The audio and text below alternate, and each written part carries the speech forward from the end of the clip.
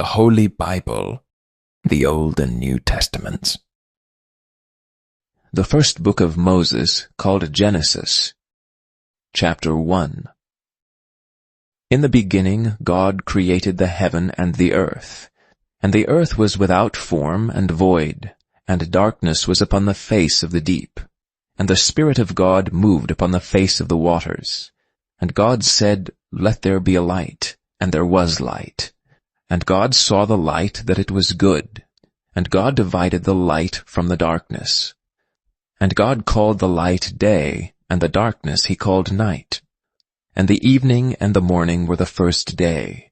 And God said, Let there be a firmament in the midst of the waters, and let it divide the waters from the waters. And God made the firmament, and divided the waters which were under the firmament from the waters which were above the firmament. And it was so. And God called the firmament heaven.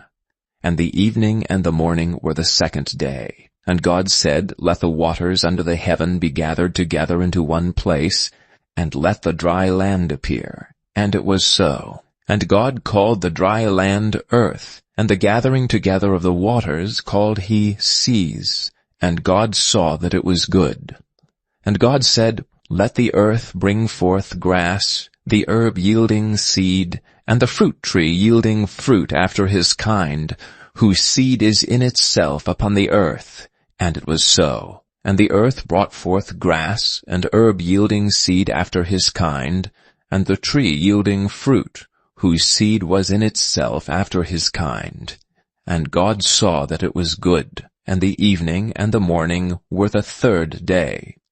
And God said, Let there be lights in the firmament of the heaven, to divide the day from the night, and let them be for signs and for seasons, and for days and years, and let them be for lights in the firmament of the heaven, to give light upon the earth. And it was so. And God made 2 great lights, the greater light to rule the day, and the lesser light to rule the night. He made the stars also, and God set them in the firmament of the heaven, to give light upon the earth, and to rule over the day and over the night, and to divide the light from the darkness. And God saw that it was good, and the evening and the morning were the 4th day. And God said, Let the waters bring forth abundantly the moving creature that hath life, and fowl that may fly above the earth in the open firmament of heaven. And God created great whales, and every living creature that moveth, which the waters brought forth abundantly after their kind, and every winged fowl after his kind. And God saw that it was good. And God blessed them, saying, Be fruitful, and multiply, and fill the waters of the seas, and let fowl multiply in the earth. And the evening and the morning were the 5th day. And God said, Let the earth bring forth the living creature after his kind, cattle and creeping thing, and beast of the earth after his kind. And it was so. And God made the beast of the earth after his kind, and cattle after their kind, and everything that creepeth upon the earth after his kind. And God saw that it was good. And God said, Let us make man in our image after our likeness, and let them have dominion over the fish of the sea, and over the fowl of the air, and over the cattle, and over all the earth, and over every creeping thing that creepeth upon the earth. So God created man in his own image. In the image of God created he him. Male and female created he them. And God blessed them, and God said unto them, Be fruitful and multiply, and replenish the earth and subdue it, and have dominion over the fish of the sea, and over the fowl of the air, and over every living thing that moveth upon the earth. And God said, Behold, I have given you every herb bearing seed, which is upon the face of all the earth, and every tree, and the which is the fruit of a tree yielding seed. To you it shall be for meat. And to every beast of the earth, and to every fowl of the air, and to everything that creepeth upon the earth wherein there is life, I have given every green herb for meat. And it was so. And God saw everything that he had made, and behold, it was very good. And the evening and the morning were the 6th day. Chapter 2. Thus the heavens and the earth were finished, and all the host of them. And on the 7th day God ended his work which he had made, and he rested on the 7th day from all his work which he had made. And God blessed the 7th day and sanctified it, because that in it he had rested from all his work which God created and made. These are the generations of the heavens and of the earth, when they were created in the day that the Lord God made the earth and the heavens, and every plant of the field before it was in the earth, and every herb of the field before it grew. For the Lord God had not caused it to rain upon the earth, and there was not a man to till the ground. But there went up a mist from the earth, and watered the whole face of the ground. And the Lord God formed man of the dust of the ground, and breathed into his nostrils the breath of life, and man became a living soul.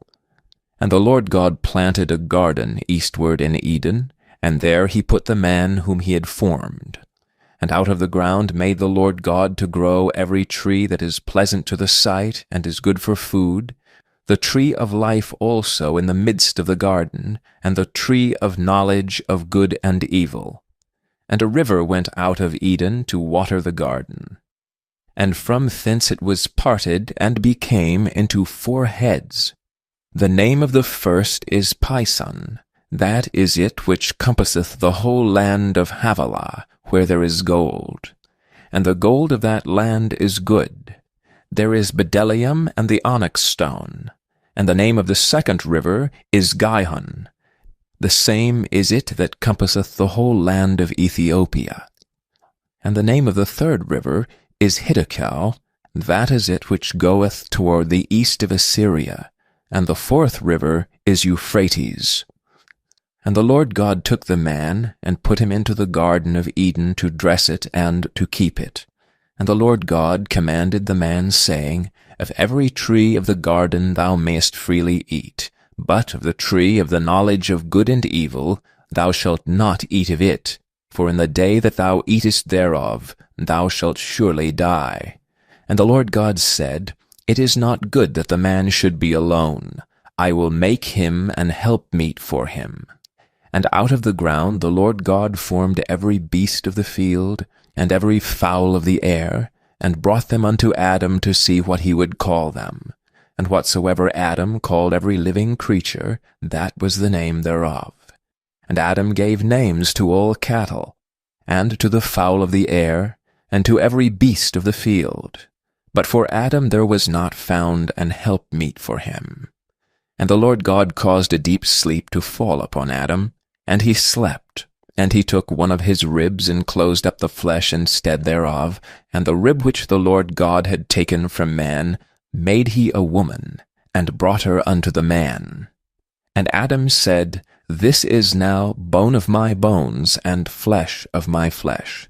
She shall be called woman, because she was taken out of man. Therefore shall a man leave his father and his mother, and shall cleave unto his wife, and they shall be one flesh. And they were both naked, the man and his wife, and were not ashamed. Chapter 3. Now the serpent was more subtle than any beast of the field which the Lord God had made. And he said unto the woman, Yea, hath God said, Ye shall not eat of every tree of the garden?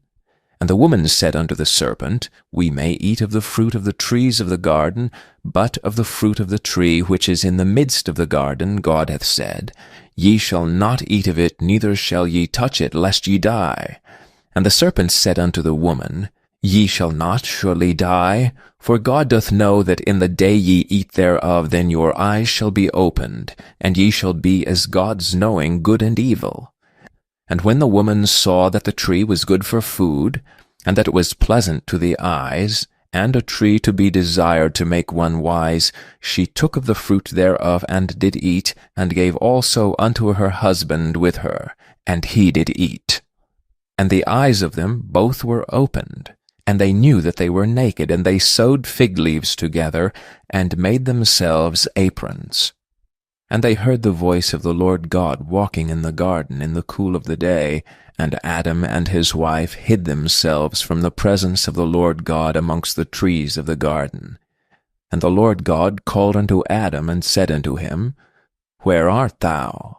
And he said, I heard thy voice in the garden, and I was afraid, because I was naked, and I hid myself. And he said, Who told thee that thou wast naked? Hast thou eaten of the tree whereof I commanded thee that thou shouldst not eat? And the man said, The woman whom thou gavest to be with me, she gave me of the tree, and I did eat. And the Lord God said unto the woman, What is this that thou hast done? And the woman said, The serpent beguiled me, and I did eat. And the Lord God said unto the serpent, Because thou hast done this, thou art cursed above all cattle, and above every beast of the field. Upon thy belly shalt thou go, and dust shalt thou eat all the days of thy life. And I will put enmity between thee and the woman, and between thy seed and her seed. It shall bruise thy head, and thou shalt bruise his heel. Unto the woman he said, I will greatly multiply thy sorrow and thy conception. In sorrow thou shalt bring forth children, and thy desire shall be to thy husband, and he shall rule over thee. And unto Adam he said, Because thou hast hearkened unto the voice of thy wife, and hast eaten of the tree of which I commanded thee, saying, Thou shalt not eat of it. Cursed is the ground for thy sake. In sorrow shalt thou eat of it all the days of thy life. Thorns also and thistles shall it bring forth to thee, and thou shalt eat the herb of the field.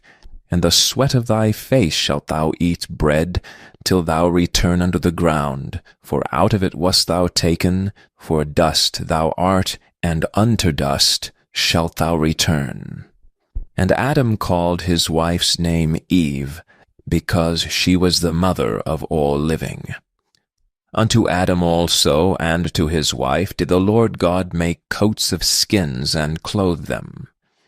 And the Lord God said, Behold, the man is become as one of us, to know good and evil.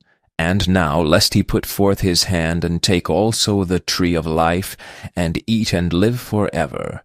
Therefore the Lord God sent him forth from the Garden of Eden, to till the ground from whence he was taken.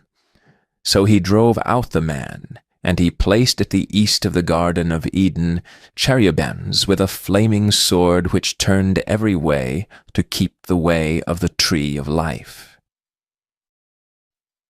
Chapter 4. And Adam knew Eve his wife, and she conceived, and bare Cain, and said, I have gotten a man from the Lord. And she again bare his brother Abel. And Abel was a keeper of sheep, but Cain was a tiller of the ground. And in the process of time it came to pass that Cain brought of the fruit of the ground an offering unto the Lord. And Abel he also brought of the firstlings of his flock, and of the fat thereof. And the Lord had respect unto Abel and to his offering, but unto Cain and to his offering he had not respect. And Cain was very wroth, and his countenance fell. And the Lord said unto Cain, Why art thou wroth, and why is thy countenance fallen? If thou doest well, shalt thou not be accepted? And if thou doest not well, sin lieth at the door. And unto thee shall be his desire, and thou shalt rule over him. And Cain talked with Abel his brother, and it came to pass, when they were in the field, that Cain rose up against Abel his brother, and slew him. And the Lord said unto Cain, Where is Abel thy brother? And he said, I know not. Am I my brother's keeper?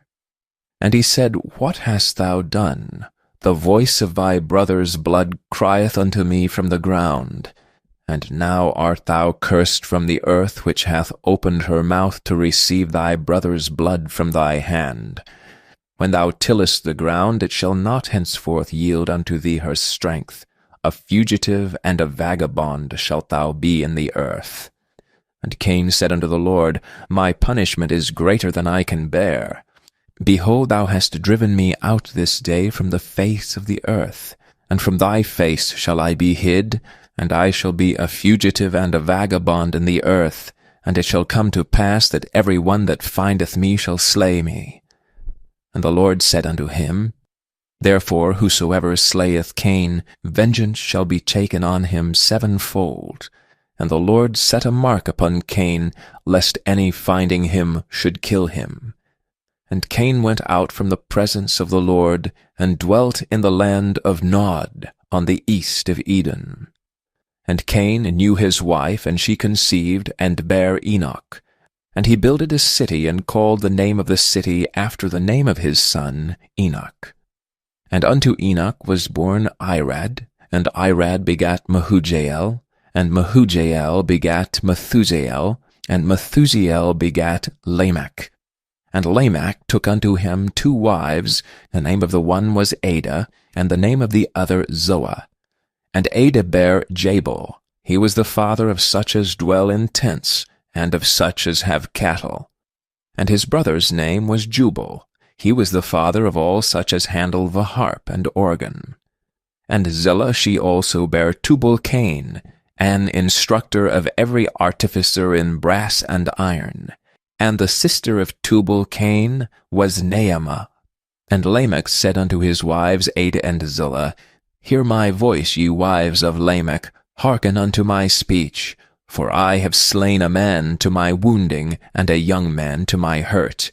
If Cain shall be avenged sevenfold, truly Lamech 70 and sevenfold. And Adam knew his wife again, and she bare a son, and called his name Seth. For God, said she, hath appointed me another seed instead of Abel, whom Cain slew. And to Seth, to him also there was born a son, and he called his name Enos. Then began men to call upon the name of the Lord. Chapter 5. This is the book of the generations of Adam. In the day that God created man, in the likeness of God made he him. Male and female created he them, and blessed them, and called their name Adam, in the day when they were created. And Adam lived 130 years, and begat a son in his own likeness, after his image, and called his name Seth. And the days of Adam, after he had begotten Seth, were 800 years, and he begat sons and daughters.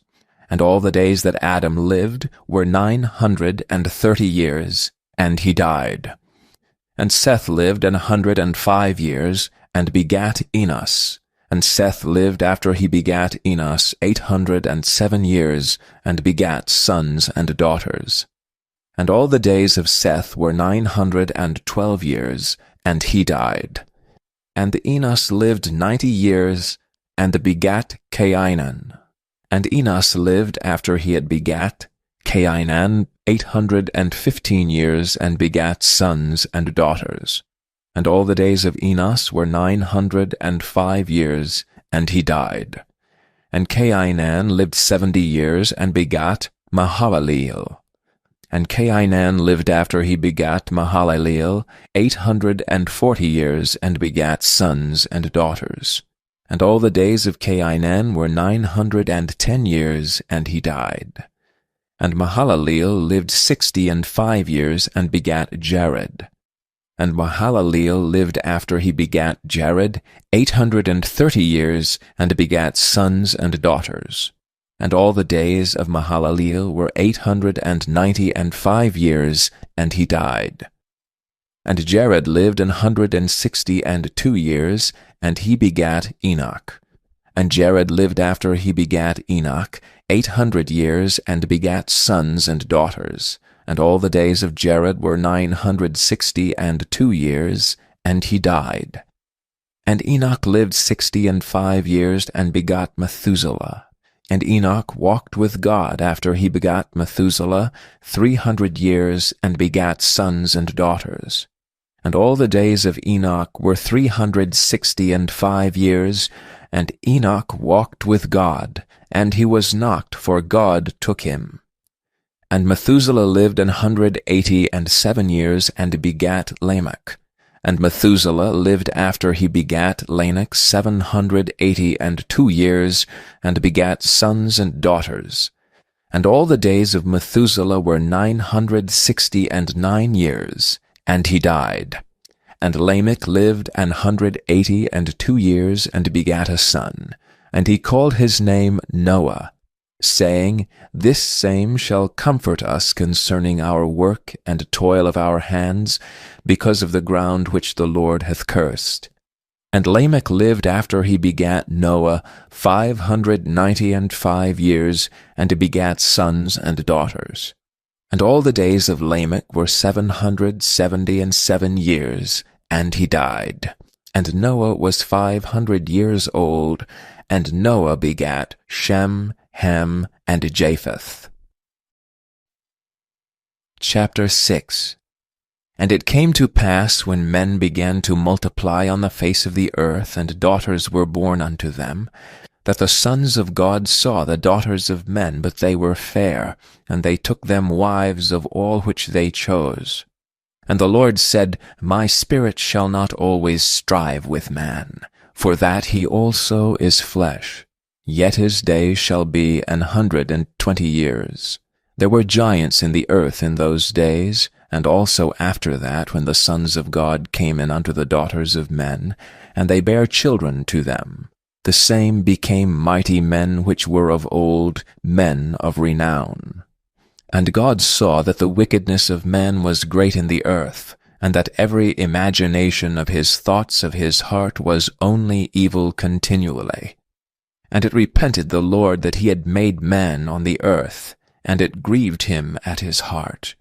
And the Lord said, I will destroy men whom I have created from the face of the earth, both man and beast and the creeping thing, and the fowls of the air. For it repenteth me that I have made them. But Noah found grace in the eyes of the Lord. These are the generations of Noah. Noah was a just man and perfect in his generations, and Noah walked with God. And Noah begat 3 sons, Shem, Ham, and Japheth. The earth also was corrupt before God, and the earth was filled with violence. And God looked upon the earth, and behold, it was corrupt, and all flesh had corrupted his way upon the earth. And God said unto Noah, The end of all flesh is come before me, for the earth is filled with violence through them, and behold, I will destroy them with the earth. Make thee an ark of gopher wood, rooms shalt thou make in the ark, and shalt pitch it within and without with pitch. And this is the fashion which thou shalt make it of. The length of the ark shall be 300 cubits, the breadth of it 50 cubits, and the height of it 30 cubits. A window shalt thou make to the ark, and in a cubit shalt thou finish it above. And the door of the ark shalt thou set in the side thereof. With lower, second, and third stories shalt thou make it. And behold, I, even I, do bring a flood of waters upon the earth to destroy all flesh, wherein is the breath of life from under heaven, and everything that is in the earth shall die.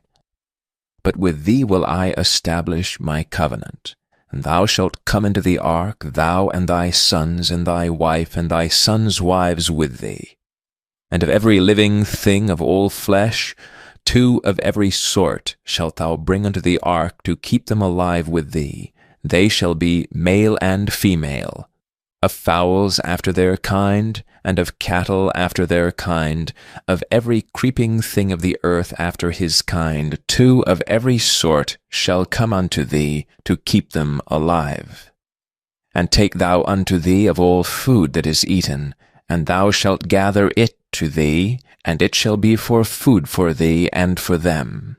Thus did Noah, according to all that God commanded him, so did he. Chapter 7. And the Lord said unto Noah, Come thou and all thy house into the ark, for thee have I seen righteous before me in this generation. Of every clean beast thou shalt take to thee by sevens the male and his female, and of beasts that are not clean by two the male and his female. Of fowls also of the air by sevens the male and the female, to keep seed alive upon the face of all the earth. For yet 7 days, and I will cause it to rain upon the earth 40 days and 40 nights, and every living substance that I have made will I destroy from off the face of the earth. And Noah did according unto all that the Lord commanded him. And Noah was 600 years old when the flood of waters was upon the earth. And Noah went in, and his sons, and his wife, and his sons' wives with him, into the ark because of the waters of the flood. Of clean beasts, and of beasts that are not clean, and of fowls, and of everything that creepeth upon the earth, there went in 2 and 2 unto Noah into the ark, the male and the female, as God had commanded Noah. And it came to pass after 7 days that the waters of the flood were upon the earth. In the 600th year of Noah's life, in the 2nd month, the 17th day of the month, the same day were all the fountains of the great deep broken up, and the windows of heaven were opened. And the rain was upon the earth 40 days and 40 nights. And the selfsame day entered Noah and Shem, and Ham and Japheth, and the sons of Noah, and Noah's wife, and the 3 wives of his sons with them, into the ark. They and every beast after his kind, and all the cattle after their kind, and every creeping thing that creepeth upon the earth after his kind, and every fowl after his kind, every bird of every sort. And they went in unto Noah into the ark, 2 and 2 of all flesh, wherein is the breath of life.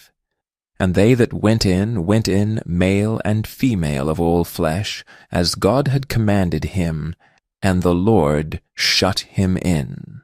And the flood was 40 days upon the earth.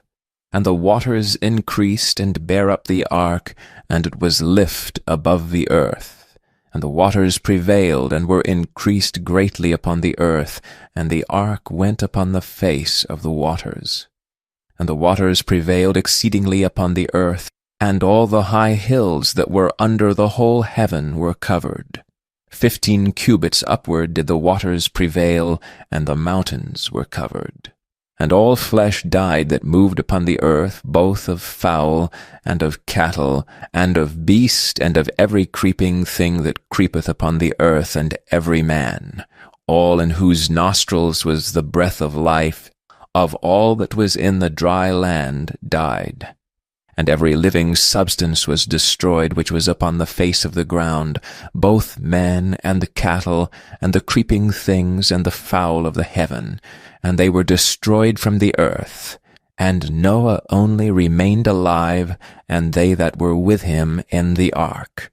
And the waters prevailed upon the earth 150 days. Chapter 8. And God remembered Noah, and every living thing, and all the cattle that was with him in the ark, and God made a wind to pass over the earth, and the waters assuaged. The fountains also of the deep and the windows of heaven were stopped, and the rain from heaven was restrained, and the waters returned from off the earth continually, and after the end of the 150 days the waters were abated.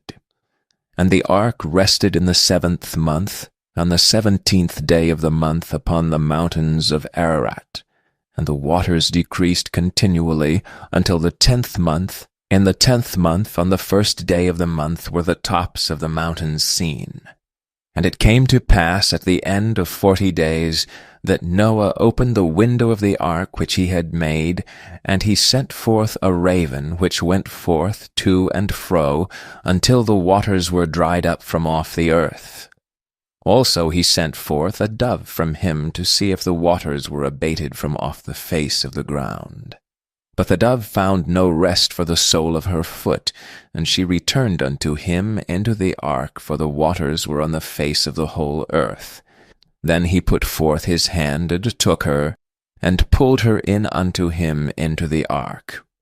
And he stayed yet other 7 days, and again he sent forth the dove out of the ark. And the dove came in to him in the evening, and lo, in her mouth was an olive leaf plucked off, so Noah knew that the waters were abated from off the earth. And he stayed yet other 7 days, and sent forth the dove, which returned not again unto him any more. And it came to pass in the 601st year, in the 1st month, the 1st day of the month, the waters were dried up from off the earth. And Noah removed the covering of the ark, and looked, and behold, the face of the ground was dry. And in the 2nd month, on the 27th day of the month, was the earth dried. And God spake unto Noah, saying, Go forth of the ark, thou, and thy wife, and thy sons wives with thee. Bring forth with thee every living thing that is with thee of all flesh, both of fowl and of cattle, and of every creeping thing that creepeth upon the earth, that they may breed abundantly in the earth, and be fruitful, and multiply upon the earth. And Noah went forth, and his sons, and his wife, and his sons' wives with him, every beast, every creeping thing, and every fowl, and whatsoever creepeth upon the earth after their kinds, went forth out of the ark. And Noah builded an altar unto the Lord, and took of every clean beast, and of every clean fowl, and offered burnt offerings on the altar. And the Lord smelled a sweet savour, and the Lord said in his heart, I will not again curse the ground any more for man's sake, for the imagination of man's heart is evil from his youth, neither will I again smite any more everything living as I have done. While the earth remaineth, seed time and harvest, and cold and heat, and summer and winter, and day and night shall not cease. Chapter 9. And God blessed Noah and his sons, and said unto them, Be fruitful, and multiply, and replenish the earth. And the fear of you, and the dread of you, shall be upon every beast of the earth, and upon every fowl of the air, upon all that moveth upon the earth, and upon all the fishes of the sea. Into your hand are they delivered. Every moving thing that liveth shall be meat for you, even as the green herb have I given you all things. But flesh with the life thereof, which is the blood thereof, shall ye not eat. And surely your blood of your lives will I require. At the hand of every beast will I require it, and at the hand of every man's brother will I require the life of man. Whoso sheddeth man's blood, by man shall his blood be shed, for in the image of God made he man. And you, be ye fruitful, and multiply, bring forth abundantly in the earth, and multiply therein. And God spake unto Noah, and to his sons with him, saying, And I, behold, I establish my covenant with you, and with your seed after you, and with every living creature that is with you, of the fowl, of the cattle, and of every beast of the earth with you, from all that go out of the ark to every beast of the earth. And I will establish my covenant with you, neither shall all flesh be cut off any more by the waters of a flood, neither shall there any more be a flood to destroy the earth. And God said, This is the token of the covenant which I make between me and you and every living creature that is with you for perpetual generations. I do set my bow in the cloud, and it shall be for a token of a covenant between me and the earth. And it shall come to pass, when I bring a cloud over the earth, that the bow shall be seen in the cloud. And I will remember my covenant which is between me and you, and every living creature of all flesh, and the waters shall no more become a flood to destroy all flesh. And the bow shall be in the cloud, and I will look upon it, that I may remember the everlasting covenant between God and every living creature of all flesh that is upon the earth. And God said unto Noah, This is the token of the covenant which I have established between me and all flesh that is upon the earth.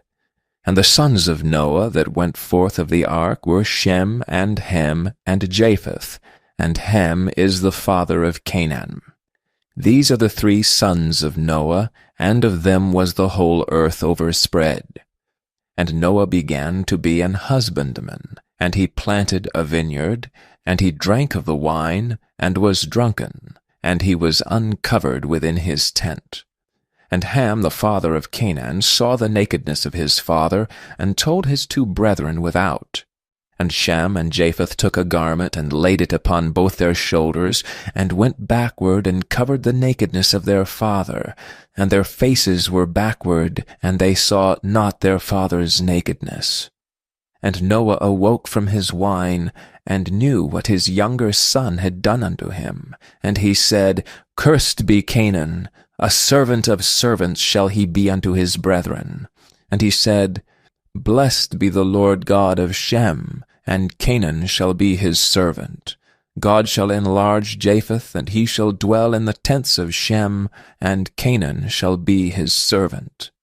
And Noah lived after the flood 350 years, and all the days of Noah were 950 years, and he died. Chapter 10. Now these are the generations of the sons of Noah, Shem, Ham, and Japheth, and unto them were sons born after the flood. The sons of Japheth, Gomer, and Magog, and Madai, and Javan, and Tubal, and Meshach, and Tyrus. And the sons of Gomer, Ashkenaz, and Riphath, and Togarmah. And the sons of Javan, Elisha, and Tarshish, Kittim, and Dodanim. By these were the isles of the Gentiles divided into their lands, every one after his tongue, after their families, in their nations. And the sons of Ham, Cush, and Mizraim, and Phut, and Canaan. And the sons of Cush, Seba, and Havilah, and Sabta, and Raamah, and Sabteka. And the sons of Raamath, Sheba, and Dedan. And Cush begat Nimrod. He began to be a mighty one in the earth. He was a mighty hunter before the Lord. Wherefore it is said, even as Nimrod, the mighty hunter before the Lord. And the beginning of his kingdom was Babel, and Erech, and Akkad, and Calne, and the land of Shinar. Out of that land went forth Asher, and builded Nineveh, and the city Rehoboth, and Calah. And reason between Nineveh and Calah, the same is a great city. And Mizraim begat Ludim, and Anamim, and Lahabim, and Naphtuhim, and Pathrusim, and Casluhim, out of whom came Philistim, and Caphtorim. And Canaan begat Sidon, his firstborn, and Heth, and the Jebusite, and the Amorite, and the Girgashite, and the Hivite, and the Archite, and the Sinite, and the Arvadite, and the Zemarite, and the Hemathite, and afterward were the families of the Canaanites spread abroad. And the border of the Canaanites was from Sidon, as thou comest to Gerar, and to Gaza, as thou goest unto Sodom and Gomorrah, and Admah, and Zeboim, even unto Lasha. These are the sons of Ham after their families, after their tongues, in their countries, and in their nations. Unto Shem also the father of all the children of Eber, the brother of Japheth, the elder, even to him were children born. The children of Shem, Elam, and Asher, and Arphaxad, and Lud, and Aram. And the children of Aram, Uz, and Hul, and Gether, and Mash. And Arphaxad begat Salah, and Salah begat Eber, and unto Eber were born 2 sons. The name of one was Peleg, for in his days was the earth divided, and his brother's name was Joktan.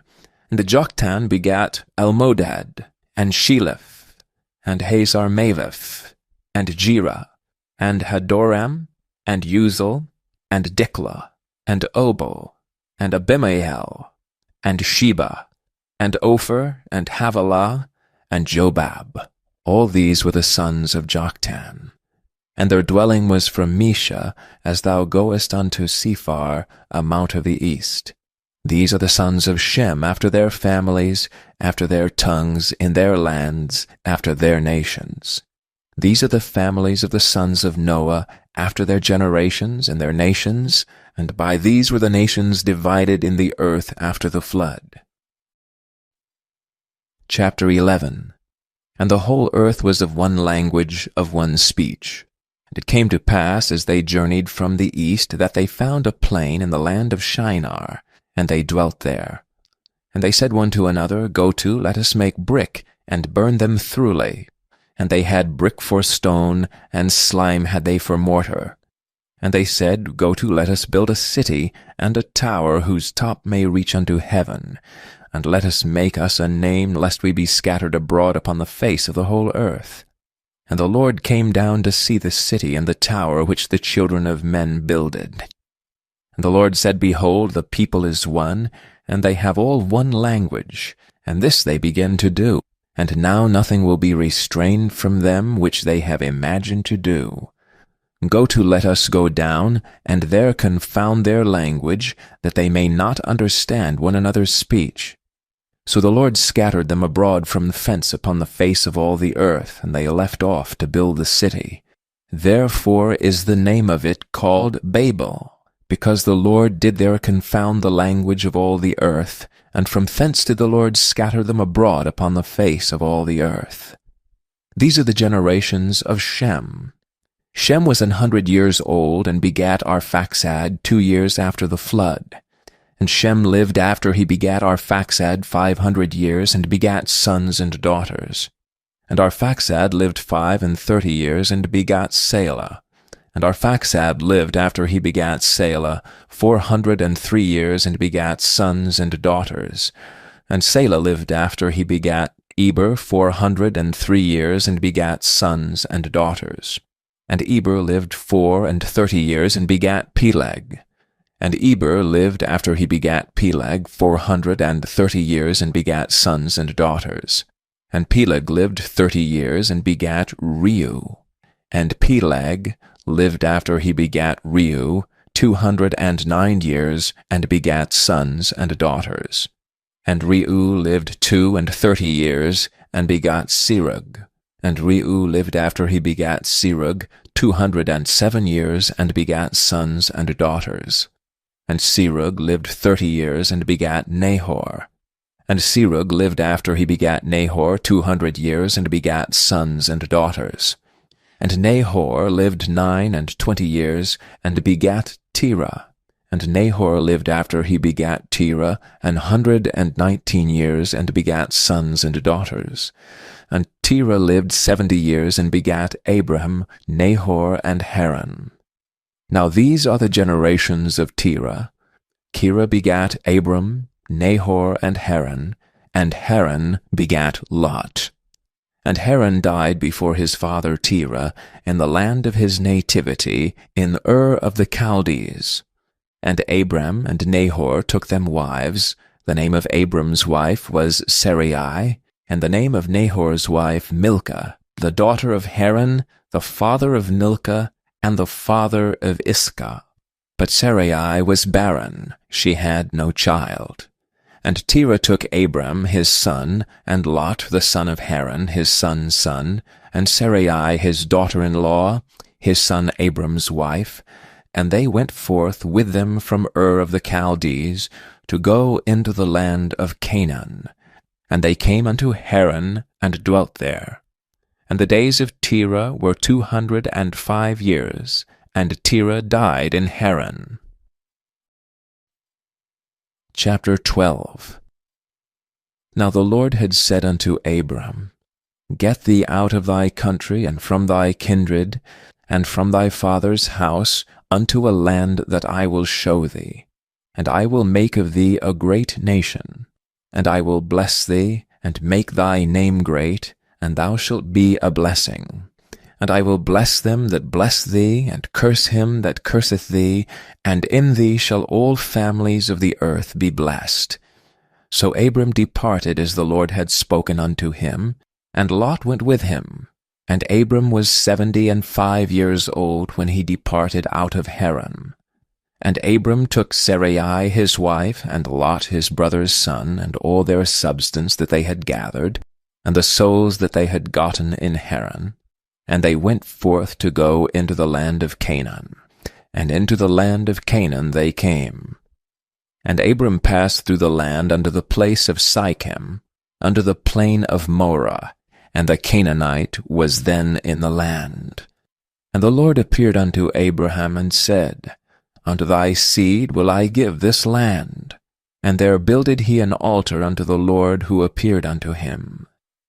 And he removed from thence unto a mountain on the east of Bethel, and pitched his tent, having Bethel on the west, and Hai on the east, and there he builded an altar unto the Lord, and called upon the name of the Lord.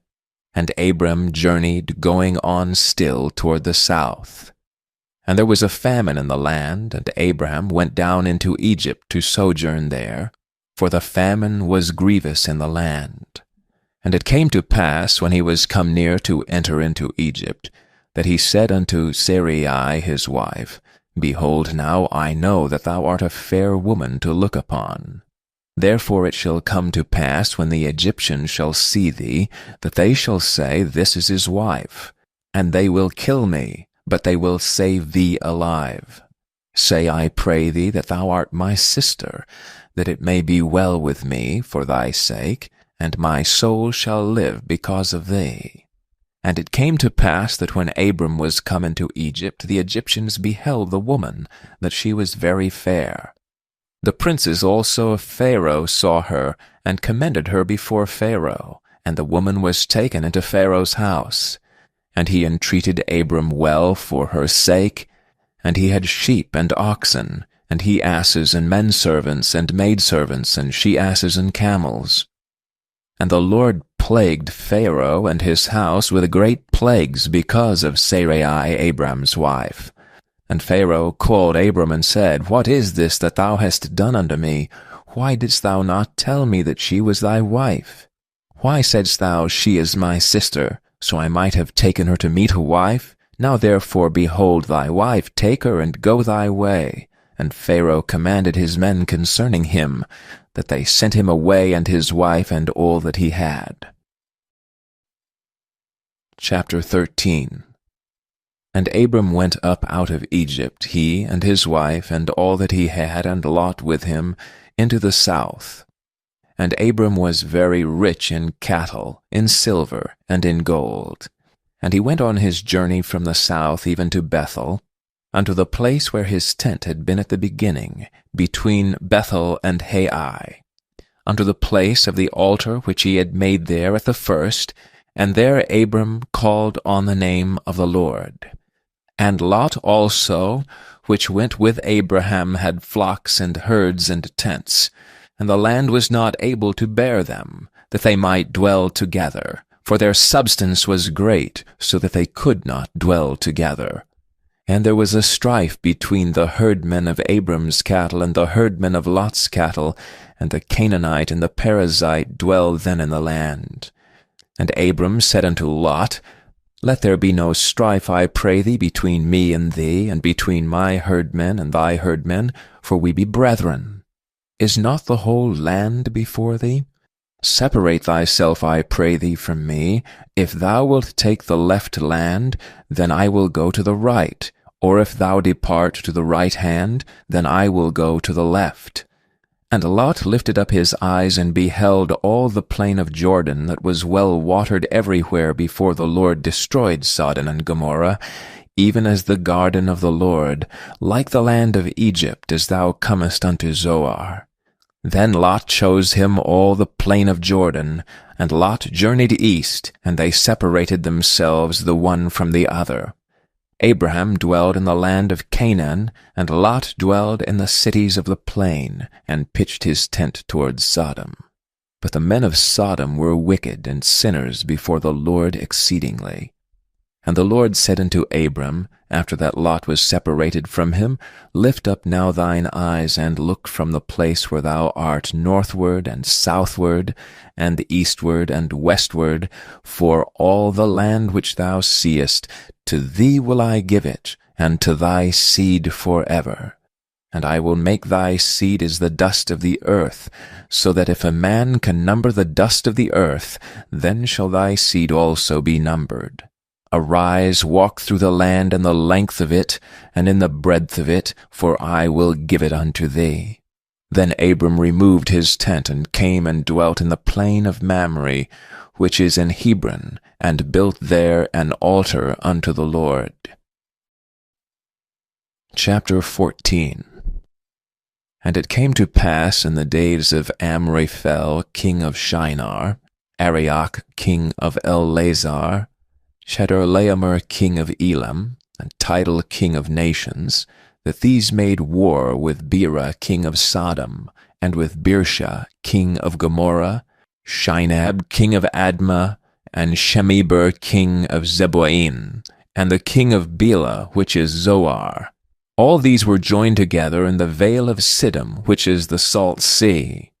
12 years they served Chedorlaomer, and in the 13th year they rebelled. And in the 14th year came to Chedorlaomer, and the kings that were with him, and smote the Rephaims, and Ashtaroth, Karnaim, and the Zuzims and Ham, and the Emims and Sheva, Kiriathaim, and the Horites in their Mount Seir, unto Elpharan, which is by the wilderness. And they returned and came to En-Mishpat, which is in Kadesh, and smote all the country of the Amalekites, and also the Amorites that dwelt in Hazanon Tamar. And there went out the king of Sodom, and the king of Gomorrah, and the king of Admah, and the king of Zeboim, and the king of Bela, the son of Zoar, and they joined battle with them in the vale of Siddim, with Chedorlaomer the king of Elam, and with Tidal king of nations, and Amraphel king of Shinar, and Arioch king of Elazar, 4 kings with 5. And the vale of Siddim was full of slime pits, and the kings of Sodom and Gomorrah fled, and fell there, and they that remained fled to the mountain. And they took all the goods of Sodom and Gomorrah, and all their victuals, and went their way. And they took Lot, Abram's brother's son, who dwelt in Sodom, and his goods, and departed. And there came one that had escaped, and told Abram the Hebrew, for he dwelt in the plain of Mamre, the Amorite, brother of Eshcol, and brother of Aner. And these were confederate with Abram. And when Abram heard that his brother was taken captive, he armed his trained servants, born in his own house 318, and pursued them unto Dan. And he divided himself against them, he and his servants by night, and smote them and pursued them unto Hobah, which is on the left hand of Damascus. And he brought back all the goods, and also brought again his brother Lot, and his goods, and the women also, and the people. And the king of Sodom went out to meet him after his return from the slaughter of Chedorlaomer, and of the kings that were with him, at the valley of Sheva, which is the king's dale. And Melchizedek, king of Salem, brought forth bread and wine, and he was the priest of the Most High God. And he blessed him, and said, Blessed be Abram of the Most High God, possessor of heaven and earth. And blessed be the Most High God, which hath delivered thine enemies into thy hand. And he gave him tithes of all. And the king of Sodom said unto Abram, Give me the persons, and take the goods to thyself. And Abram said to the king of Sodom, I have lifted up mine hand unto the Lord, the Most High God, the possessor of heaven and earth, that I will not take from a thread even to a shoe latchet, and that I will not take anything that is thine, lest thou shouldst say, I have made Abram rich, save only that which the young men have eaten, and the portion of the men which went with me, Aner, Eshcol, and Mamre. Let them take their portion. Chapter 15. After these things the word of the Lord came unto Abram in a vision, saying, Fear not, Abraham.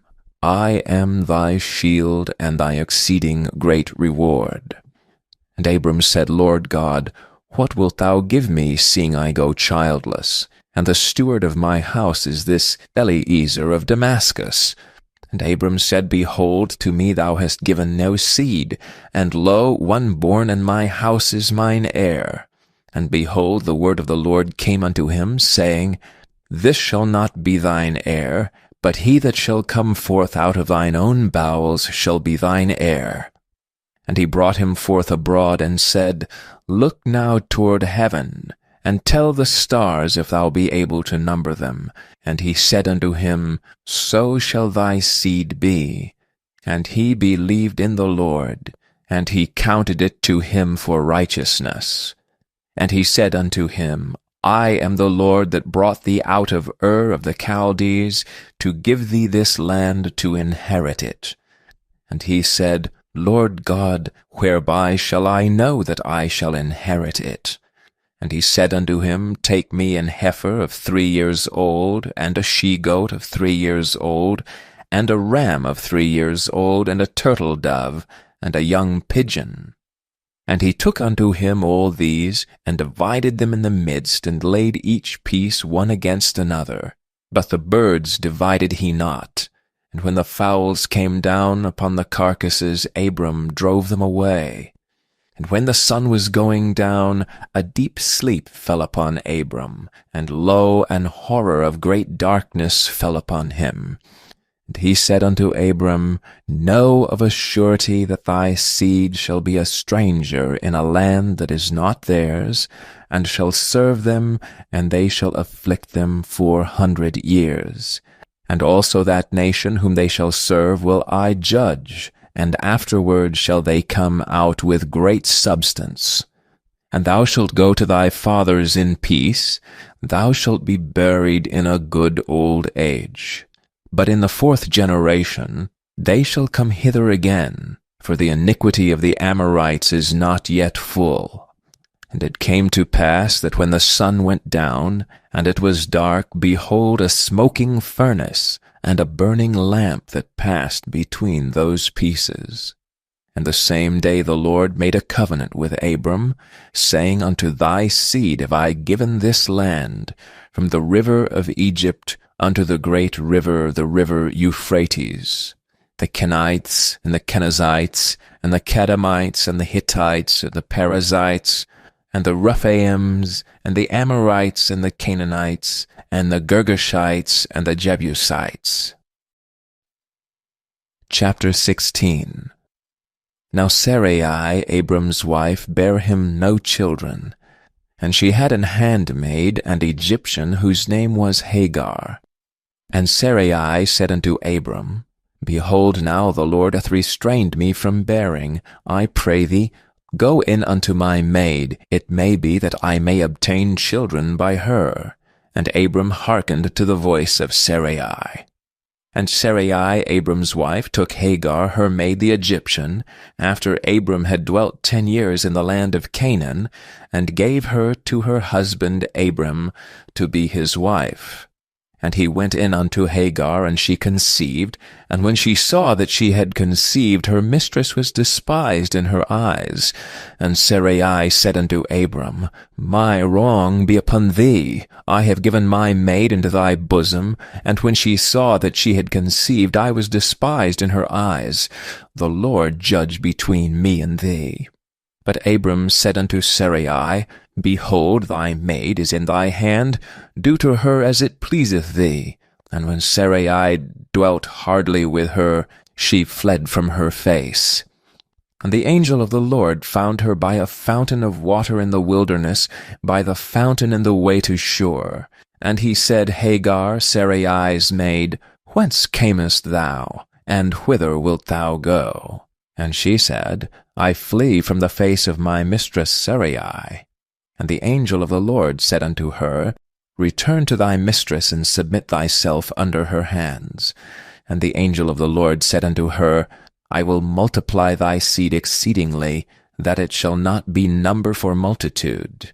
And the angel of the Lord said unto her, Behold, thou art with child, and shalt bear a son, and shalt call his name Ishmael, because the Lord hath heard thy affliction.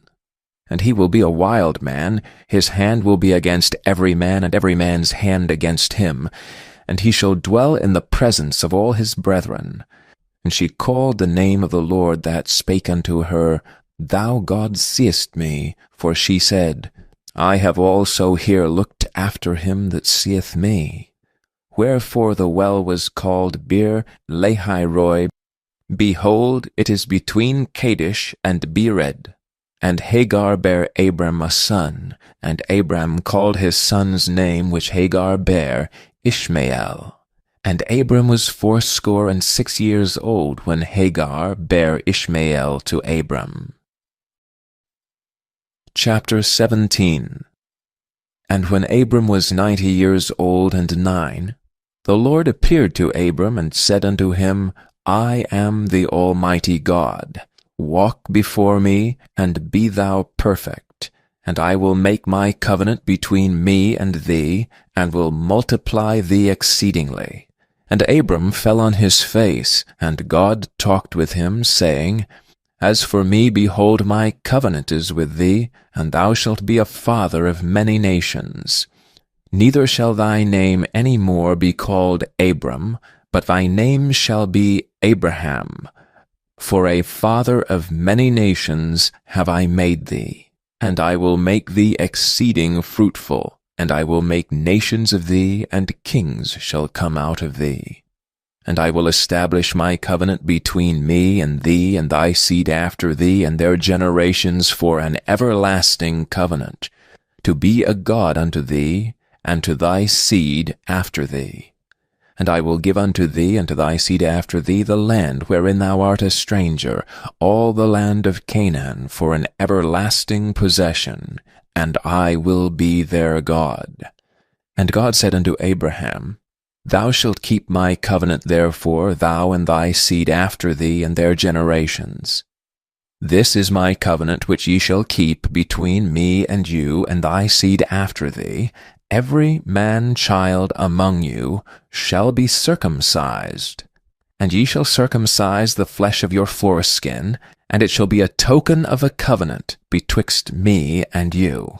And he that is 8 days old shall be circumcised among you, every man-child in your generations, he that is born in the house or bought with money of any stranger which is not of thy seed.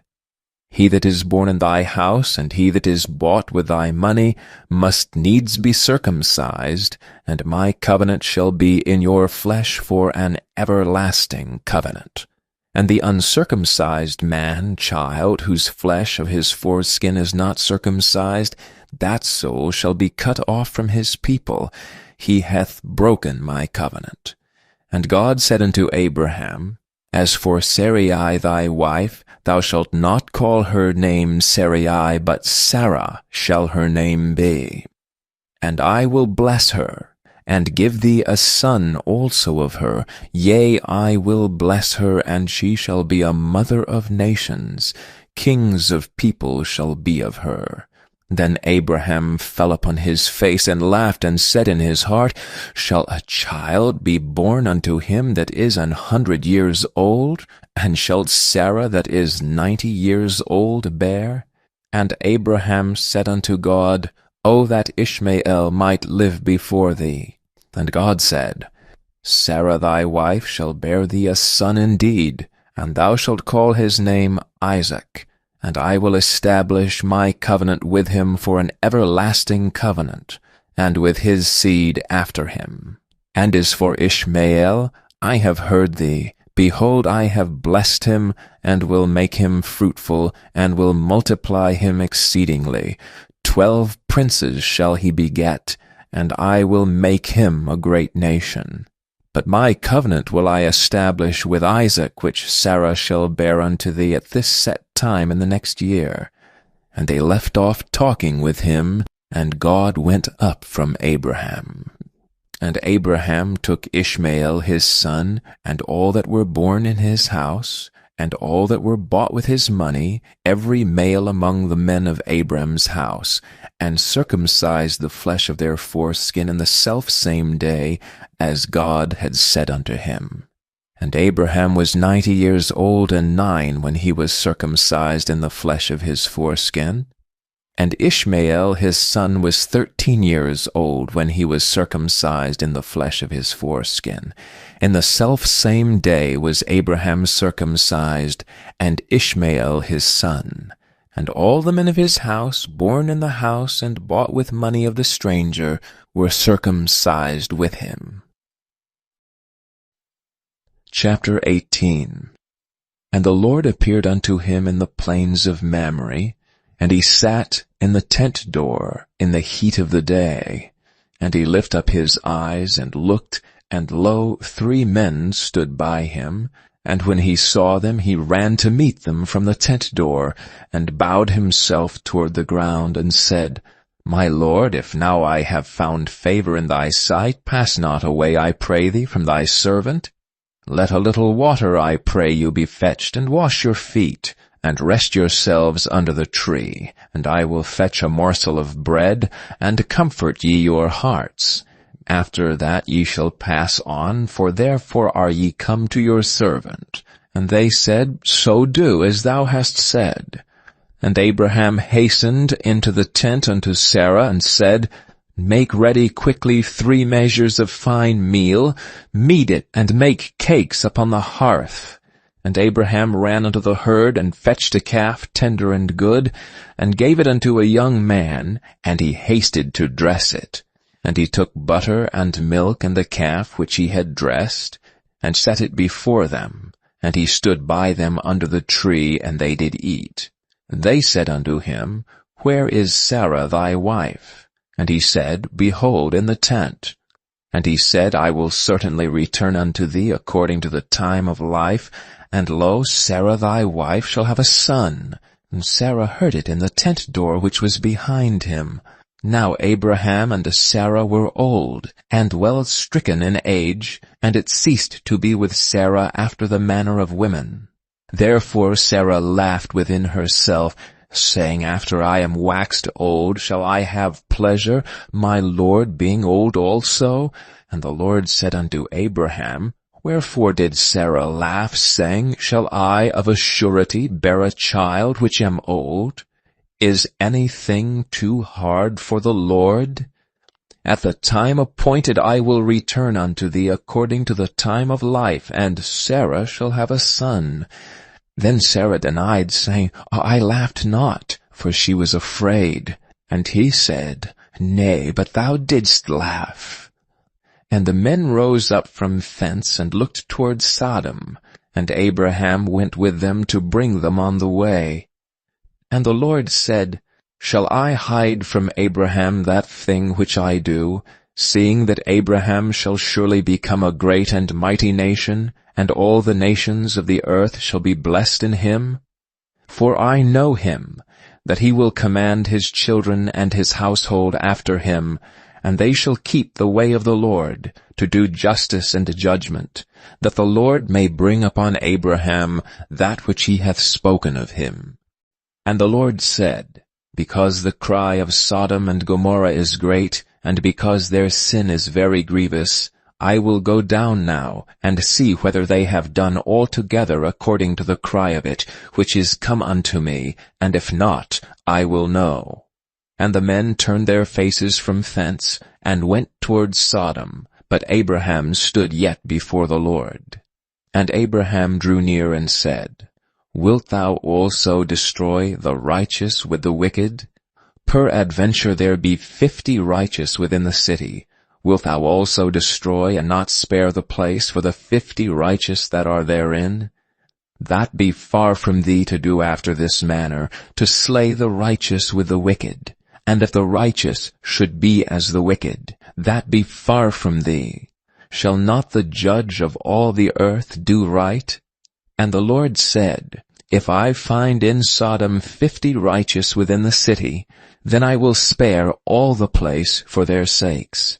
And Abraham answered and said, Behold, now I have taken upon me to speak unto the Lord, which am but dust and ashes. Peradventure there shall lack 5 of the 50 righteous. Wilt thou destroy all the city for lack of 5? And he said, If I find there 45, I will not destroy it. And he spake unto him yet again, and said, Peradventure there shall be 40 found there. And he said, I will not do it for 40's sake. And he said unto him, O let not the Lord be angry, and I will speak. Peradventure there shall 30 be found there. And he said, I will not do it if I find 30 there. And he said, Behold, now I have taken upon me to speak unto the Lord. Peradventure there shall be 20 found there. And he said, I will not destroy it for 20's sake. And he said, O let not the Lord be angry, and I will speak yet but this once. Peradventure 10 shall be found there. And he said, I will not destroy it for 10's sake. And the Lord went his way as soon as he had left communing with Abraham, and Abraham returned unto his place. Chapter 19. And there came 2 angels to Sodom at even, and Lot sat in the gate of Sodom, and Lot seeing them rose up to meet them, and he bowed himself with his face toward the ground. And he said, Behold now, my lords, turn in, I pray you, into your servant's house, and tarry all night, and wash your feet, and ye shall rise up early, and go on your ways. And they said, Nay, but we will abide in the street all night. And he pressed upon them greatly, and they turned in unto him, and entered into his house. And he made them a feast, and did bake unleavened bread, and they did eat. But before they lay down, the men of the city, even the men of Sodom, compassed the house round, both young and old, all the people from every quarter. And they called unto Lot, and said unto him, Where are the men which came in to thee this night? Bring them out unto us, that we may know them. And Lot went out at the door unto them, and shut the door after him, and said, I pray you, brethren, do not so wickedly. Behold, now I have 2 daughters which have not known man. Let me, I pray you, bring them out unto you, and do ye to them as is good in your eyes. Only unto these men do nothing, for therefore came they under the shadow of my roof. And they said, Stand back. And they said again, This one fellow came in to sojourn, and he will needs be a judge. Now will we deal worse with thee than with them. And they pressed sore upon the man, even Lot, and came near to break the door. But the men put forth their hand, and pulled Lot into the house to them, and shut to the door. And they smote the men that were at the door of the house with blindness, both small and great, so that they wearied themselves to find the door. And the men said unto Lot, Hast thou here any besides son-in-law, and thy sons and thy daughters, and whatsoever thou hast in the city, bring them out of this place? For we will destroy this place, because the cry of them is waxen great before the face of the Lord, and the Lord hath sent us to destroy it. And Lot went out and spake unto his sons-in-law, which married his daughters, and said, Up, get you out of this place, for the Lord will destroy this city. But he seemed as one that mocked unto his sons-in-law. And when the morning arose, then the angels hastened Lot, saying, Arise, take thy wife and thy 2 daughters which are here, lest thou be consumed in the iniquity of the city. And while he lingered, the men laid hold upon his hand, and upon the hand of his wife, and upon the hand of his 2 daughters, the Lord being merciful unto him, and they brought him forth, and set him without the city. And it came to pass, when they had brought them forth abroad, that he said, Escape for thy life. Look not behind thee, neither stay thou in all the plain. Escape to the mountain, lest thou be consumed. And Lot said unto them, O, not so, my lord.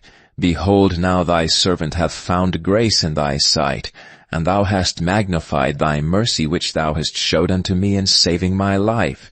and I cannot escape to the mountain, lest some evil take me and I die.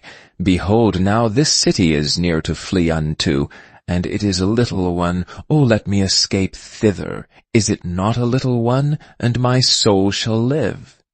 And he said unto him, See, I have accepted thee concerning this thing also, that I will not overthrow this city for the which thou hast spoken. Haste thee, escape thither, for I cannot do anything till thou become thither.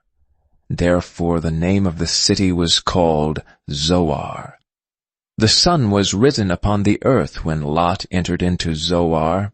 Then the Lord rained upon Sodom and upon Gomorrah brimstone and fire from the Lord out of heaven. And he overthrew those cities and all the plain and all the inhabitants of the cities, and that which grew upon the ground. But his wife looked back from behind him, and she became a pillar of salt. And Abraham got up early in the morning to the place where he stood before the Lord, and he looked toward Sodom and Gomorrah, and toward all the land of the plain, and beheld, and lo, the smoke of the country went up as the smoke of a furnace. And it came to pass, when God destroyed the cities of the plain, that God remembered Abraham, and sent Lot out of the midst of the overthrow, when he overthrew the cities in the which Lot dwelt. And Lot went up out of Zoar, and dwelt in the mountain, and his 2 daughters with him. For he feared to dwell in Zoar, and he dwelt in a cave, he and his 2 daughters. And the firstborn said unto the younger, Our father is old, and there is not a man in the earth to come in unto us after the manner of all the earth. Come, let us make our father drink wine, and we will lie with him, that we may preserve seed of our father. And they made their father drink wine that night, and the firstborn went in and lay with her father, and he perceived not when she lay down, nor when she arose. And it came to pass on the morrow, that the firstborn said unto the younger, Behold, I lay yesternight with my father, let us make him drink wine this night also, and go thou in and lie with him, that we may preserve seed of our father. And they made their father drink wine that night also, and the younger arose and lay with him, and he perceived not when she lay down, nor when she arose.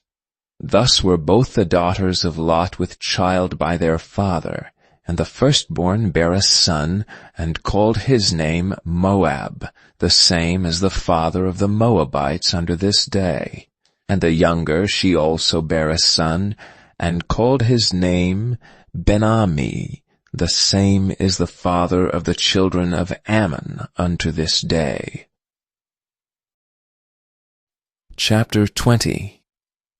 And Abraham journeyed from thence toward the south country, and dwelled between Kadesh and Shur, and sojourned in Gerar. And Abraham said of Sarah his wife, She is my sister. And Abimelech king of Gerar sent and took Sarah. But God came to Abimelech in a dream by night, and said to him, Behold, thou art but a dead man, for the woman which thou hast taken, for she is a man's wife. But Abimelech had not come near her, and he said, Lord, wilt thou slay also a righteous nation? Said he not unto me, She is my sister? And she, even she herself, said, He is my brother. In the integrity of my heart and innocency of my hands have I done this. And God said unto him in a dream, Yea, I know that thou didst this in the integrity of thy heart. For I also withheld thee from sinning against me. Therefore suffered I thee not to touch her. Now therefore restore the man his wife, for he is a prophet, and he shall pray for thee, and thou shalt live. And if thou restore her not, know that thou shalt surely die, thou and all that are thine. Therefore Abimelech rose early in the morning, and called all his servants, and told all these things in their ears. and the men were sore afraid. Then Abimelech called Abraham and said unto him, What hast thou done unto us? And what have I offended thee, that thou hast brought on me and on my kingdom a great sin? Thou hast done deeds unto me that ought not to be done. And Abimelech said unto Abraham, What sawest thou that thou hast done this thing? And Abraham said, Because I thought, surely the fear of God is not in this place, and they will slay me for my wife's sake. And yet indeed she is my sister, she is the daughter of my father, but not the daughter of my mother, and she became my wife. And it came to pass, when God caused me to wander from my father's house, that I said unto her, This is thy kindness which thou shalt show unto me. At every place whither we shall come, say of me, He is my brother. And Abimelech took sheep and oxen, and men servants and women servants, and gave them unto Abraham, and restored him Sarah his wife. And Abimelech said, Behold, my land is before thee, dwell where it pleaseth thee. And unto Sarah he said, Behold, I have given thy brother 1,000 pieces of silver. Behold, he is to thee a covering of the eyes unto all that are with thee, and with all other. Thus she was reproved. So Abraham prayed unto God, and God healed Abimelech and his wife and his maidservants, and they bare children. For the Lord had fast closed up all the wombs of the house of Abimelech, because of Sarah, Abraham's wife. Chapter 21. And the Lord visited Sarah as he had said, and the Lord did unto Sarah as he had spoken. For Sarah conceived and bare Abraham a son in his old age, at the set time of which God had spoken to him. And Abraham called the name of his son that was born unto him, whom Sarah bare to him, Isaac. And Abraham circumcised his son Isaac, being 8 days old, as God had commanded him. And Abraham was 100 years old when his son Isaac was born unto him. And Sarah said, God hath made me laugh, so that all that hear will laugh with me. And she said, Who would have said unto Abraham that Sarah should have given children suck? For I have borne him a son in his old age. And the child grew and was weaned, and Abraham made a great feast the same day that Isaac was weaned. And Sarah saw the son of Hagar the Egyptian, which she had borne unto Abraham, mocking. Wherefore she said unto Abraham, Cast out this bondwoman and her son, for the son of this bondwoman shall not be heir with my son, even with Isaac. And the thing was very grievous in Abraham's sight because of his son. God said unto Abraham, Let it not be grievous in thy sight because of the lad, and because of thy bondwoman, and all that Sarah hath said unto thee, hearken unto her voice, for in Isaac shall thy seed be called. And also of the son of the bondwoman will I make a nation, because he is thy seed. And Abraham rose up early in the morning, and took bread and a bottle of water, and gave it unto Hagar, putting it on her shoulder, and the child, and sent her away. And she departed and wandered in the wilderness of Beersheba. And the water was spent in the bottle, and she cast the child under one of the shrubs. And she went and sat her down over against him a good way off, as it were a bowshot. For she said, Let me not see the death of the child. And she sat over against him, and lift up her voice, and wept. And God heard the voice of the lad. And the angel of God called to Hagar out of heaven, and said unto her, What aileth thee, Hagar? Fear not, for God hath heard the voice of the lad where he is. Arise, lift up the lad, and hold him in thine hand, for I will make him a great nation. And God opened her eyes, and she saw a well of water, And she went and filled the bottle with water and gave the lad drink. And God was with the lad, and he grew and dwelt in the wilderness and became an archer. And he dwelt in the wilderness of Paran, and his mother took him a wife out of the land of Egypt. And it came to pass at that time that Abimelech and Phicol, the chief captain of his host, spake unto Abraham, saying, God is with thee in all that thou doest. Now therefore swear unto me here by God, that thou wilt not deal falsely with me, nor with my son, nor with my son's son, but according to the kindness that I have done unto thee, thou shalt do unto me, and to the land wherein thou hast sojourned. And Abraham said, I will swear. And Abraham reproved Abimelech because of a well of water, which Abimelech's servants had violently taken away. And Abimelech said, I wot not who hath done this thing, neither didst thou tell me, neither yet heard I of it but today. And Abraham took sheep and oxen, and gave them unto Abimelech, and both of them made a covenant. And Abraham set 7 ewe lambs of the flock by themselves. And Abimelech said unto Abraham, What mean these 7 ewe lambs which thou hast set by themselves? And he said, For these 7 ewe lambs shalt thou take of my hand, that they may be a witness unto me that I have digged this well. Wherefore he called that place Beer-sheba, because there they sware both of them. Thus they made a covenant at Beer-sheba.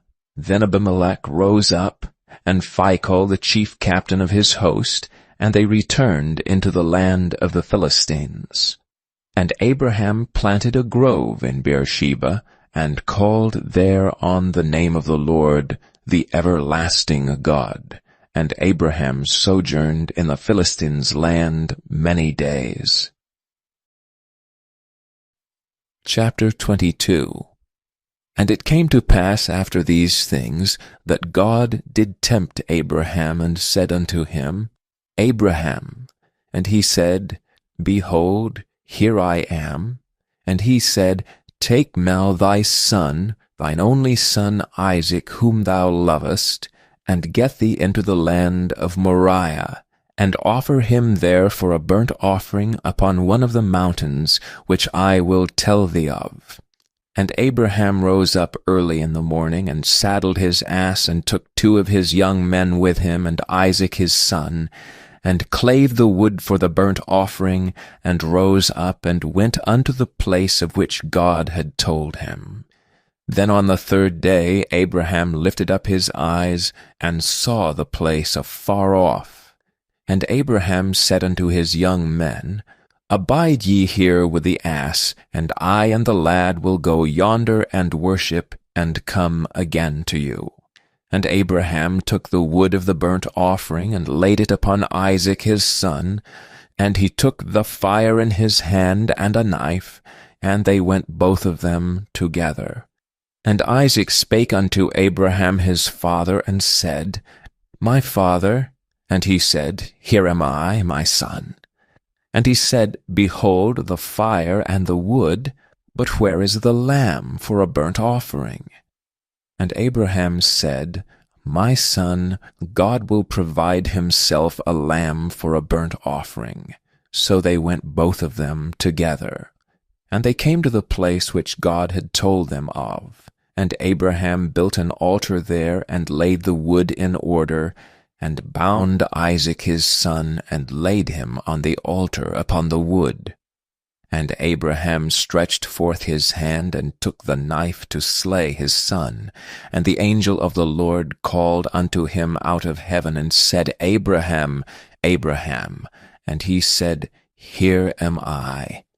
And he said, Lay not thy hand upon the lad, neither do thou anything unto him. For now I know that thou fearest God, seeing thou hast not withheld thy son, thine only son, from me. And Abraham lifted up his eyes, and looked, and behold, behind him a ram caught in a thicket by his horns. And Abraham went and took the ram, and offered him up for a burnt offering in the stead of his son. And Abraham called the name of that place Jehovah-Jireh, as it is said to this day, In the mount of the Lord it shall be seen. And the angel of the Lord called unto Abraham out of heaven the second time, and said, By myself have I sworn, saith the Lord, for because thou hast done this thing, and hast not withheld thy son, thine only son, that in blessing I will bless thee, and in multiplying I will multiply thy seed as the stars of the heaven, and as the sand which is upon the seashore.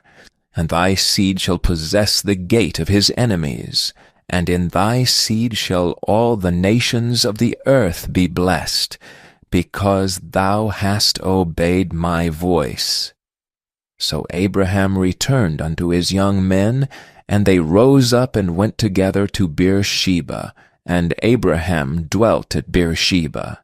And it came to pass after these things, that it was told Abraham, saying, Behold, Milcah, she hath also borne children unto thy brother Nahor, Huz his firstborn, and Buz his brother, and Kemuel the father of Aram, and Hesed, and Hazo, and Fildash, and Jidlap, and Bethuel. And Bethuel begat Rebekah. These 8 Milcah did bear to Nahor Abraham's brother. And his concubine, whose name was Rumah, she bare also Teba, and Gaham, and Thahash, and Naakah. Chapter 23. And Sarah was 127 years old.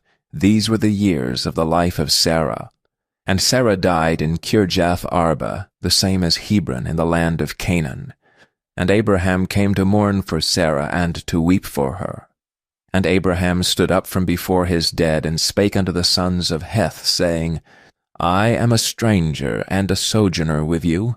Give me a possession of a burying place with you, that I may bury my dead out of my sight. And the children of Heth answered Abraham, saying unto him, Hear us, my lord. Thou art a mighty prince among us. In the choice of our sepulchres bury thy dead. None of us shall withhold from thee his sepulchre, but that thou mayest bury thy dead. And Abraham stood up and bowed himself to the people of the land, even to the children of Heth.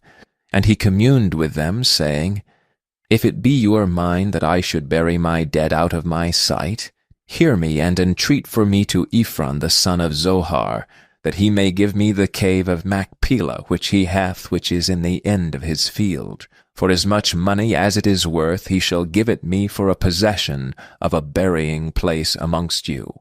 And Ephron dwelt among the people of Heth, and Ephron the Hittite answered Abraham in the audience of the children of Heth, even of all that went in at the gate of his city, saying, Nay, my lord, hear me. The field I give thee, and the cave that is therein I giveth thee, in the presence of the sons of my people give I it thee. Bury thy dead. And Abraham bowed down himself before the people of the land. And he spake unto Ephron in the audience of the people of the land, saying, But if thou wilt give it, I pray thee, hear me. I will give thee money for the field. Take it of me, and I will bury my dead there. And Ephron answered Abraham, saying unto him, My lord, hearken unto me. The land is worth 400 shekels of silver. What is that betwixt me and thee? Bury therefore thy dead. And Abraham hearkened unto Ephron. And Abraham weighed to Ephron the silver which he had named in the audience of the sons of Heth, 400 shekels of silver, current money with the merchant. And the field of Ephron, which was in Machpelah, which was before Mamre, the field and the cave which was therein, and all the trees that were in the field, that were in all the borders round about, were made sure unto Abraham for a possession in the presence of the children of Heth, before all that went in at the gate of his city. And after this Abraham buried Sarah his wife in the cave of the field of Machpelah, before Mamre, the same as Hebron in the land of Canaan. and the field, and the cave that is therein were made sure unto Abraham for a possession of a burying place by the sons of Heth. Chapter 24. And Abraham was old and well stricken in age, and the Lord had blessed Abraham in all things. And Abraham said unto his eldest servant of his house, that ruled over all that he had, Put, I pray thee, thy hand under my thigh, and I will make thee swear by the Lord, the God of heaven, and the God of the earth, that thou shalt not take a wife unto my son of the daughters of the Canaanites among whom I dwell. But thou shalt go unto my country and to my kindred, and take a wife unto my son Isaac. And the servant said unto him, Peradventure the woman will not be willing to follow me unto this land. Must I needs bring thy son again unto the land from which thou camest? And Abraham said unto him, Beware thou, that thou bring not my son thither again. The Lord God of heaven, which took me from my father's house, and from the land of my kindred, and which spake unto me, and that sware unto me, saying, Unto thy seed will I give this land, he shall send his angel before thee, and thou shalt take a wife unto my son from thence. And if the woman will not be willing to follow thee, then thou shalt be clear from this my oath. Only bring not my son thither again. And the servant put his hand under the thigh of Abraham his master, and sware to him concerning that matter. And the servant took 10 camels of the camels of his master, and departed, for all the goods of his master were in his hand. And he arose and went to Mesopotamia, unto the city of Nahor.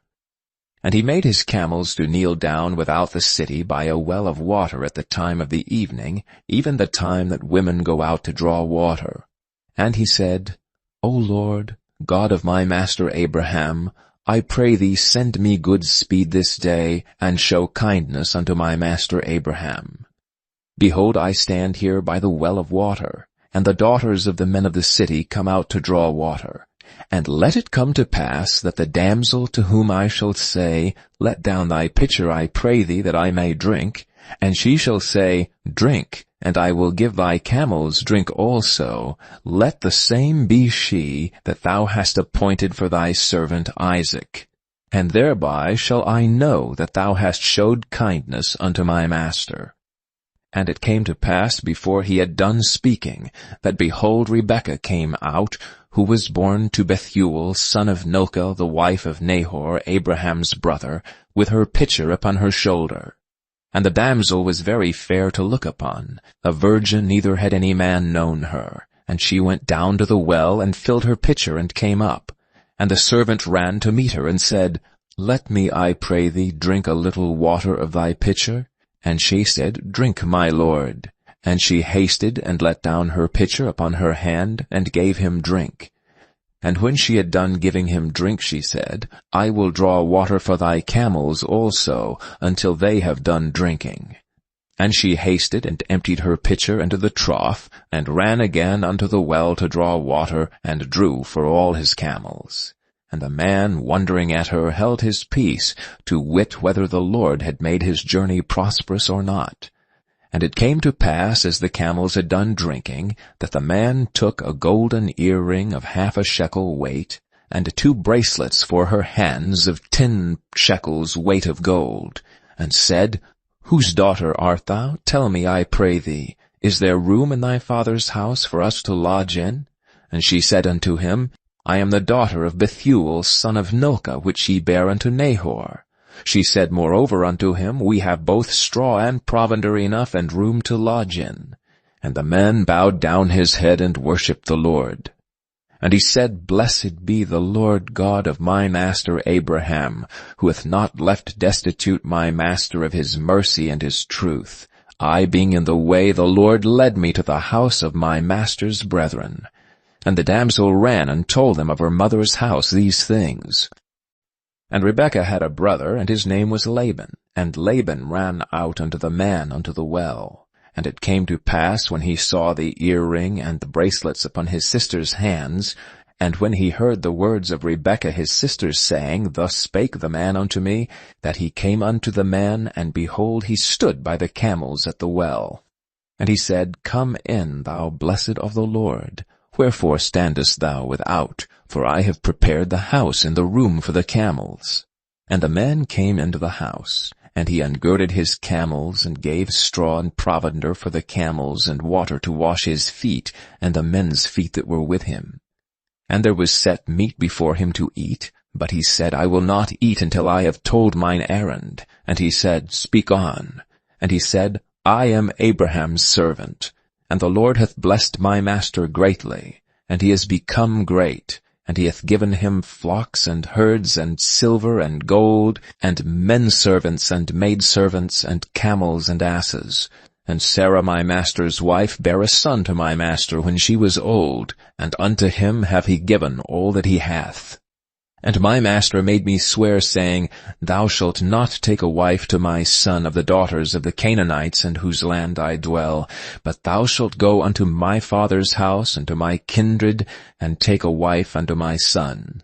And I said unto my master, Peradventure the woman will not follow me. And he said unto me, The Lord before whom I walk will send his angel with thee, and prosper thy way. And thou shalt take a wife for my son of my kindred and of my father's house. Then shalt thou be clear from this my oath when thou comest to my kindred, and if they give not thee one, thou shalt be clear from my oath. And I came this day unto the well, and said, O Lord God of my master Abraham, if now thou do prosper my way which I go, behold, I stand by the well of water. And it shall come to pass that when the virgin cometh forth to draw water, and I say to her, Give me, I pray thee, a little water of thy pitcher to drink, and she say to me, Both drink thou, and I will also draw for thy camels, let the same be the woman whom the Lord hath appointed out for my master's son. And before I had done speaking in mine heart, behold, Rebekah came forth with her pitcher on her shoulder, and she went down unto the well, and drew water. And I said unto her, Let me drink, I pray thee. And she made haste, and let down her pitcher from her shoulder, and said, Drink, and I will give thy camels drink also. So I drank, and she made the camels drink also. And I asked her and said, Whose daughter art thou? And she said, The daughter of Bethuel, Nahor's son, whom Milcah bare unto him. And I put the earring upon her face, and the bracelets upon her hands. And I bowed down my head, and worshipped the Lord, and blessed the Lord God of my master Abraham, which had led me in the right way to take my master's brother's daughter unto his son. And now if ye will deal kindly and truly with my master, tell me. And if not, tell me, that I may turn to the right hand or to the left. Then Laban and Bethuel answered and said, The thing proceedeth from the Lord. We cannot speak unto thee bad or good. Behold, Rebekah is before thee. Take her and go, and let her be thy master's son's wife, as the Lord hath spoken. And it came to pass that when Abraham's servant heard their words, he worshipped the Lord, bowing himself to the earth. And the servant brought forth jewels and silver and jewels of gold and raiment, and gave them to Rebekah. He gave also to her brother and to her mother precious things. And they did eat and drink, he and the men that were with him, and tarried all night. And they rose up in the morning, and he said, Send me away unto my master. And her brother and her mother said, Let the damsel abide with us a few days, at the least 10. After that she shall go. And he said unto them, Hinder me not, seeing the Lord hath prospered my way. Send me away, that I may go to my master. And they said, We will call the damsel, and inquire at her mouth. And they called Rebekah, and said unto her, Wilt thou go with this man? And she said, I will go. And they sent away Rebekah their sister and her nurse, and Abraham's servant and his men. And they blessed Rebekah, and said unto her, Thou art our sister, be thou the mother of thousands of millions, and let thy seed possess the gate of those which hate them. And Rebekah arose and her damsels, and they rode upon the camels and followed the man. And the servant took Rebekah and went his way. And Isaac came from the way of the well Lahairoi, for he dwelt in the south country. And Isaac went out to meditate in the field at the eventide, and he lifted up his eyes and saw, and behold, the camels were coming. And Rebekah lifted up her eyes, and when she saw Isaac, she alighted off the camel. For she had said unto the servant, What man is this that walketh in the field to meet us? And the servant had said, It is my master. Therefore she took a veil and covered herself. And the servant told Isaac all things that he had done. And Isaac brought her into his mother Sarah's tent, and took Rebekah, and she became his wife. And he loved her, and Isaac was comforted after his mother's death. Chapter 25. Then again Abraham took a wife, and her name was Keturah. And she bare him Zimran, and Jokshan, and Medan, and Midian, and Ishbak, and Shua. And Joksham begat Sheba, and Dedan, and the sons of Dedan were Ashurim, and Leturshim, and Leuman, and the sons of Midian, Ephah, and Epher, and Hanok, and Abida, and Eldaah. All these were the children of Keturah. And Abraham gave all that he had unto Isaac. But unto the sons of the concubines which Abraham had, Abraham gave gifts, and sent them away from Isaac his son, while he yet lived eastward unto the east country. And these are the days of the years of Abraham's life which he lived, 160 years.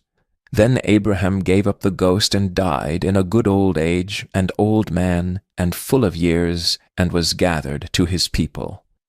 And his sons Isaac and Ishmael buried him in the cave of Machpelah, in the field of Ephraim, the son of Zohar the Hittite, which is before Mamre, the field which Abraham purchased of the sons of Heth. There was Abraham buried, and Sarah his wife. And it came to pass after the death of Abraham, that God blessed his son Isaac, and Isaac dwelt by the well Lahairoi. Now these are the generations of Ishmael, Abraham's son, whom Hagar the Egyptian, Sarah's handmaid, bare unto Abraham. And these are the names of the sons of Ishmael by their names according to their generations. The firstborn of Ishmael, Mebajaph, and Kedar, and Adbeel, and Midsam, and Mishma, and Duma, and Mnasseh, Hadar, and Tema, Jeter, Napish, and Kedemah.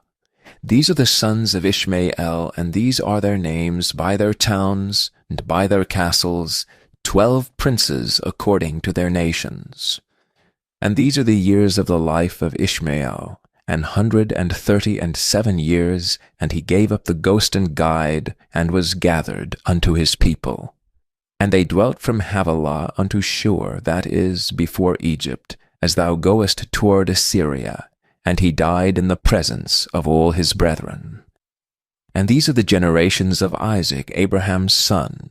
Abraham begat Isaac, and Isaac was 40 years old when he took Rebekah to wife, the daughter of Bethuel, the Syrian of Padan Aram, the sister to Laban the Syrian.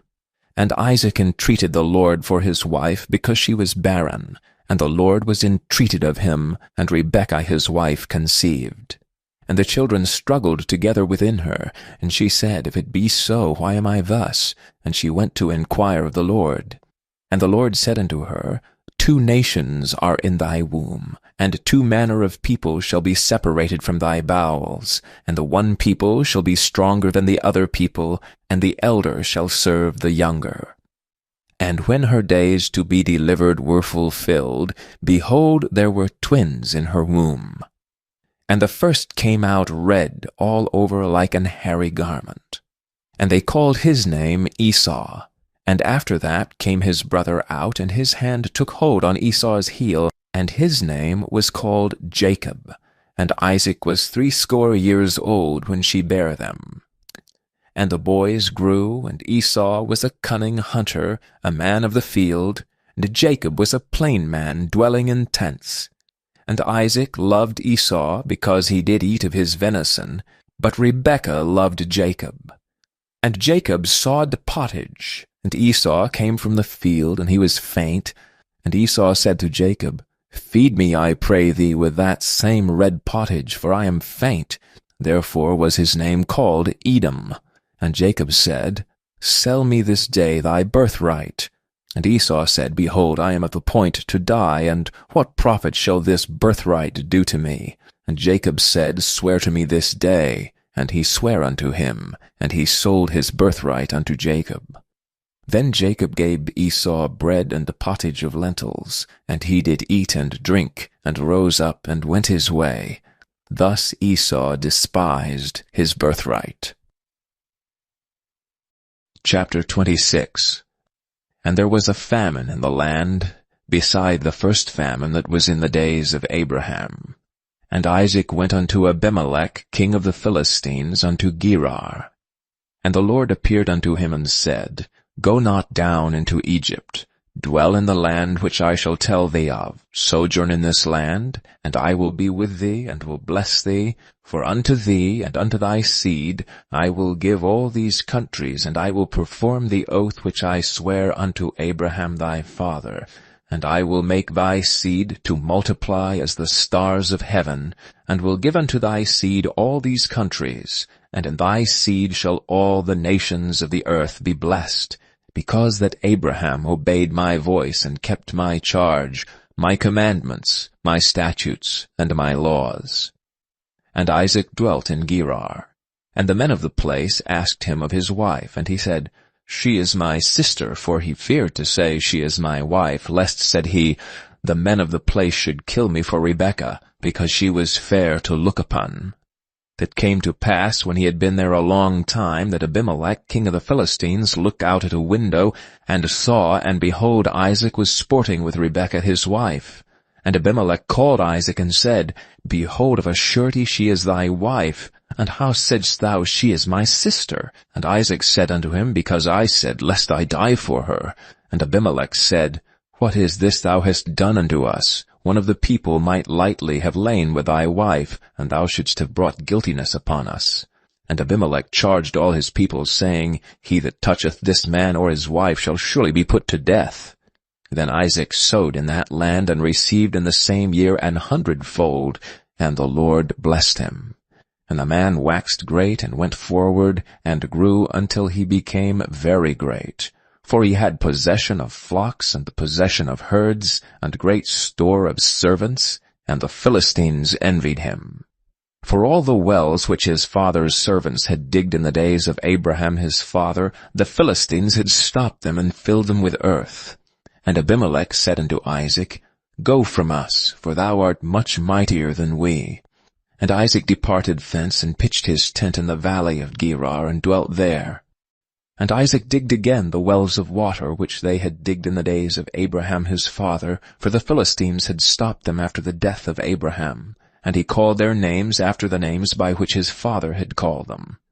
And Isaac's servants digged in the valley, and found there a well of springing water. And the herdmen of Gerar did strive with Isaac's herdmen, saying, The water is ours. And he called the name of the well Esek, because they strove with him. And they did another well, and strove for that also, and he called the name of it Sitnah. And he removed from thence, and digged another well, and for that they strove not, and he called the name of it Rehoboth. And he said, For now the Lord hath made room for us, and we shall be fruitful in the land. And he went up from thence to Beersheba. And the Lord appeared unto him the same night, and said, I am the God of Abraham thy father. Fear not, for I am with thee, and will bless thee, and multiply thy seed for my servant Abraham's sake. And he builded an altar there, and called upon the name of the Lord, and pitched his tent there, and there Isaac's servants digged a well. Then Abimelech went to him from Gerar, and Ahuzaph one of his friends, and Phicol the chief captain of his army. And Isaac said unto them, Wherefore come ye to me, seeing ye hate me, and have sent me away from you? And they said, We saw certainly that the Lord was with thee. And we said, Let there be now an oath betwixt us, even betwixt us and thee, and let us make a covenant with thee, that thou wilt do us no hurt, as we have not touched thee, and as we have done unto thee nothing but good, and have sent thee away in peace. Thou art now the blessed of the Lord. And he made them a feast, and they did eat and drink. And they rose up betimes in the morning, and sware one to another, and Isaac sent them away, and they departed from him in peace. And it came to pass the same day that Isaac's servants came, and told him concerning the well which they had digged, and said unto him, We have found water. And he called it Sheba. Therefore the name of the city is Beer-sheba unto this day. And Esau was 40 years old when he took to wife Judith the daughter of Beri the Hittite, and Bashemath the daughter of Elon the Hittite, which were a grief of mind unto Isaac and to Rebekah. Chapter 27. And it came to pass that when Isaac was old and his eyes were dim so that he could not see, he called Esau his eldest son, and said unto him, My son? And he said unto him, Behold, here am I. And he said, Behold, now I am old. I know not the day of my death. Now therefore take, I pray thee, thy weapons, thy quiver and thy bow, and go out of the field, and take me some venison, and make me savory meat such as I love, and bring it to me, that I may eat, that my soul may bless thee before I die. And Rebekah heard when Isaac spake to Esau his son, and Esau went to the field to hunt for venison, and to bring it.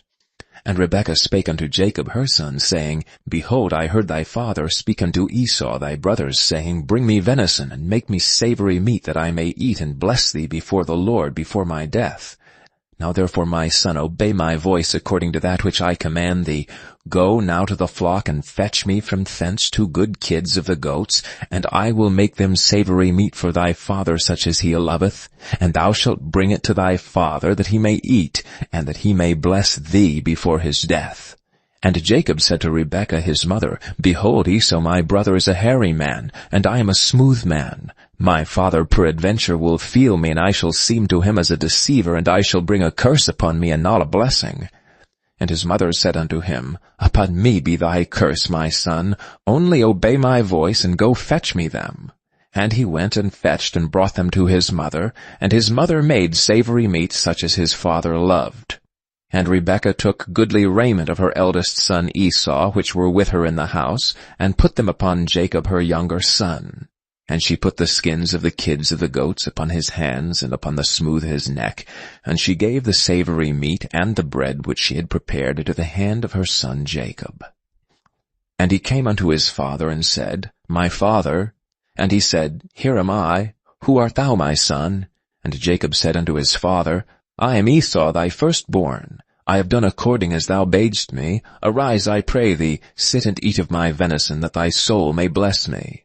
And Isaac said unto his son, How is it that thou hast found it so quickly, my son? And he said, Because the Lord thy God brought it to me. And Isaac said unto Jacob, Come near, I pray thee, that I may feel thee, my son, whether thou be my very son Esau or not. And Jacob went near unto Isaac his father, and he felt him, and said, The voice is Jacob's voice, but the hands are the hands of Esau. And he discerned him not, because his hands were hairy as his brother Esau's hands. So he blessed him. And he said, Art thou my very son Esau? And he said, I am. And he said, Bring it near to me, and I will eat of my son's venison, that my soul may bless thee. And he brought it near to him, and he did eat, and he brought him wine, and he drank. And his father Isaac said unto him, Come near now, and kiss me, my son. And he came near and kissed him, and he smelled the smell of his raiment, and blessed him, and said, See, the smell of my son is as the smell of a field which the Lord hath blessed. Therefore God give thee of the dew of heaven, and the fatness of the earth, and plenty of corn and wine. Let peoples serve thee, and nations bow down to thee. Be Lord over thy brethren, and let thy mother's sons bow down to thee. Cursed be every one that curseth thee, and blessed be he that blesseth thee. And it came to pass, as soon as Isaac had made an end of blessing Jacob, and Jacob was yet scarce gone out from the presence of Isaac his father, that Esau his brother came in from his hunting.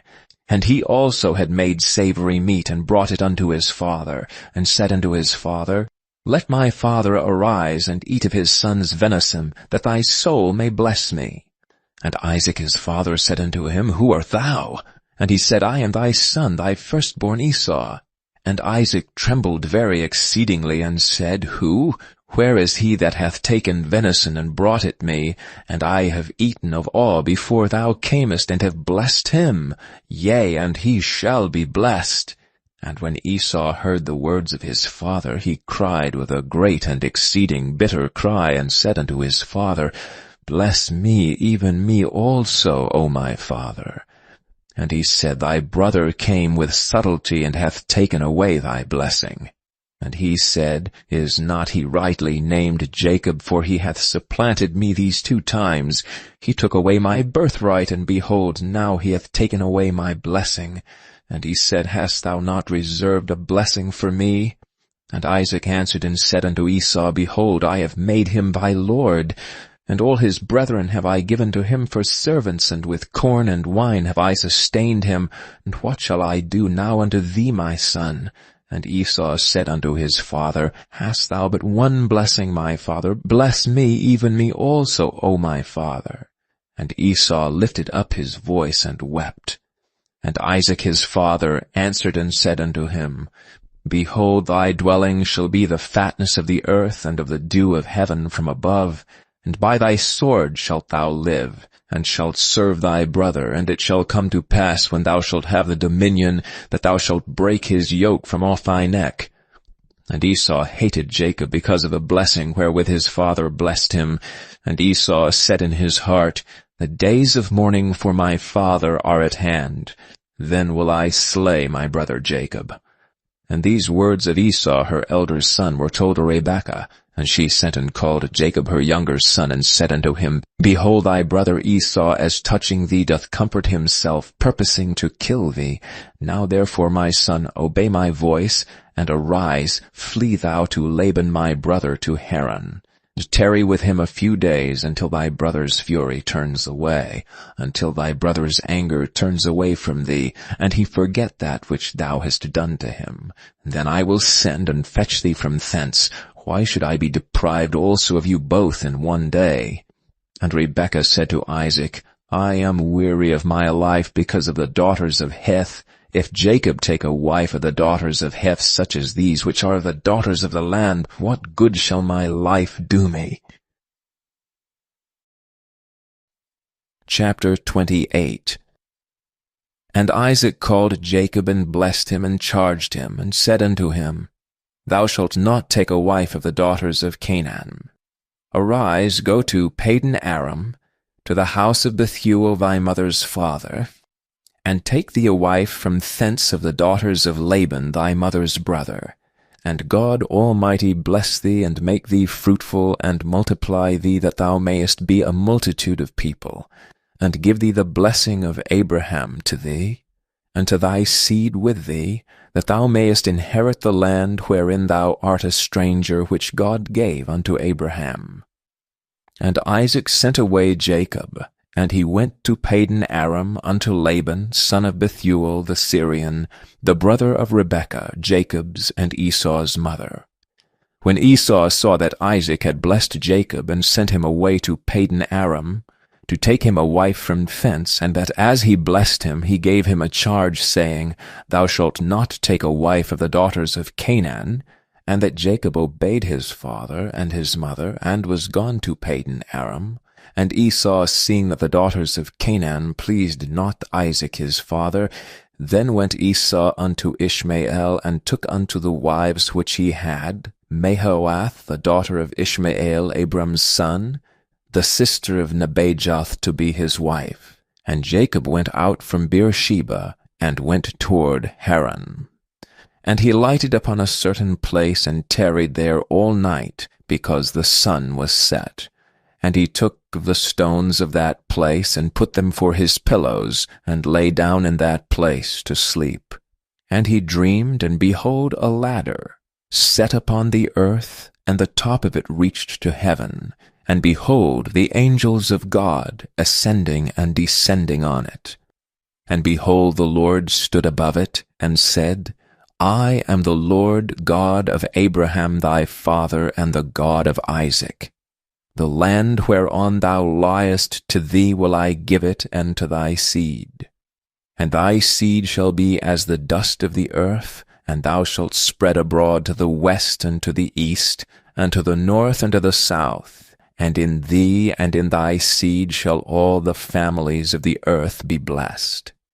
And behold, I am with thee, and will keep thee in all places whither thou goest, and will bring thee again unto this land.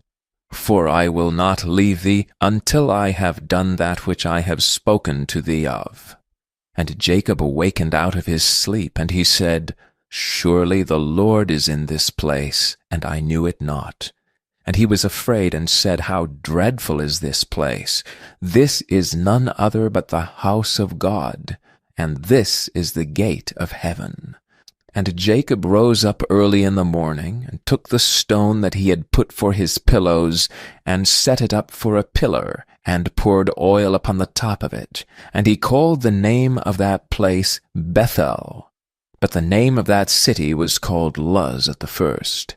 And Jacob vowed a vow, saying, If God will be with me, and will keep me in this way that I go, and will give me bread to eat and raiment to put on, so that I come again to my father's house in peace, then shall the Lord be my God. And this stone which I have set for a pillar shall be God's house, and of all that thou shalt give me I will surely give the 10th unto thee. Chapter 29. Then Jacob went on his journey, and came unto the land of the people of the east. And he looked, and behold, a well in the field, and lo, there were 3 flocks of sheep lying by it, for out of that well they watered the flocks. And a great stone was upon the well's mouth. And thither were all the flocks gathered, and they rolled the stone from the well's mouth, and watered the sheep, and put the stone again upon the well's mouth in his place. And Jacob said unto them, My brethren, whence be ye? And they said, Of Haran are we.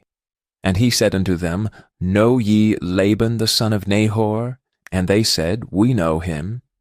And he said unto them, Is he well? And they said, He is well. And behold, Rachel his daughter cometh with the sheep. And he said, Lo, it is yet high day, neither is it time that the cattle should be gathered together. Water ye the sheep, and go and feed them. And they said, We cannot, until all the flocks be gathered together, until they roll the stone from the well's mouth. Then we water the sheep. And while he yet spake with them, Rachel came with her father's sheep, for she kept them. And it came to pass, when Jacob saw Rachel the daughter of Laban his mother's brother, and the sheep of Laban his mother's brother, that Jacob went near, and rolled the stone from the well's mouth, and watered the flock of Laban his mother's brother. And Jacob kissed Rachel, and lifted up his voice and wept. And Jacob told Rachel that he was her father's brother, and that he was Rebekah's son. And she ran and told her father. And it came to pass, when Laban heard the tidings of Jacob his sister's son, that he ran to meet him, and embraced him, and kissed him, and brought him to his house. And he told Laban all these things. And Laban said to him, Surely thou art my bone and my flesh. And he abode with him the space of a month. And Laban said unto Jacob, Because thou art my brother, shouldst thou therefore serve me for naught? Tell me, what shall thy wages be? And Laban had 2 daughters. The name of the elder was Leah, and the name of the younger was Rachel. Leah was tender-eyed, but Rachel was beautiful and well-favored. And Jacob loved Rachel, and said, I will serve thee 7 years for Rachel thy younger daughter. And Laban said, It is better that I give her to thee than that I should give her to another man. Abide with me. And Jacob served 7 years for Rachel, and they seemed unto him but a few days for the love he had to her. And Jacob said unto Laban, Give me my wife, for my days are fulfilled, that I may go in unto her. And Laban gathered together all the men of the place, and made a feast, And it came to pass in the evening that he took Leah his daughter, and brought her to him, and he went in unto her. And Laban gave unto his daughter Leah Zilpah his maid for an handmaid. And it came to pass that in the morning, behold, it was Leah. And he said to Laban, What is this thou hast done unto me? Did not I serve thee for Rachel? Wherefore then hast thou beguiled me? And Laban said, It must not be so done in our country to give the younger before the firstborn. Fulfill her week, and we will give thee this also for the service which thou shalt serve with me yet 7 other years. And Jacob did so, and fulfilled her week, and he gave him Rachel his daughter to wife also. And Laban gave to Rachel his daughter Bilhah his handmaid to be her maid. And he went in also unto Rachel, and he loved also Rachel more than Leah, and served with him yet 7 other years. And when the Lord saw that Leah was hated, he opened her womb, but Rachel was barren. And Leah conceived and bare a son, and she called his name Reuben. For she said, Surely the Lord hath looked upon my affliction. Now therefore my husband will love me. And she conceived again, and bare a son, and said, Because the Lord hath heard that I was hated, he hath therefore given me this son also. And she called his name Simeon. And she conceived again, and bare a son, and said, Now this time will my husband be joined unto me, because I have borne him 3 sons. Therefore was his name called Levi. And she conceived again, and bare a son, and she said, Now will I praise the Lord. Therefore she called his name Judah, and left bearing. Chapter 30. And when Rachel saw that she bare Jacob no children, Rachel envied her sister, and said unto Jacob, Give me children, or else I die. And Jacob's anger was kindled against Rachel, and he said, Am I in God's stead, who hath withheld from thee the fruit of the womb? And she said, Behold my maid Bilhah, go in unto her, and she shall bear upon my knees, that I may also have children by her. And she gave him Bilhah her handmaid to wife. And Jacob went in unto her, and Bilhah conceived, and bare Jacob a son. And Rachel said, God hath judged me, and hath also heard my voice, and hath given me a son. Therefore called she his name Dan. And Bilhah Rachel's maid conceived again, and bare Jacob a 2nd son. And Rachel said, With great wrestlings have I wrestled with my sister, and I have prevailed. And she called his name Naphtali. When Leah saw that she had left bearing, she took Zilpah her maid, and gave her to Jacob to wife. And Zilpah, Leah's maid, bare Jacob a son. And Leah said, A troop cometh, and she called his name Gad. And Zilpah, Leah's maid, bare Jacob a 2nd son. And Leah said, Happy am I, for the daughters will call me blessed. And she called his name Asher. And Reuben went in the days of the wheat harvest, and found mandrakes in the field, and brought them unto his mother Leah.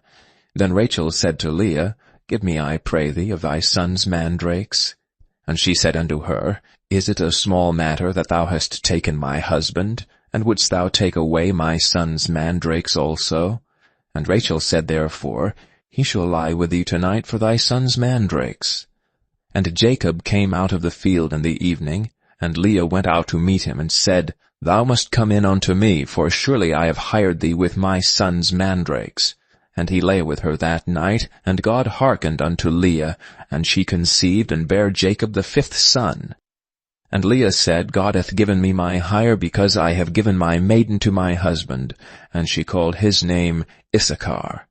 And Leah conceived again, and bare Jacob the 6th son. And Leah said, God hath endued me with a good dowry. Now will my husband dwell with me, because I have borne him 6 sons.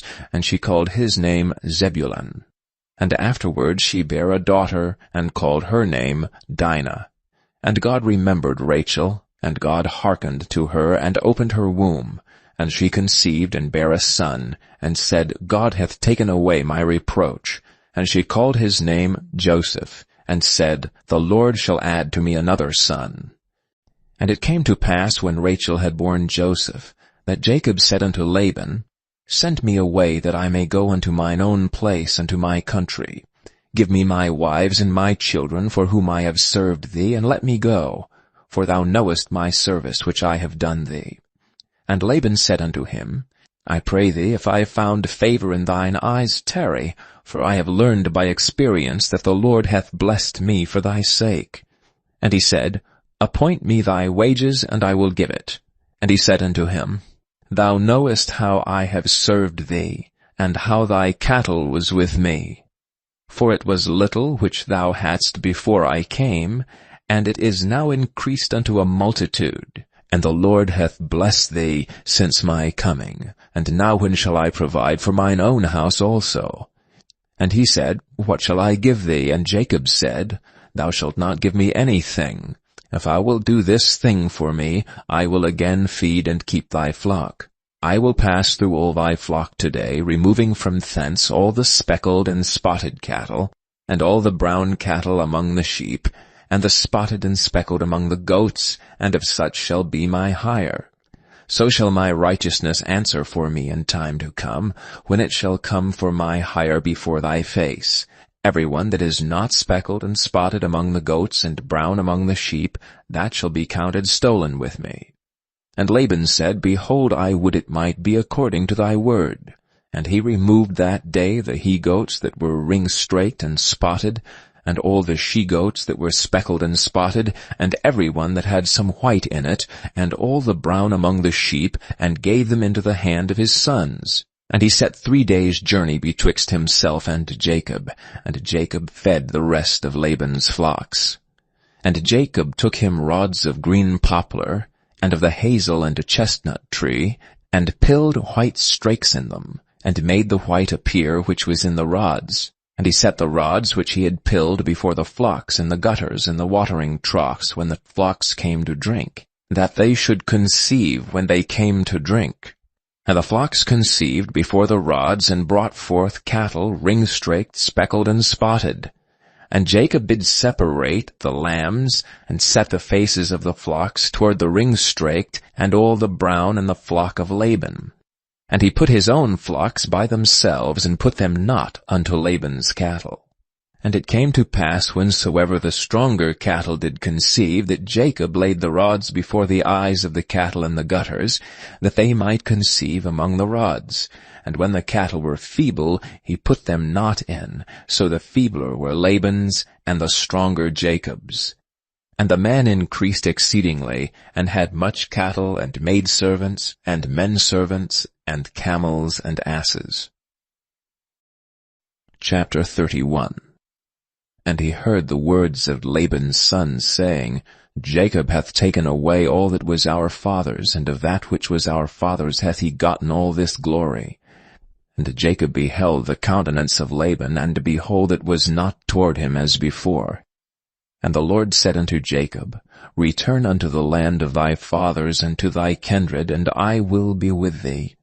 And Jacob sent and called Rachel and Leah to the field unto his flock. And he said unto them, I see your father's countenance, that it is not toward me as before, but the God of my father hath been with me. And ye know that with all my power have I served your father.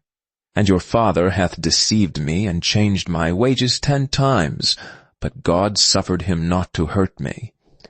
If he said thus, The speckled shall be thy wages, then all the cattle bear speckled.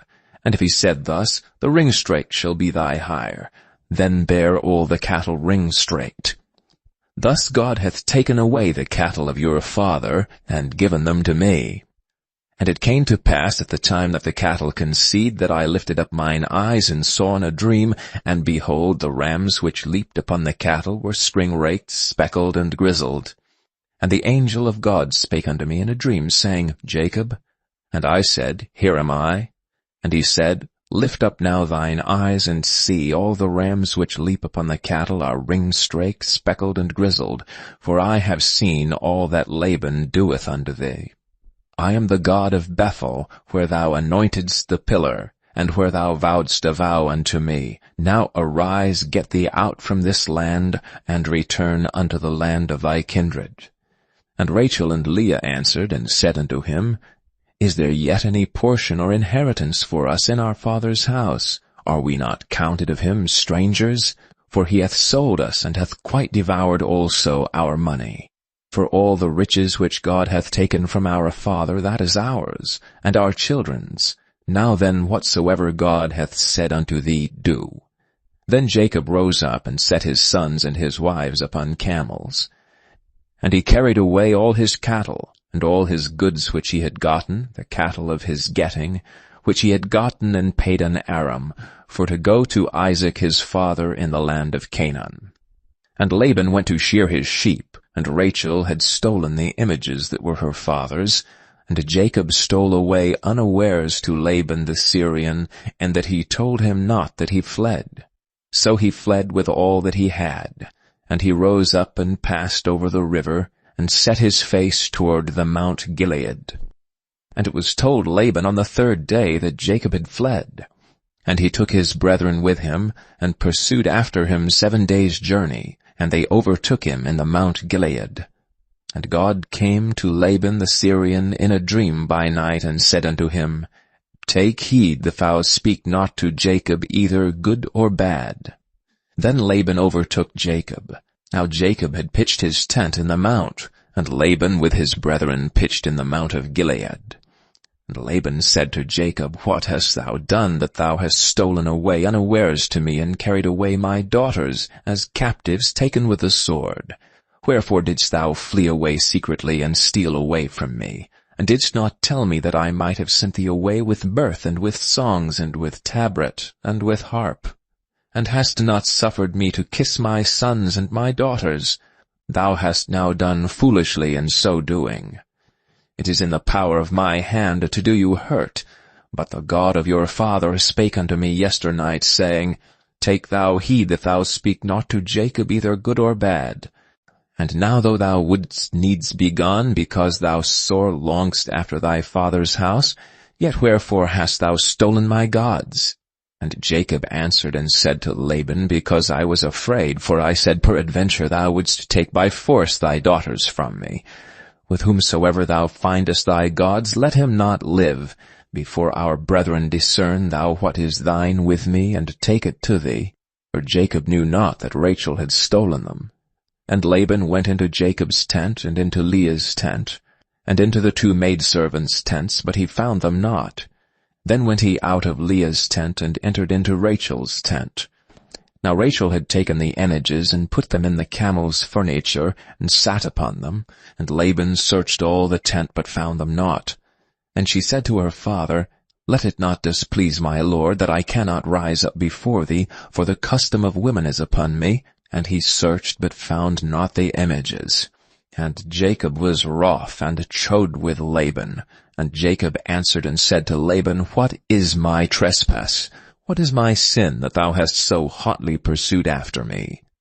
Whereas thou hast searched all my stuff, what hast thou found of all thy household stuff? Set it here before my brethren and thy brethren, that they may judge betwixt us both. This 20 years have I been with thee.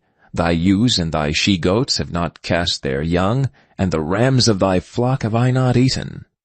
That which was torn of beasts I brought not unto thee. I bear the loss of it. Of my hand didst thou require it, whether stolen by day or stolen by night? Thus I was. In the day the drought consumed me, and the frost by night, and my sleep departed from mine eyes. Thus have I been 20 years in thy house. I served thee 14 years for thy 2 daughters, and 6 years for thy cattle, and thou hast changed my wages 10 times.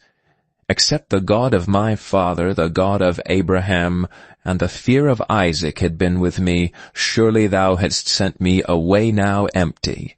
God hath seen my affliction, and the labor of my hands, and rebuked thee yesternight. And Laban answered and said unto Jacob, These daughters are my daughters, and these children are my children, and these cattle are my cattle, and all that thou seest is mine, and what can I do this day unto these my daughters, or unto their children, which they have borne? Now therefore, come thou, let us make a covenant, I and thou, and let it be for a witness between me and thee. And Jacob took a stone, and set it up for a pillar. And Jacob said unto his brethren, Gather stones. And they took stones, and made an heap, and they did eat there upon the heap. And Laban called it Jagar-Sedutha, but Jacob called it Galeed. And Laban said, This heap is a witness between me and thee this day. Therefore was the name of it called Galeed. And Mizpah, for he said, The Lord watch between me and thee, when we are absent one from another. If thou shalt afflict my daughters, or if thou shalt take other wives beside my daughters, no man is with us. See, God is witness betwixt me and thee. And Laban said to Jacob, Behold this heap, and behold this pillar which I have cast betwixt me and thee. This heap be witness, and this pillar be witness, that I will not pass over this heap to thee, and that thou shalt not pass over this heap and this pillar unto me for harm. The God of Abraham and the God of Nahor, the God of their father, judge betwixt us. And Jacob sware by the fear of his father Isaac. Then Jacob offered sacrifice upon the mount, and called his brethren to eat bread. And they did eat bread, and tarried all night in the mount. And early in the morning Laban rose up, and kissed his sons and his daughters, and blessed them. And Laban departed, and returned unto his place. Chapter 32. And Jacob went on his way, and the angels of God met him. And when Jacob saw them, he said, This is God's host. And he called the name of that place Mahanaim. And Jacob sent messengers before him to Esau his brother, unto the land of Seir, the country of Edom. And he commanded them, saying, Thus shall ye speak unto my lord Esau. My servant Jacob saith thus, I have sojourned with Laban, and stayed there until now, and I have oxen and asses, flocks and men servants, and women servants, and I have sent to tell my lord, that I may find grace in thy sight. And the messengers returned to Jacob, saying, We came to thy brother Esau, and also he cometh to meet thee, and 400 men with him. Then Jacob was greatly afraid and distressed, and he divided the people that was with him, and the flocks and herds and the camels, into 2 bands, and said, If Esau come to the one company and smite it, then the other company which is left shall escape. And Jacob said, O God of my father Abraham, and God of my father Isaac, the Lord which saidst unto me, Return unto thy country and to thy kindred, and I will deal well with thee, I am not worthy of the least of all mercies, and of all the truth which thou hast showed unto thy servant, for with my staff I passed over this Jordan, and now I am become 2 bands.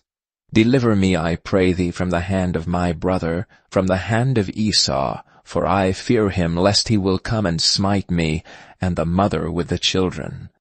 And thou saidst, I will surely do thee good, and make thy seed as the sand of the sea, which cannot be numbered for multitude. And he lodged there that same night, and took of that which came to his hand a present for Esau his brother, 200 she-goats and 20 he-goats, 200 ewes and 20 rams, 30 milk camels with their colts, 40 kine and 10 bulls, 20 she-asses and 10 foals. And he delivered them into the hand of his servants, every drove by themselves, and said unto his servants, Pass over before me, and put a space betwixt drove and drove. And he commanded the foremost, saying, When Esau my brother meeteth thee, and asketh thee, saying, Whose art thou? And whither goest thou? And whose are these before thee? Then thou shalt say, They be thy servant Jacob's. It is a present, sent unto my lord Esau. And behold, also he is behind us. And so commanded he the second and the third and all that followed the droves, saying, On this manner shall ye speak unto Esau when ye find him. And say ye moreover, Behold, thy servant Jacob is behind us. For he said, I will appease him with the present that goeth before me, and afterward I will see his face, peradventure he will accept of me. So went the present over before him, and himself lodged that night in the company. And he rose up that night, and took his 2 wives, and his 2 women servants, and his 11 sons, and passed over the ford Jabbok. And he took them, and sent them over the brook, and sent over that he had. And Jacob was left alone, and there wrestled Anan with him until the breaking of the day. And when he saw that he prevailed not against him, he touched the hollow of his thigh, and the hollow of Jacob's thigh was out of joint as he wrestled with him. And he said, Let me go, for the day breaketh. And he said, I will not let thee go, except thou bless me. And he said unto him, What is thy name? And he said, Jacob. And he said, Thy name shall be called no more Jacob, but Israel, for as a prince hast thou power with God and with men, and hast prevailed. And Jacob asked him and said, Tell me, I pray thee, thy name. And he said, Wherefore is it that thou dost ask after my name? And he blessed him there. And Jacob called the name of the place Peniel, for I have seen God face to face, and my life is preserved. And as he passed over Penuel, the sun rose upon him, and he halted upon his thigh. Therefore the children of Israel eat not of the sinew which shrank, which is upon the hollow of the thigh unto this day, because he touched the hollow of Jacob's thigh in the sinew that shrank. Chapter 33. And Jacob lifted up his eyes and looked, and behold, Esau came, and with him 400 men. And he divided the children unto Leah, and unto Rachel, and unto the 2 handmaids, and he put the handmaids in their children foremost, and Leah and her children after, and Rachel and Joseph hindermost. And he passed over before them, and bowed himself to the ground 7 times, until he came near to his brother. And Esau ran to meet him, and embraced him, and fell on his neck, and kissed him, and they wept. And he lifted up his eyes, and saw the women and the children, and said, Who are those with thee? And he said, The children which God hath graciously given thy servant. Then the handmaidens came near, they and their children, and they bowed themselves. And Leah also with her children came near, and bowed themselves. And after came Joseph near, and Rachel, and they bowed themselves. And he said, What meanest thou by all this drove which I met? And he said, These are to find grace in the sight of my Lord. And Esau said, I have enough, my brother, keep that thou hast unto thyself. And Jacob said, Nay, I pray thee, if now I have found grace in thy sight, then receive my present at my hand.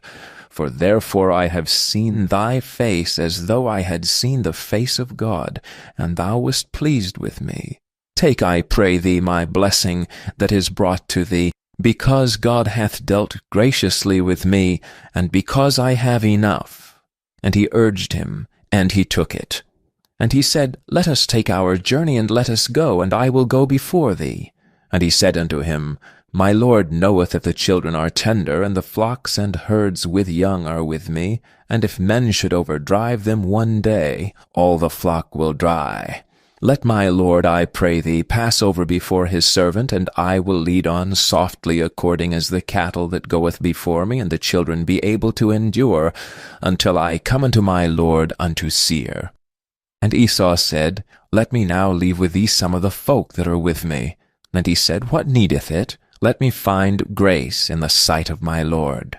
So Esau returned that day on his way unto Seir. And Jacob journeyed to Succoth, and built him an house, and made booths for his cattle. Therefore the name of the place is called Succoth. And Jacob came to Shalem, a city of Shechem, which is in the land of Canaan, when he came from Padan Aram, and pitched his tent before the city. And he bought a parcel of a field where he had spread his tent, at the hand of the children of Hamor, Shechem's father, for 100 pieces of money.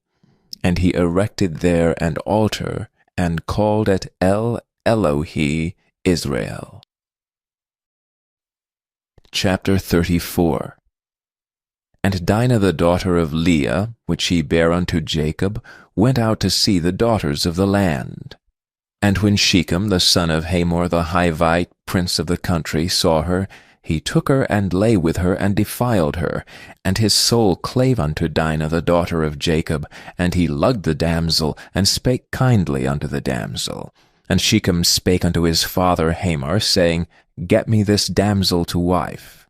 And Jacob heard that he had defiled Dinah his daughter. Now his sons were with his cattle in the field, and Jacob held his peace until they were come.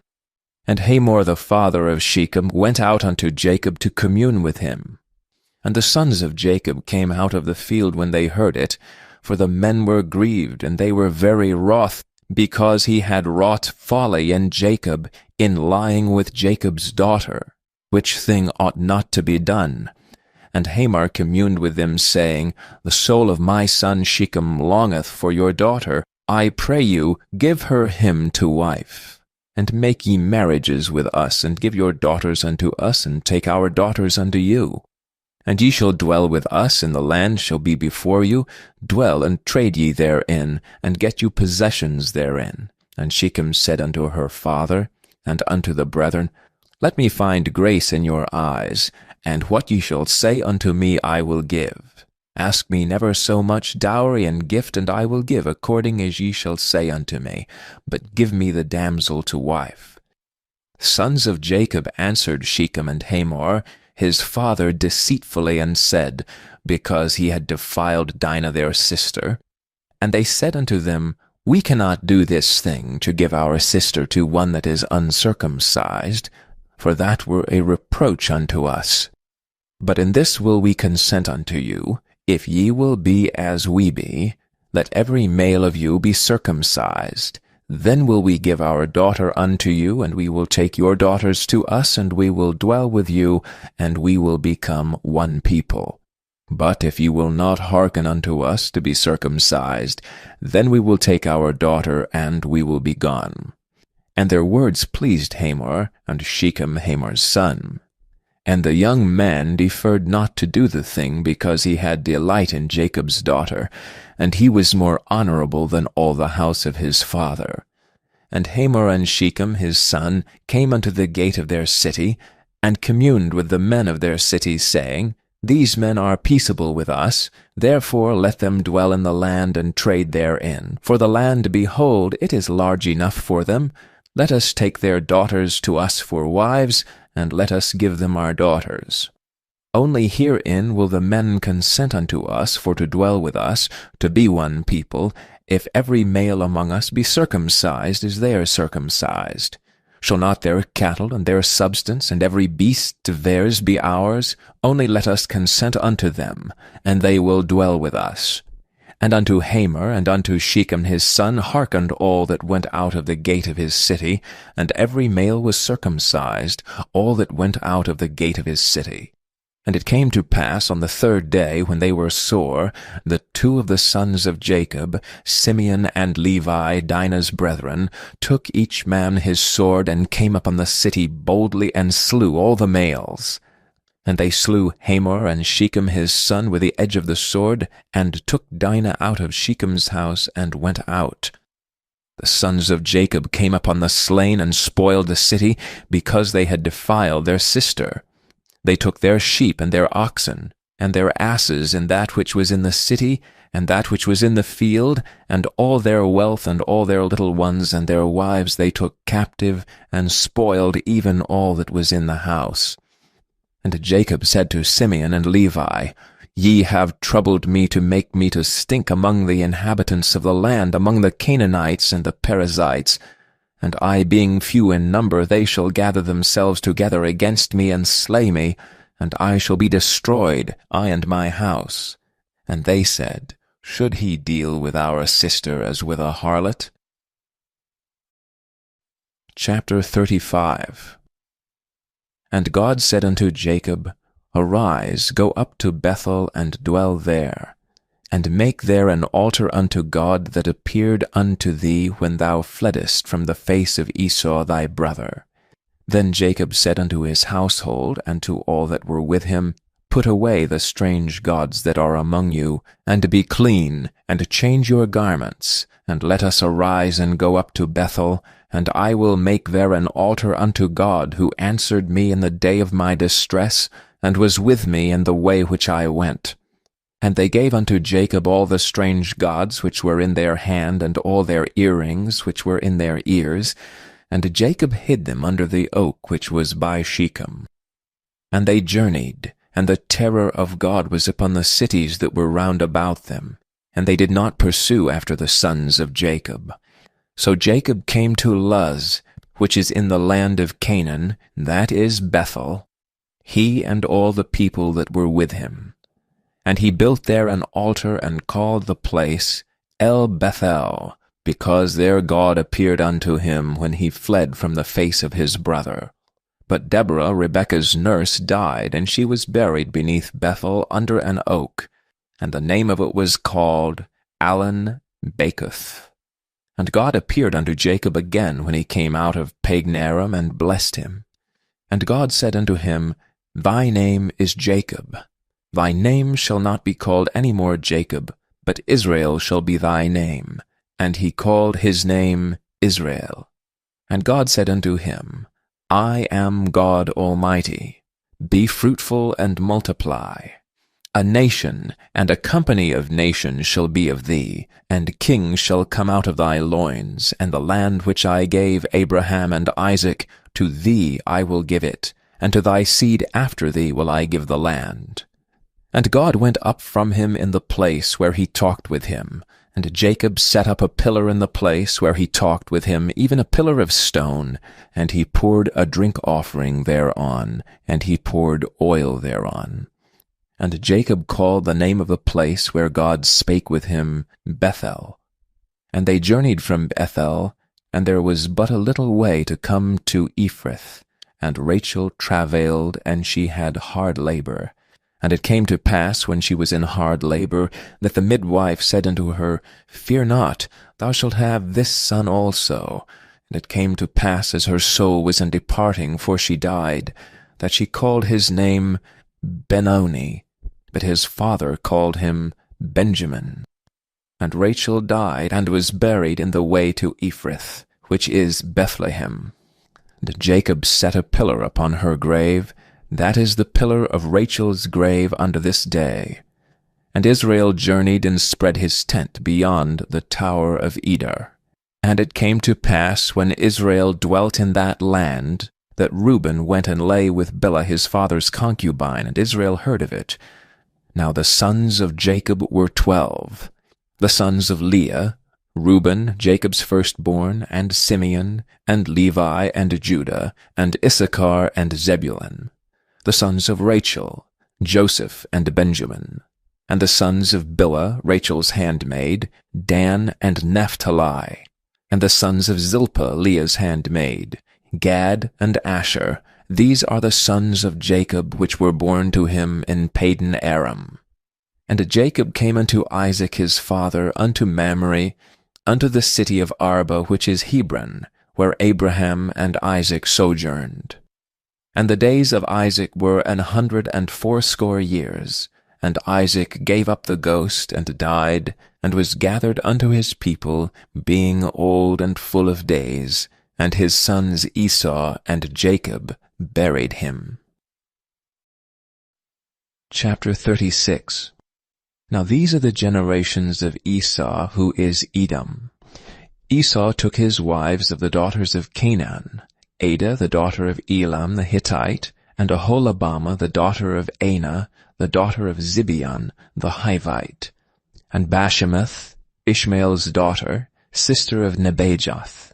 And Adah bare to Esau Eliphaz, and Bashemath bare Reuel.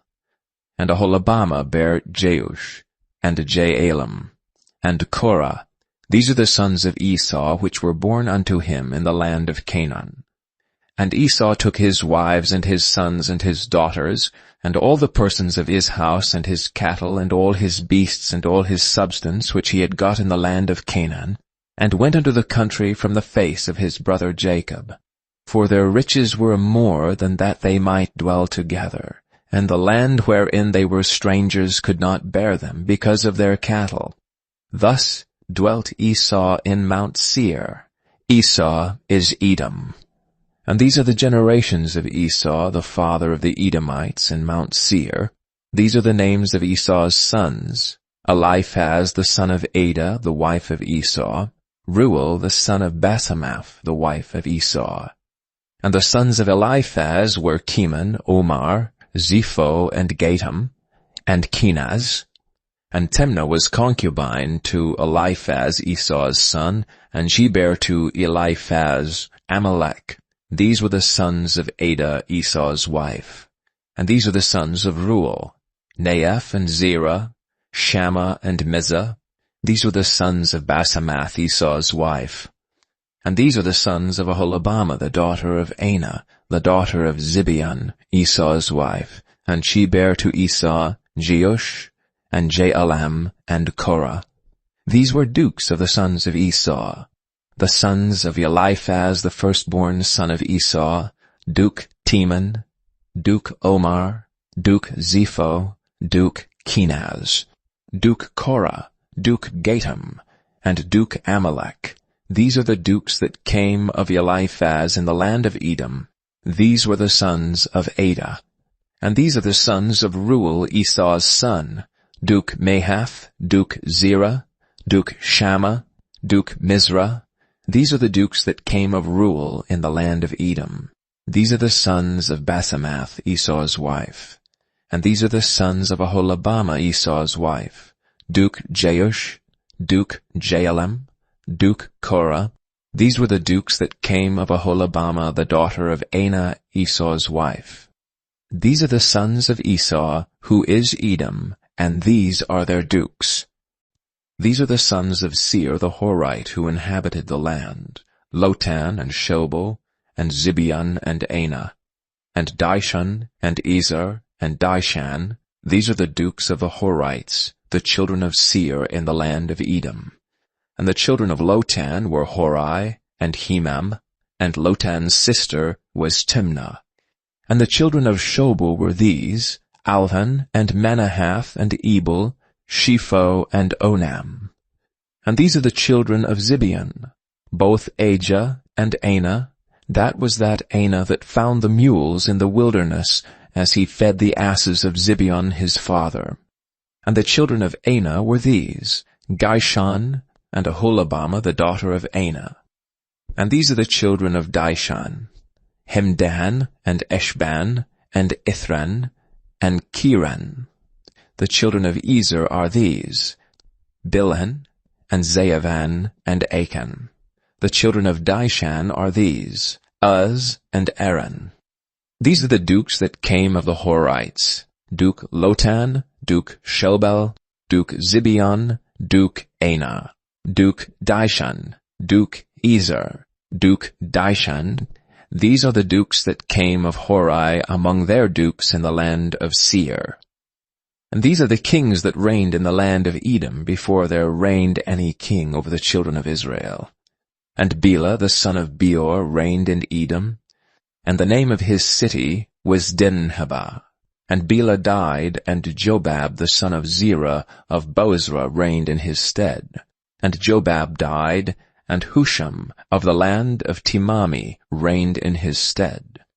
And Husham died, and Hadad the son of Bedad, who smote Midian in the field of Moab, reigned in his stead. And the name of his city was Avith.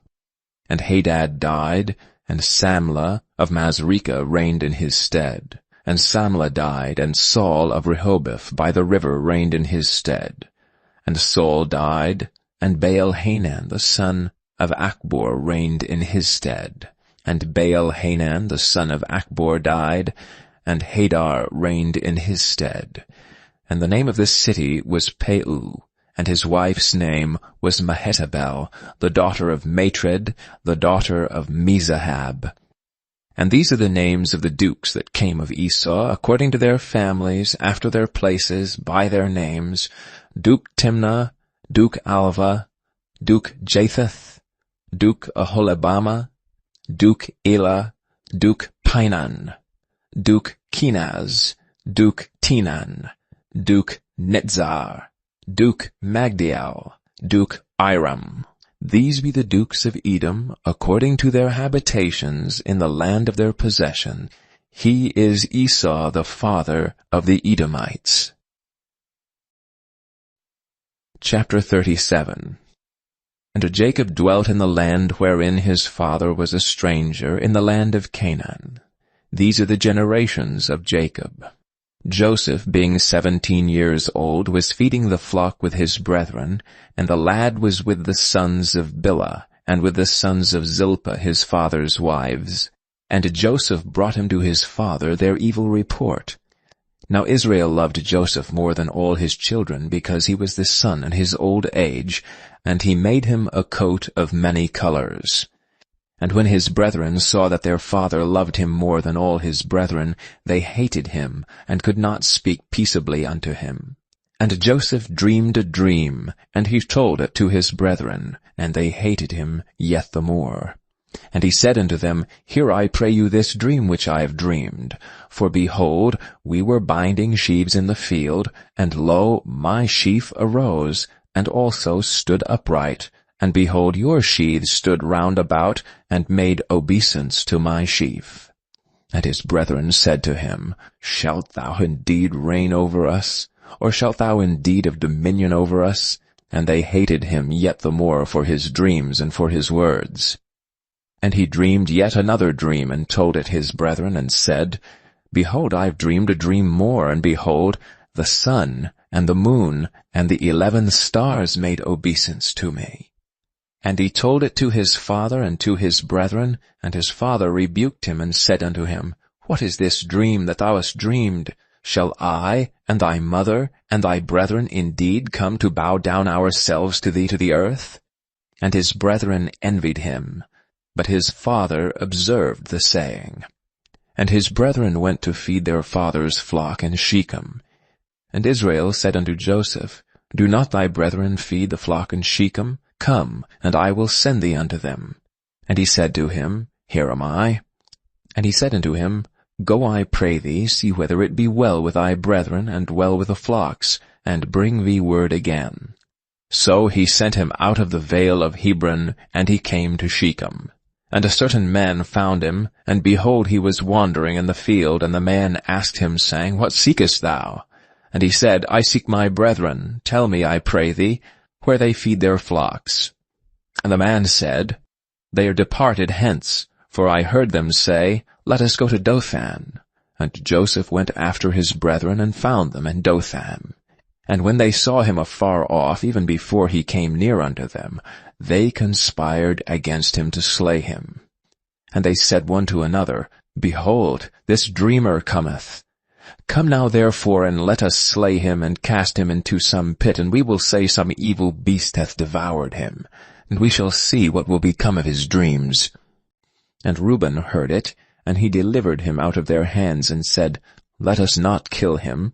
And Reuben said unto them, Shed no blood, but cast him into the pit that is in the wilderness, and lay no hand upon him, that he might rid him out of their hands, to deliver him to his father again. And it came to pass, when Joseph was come unto his brethren, that they stripped Joseph out of his coat of many colors that was on him. And they took him, and cast him into a pit, and the pit was empty, there was no water in it. They sat down to eat bread, and they lifted up their eyes and looked, and behold, a company of Ishmaelites came from Gilead with their camels bearing spicery and balm and myrrh, going to carry it down to Egypt. And Judah said unto his brethren, What profit is if we slay our brother, and conceal his blood? Come, let us sell him to the Ishmaelites, and let not our hand be upon him, for he is our brother and our flesh, and his brethren were content. Then there passed by Midianites, merchantmen. And they drew and lifted up Joseph out of the pit, and sold Joseph to the Ishmaelites for 20 pieces of silver, and they brought Joseph into Egypt. And Reuben returned unto the pit, and behold, Joseph was not in the pit, and he rent his clothes. And he returned unto his brethren, and said, The child is not, and I, whither shall I go? And they took Joseph's coat, and killed a kid of the goats, and dipped the coat in the blood. And they sent the coat of many colors, and they brought it to their father, and said, This have we found. Know now whether it be thy son's coat or no. And he knew it, and said, It is my son's coat. An evil beast hath devoured him. Joseph is without doubt rent in pieces. And Jacob rent his clothes, and put sackcloth upon his loins, and mourned for his son many days. And all his sons and all his daughters rose up to comfort him. But he refused to be comforted, and he said, For I will go down into the grave unto my son mourning. Thus his father wept for him. And the Midianites sold him into Egypt unto Potiphar, an officer of Pharaoh's, and captain of the guard. Chapter 38. And it came to pass at that time that Judah went down from his brethren, and turned into a certain Adullamite, whose name was Hira. And Judah saw there a daughter of a certain Canaanite, whose name was Shua, and he took her and went in unto her. And she conceived and bare a son, and he called his name And she conceived again and bare a son, and she called his name Onan. And she yet again conceived and bare a son, and called his name Shelah. And he was at Chizib when she bare him. And Judah took a wife for his firstborn, whose name was Tamar. And Judah's firstborn, was wicked in the sight of the Lord, and the Lord slew him. And Judah said unto Onan, Go in unto thy brother's wife, and marry her, and raise up seed to thy brother. And Onan knew that the seed should not be his. And it came to pass, when he went in unto his brother's wife, that he spilled it on the ground, lest that he should give seed to his brother. And the thing which he did displeased the Lord, wherefore he slew him also. Then said Judah to Tamar, his daughter-in-law, Remain a widow at thy father's house till Shelah my son be grown. For he said, Lest peradventure he die also as his brethren did. And Tamar went and dwelt in her father's house. And in the process of time, the daughter of Shua, Judah's wife, died, and Judah was comforted, and went up unto his sheep-shearers to Timnath, he and his friend Hira the Adullamite. And it was told Tamar, saying, Behold, thy father-in-law goeth up to Timnath to shear his sheep. And she put her widow's garments off from her, and covered her with a veil, and wrapped herself, and sat in an open place which is by the way to Timnath. For she saw that Shelah was grown, and she was not given unto him to wife. When Judah saw her, he thought her to be an harlot, because she had covered her face. And he turned unto her by the way, and said, Go to, I pray thee, let me come in unto thee, for he knew not that she was his daughter-in-law. And she said, What wilt thou give me that thou mayest come in unto me? And he said, I will send thee a kid from the flock. And she said, Wilt thou give me a pledge till thou send it? And he said, What pledge shall I give thee? And she said, Thy signet, and thy bracelets, and thy staff that is in thine hand. And he gave it her, and came in unto her, and she conceived by him. And she arose and went away, and laid by her veil from her, and put on the garments of her widowhood. And Judah sent the kid by the hand of his friend the Adullamite to receive his pledge from the woman's hand, but he found her not. Then he asked the men of that place, saying, Where is the harlot that was openly by the wayside? And they said, There was no harlot in this place. And he returned to Judah and said, I cannot find her, and also the men of the place said that there was no harlot in this place. And Judah said, Let her take it to her, lest we be shamed. Behold, I sent this kid, and thou hast not found her. And it came to pass about 3 months after, that it was told Judah, saying, Tamar thy daughter-in-law hath played the harlot, and also, behold, she is with child by whoredom. And Judah said, Bring her forth, and let her be burnt. When she was brought forth, she sent to her father-in-law, saying, By the men whose these are am I with child. And she said, Discern, I pray thee, whose are these, the signet, and bracelets, and staff? And Judah acknowledged them, and said, She hath been more righteous than I, because that I gave her not to Shelah my son. And he knew her again no more. And it came to pass in the time of her travail, that, behold, twins were in her womb. And it came to pass, when she travailed, that the one put out his hand, and the midwife took and bound upon his hand a scarlet thread, saying, This came out first. And it came to pass, as he drew back his hand, that, behold, his brother came out. And she said, How hast thou broken forth? This breach be upon thee. Therefore his name was called Pharez.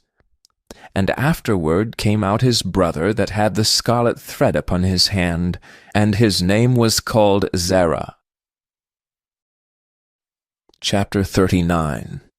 And Joseph was brought down to Egypt, and Potiphar, an officer of Pharaoh, captain of the guard, an Egyptian, bought him of the hands of the Ishmaelites, which had brought him down thither.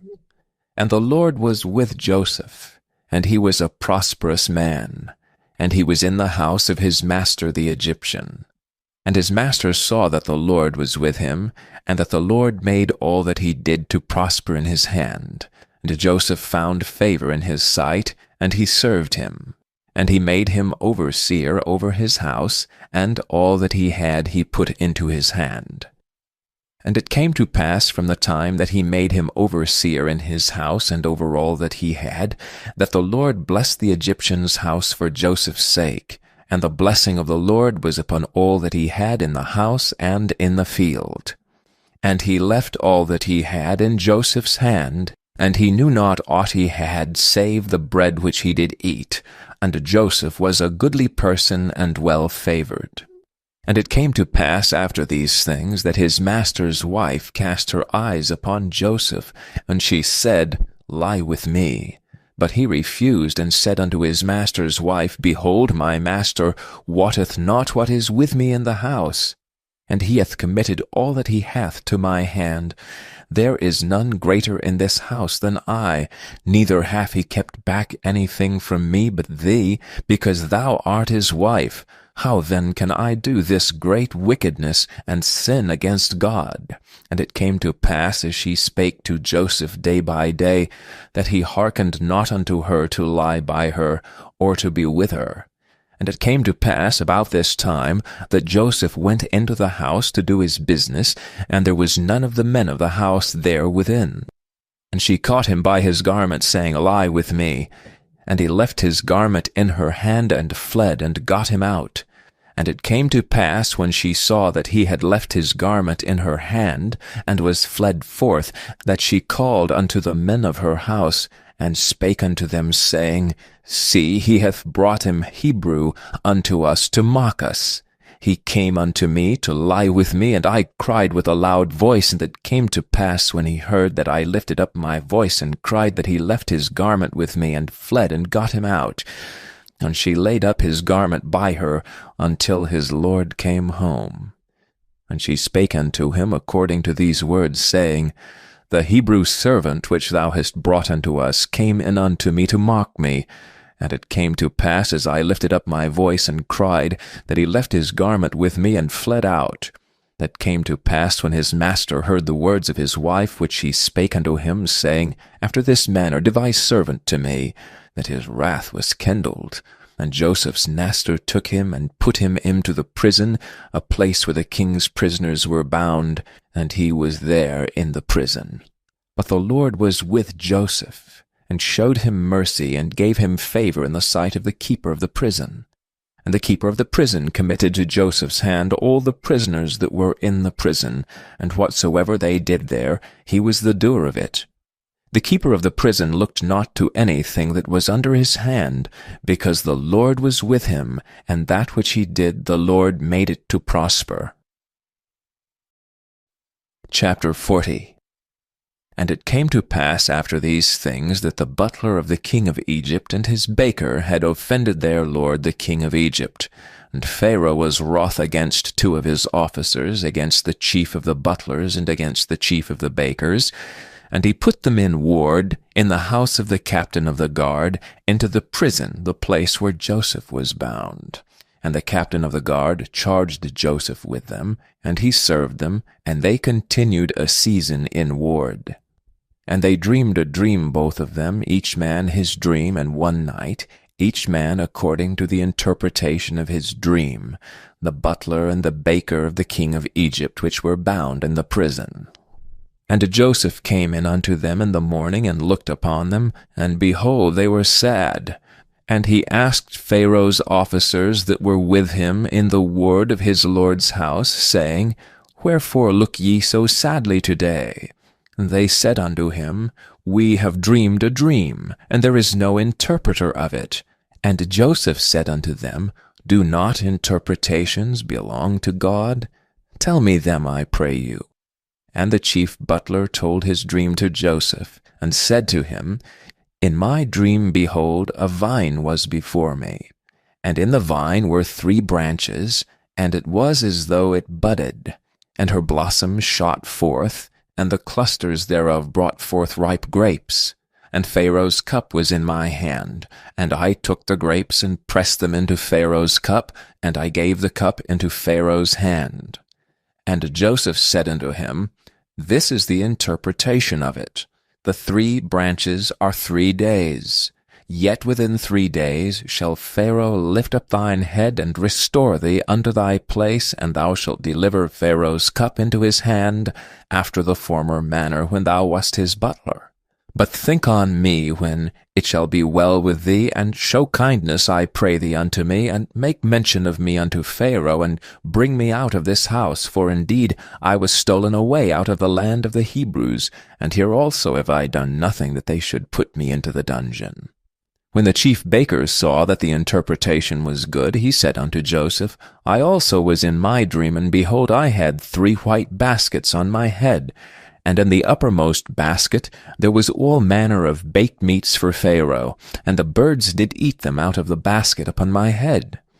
And Joseph answered and said, This is the interpretation thereof. The 3 baskets are 3 days. Yet within 3 days shall Pharaoh lift up thy head from off thee, and shall hang thee on a tree, and the birds shall eat thy flesh from off thee. And it came to pass the 3rd day, which was Pharaoh's birthday, that he made a feast unto all his servants, and he lifted up the head of the chief butler and the chief baker among his servants. And he restored the chief butler unto his butlership again, and he gave the cup into Pharaoh's hand. But he hanged the chief baker, as Joseph had interpreted to them. Yet did not the chief butler remember Joseph, but forget him. Chapter 41. And it came to pass at the end of 2 full years that Pharaoh dreamed, and behold, he stood by the river. And behold, there came up out of the river 7 well-favored kine, and fat-fleshed, and they fed in a meadow. And behold, 7 other kine came up after them out of the river, ill-favored and lean-fleshed, and stood by the other kine upon the brink of the river. And the ill-favored and lean-fleshed kine did eat up the 7 well-favored and fat kine. So Pharaoh awoke. And he slept and dreamed the 2nd time, and behold, 7 ears of corn came upon one stalk, rank and good. And behold, 7 thin ears, and blasted with the east wind, sprung up after them. And the 7 thin ears devoured the 7 rank and full ears, and Pharaoh awoke, and behold, it was a dream. And it came to pass in the morning that his spirit was troubled. And he sent and called for all the magicians of Egypt, and all the wise men thereof, and Pharaoh told them his dream. but there was none that could interpret them unto Pharaoh. Then spake the chief buckler unto Pharaoh, saying, I do remember my faults this day. Pharaoh was wroth with his servants, and put me in ward in the captain of the guard's house, both me and the chief baker, and we dreamed a dream in one night, I and he, we dreamed each man according to the interpretation of his dream. And there was there with us a young man, an Hebrew, servant to the captain of the guard. And we told him, and he interpreted to us our dreams, to each man according to his dream he did interpret. And it came to pass, as he interpreted to us, so it was. Me he restored unto mine office, and him he hanged. Then Pharaoh sent and called Joseph, and they brought him hastily out of the dungeon. And he shaved himself, and changed his raiment, and came in unto Pharaoh. And Pharaoh said unto Joseph, I have dreamed a dream, and there is none that can interpret it. And I have heard say of thee, that thou canst understand a dream to interpret it. And Joseph answered Pharaoh, saying, It is not in me.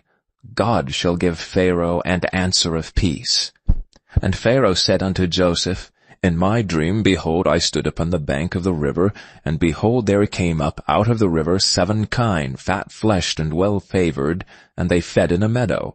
And behold, 7 other kine came up after them, poor and very ill-favored, and lean-fleshed, such as I never saw in all the land of Egypt for badness. And the lean and the ill-favored kine did eat up the first 7 fat kine.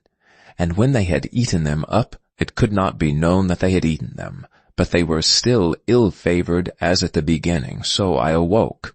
And I saw in my dream, and behold, 7 ears came up in one stalk, full and good. And behold, 7 ears withered, thin, and blasted with the east wind sprung up after them. And the thin ears devoured the 7 good ears, and I told this unto the magicians, but there was none that could declare it to me. And Joseph said unto Pharaoh, The dream of Pharaoh is one. God hath showed Pharaoh what he is about to do. The 7 good kine are 7 years, and the 7 good ears are 7 years. The dream is one. And the 7 thin and ill-favored kine that came up after them are 7 years, and the 7 empty ears blasted with the east wind shall be 7 years of famine. This is the thing which I have spoken unto Pharaoh. What God is about to do, he showeth unto Pharaoh. Behold, there come 7 years of great plenty throughout all the land of Egypt.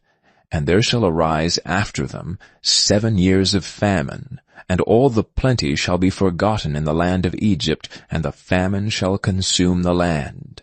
And the plenty shall not be known in the land by reason of that famine following, for it shall be very grievous. And for that the dream was doubled unto Pharaoh twice, it is because the thing is established by God, and God will shortly bring it to pass. Now therefore let Pharaoh look out a man to sweet and wise, and set him over the land of Egypt. Let Pharaoh do this, and let him appoint officers over the land, and take up the 5th part of the land of Egypt in the 7 plenteous years. And let them gather all the food of those good years that come, and lay up corn under the hand of Pharaoh, and let them keep food in the cities. And that food shall be for store to the land against the 7 years of famine, which shall be in the land of Egypt, that the land perish not through the famine. And the thing was good in the eyes of Pharaoh, and in the eyes of all his servants. And Pharaoh said unto his servants, Can we find such a one as this is, a man in whom the Spirit of God is? And Pharaoh said unto Joseph, Forasmuch as God hath showed thee all this, there is none so discreet and wise as thou art. Thou shalt be over my house, and according unto thy word shall all my people be ruled. Only in the throne will I be greater than thou. And Pharaoh said unto Joseph, See, I have set thee over all the land of Egypt. And Pharaoh took off his ring from his hand, and put it upon Joseph's hand, and arrayed him in vestures of fine linen, and put a gold chain about his neck. And he made him to ride in the 2nd chariot which he had.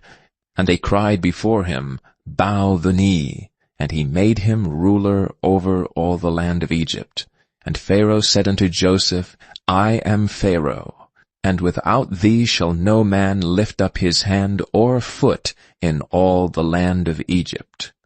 And Pharaoh called Joseph's name Zaphnath-Paaneah, and he gave him to wife Asenath, a daughter of Potiphera, the priest of On. And Joseph went out over all the land of Egypt. And Joseph was 30 years old when he stood before Pharaoh king of Egypt. And Joseph went out from the presence of Pharaoh, and went throughout all the land of Egypt. And in the 7 plenteous years the earth brought forth by handfuls. And he gathered up all the food of the 7 years which were in the land of Egypt, and laid up the food in the cities. The food of the field which was round about every city laid he up in the same. And Joseph gathered corn as the sand of the sea, very much until he left numbering, for it was without number. And unto Joseph were born 2 sons before the years of famine came, which Asenath, the daughter of Potiphera, priest of On, bore unto him. And Joseph called the name of the firstborn Manasseh, for God said, He hath made me forget all my toil and all my father's house. And the name of the second called he Ephraim, for God hath caused me to be fruitful in the land of my affliction. And the 7 years of plenteousness that was in the land of Egypt were ended, and the 7 years of dearth began to come, according as Joseph had said. And the dearth was in all lands, but in all the land of Egypt there was bread. And when all the land of Egypt was famished, the people cried to Pharaoh for bread. And Pharaoh said unto all the Egyptians, Go unto Joseph, what he saith to you do. And the famine was over all the face of the earth. And Joseph opened all the storehouses, and sold unto the Egyptians. And the famine waxed sore in the land of Egypt. And all countries came into Egypt to Joseph for to buy corn, because that the famine was so sore in all lands. Chapter 42. Now when Jacob saw that there was corn in Egypt, Jacob said unto his sons, Why do ye look one upon another? And he said, Behold, I have heard that there is corn in Egypt. Get you down thither, and buy for us from thence, that we may live and not die. And Joseph's 10 brethren went down to buy corn in Egypt. But Benjamin, Joseph's brother, Jacob sent not with his brethren, for he said, Lest peradventure mischief befall him. And the sons of Israel came to buy corn among those that came, for the famine was in the land of Canaan. And Joseph was the governor over the land, and he it was that sold to all the people of the land.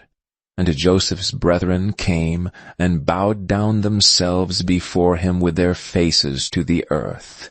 And Joseph saw his brethren, and he knew them, but made himself strange unto them, and spake roughly unto them. And he said unto them, Whence come ye? They said, From the land of Canaan to buy food. And Joseph knew his brethren, but they knew not him.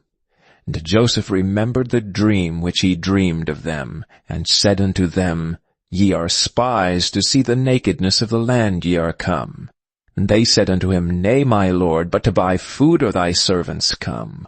We are all one man's sons. We are true men. Thy servants are no spies.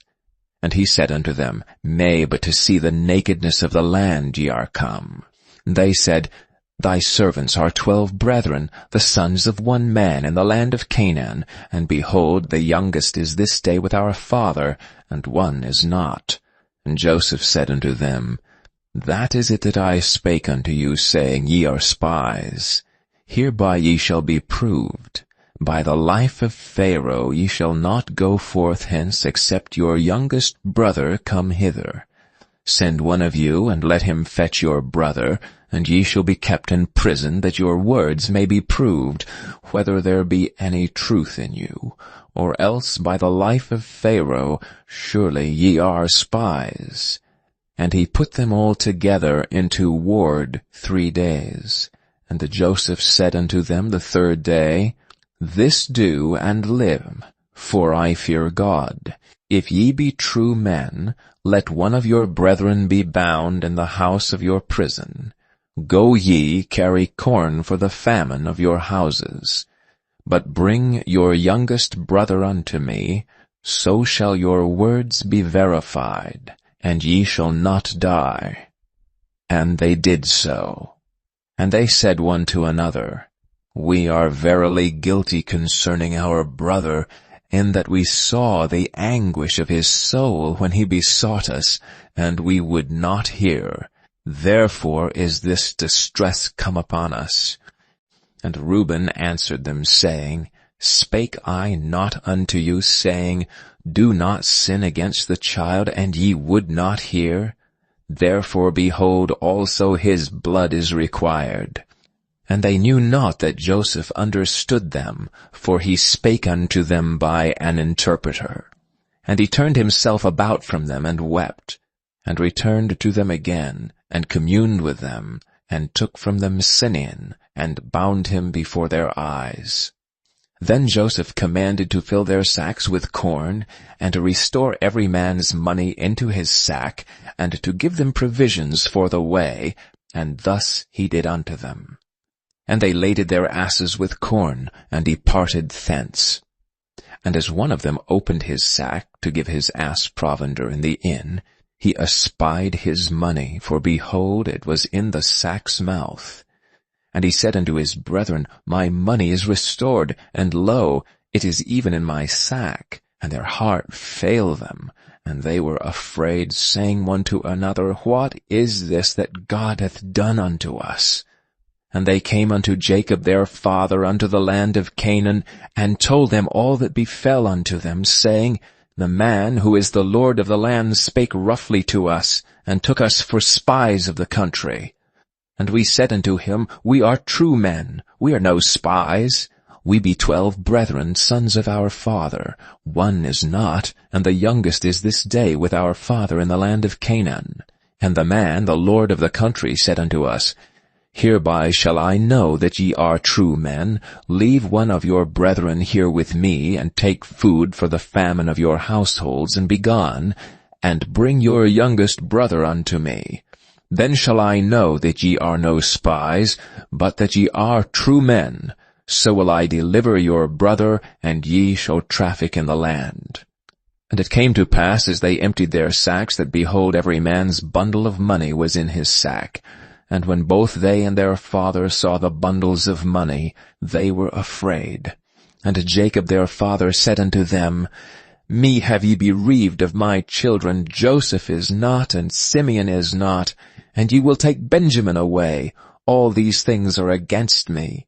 And Reuben spake unto his father, saying, Slay my 2 sons, if I bring him not to thee. Deliver him into my hand, and I will bring him to thee again. And he said, My son shall not go down with you, for his brother is dead, and he is left alone. If mischief befall him by the way and the which ye go, then shall he bring down my gray hairs with sorrow to the grave. Chapter 43. And the famine was sore in the land. And it came to pass, when they had eaten up the corn which they had brought out of Egypt, their father said unto them, Go again, buy us a little food. And Judas spake unto him, saying, The man did solemnly protest unto us, saying, Ye shall not see my face, except your brother be with you. If I will send our brother with us, we will go down and buy thee food, but if thou wilt not send him, we will not go down, for the man said unto us, Ye shall not see my face, except your brother be with you. And Israel said, Wherefore dealt ye so ill with me, as to tell the man whether ye had yet a brother? And they said, The man asked us strictly of our state and of our kindred, saying, Is your father yet alive? Have ye another brother? And we told him according to the tenor of these words. Could we certainly know that he would say, Bring your brother down? And Judah said unto Israel his father, Send the lad with me, And we will arise and go, that we may live and not die, both we and thou and also our little ones. I will be surety for him, of my hand shalt thou require him. If I bring him not unto thee, and set him before thee, then let me bear the blame forever. For except we had lingered, surely now we had returned this second time. And their father Israel said unto them, If it must be so now, do this, take of the best fruits in the land in your vessels, and carry down the man a present, a little balm and a little honey, spices and myrrh, nuts and almonds, and to take double money in your hand, and the money that was brought again in the mouth of your sacks, carry it again in your hand, peradventure it was an oversight. And take also your brother, and arise, go again unto the man, and God Almighty give you mercy before the man, that he may send away your other brother and Benjamin. If I be bereaved of my children, I am bereaved. And the men took that present, and they took double money in their hand and Benjamin, and rose up and went down to Egypt, and stood before Joseph. And when Joseph saw Benjamin with them, he said to the ruler of his house, Bring these men home, and slay and make ready, for these men shall dine with me at noon. And the man did as Joseph bade. And the man brought the men into Joseph's house. And the men were afraid, because they were brought into Joseph's house, and they said, Because of the money that was returned in our sacks at the first time are we brought in, that he may seek occasion against us, and fall upon us, and take us for our bondmen and our asses. And they came near to the steward of Joseph's house, and they communed with him at the door of the house, and said, O sir, we came indeed down at the first time to buy food. And it came to pass, when we came to the inn, that we opened our sacks, and behold, every man's money was in the mouth of his sack, our money in full weight, and we have brought it again in our hand. And other money have we brought down in our hands to buy food. We cannot tell who put our money in our sacks. And he said, Peace be to you, fear not. Your God, the God of your father, hath given you treasure in your sacks. I had your money. And he brought Simeon out unto them. And the man brought the men into Joseph's house, and gave them water, and they washed their feet, and he gave their asses provender. And they made ready the present against Joseph came at noon, for they heard that they should eat bread there. And when Joseph came home, they brought him the present which was in their hand into the house, and bowed themselves to him to the earth. And he asked them of their welfare, and said, Is your father well, the old man of whom he spake? Is he yet alive? And they answered, Thy servant our father is in good health, he is yet alive. And they bowed down their heads, and made obeisance.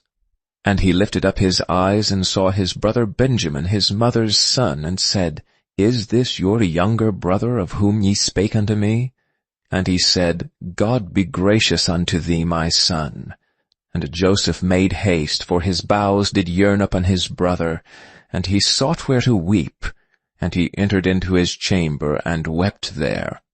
And he washed his face, and went out, and refrained himself, and said, Set on bread. And they set on for him by himself, and for them by themselves, and for the Egyptians which did eat with him, by themselves, because the Egyptians might not eat bread with the Hebrews, for that is an abomination unto the Egyptians. And they sat before him, the firstborn according to his birthright, and the youngest according to his youth, and the men marveled one at another. And he took and sent messes unto them from before him, but Benjamin's mess was 5 times so much as any of theirs, and they drank and were merry with him. Chapter 44.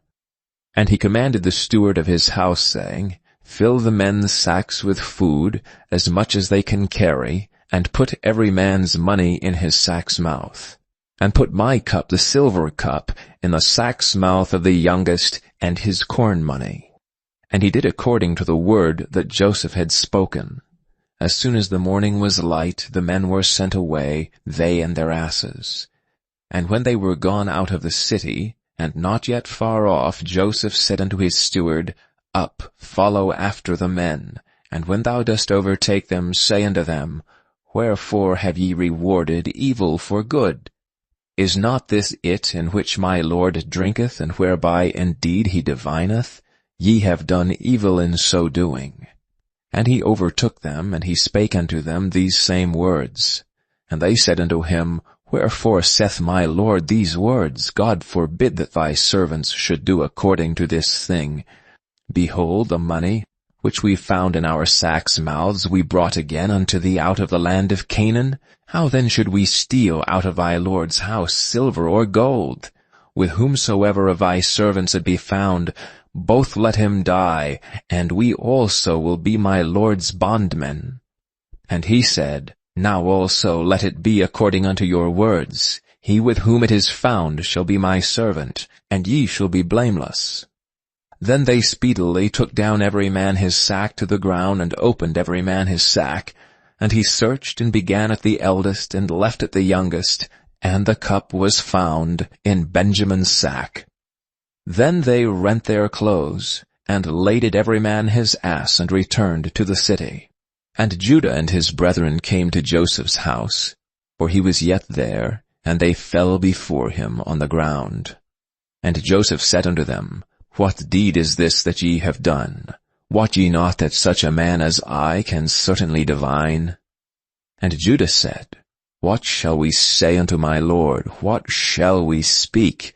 Or how shall we clear ourselves? God hath found out the iniquity of thy servants. Behold, we are my Lord's servants, both we, and he also with whom the cup is found. And he said, God forbid that I should do so. But the man in whose hand the cup is found, he shall be my servant. And as for you, get you up in peace unto your father. Then Judah came near unto him and said, O my Lord, let thy servant, I pray thee, speak a word in my Lord's ears, and let not thine anger burn against thy servant, for thou art even as Pharaoh. My Lord asked his servants, saying, Have ye a father or a brother? And we said unto my Lord, We have a father, an old man, and a child of his old age, a little one. And his brother is dead, and he alone is left of his mother, and his father loveth him. And thou saidst unto thy servants, Bring him down unto me, that I may set mine eyes upon him. And we said unto my Lord, The lad cannot leave his father, for if he should leave his father would die. And thou saidst unto thy servants, Except your youngest brother come down with you, ye shall see my face no more. And it came to pass, when we came up unto thy servant my father, we told him the words of my Lord. And our father said, Go again, and buy us a little food. And we said, We cannot go down. If our youngest brother be with us, then we will go down. For we may not see the man's face, except our youngest brother be with us. And thy servant my father said unto us, Ye know that my wife bare me 2 sons. And the one went out from me, and I said, Surely he is torn in pieces, and I saw him not since. And if ye take this also from me, and mischief befall him, ye shall bring down my gray hairs with sorrow to the grave. Know therefore, when I come to thy servant my father, and the lad be not with us, seeing that his life is bound up in the lad's life, it shall come to pass, when he seeth that the lad is not with us, that he will die. And thy servant shall bring down the gray hairs of thy servant our father with sorrow to the grave. For thy servant became surety for the lad unto my father, saying, If I bring him not unto thee, then I shall bear the blame to my father forever. Now therefore I pray thee, let thy servant abide instead of the lad, a bondman to my Lord, and let the lad go up with his brethren. For how shall I go up to my father, and the lad be not with me, lest peradventure I see the evil that shall come on my father? Chapter 45.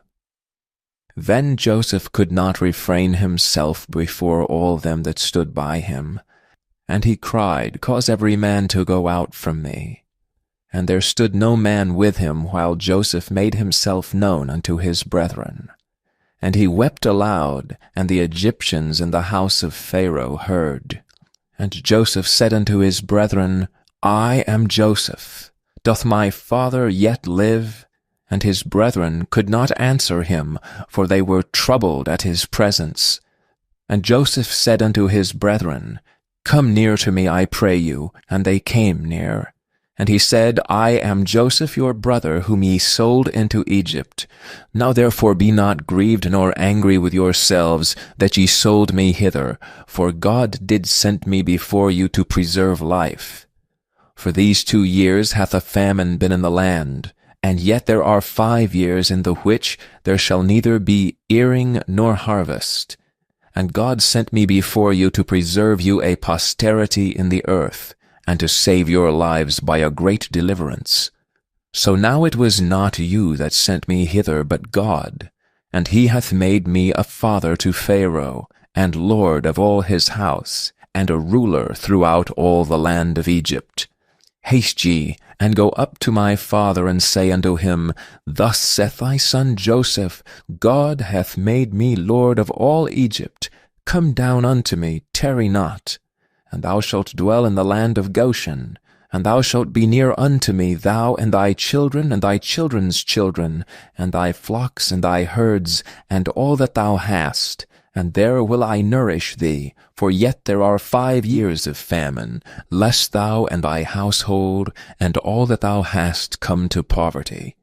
And behold, your eyes see, and the eyes of my brother Benjamin, that it is my mouth that speaketh unto you.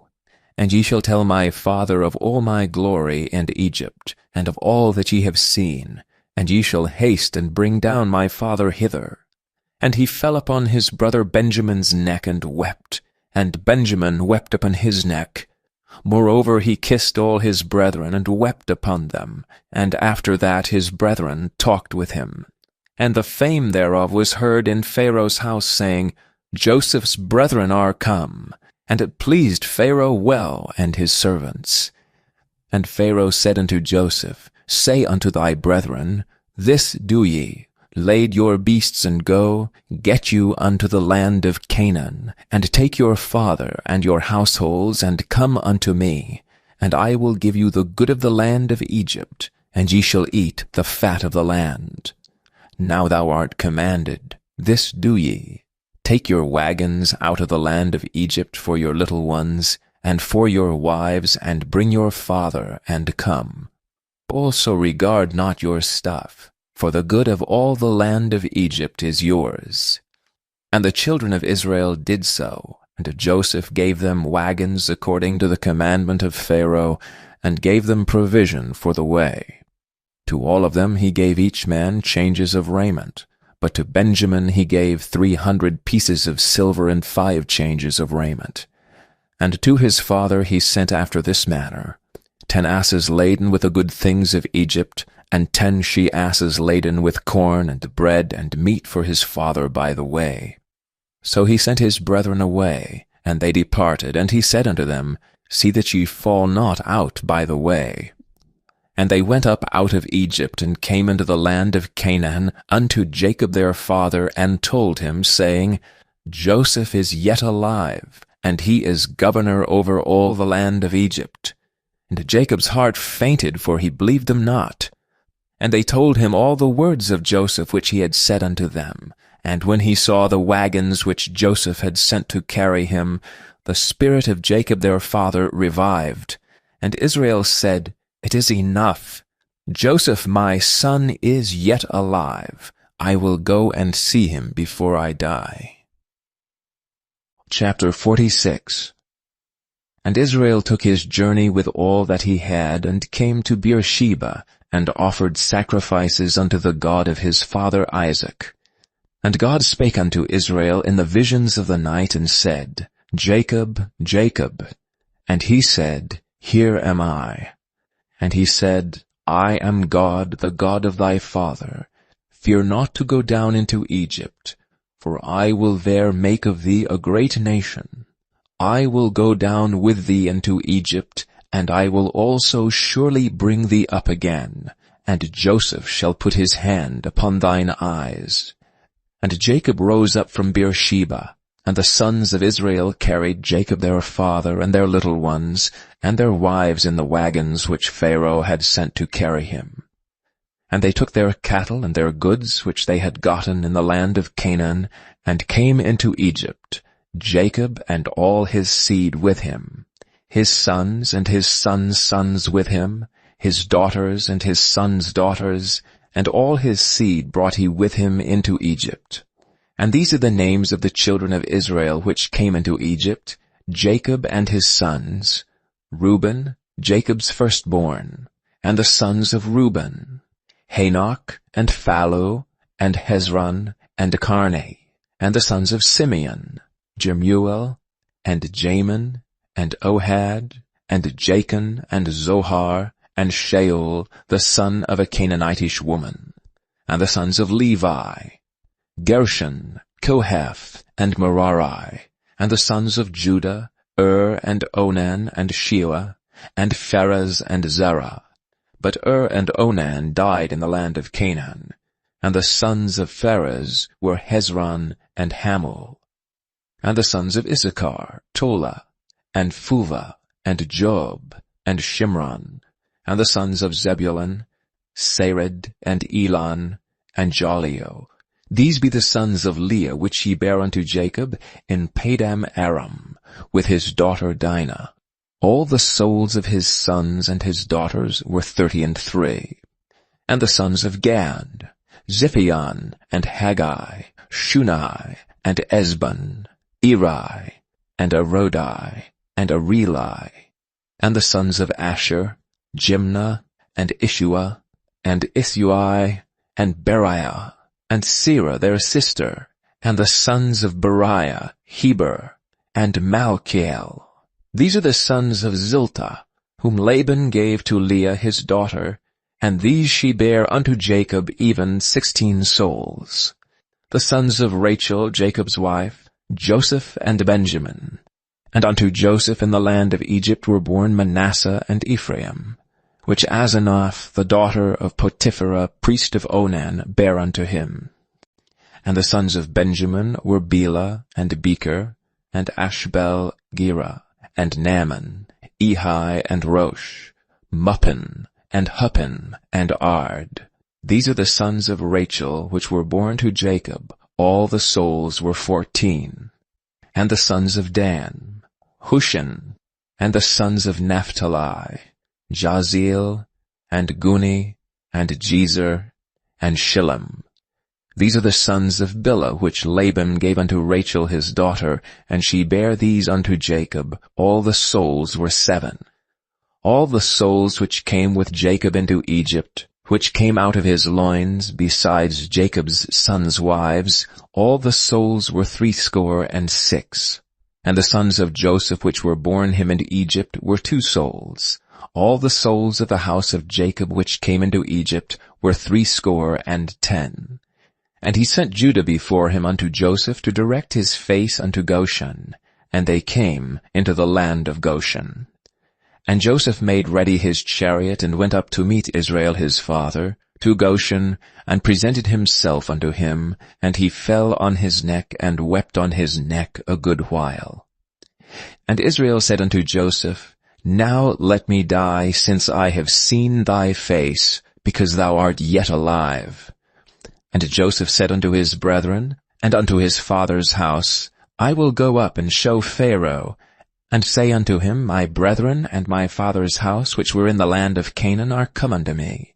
And the men are shepherds, for their trade hath been to feed cattle. And they have brought their flocks and their herds, and all that they have. And it shall come to pass, when Pharaoh shall call you, and shall say, What is your occupation? That ye shall say, Thy servant's trade hath been about cattle from our youth even until now, both we and also our fathers, that ye may dwell in the land of Goshen, for every shepherd is an abomination unto the Egyptians. Chapter 47. Then Joseph came and told Pharaoh, and said, My father and my brethren, and their flocks and their herds, and all that they have are come out of the land of Canaan, and behold, they are in the land of Goshen. And he took some of his brethren, even 5 men, and presented them unto Pharaoh. And Pharaoh said unto his brethren, What is your occupation? And they said unto Pharaoh, Thy servants are shepherds, both we and also our fathers. They said moreover unto Pharaoh, For to sojourn in the land we are come, for thy servants have no pasture for their flocks, for the famine is sore in the land of Canaan. Now therefore we pray thee, let thy servants dwell in the land of Goshen. And Pharaoh spoke unto Joseph, saying, Thy father and thy brethren are come unto thee, the land of Egypt is before thee. In the best of the land make thy father and brethren to dwell. In the land of Goshen let them dwell, and if thou knowest any men of activity among them, then make them rulers over my cow. And Joseph brought in Jacob his father, and set him before Pharaoh. And Jacob blessed Pharaoh. And Pharaoh said unto Jacob, How old art thou? And Jacob said unto Pharaoh, The days of the years of my pilgrimage are 130 years. Few and evil have the days of the years of my life been, and have not attained unto the days of the years of the life of my fathers in the days of their pilgrimage. And Jacob blessed Pharaoh, and went out from before Pharaoh. And Joseph placed his father and his brethren, and gave them a possession in the land of Egypt, in the best of the land in the land of Ramesses, as Pharaoh had commanded. And Joseph nourished his father and his brethren and all his father's household with bread according to their families. And there was no bread in all the land, for the famine was very sore, so that the land of Egypt and all the land of Canaan fainted by reason of the famine. And Joseph gathered up all the money that was found in the land of Egypt and in the land of Canaan, for the corn which they bought, and Joseph brought the money into Pharaoh's house. And when money failed in the land of Egypt and in the land of Canaan, all the Egyptians came unto Joseph and said, Give us bread, for why should we die in thy presence? For the money faileth. And Joseph said, Give your cattle, and I will give you for your cattle if money fail. And they brought their cattle unto Joseph, and Joseph gave them bread in exchange for horses, and for the flocks, and for the cattle of the herds, and for the asses, and he fed them with bread for all their cattle for that year. When that year was ended, they came unto him the 2nd year, and said unto him, We will not hide it from my lord, how that our money is spent. My lord also hath our herds of cattle. There is not aught left in the sight of my lord but our bodies and our lands. Wherefore shall we die before thine eyes, both we and our land? Buy us and our land for bread, and we and our land will be servants unto Pharaoh. And give us seed that we may live, and not die, that the land be not desolate. And Joseph bought all the land of Egypt for Pharaoh. For the Egyptians sold every man his field, because the famine prevailed over them. So the land became Pharaoh's. And as for the people, he removed them to cities from one end of the borders of Egypt even to the other end thereof. Only the land of the priests bought he not, for the priests had a portion assigned them of Pharaoh, and did eat their portion which Pharaoh gave them. Wherefore they sold not their lands. Then Joseph said unto the people, Behold, I have bought you this day, and your land for Pharaoh. Lo, here is seed for you, and ye shall sow the land. And it shall come to pass in the increase, that ye shall give the 5th part unto Pharaoh, and 4 parts shall be your own for seed of the field, and for your food, and for them of your households, and for food for your little ones. And they said, Thou hast saved our lives. Let us find grace in the sight of my lord, and we will be Pharaoh's servants. And Joseph made it a law over the land of Egypt unto this day, that Pharaoh should have the 5th part, except the land of the priests only, which became not Pharaoh's. And Israel dwelt in the land of Egypt in the country of Goshen. And they had possessions therein, and grew, and multiplied exceedingly. And Jacob lived in the land of Egypt 17 years, so the whole age of Jacob was 147 years. And the time drew nigh that Israel must die, and he called his son Joseph, and said unto him, If now I have found grace in thy sight, put, I pray thee, thy hand under my thigh, and deal kindly and truly with me. Bury me not, I pray thee, in Egypt. But I will lie with my fathers, and thou shalt carry me out of Egypt, and bury me in their burying place. And he said, I will do as thou hast said. And he said, Swear unto me. And he sware unto him, and Israel bowed himself upon the bed's head. Chapter 48. And it came to pass after these things, that one told Joseph, Behold, thy father is sick.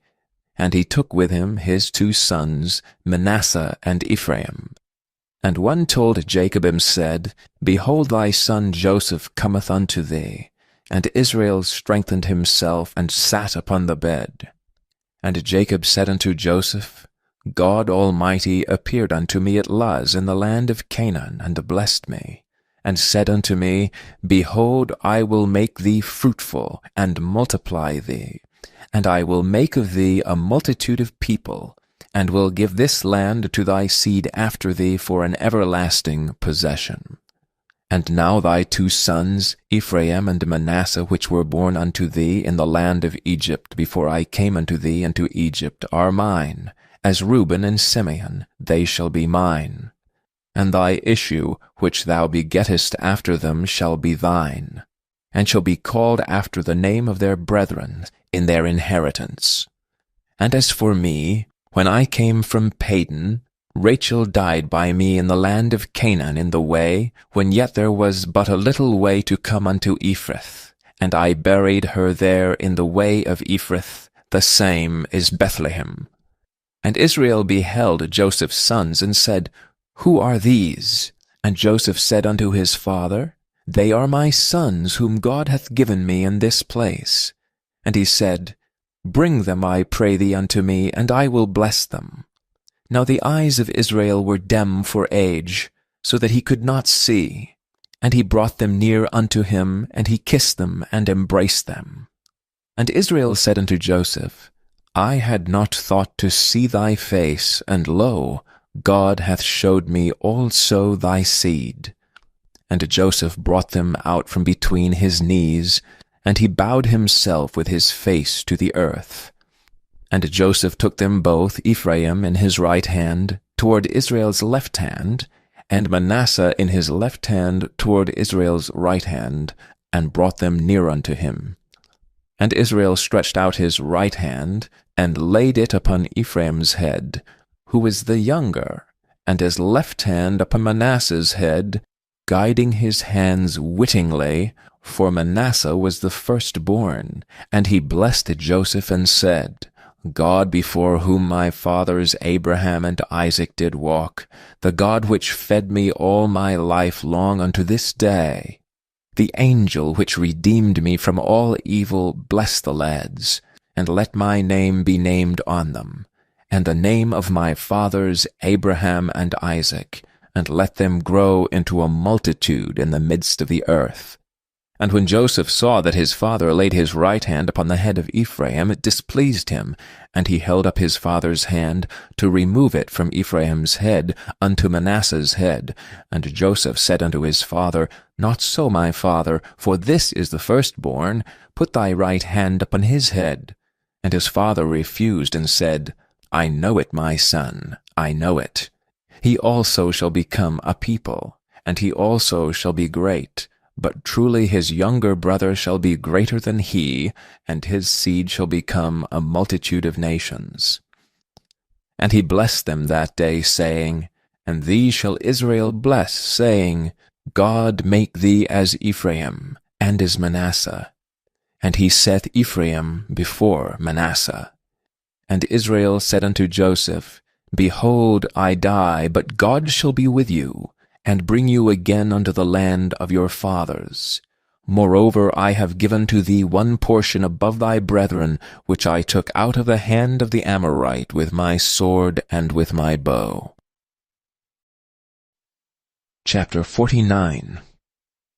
And Jacob called unto his sons and said, Gather yourselves together, that I may tell you that which shall befall you in the last days. Gather yourselves together, and hear, ye sons of Jacob, and hearken unto Israel your father.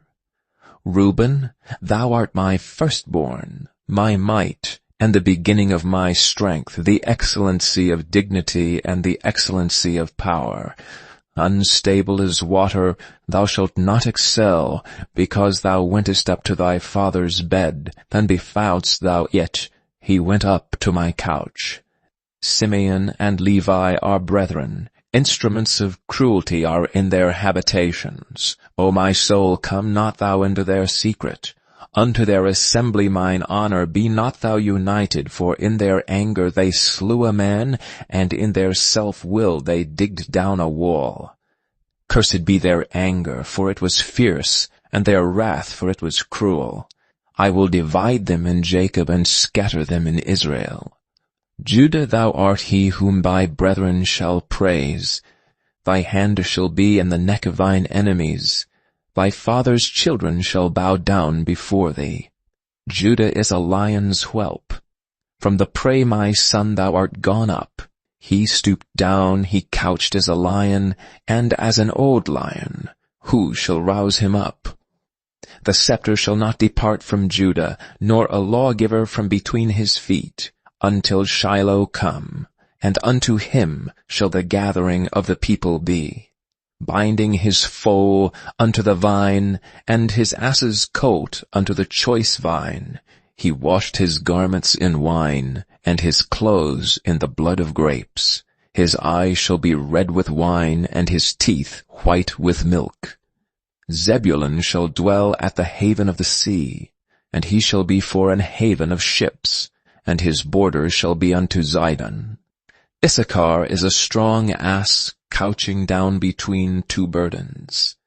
And he saw that rest was good, and the land that it was pleasant, and bowed his shoulder to bear, and became a servant unto tribute.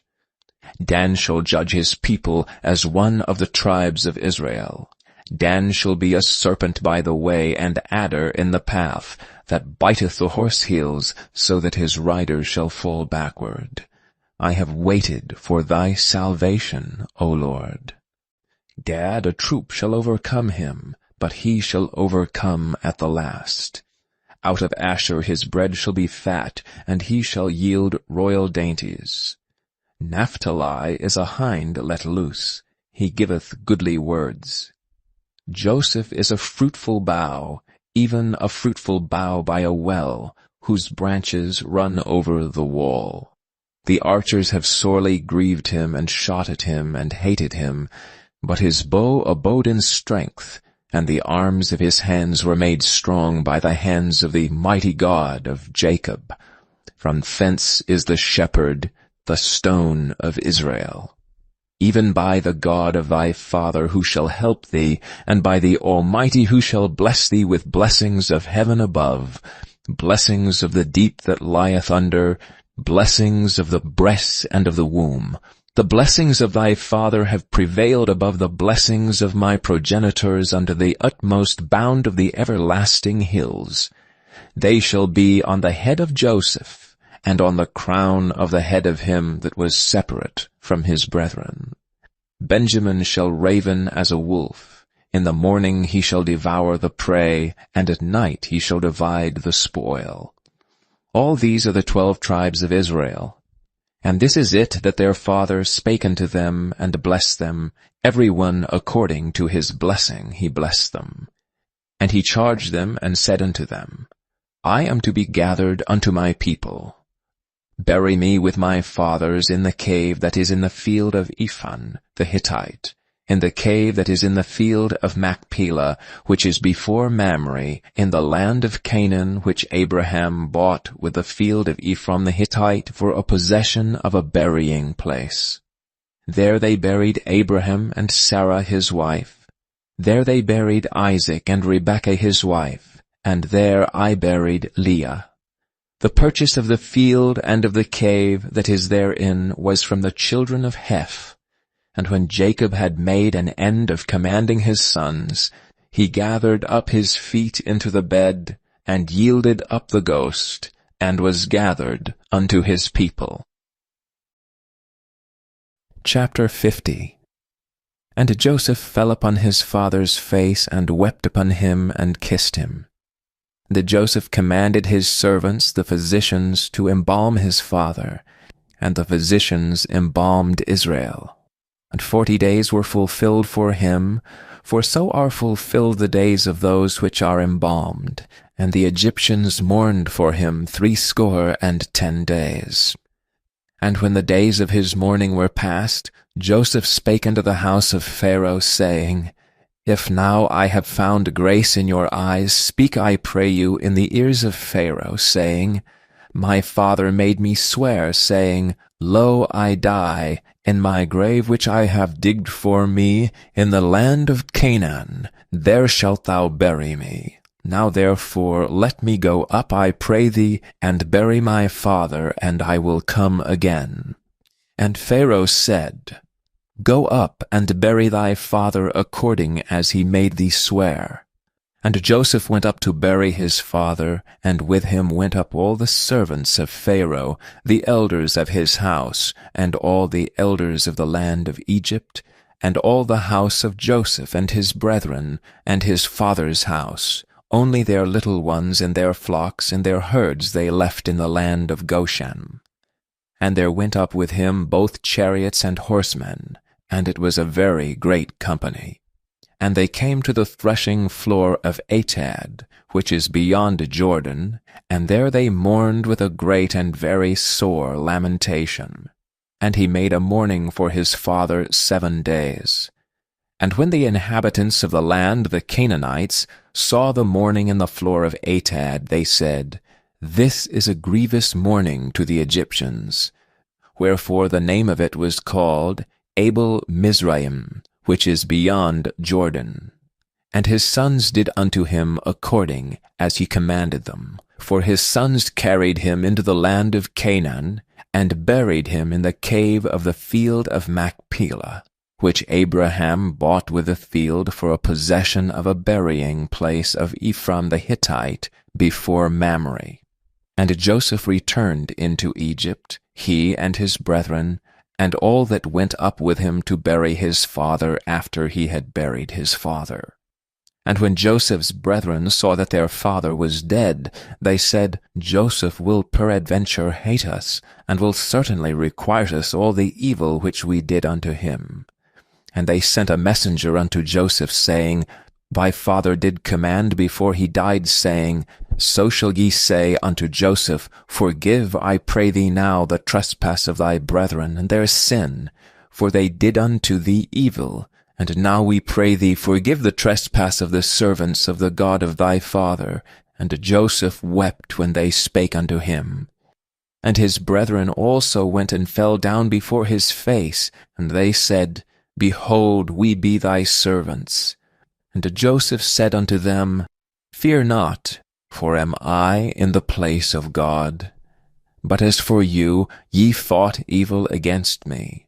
But God meant it unto good to bring to pass as it is this day to save much people alive. Now therefore fear ye not.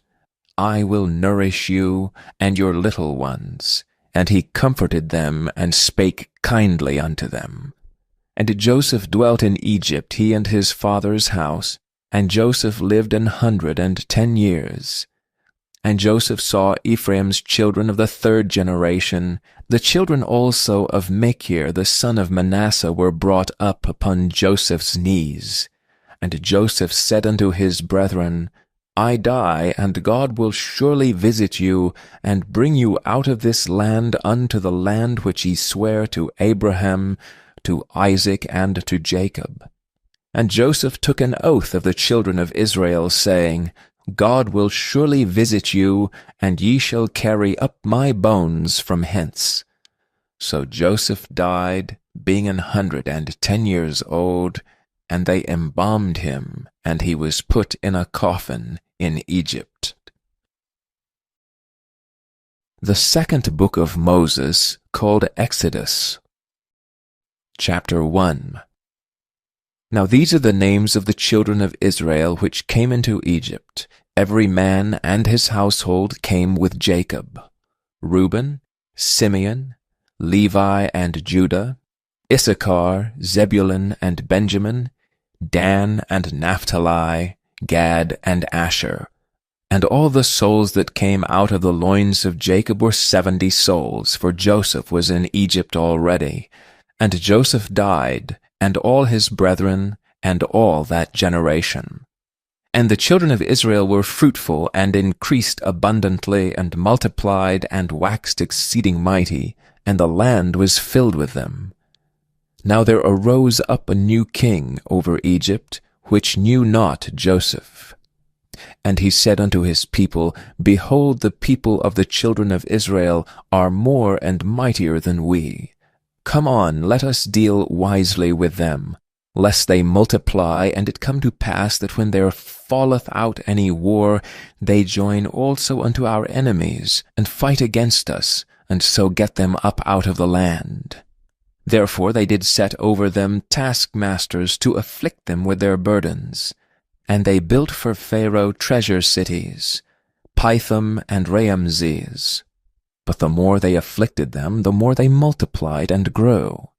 And they were grieved because of the children of Israel. And the Egyptians made the children of Israel to serve with rigor, and they made their lives bitter with hard bondage in mortar and in brick, and in all manner of service in the field, while their service wherein they made them serve was with rigor. And the king of Egypt spake to the Hebrew midwives, of which the name of one was Shiphrah, and the name of the other Puah. And he said, When ye do the office of a midwife to the Hebrew women, and see them upon the stools, if it be a son, then ye shall kill him. But if it be a daughter, then she shall live. But the midwives feared God, and did not as the king of Egypt commanded them, but saved the men-children alive. And the king of Egypt called for the midwives, and said unto them, Why have ye done this thing, and have saved the men-children alive? And the midwives said unto Pharaoh, Because the Hebrew women are not as the Egyptian women, for they are lively, and are delivered ere the midwives come in unto them. Therefore God dealt well with the midwives, and the people multiplied and waxed very mighty. And it came to pass, because the midwives feared God, that he made them houses. And Pharaoh charged all his people, saying, Every son that is born ye shall cast into the river, and every daughter ye shall save alive. Chapter 2. And there went a man of the house of Levi, and took to wife a daughter of Levi. And the woman conceived, and bare a son. And when she saw him that he was a goodly child, she hid him 3 months. And when she could no longer hide him, she took for him an ark of bulrushes, and daubed it with slime and with pitch, and put the child therein. And she laid it in the flags by the river's brink. And his sisters stood afar off to wit what would be done to him. And the daughter of Pharaoh came down to wash herself at the river, and her maidens walked along by the river's side. And when she saw the ark among the flags, she sent her maid to fetch it. And when she had opened it, she saw the child, and behold, the babe wept. And she had compassion on him, and said, This is one of the Hebrews' children. Then said his sister to Pharaoh's daughter, Shall I go and call to thee a nurse of the Hebrew women, that she may nurse the child for thee? And Pharaoh's daughter said to her, Go. And the maid went and called the child's mother. And Pharaoh's daughter said unto her, Take this child away and nurse it for me, and I will give thee thy wages. And the woman took the child and nursed it, and the child grew. And she brought him unto Pharaoh's daughter, and he became her son. And she called his name Moses. And she said, Because I drew him out of the water. And it came to pass in those days, when Moses was grown, that he went out unto his brethren, and looked on their burdens. And he spied an Egyptian smiting an Hebrew, one of his brethren. And he looked this way and that way, and when he saw there was no man, he slew the Egyptian, and hid him in the sand. And when he went out the second day, behold, 2 men of the Hebrews strove together. And he said to him that did the wrong, Wherefore smitest thou thy fellow? And he said, Who made thee a prince and a judge over us? Intendest thou to kill me as thou killedst the Egyptian? And Moses feared and said, Surely this thing is known. Now when Pharaoh heard this thing, he sought to slay Moses, but Moses fled from the face of Pharaoh, and dwelt in the land of Midian, and he sat down by a well. Now the priest of Midian had 7 daughters, and they came and drew water, and filled the troughs to water their father's flock. And the shepherds came and drove them away, but Moses stood up and helped them, and watered their flock. And when they came to Reuel their father, he said, How is it that ye are come so soon today? And they said, An Egyptian delivered us out of the hand of the shepherds, and also drew water enough for us, and watered the flock. And he said unto his daughters, And where is he? Why is it that ye have left the man? Call him, that he may eat bread. And Moses was content to dwell with the man, and he gave Moses Zipporah his daughter. And she bare him a son, and he called his name Gershom, for he said, I have been a stranger in a strange land. And it came to pass in process of time that the king of Egypt died, and the children of Israel sighed by reason of the bondage, and they cried, and their cry came up unto God by reason of the bondage. And God heard their groaning, and God remembered his covenant with Abraham, with Isaac, and with Jacob. And God looked upon the children of Israel, and God had respect unto them. Chapter 3. Now Moses kept the flock of Jethro his father-in-law, the priest of Midian, and he led the flock to the backside of the desert, and came to the mountain of God, even to Horeb. And the angel of the Lord appeared unto him in a flame of fire out of the midst of a bush. And he looked, and behold, the bush burned with fire, and the bush was not consumed. And Moses said, I will now turn aside and see this great sight, why the bush is not burnt. And when the Lord saw that he turned aside to see, God called unto him out of the midst of the bush, and said, Moses, Moses. And he said, Here am I. And he said, Draw not nigh hither. Put off thy shoes from off thy feet, for the place whereon thou standest is holy ground. Moreover he said, I am the God of thy father, the God of Abraham, the God of Isaac, and the God of Jacob. And Moses hid his face, for he was afraid to look upon God. And the Lord said, I have surely seen the affliction of my people which are in Egypt, and have heard their cry by reason of their taskmasters, for I know their sorrows. And I am come down to deliver them out of the hand of the Egyptians, and to bring them up out of that land unto a good land and a large, unto a land flowing with milk and honey, unto the place of the Canaanites, and the Hittites, and the Amorites, and the Perizzites, and the Hivites, and the Jebusites. Now therefore, behold, the cry of the children of Israel is come unto me, and I have also seen the oppression, wherewith the Egyptians oppress them. Come now therefore, and I will send thee unto Pharaoh, that thou mayest bring forth my people, the children of Israel, out of Egypt. And Moses said unto God, Who am I, that I should go unto Pharaoh, and that I should bring forth the children of Israel out of Egypt? And he said, Certainly I will be with thee, and this shall be a token unto thee, that I have sent thee. When thou hast brought forth the people out of Egypt, ye shall serve God upon this mountain. And Moses said unto God, Behold, when I come unto the children of Israel, and shall say unto them, The God of your fathers hath sent me unto you, and they shall say to me, What is his name? What shall I say unto them? And God said unto Moses, I am that I am.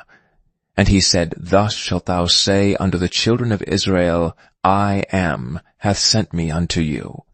And God said moreover unto Moses, Thus shalt thou say unto the children of Israel, The Lord God of your fathers, the God of Abraham, the God of Isaac, and the God of Jacob hath sent me unto you.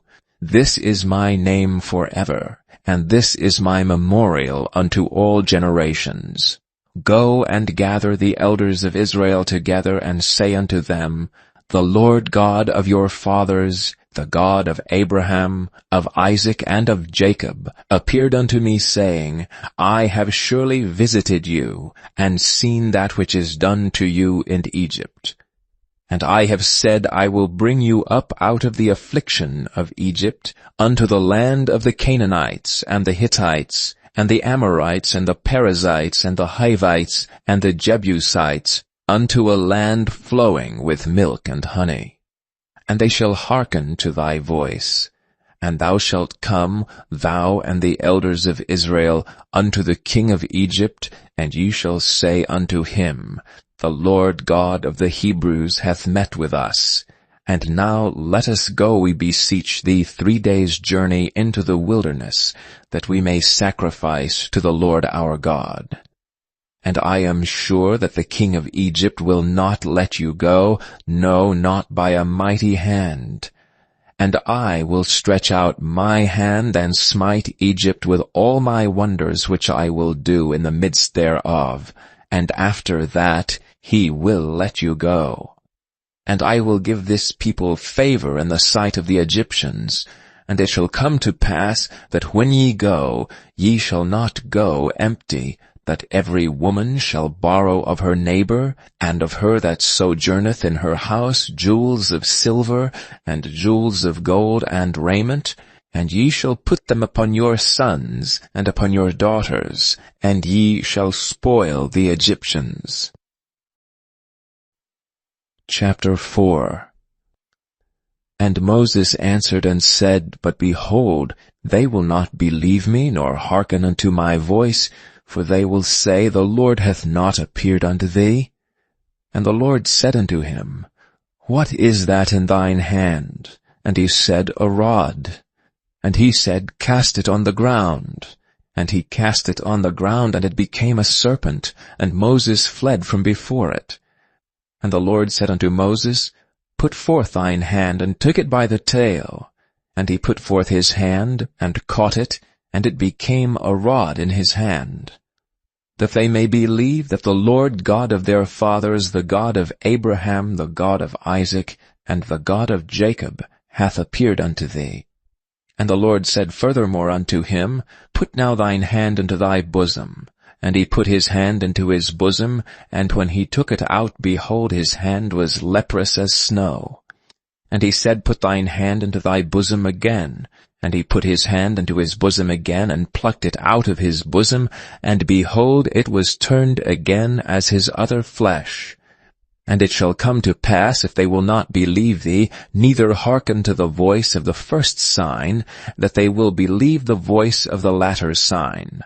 And it shall come to pass, if they will not believe also these 2 signs, neither hearken unto thy voice, that thou shalt take of the water of the river, and pour it upon the dry land, and the water which thou takest out of the river shall become blood upon the dry land.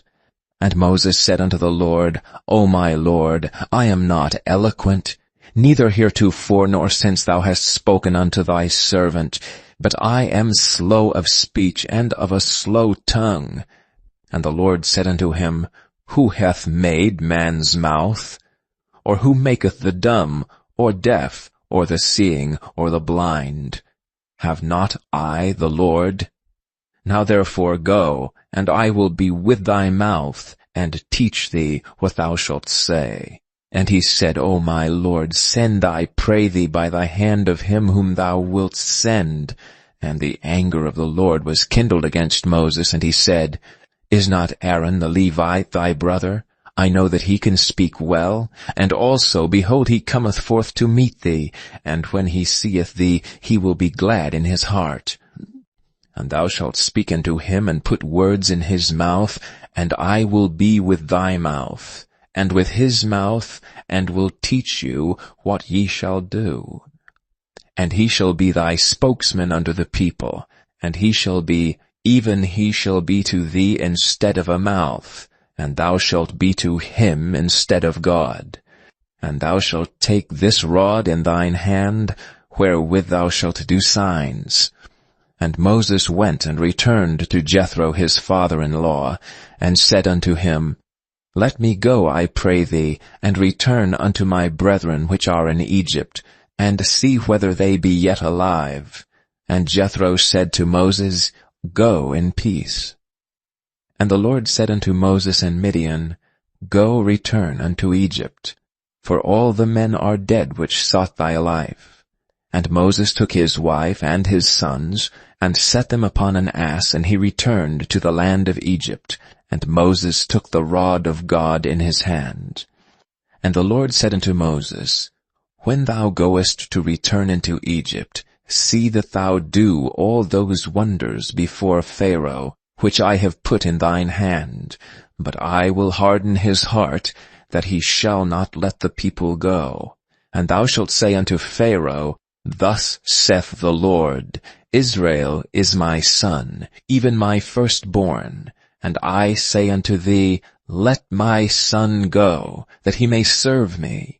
And if thou refuse to let him go, behold, I will slay thy son, even thy firstborn. And it came to pass by the way in the inn, that the Lord met him and sought to kill him. Then Zipporah took a sharp stone, and cut off the foreskin of her son, and cast it at his feet, and said, Surely a bloody husband art thou to me. So he let him go. Then she said, A bloody husband thou art, because of the circumcision. And the Lord said to Aaron, Go into the wilderness to meet Moses. And he went and met him in the mount of God, and kissed him. And Moses told Aaron all the words of the Lord, who had sent him, and all the signs which he had commanded him. And Moses and Aaron went and gathered together all the elders of the children of Israel. And Aaron spoke all the words which the Lord had spoken unto Moses, and did the signs in the sight of the people. And the people believed, and when they heard that the Lord had visited the children of Israel, and that he had looked upon their affliction, then they bowed their heads and worshipped. Chapter 5. And afterward Moses and Aaron went in, and told Pharaoh, Thus saith the Lord God of Israel, Let my people go, that they may hold a feast unto me in the wilderness. And Pharaoh said, Who is the Lord that I should obey his voice, to let Israel go? I know not the Lord, neither will I let Israel go. And they said, The God of the Hebrews hath met with us. Let us go, we pray thee, 3 days' journey into the desert, and sacrifice unto the Lord our God, lest he fall upon us with pestilence or with the sword. And the king of Egypt said unto them, Wherefore do ye, Moses and Aaron, let the people from their works? Get you unto your burdens. And Pharaoh said, Behold, the people of the land now are many, and ye make them rest from their burdens. And Pharaoh commanded the same day the taskmasters of the people and their officers, saying, Ye shall no more give the people straw to make brick as heretofore. Let them go and gather straw for themselves. And the tale of the bricks which they did make heretofore ye shall lay upon them. Ye shall not diminish aught thereof, for they be idle. Therefore they cry, saying, Let us go and sacrifice to our God. Let their more work be laid upon the men, that they may labor therein, and let them not regard vain words. And the taskmasters of the people went out, and their officers, and they spake to the people, saying, Thus saith Pharaoh, I will not give you straw. Go ye, get your straw where ye can find it. Yet not aught of your work shall be diminished. So the people were scattered abroad throughout all the land of Egypt to gather stubble instead of straw. And the taskmasters hasted them, saying, Fulfill your works, your daily tasks, as when there was straw. And the officers of the children of Israel, which Pharaoh's taskmasters had set over them, were beaten and demanded, Wherefore have ye not fulfilled your task in making brick both yesterday and today as heretofore? Then the officers of the children of Israel came and cried unto Pharaoh, saying, Wherefore dealest thou thus with thy servants? There is no straw given unto thy servants. And they say to us, Make brick, and behold, thy servants are beaten, but the fault is thine own people. But he said, Ye are idle, ye are idle. Therefore ye say, Let us go and do sacrifice to the Lord. Go therefore now and work, for there shall no straw be given you, yet shall ye deliver the tale of bricks. And the officers of the children of Israel did see that they were in evil case, after it was said, Ye shall not diminish aught from your bricks of your daily task. And they met Moses and Aaron, who stood in the way as they came forth from Pharaoh, and they said unto them, The Lord look upon you and judge, because ye have made our savour to be abhorred in the eyes of Pharaoh and in the eyes of his servants, to put a sword in their hand to slay us. And Moses returned unto the Lord and said, Lord, wherefore hast thou so evil entreated this people? Why is it that thou hast sent me? For since I came to Pharaoh to speak in thy name, he hath done evil to this people. Neither hast thou delivered thy people at all. Chapter 6. Then the Lord said unto Moses, Now shalt thou see what I will do to Pharaoh. For with a strong hand shall he let them go, and with a strong hand shall he drive them out of his land. And God spake unto Moses, and said unto him, I am the Lord. And I appeared unto Abraham, unto Isaac, and unto Jacob by the name of God Almighty, but by my name Jehovah was I not known to them.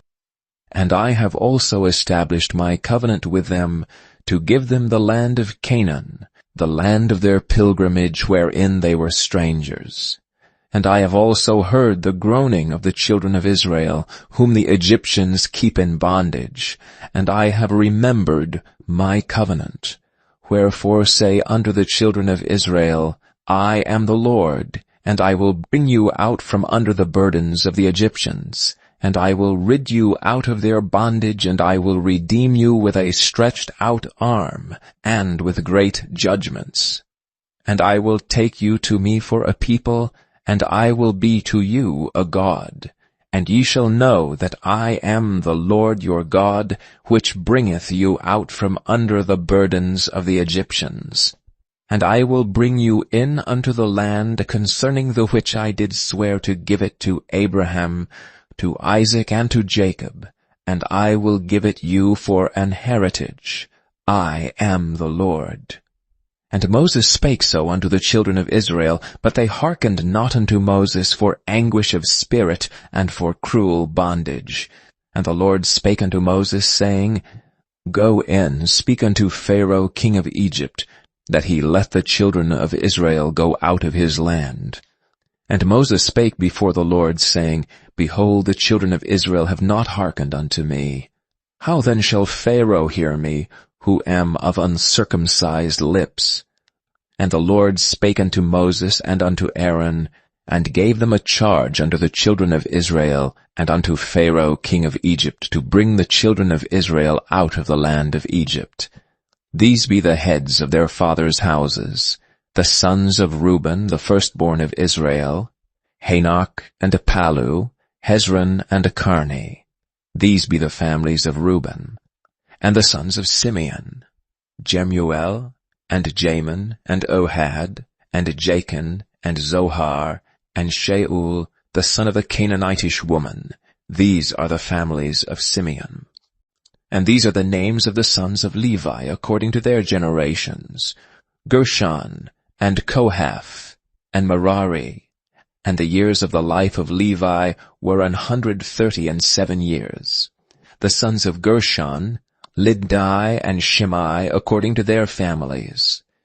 And the sons of Kohath, Amram, and Izhar, and Hebron, and Uziel. And the years of the life of Kohath were 133 years. And the sons of Merari, Mahali, and Mushai. These are the families of Levi according to their generations.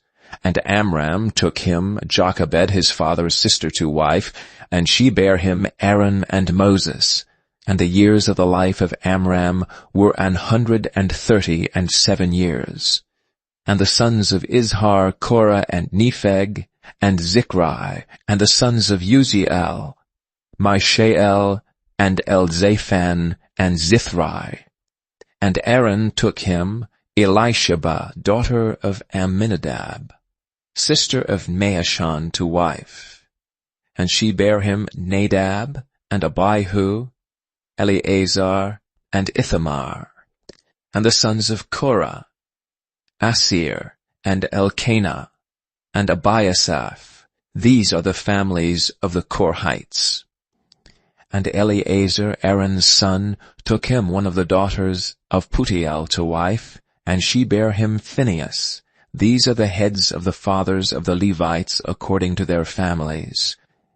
These are that Aaron and Moses to whom the Lord said, Bring out the children of Israel from the land of Egypt according to their armies. These are they which spake to Pharaoh king of Egypt to bring out the children of Israel from Egypt. These are that Moses and Aaron. And it came to pass on the day when the Lord spake unto Moses in the land of Egypt, that the Lord spake unto Moses, saying, I am the Lord. Speak thou unto Pharaoh king of Egypt all that I say unto thee. And Moses said before the Lord, Behold, I am of uncircumcised lips, and how shall Pharaoh hearken unto me? Chapter 7. And the Lord said unto Moses, See, I have made thee a god to Pharaoh, and Aaron thy brother shall be thy prophet.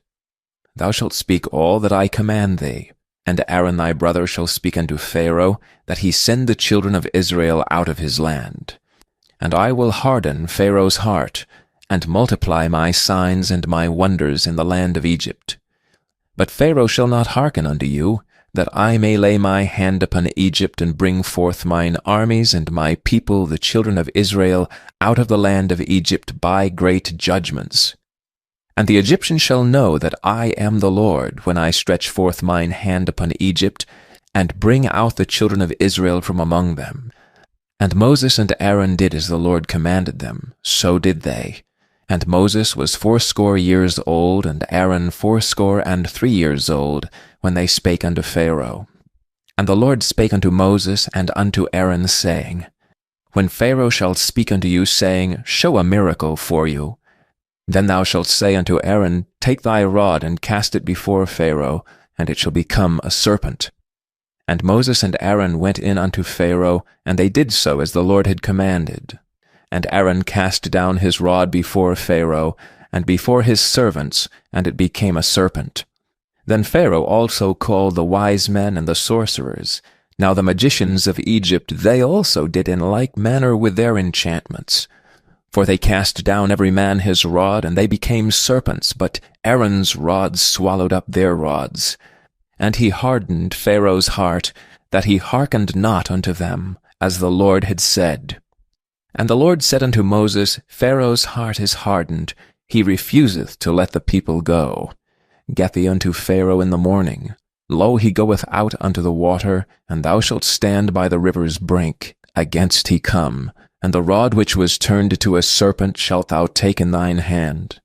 And thou shalt say unto him, The Lord God of the Hebrews hath sent me unto thee, saying, Let my people go, that they may serve me in the wilderness. And behold, hitherto thou wouldst not hear. Thus saith the Lord, In this thou shalt know that I am the Lord. Behold, I will smite with a rod that is in mine hand upon the waters which are in the river, and they shall be turned to blood. And the fish that is in the river shall die, and the river shall stink, and the Egyptians shall loathe to drink of the water of the river. And the Lord spake unto Moses, Say unto Aaron, Take thy rod, and stretch out thine hand upon the waters of Egypt, upon their streams, upon their rivers, and upon their ponds, and upon all their pools of water, that they may become blood, and that there may be blood throughout all the land of Egypt, both in vessels of wood and in vessels of stone. And Moses and Aaron did so as the Lord commanded. And he lifted up the rod and smote the waters that were in the river in the sight of Pharaoh, and in the sight of his servants, and all the waters that were in the river were turned to blood. And the fish that was in the river died, and the river stank, and the Egyptians could not drink of the water of the river, and there was blood throughout all the land of Egypt. And the magicians of Egypt did so with their enchantments, and Pharaoh's heart was hardened, neither did he hearken unto them, as the Lord had said. And Pharaoh turned and went into his house, neither did he set his heart to this also. And all the Egyptians digged round about the river for water to drink, for they could not drink of the water of the river. And 7 days were fulfilled after that the Lord had smitten the river. Chapter 8. And the Lord spake unto Moses, Go unto Pharaoh, and say unto him, Thus saith the Lord, Let my people go, that they may serve me. And if thou refuse to let them go, behold, I will smite all thy borders with frogs. And the river shall bring forth frogs abundantly, which shall go up and come into thine house, and into thy bedchamber, and upon thy bed, and into the house of thy servants, and upon thy people, and into thine ovens, and into thy kneading troughs. And the frogs shall come up both on thee, and upon thy people, and upon all thy servants. And the Lord spake unto Moses, Say unto Aaron, Stretch forth thine hand with thy rod over the streams, over the rivers, and over the ponds, and cause frogs to come up upon the land of Egypt. And Aaron stretched out his hand over the waters of Egypt, and the frogs came up, and covered the land of Egypt. And the magicians did so with their enchantments, and brought up frogs upon the land of Egypt. And Pharaoh called for Moses and Aaron, and said, Entreat the Lord that he may take away the frogs from thee and from my people, and I will let the people go, that they may do sacrifice unto the Lord. And Moses said unto Pharaoh, Glory over me. When shall I entreat for thee, and for thy servants, and for thy people, to destroy the frogs from thee and thy houses, that they may remain in the river only? And he said, Tomorrow. And he said, Be it according to thy word, that thou mayest know that there is none like unto the Lord our God. And the frogs shall depart from thee, and from thy houses, and from thy servants, and from thy people, they shall remain in the river only. And Moses and Aaron went out from Pharaoh, and Moses cried unto the Lord because of the frogs which he had brought against Pharaoh. And the Lord did according to the word of Moses. And the frogs died out of the houses, out of the villages, and out of the fields. And they gathered them together upon heaps, and the land stank. And when Pharaoh saw that there was respite, he hardened his heart, and hearkened not unto them, as the Lord had said. And the Lord said unto Moses, Say unto Aaron, Stretch out thy rod, and smite the dust of the land, that it may become lice throughout all the land of Egypt. And they did so. For Aaron stretched out his hand with his rod, and smote the dust of the earth, and it became lice in man and in beast. All the dust of the land became lice throughout all the land of Egypt. And the magicians did so with their enchantments to bring forth lice, but they could not. So there were lice upon man and upon beast. Then the magicians said unto Pharaoh, This is the finger of God. And Pharaoh's heart was hardened, and he hearkened not unto them, as the Lord had said. And the Lord said unto Moses, Rise up early in the morning, and stand before Pharaoh. Lo, he cometh forth to the water. And say unto him, Thus saith the Lord, Let my people go, that they may serve me. Else if thou wilt not let my people go, behold, I will send swarms of flies upon thee, and upon thy servants, and upon thy people, and into thy houses, and the houses of the Egyptians shall be full of swarms of flies, and also the ground whereon they are. And I will sever in that day the land of Goshen, in which my people dwell, that no swarms of flies shall be there, to the end thou mayest know that I am the Lord in the midst of the earth. And I will put a division between my people and thy people. Tomorrow shall this sign be. And the Lord did so. And there came a grievous swarm of flies into the house of Pharaoh, and into his servants' houses, and into all the land of Egypt. The land was corrupted by reason of the swarms of flies. And Pharaoh called for Moses and for Aaron, and said, Go ye, sacrifice to your God in the land. And Moses said, It is not meet so to do, for we shall sacrifice the abomination of the Egyptians to the Lord our God. Lo, shall we sacrifice the abomination of the Egyptians before their eyes, and will they not stone us? We will go 3 days' journey into the wilderness, and sacrifice to the Lord our God, as he shall command us. And Pharaoh said, I will let you go, that ye may sacrifice to the Lord your God in the wilderness. Only ye shall not go very far away. Entreat for me. And Moses said, Behold, I go out from thee, and I will entreat the Lord, that the swarms of flies may depart from Pharaoh, from his servants and from his people, tomorrow. But let not Pharaoh deal deceitfully any more, in not letting the people go to sacrifice to the Lord. And Moses went out from Pharaoh, and entreated the Lord. And the Lord did according to the word of Moses. And he removed the swarms of flies from Pharaoh, from his servants, and from his people. There remained not one. And Pharaoh hardened his heart at this time also, neither would he let the people go. Chapter 9. Then the Lord said unto Moses, Go in unto Pharaoh, and tell him, Thus saith the Lord, God of the Hebrews, Let my people go, that they may serve me. For if thou refuse to let them go, and wilt hold them still, behold, the hand of the Lord is upon thy cattle which is in the field, upon the horses, upon the asses, upon the camels, upon the oxen, and upon the sheep. There shall be a very grievous murrain. And the Lord shall sever between the cattle of Israel and the cattle of Egypt, and there shall nothing die of all that is the children's of Israel. And the Lord appointed a set time, saying, Tomorrow the Lord shall do this thing in the land. And the Lord did that thing on the morrow. And all the cattle of Egypt died, but the cattle of the children of Israel died not one. And Pharaoh sent, and behold, there was not one of the cattle of the Israelites dead. And the heart of Pharaoh was hardened, and he did not let the people go. And the Lord said unto Moses and unto Aaron, Take to you handfuls of ashes of the furnace, and let Moses sprinkle it toward the heaven in the sight of Pharaoh.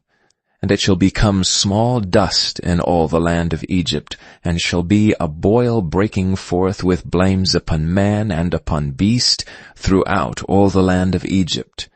And they took ashes of the furnace, and stood before Pharaoh, and Moses sprinkled it up toward heaven, and it became a boil breaking forth with blames upon man and upon beast. And the magicians could not stand before Moses because of the boils, for the boil was upon the magicians and upon all the Egyptians. And the Lord hardened the heart of Pharaoh, and he hearkened not unto them, as the Lord had spoken unto Moses. And the Lord said unto Moses, Rise up early in the morning, and stand before Pharaoh, and say unto him, Thus saith the Lord God of the Hebrews, Let my people go, that they may serve me. For I will at this time send all my plagues upon mine heart, and upon thy servants, and upon thy people, that thou mayest know that there is none like me in all the earth. For now I will stretch out my hand, that I may smite thee and thy people with pestilence, and thou shalt be cut off from the earth. And in very deed for this cause have I raised thee up, for to show in thee my power, and that my name may be declared throughout all the earth. As yet exaltest thou thyself against my people, that thou wilt not let them go. Behold, tomorrow about this time I will cause it to rain a very grievous hail, such as hath not been in Egypt since the foundation thereof even until now. Send therefore now and gather thy cattle, and all that thou hast in the field, for upon every man and beast which shall be found in the field, and shall not be brought home, the hail shall come down upon them, and they shall die. He that feared the word of the Lord among the servants of Pharaoh made his servants and his cattle flee into the houses. And he that regarded not the word of the Lord left his servants and his cattle in the field. And the Lord said unto Moses, Stretch forth thine hand toward heaven, that there may be hail in all the land of Egypt, upon man and upon beast, and upon every herb of the field throughout the land of Egypt. And Moses stretched forth his rod toward heaven, and the Lord sent thunder and hail, and the fire ran along upon the ground, and the Lord rained hail upon the land of Egypt. So there was hail and fire mingled with the hail, very grievous, such as there was none like it in all the land of Egypt since it became a nation. And the hail smote throughout all the land of Egypt all that was in the field, both man and beast. And the hail smote every herb of the field, and brake every tree of the field. Only in the land of Goshen, where the children of Israel were, was there no hail. And Pharaoh sent and called for Moses and Aaron, and said unto them, I have sinned this time. The Lord is righteous, and I and my people are wicked. Entreat the Lord, for it is enough, that there be no more mighty thunderings and hail, and I will let you go, and ye shall stay no longer. And Moses said unto him, As soon as I am gone out of the city, I will spread abroad my hands unto the Lord, and the thunder shall cease, neither shall there be any more hail, that thou mayest know how that the earth is the Lord's. But as for thee and thy servants, I know that ye will not yet fear the Lord God. And the flax and the barley was smitten, for the barley was in the ear, and the flax was bald. But the wheat and the rye were not smitten, for they were not grown up. And Moses went out of the city from Pharaoh, and spread abroad his hands unto the Lord, and the thunders and hail ceased, and the rain was not poured upon the earth. And when Pharaoh saw that the rain and the hail and the thunders were ceased, he sinned yet more, and hardened his heart, he and his servants. And the heart of Pharaoh was hardened, neither would he let the children of Israel go, as the Lord had spoken by Moses. Chapter 10. And the Lord said unto Moses, Go in unto Pharaoh, for I have hardened his heart and the heart of his servants, that I might show these my signs before him. And that thou mayest tell in the ears of thy son and of thy son's son what things I have wrought in Egypt, and my signs which I have done among them, that ye may know how that I am the Lord. And Moses and Aaron came in unto Pharaoh, and said unto him, Thus saith the Lord God of the Hebrews, How long wilt thou refuse to humble thyself before me? Let my people go, that they may serve me. Else if thou refuse to let my people go, behold, tomorrow will I bring the locusts into thy coast, and they shall cover the face of the earth, that one cannot be able to see the earth, and they shall eat the residue of that which is escaped, which remaineth unto you from the hail, and shall eat every tree which groweth for you out of the field. And they shall fill thy houses, and the houses of all thy servants, and the houses of all the Egyptians, which neither thy fathers nor thy fathers' fathers have seen, since the day that they were upon the earth unto this day. And he turned himself and went out from Pharaoh. And Pharaoh's servants said unto him, How long shall this man be a snare unto us? Let the men go, that they may serve the Lord their God. Knowest thou not yet that Egypt is destroyed? And Moses and Aaron were brought again unto Pharaoh, and he said unto them, Go, serve the Lord your God. But who are they that shall go? And Moses said, We will go with our young and with our old, with our sons and with our daughters, with our flocks and with our herds we will go, for we must hold a feast unto the Lord. And he said unto them, Let the Lord be so with you as I will let you go, and your little ones, look to it, for evil is before you. Not so. Go now ye that are men, and serve the Lord. For that ye did desire, and they were driven out from Pharaoh's presence. And the Lord said unto Moses, Stretch out thine hand over the land of Egypt for the locusts, that they may come up upon the land of Egypt, and eat every herb of the land, even all that the hail hath left. And Moses stretched forth his rod over the land of Egypt, and the Lord brought an east wind upon the land all that day and all that night, and when it was morning, the east wind brought the locusts. And the locusts went up over all the land of Egypt, and rested in all the coasts of Egypt. Very grievous were they. Before them there was no such locusts as they, neither after them shall be such. For they covered the face of the whole earth, so that the land was darkened. And they did eat every herb of the land, and all the fruit of the trees which the hail had left, and there remained not any green thing in the trees, or in the herbs of the field, through all the land of Egypt. And Pharaoh called for Moses and Aaron in haste, and he said, I have sinned against the Lord your God and against you. Now therefore forgive, I pray thee, my sin only this once, and entreat the Lord your God, that he may take away from me this death only. And he went out from Pharaoh, and entreated the Lord. And the Lord turned a mighty strong west wind, which took away the locusts, and cast them into the Red Sea. There remained not one locust in all the coasts of Egypt. But the Lord hardened Pharaoh's heart, so that he would not let the children of Israel go. And the Lord said unto Moses, Stretch out thine hand toward heaven, that there may be darkness over the land of Egypt, even darkness which may be felt. And Moses stretched forth his hand toward heaven, and there was a thick darkness in all the land of Egypt 3 days. They saw not one another, neither rose any from his place for 3 days. But all the children of Israel had light in their dwellings. And Pharaoh called unto Moses and said, Go ye, serve the Lord, only let your flocks and your herds be stayed, let your little ones also go with you.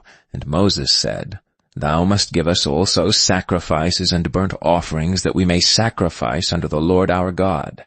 Our cattle also shall go with us. There shall not an hoof be left behind, for therefore must we take to serve the Lord our God, and we know not with what we must serve the Lord until we come thither. But the Lord hardened Pharaoh's heart, and he would not let them go. And Pharaoh said unto him, Get thee from me, take heed to thyself, see my face no more. For in that day thou seest my face, thou shalt die. And Moses said, Thou hast spoken well. I will see thy face again no more. Chapter 11. And the Lord said unto Moses, Yet will I bring one plague more upon Pharaoh and upon Egypt. Afterwards he will let you go hence. When he shall let you go, he shall surely thrust you out hence altogether. Speak now in the ears of the people, and let every man borrow of his neighbor and every woman of her neighbor jewels of silver and jewels of gold.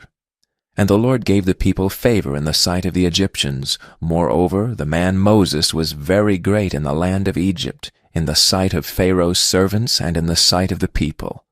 And Moses said, Thus saith the Lord, About midnight will I go out into the midst of Egypt, and all the firstborn in the land of Egypt shall die, from the firstborn of Pharaoh that sitteth upon his throne, even unto the firstborn of the maidservant that is behind the mill, and all the firstborn of beasts.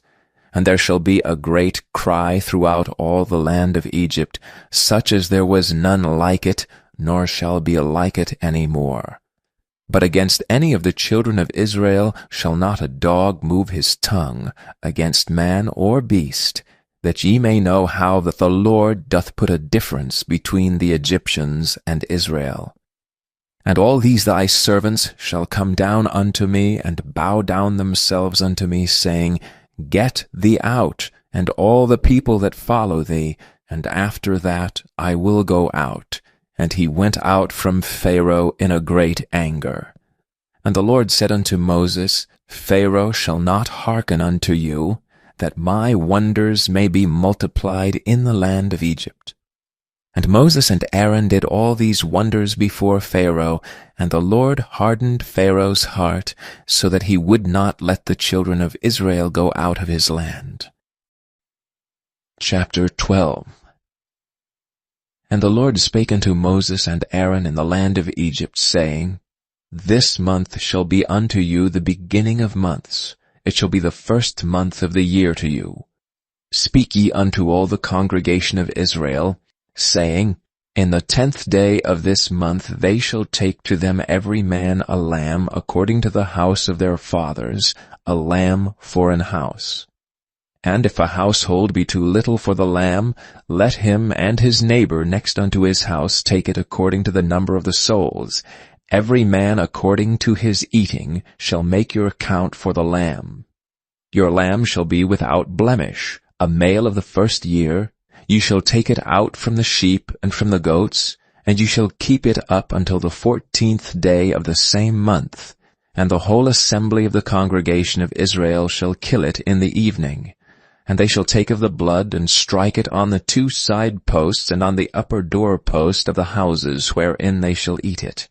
And they shall eat the flesh in that night, roasted with fire, and unleavened bread, and with bitter herbs they shall eat it. Eat not of it raw, nor sodden at all with water, but roast with fire, his head with his legs, and with the appurtenance thereof. And ye shall let nothing of it remain until the morning, and that which remaineth of it until the morning ye shall burn with fire. And thus shall ye eat it, with your loins girded, your shoes on your feet, and your staff in your hand. And ye shall eat it in haste. It is the Lord's Passover. For I will pass through the land of Egypt this night, and will smite all the firstborn in the land of Egypt, both man and beast, and against all the gods of Egypt I will execute judgment. I am the Lord. And the blood shall be to you for a token upon the houses where ye are. And when I see the blood, I will pass over you, and the plague shall not be upon you to destroy you when I smite the land of Egypt. And this day shall be unto you for a memorial. And ye shall keep it a feast to the Lord throughout your generations. Ye shall keep it a feast by an ordinance forever. 7 days shall ye eat unleavened bread. Even the first day ye shall put away leaven out of your houses, for whosoever eateth leavened bread from the first day until the 7th day, that soul shall be cut off from Israel. And in the first day there shall be an holy convocation. And in the 7th day there shall be an holy convocation to you. No manner of work shall be done in them, save that which every man must eat, that only may be done of you. And ye shall observe the feast of unleavened bread, for in this selfsame day have I brought your armies out of the land of Egypt. Therefore shall ye observe this day in your generations by an ordinance forever. In the 1st month on the 14th day of the month at even, ye shall eat unleavened bread until the 21st day of the month at even. 7 days shall there be no leaven found in your houses.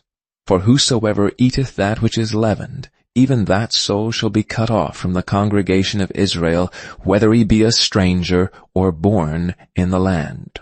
Ye shall eat nothing leavened. In all your habitations shall ye eat unleavened bread.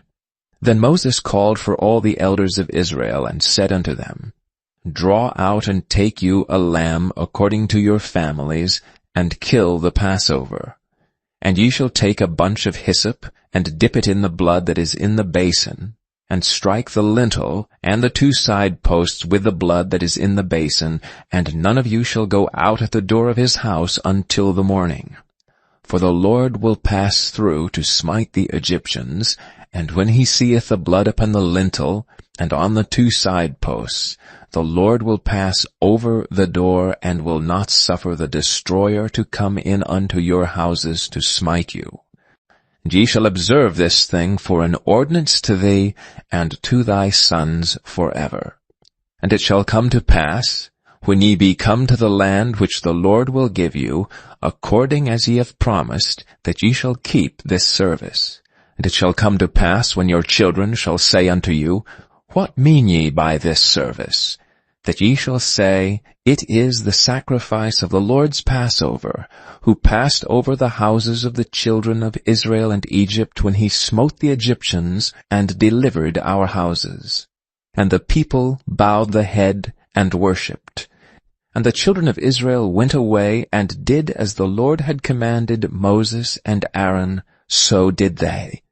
And it came to pass that at midnight the Lord smote all the firstborn of the land of Egypt, from the firstborn of Pharaoh that sat on his throne, unto the firstborn of the captive that was in the dungeon, and all the firstborn of cattle. And Pharaoh rose up in the night, he and all his servants and all the Egyptians, and there was a great cry in Egypt, for there was not a house where there was not one dead. And he called for Moses and Aaron by night, and said, Rise up and get you forth from among my people, both ye and the children of Israel, and go, serve the Lord as ye have said. Also take your flocks and your herds as ye have said, and be gone, and bless me also. And the Egyptians were urgent upon the people, that they might send them out of the land in haste, for they said, We be all dead men.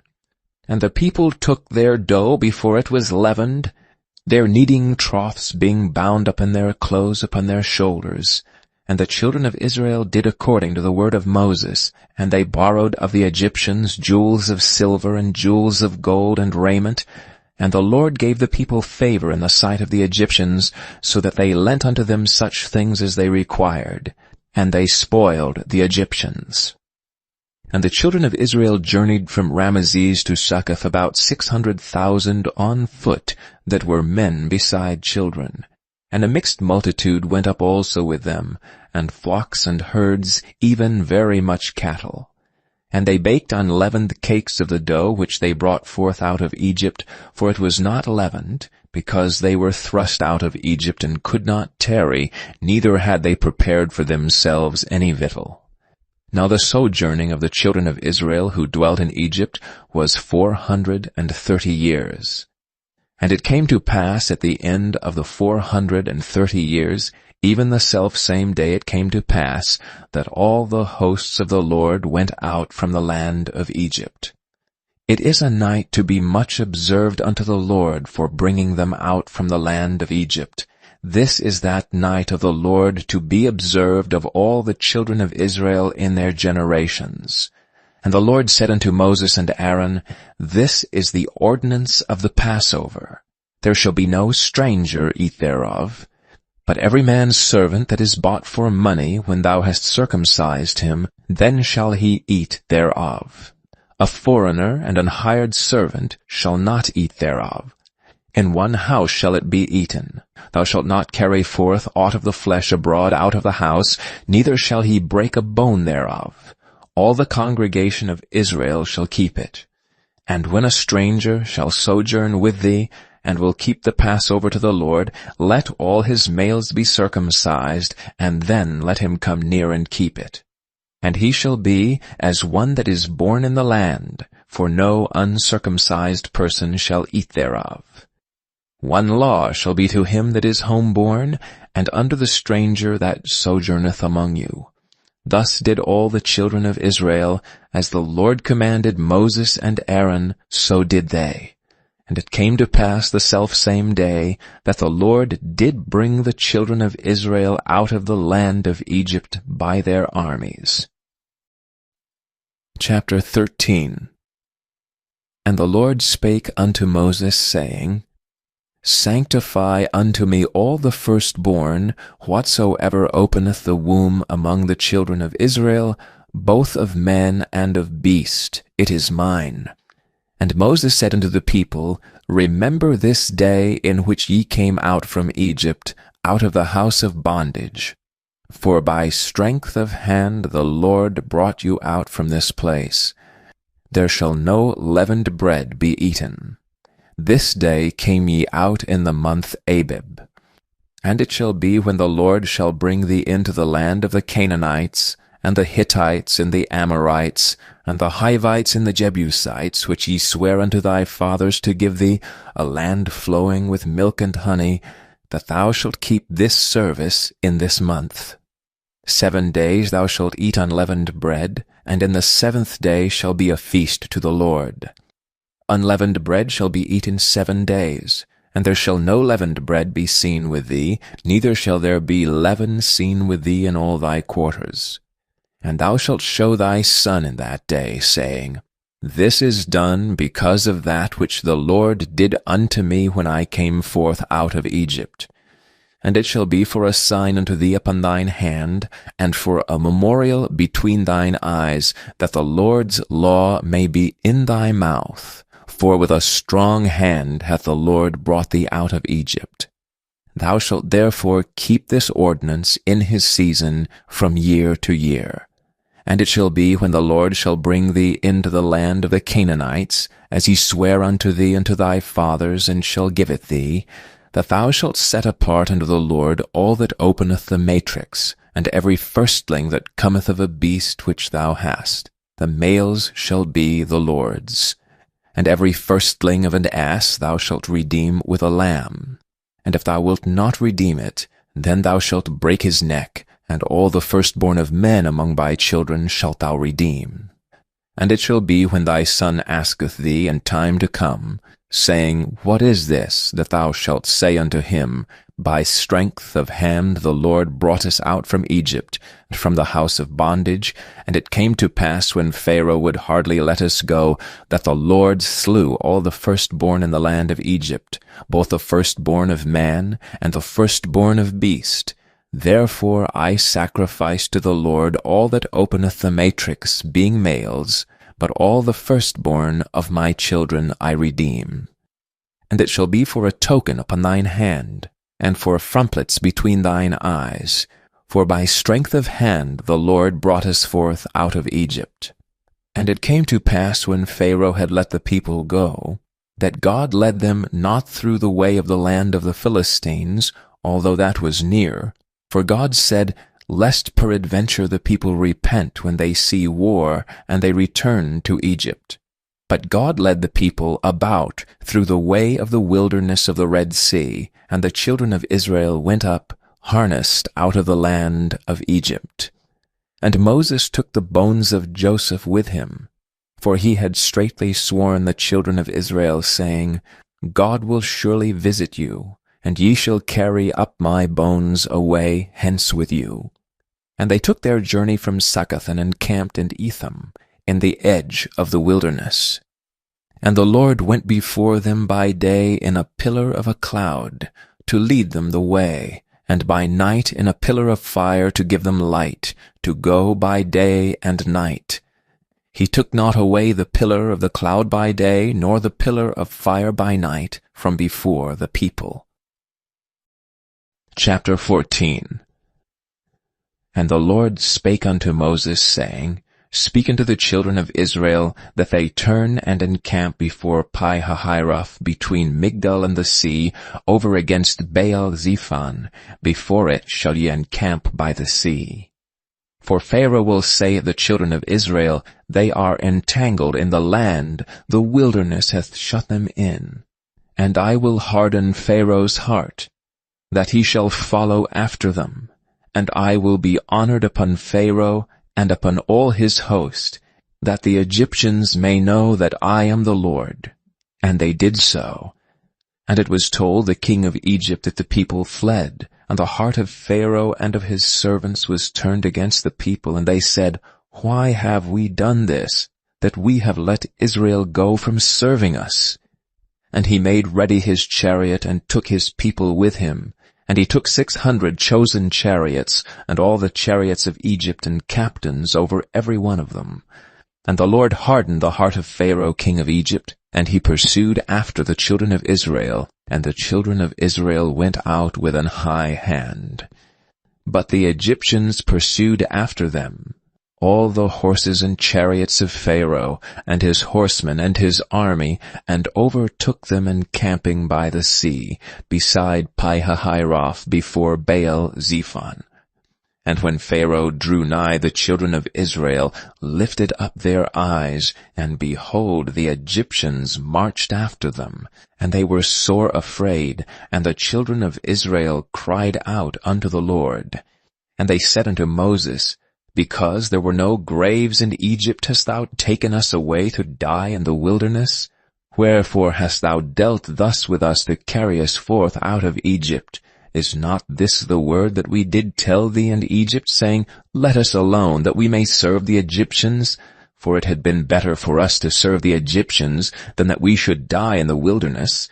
And Moses said unto the people, Fear ye not. Stand still and see the salvation of the Lord, which he will show to you today. For the Egyptians whom ye have seen today, ye shall see them again no more forever. The Lord shall fight for you, and ye shall hold your peace. And the Lord said unto Moses, Wherefore criest thou unto me? Speak unto the children of Israel, that they go forward. But lift thou up thy rod, and stretch out thine hand over the sea, and divide it, and the children of Israel shall go on dry ground through the midst of the sea. And I, behold, I will harden the hearts of the Egyptians, and they shall follow them.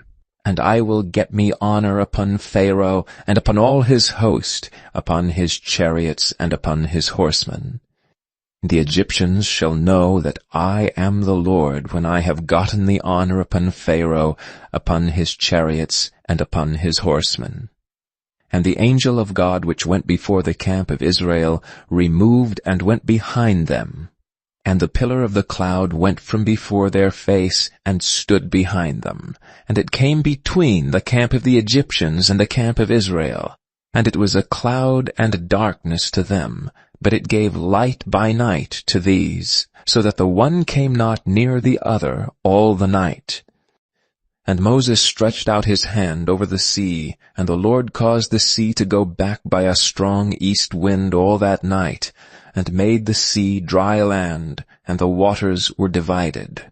And the children of Israel went into the midst of the sea upon dry ground, and the waters were a wall unto them on their right hand and on their left. And the Egyptians pursued and went in after them to the midst of the sea, even all Pharaoh's horses, his chariots, and his horsemen.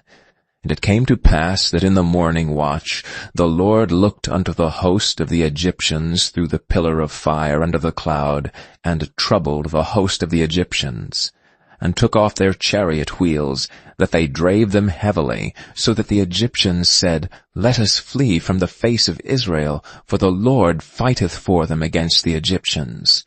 And the Lord said unto Moses, Stretch out thine hand over the sea, that the waters may come again upon the Egyptians, upon their chariots, and upon their horsemen. And Moses stretched forth his hand over the sea, and the sea returned to his strength when the morning appeared, and the Egyptians fled against it, and the Lord overthrew the Egyptians in the midst of the sea. And the waters returned and covered the chariots and the horsemen, and all the host of Pharaoh that came into the sea after them. There remained not so much as one of them. But the children of Israel walked upon dry land in the midst of the sea, and the waters were a wall unto them on their right hand and on their left.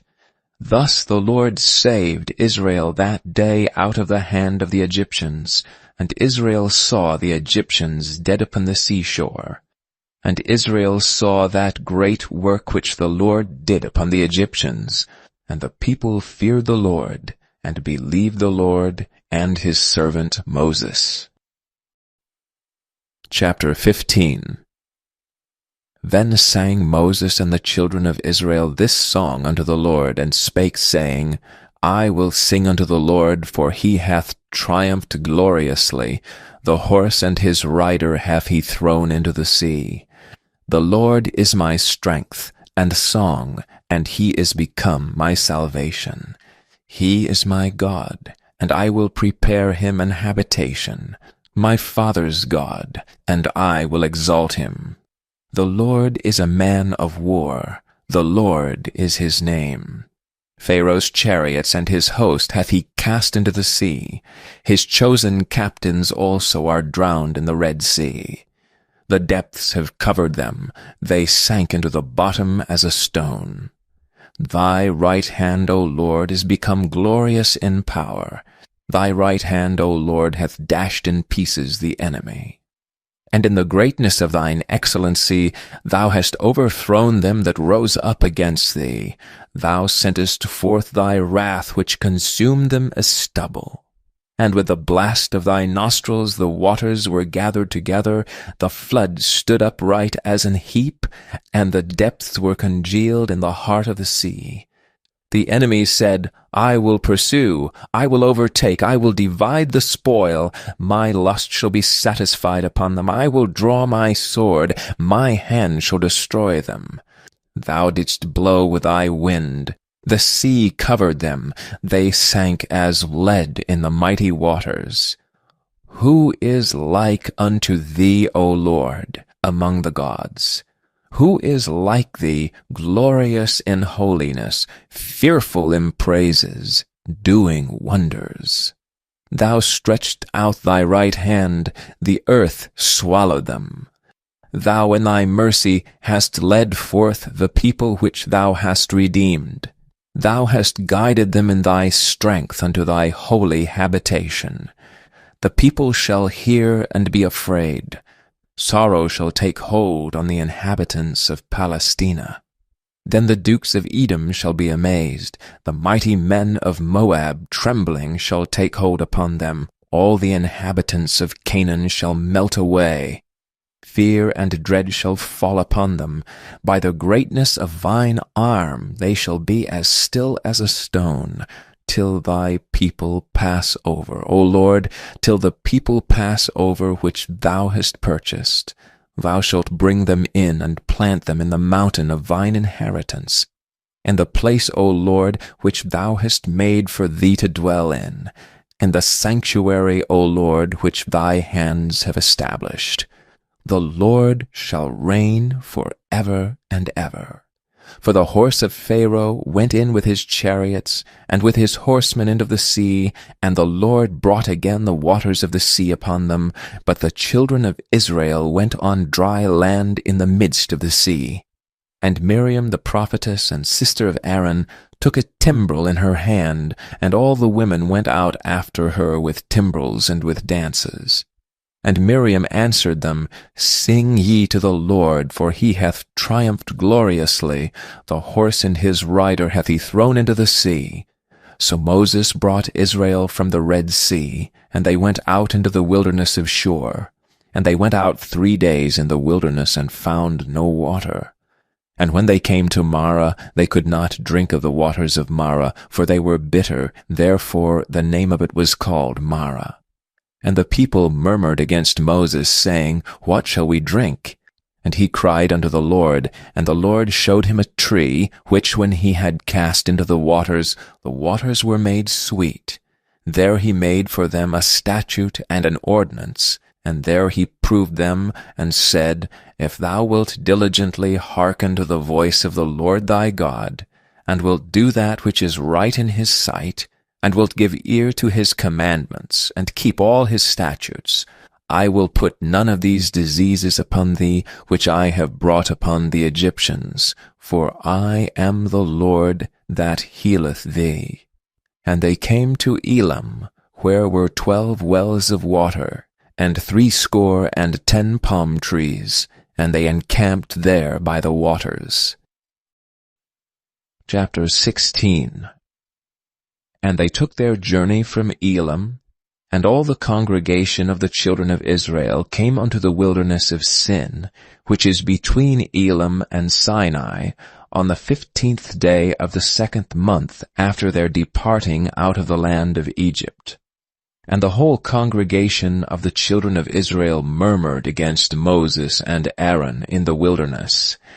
And the children of Israel said unto them, Would to God we had died by the hand of the Lord in the land of Egypt, when we sat by the flesh pots, and when we did eat bread to the full, for ye have brought us forth into this wilderness to kill this whole assembly with hunger. Then said the Lord unto Moses, Behold, I will rain bread from heaven for you. And the people shall go out and gather a certain rate every day, that I may prove them whether they will walk in my law or no. And it shall come to pass that on the 6th day they shall prepare that which they bring in, and it shall be twice as much as they gather daily. And Moses and Aaron said unto all the children of Israel, At even, then ye shall know that the Lord hath brought you out from the land of Egypt. And in the morning, then ye shall see the glory of the Lord, for that he heareth your murmurings against the Lord. And what are we that ye murmur against us? And Moses said, This shall be when the Lord shall give you in the evening flesh to eat, and in the morning bread to the full, for that the Lord heareth your murmurings which ye murmur against him. And what are we? Your murmurings are not against us, but against the Lord. And Moses spake unto Aaron, Say unto all the congregation of the children of Israel, Come near before the Lord, for he hath heard your murmurings. And it came to pass, as Aaron spake unto the whole congregation of the children of Israel, that they looked toward the wilderness, and behold, the glory of the Lord appeared in the cloud. And the Lord spake unto Moses, saying, I have heard the murmurings of the children of Israel. Speak unto them, saying, At even ye shall eat flesh, and in the morning ye shall be filled with bread, and ye shall know that I am the Lord your God. And it came to pass that at even the quails came up, and covered the camp, and in the morning the dew lay round about the host. And when the dew that lay was gone up, behold, upon the face of the wilderness there lay a small round thing, as small as the hoarfrost on the ground. And when the children of Israel saw it, they said one to another, It is manna. For they wist not what it was. And Moses said unto them, This is the bread which the Lord hath given you to eat. This is the thing which the Lord hath commanded. Gather that every man according to his eating, and omer for every man according to the number of your persons. Take ye every man for them which are in his tents. And the children of Israel did so, and gathered, some more, some less. And when they did meet it with an omer, he that gathered much had nothing over, and he that gathered little had no lack. They gathered every man according to his eating. And Moses said, Let no man leave of it till the morning. Notwithstanding they hearkened not unto Moses, but some of them left it until the morning, and it bred worms and stank. And Moses was wroth with them. And they gathered it every morning, every man according to his eating, and when the sun waxed hot, it melted. And it came to pass that on the 6th day they gathered twice as much bread, 2 omers for 1 man. And all the rulers of the congregation came and told Moses. And he said unto them, This is that which the Lord hath said, Tomorrow is the rest of the holy Sabbath unto the Lord. Bake that which ye will bake today, and sieve that ye will sieve, and that which remaineth over lay up for you to be kept until the morning. And they laid it up till the morning as Moses bade, and it did not stink, neither was there any worm therein. And Moses said, Eat that today, for today is a Sabbath unto the Lord. Today ye shall not find it in the field. 6 days ye shall gather it, but on the 7th day, which is the Sabbath, in it there shall be none. And it came to pass that there went out some of the people on the 7th day for to gather, and they found none. And the Lord said unto Moses, How long refuse ye to keep my commandments and my laws? See, for that the Lord hath given you the Sabbath, therefore he giveth you on the 6th day the bread of 2 days.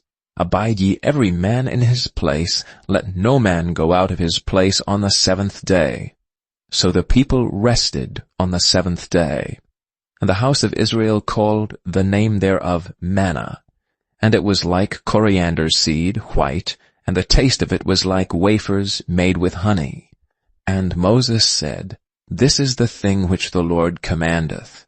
Fill an omer of it to be kept for your generations, that they may see the bread wherewith I have fed you in the wilderness, when I brought you forth from the land of Egypt.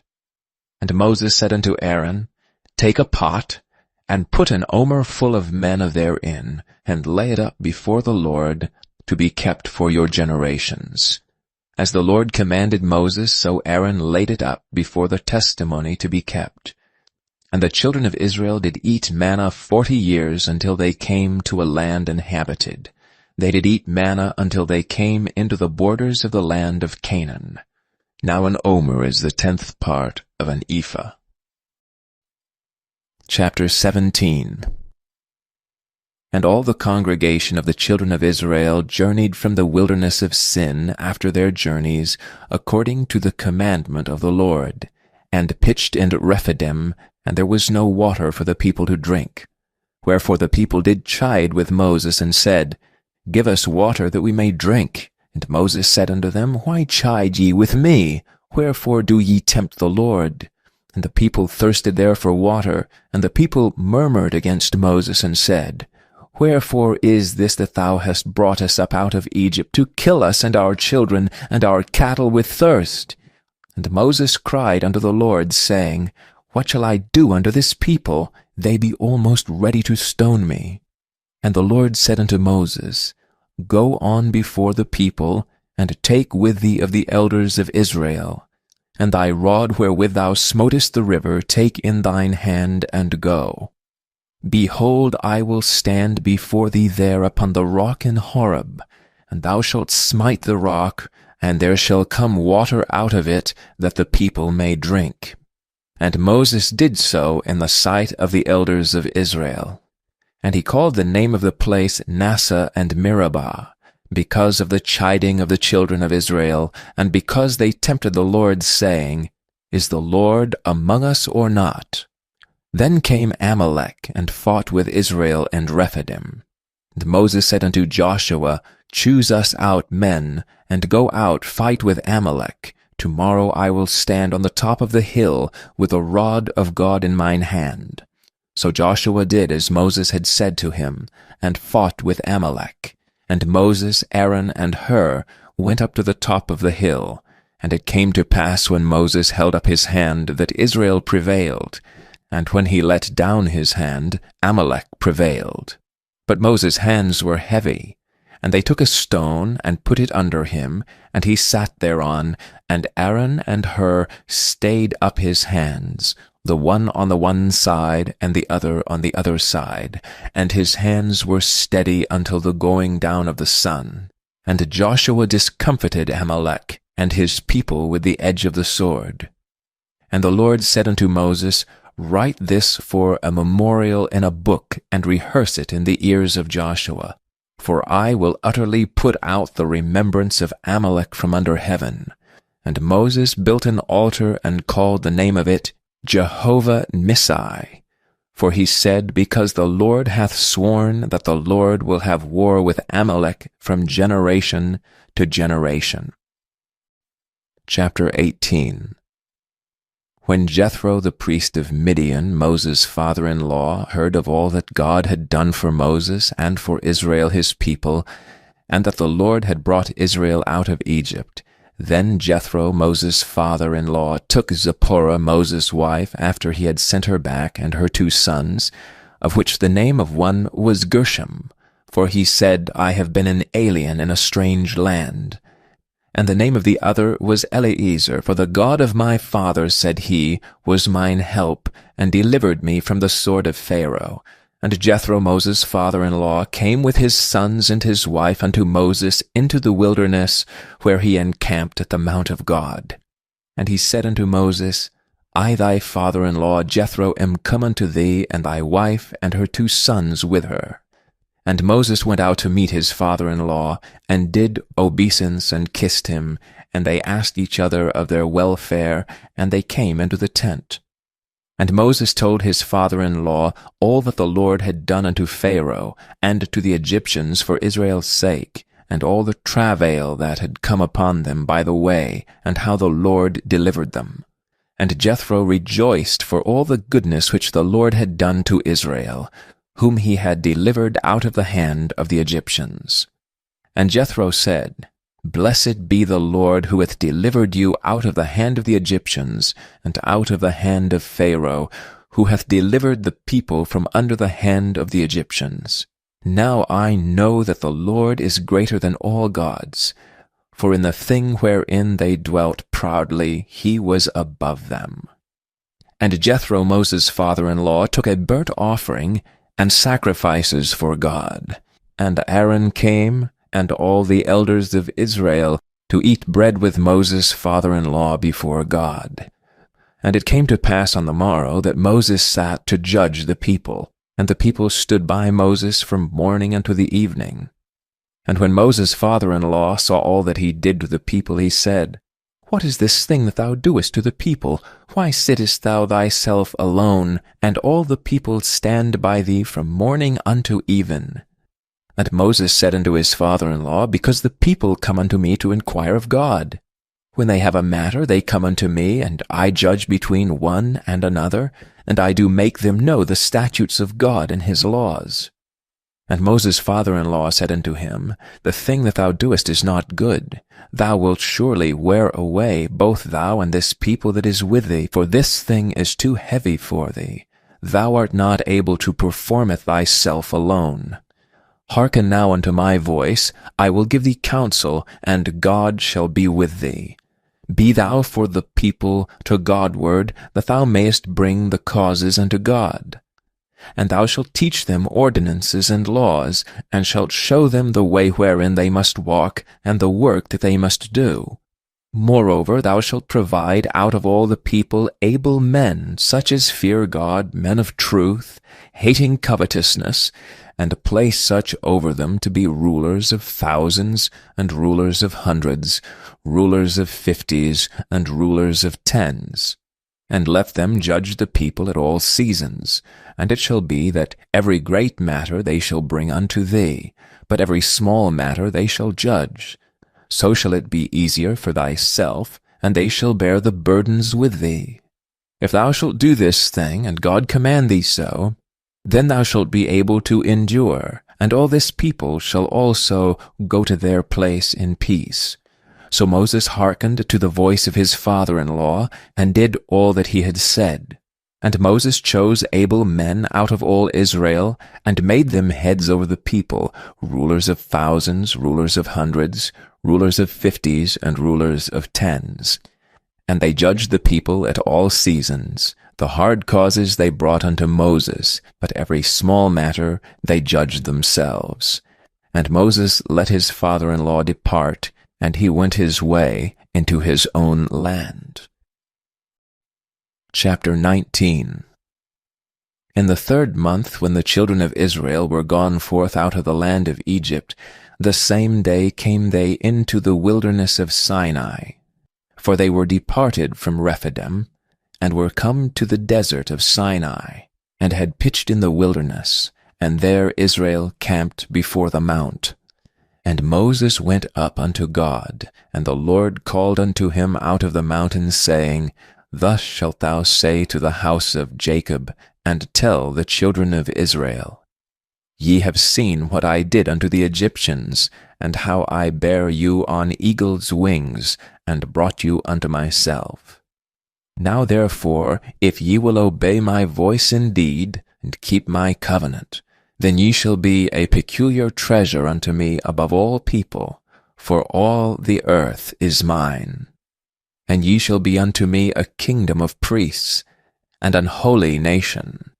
These are the words which thou shalt speak unto the children of Israel. And Moses came and called for the elders of the people, and laid before their faces all these words which the Lord commanded him. And all the people answered together and said, All that the Lord hath spoken we will do. And Moses returned the words of the people unto the Lord. And the Lord said unto Moses, Lo, I come unto thee in a thick cloud, that the people may hear when I speak with thee, and believe thee forever. And Moses told the words of the people unto the Lord. And the Lord said unto Moses, Go unto the people, and sanctify them today and tomorrow, and let them wash their clothes, and be ready against the third day. For the third day the Lord will come down in the sight of the people upon Mount Sinai. And thou shalt set bounds unto the people round about, saying, Take heed to yourselves, that ye go not up into the mount, or touch the border of it. Whosoever toucheth the mount shall be surely put to death. There shall not be an hand touch it, but he shall surely be stoned or shot through, whether it be beast or man, it shall not live. When the trumpet soundeth long, they shall come up to the mount. And Moses went down from the mount unto the people, and sanctified the people, and they washed their clothes. And he said unto the people, Be ready against the third day. Come not at your lives. And it came to pass on the third day in the morning, that there were thunders and lightnings, and a thick cloud upon the mount, and the voice of the trumpet exceeding loud, so that all the people that was in the camp trembled. And Moses brought forth the people out of the camp to meet with God. And they stood at the nether part of the mount. And Mount Sinai was altogether on a smoke, because the Lord descended upon it in fire. And the smoke thereof ascended as the smoke of a furnace, and the whole mount quaked greatly. And when the voice of the trumpet sounded long, and waxed louder and louder, Moses spake, and God answered him by a voice. And the Lord came down upon Mount Sinai, on the top of the mount, and the Lord called Moses up to the top of the mount, and Moses went up. And the Lord said unto Moses, Go down, charge the people, lest they break through unto the Lord to gaze, and many of them perish. And let the priests also which come near to the Lord sanctify themselves, lest the Lord break forth upon them. And Moses said unto the Lord, The people cannot come up to Mount Sinai, for thou chargedst us, saying, Set bounds about the mount, and sanctify it.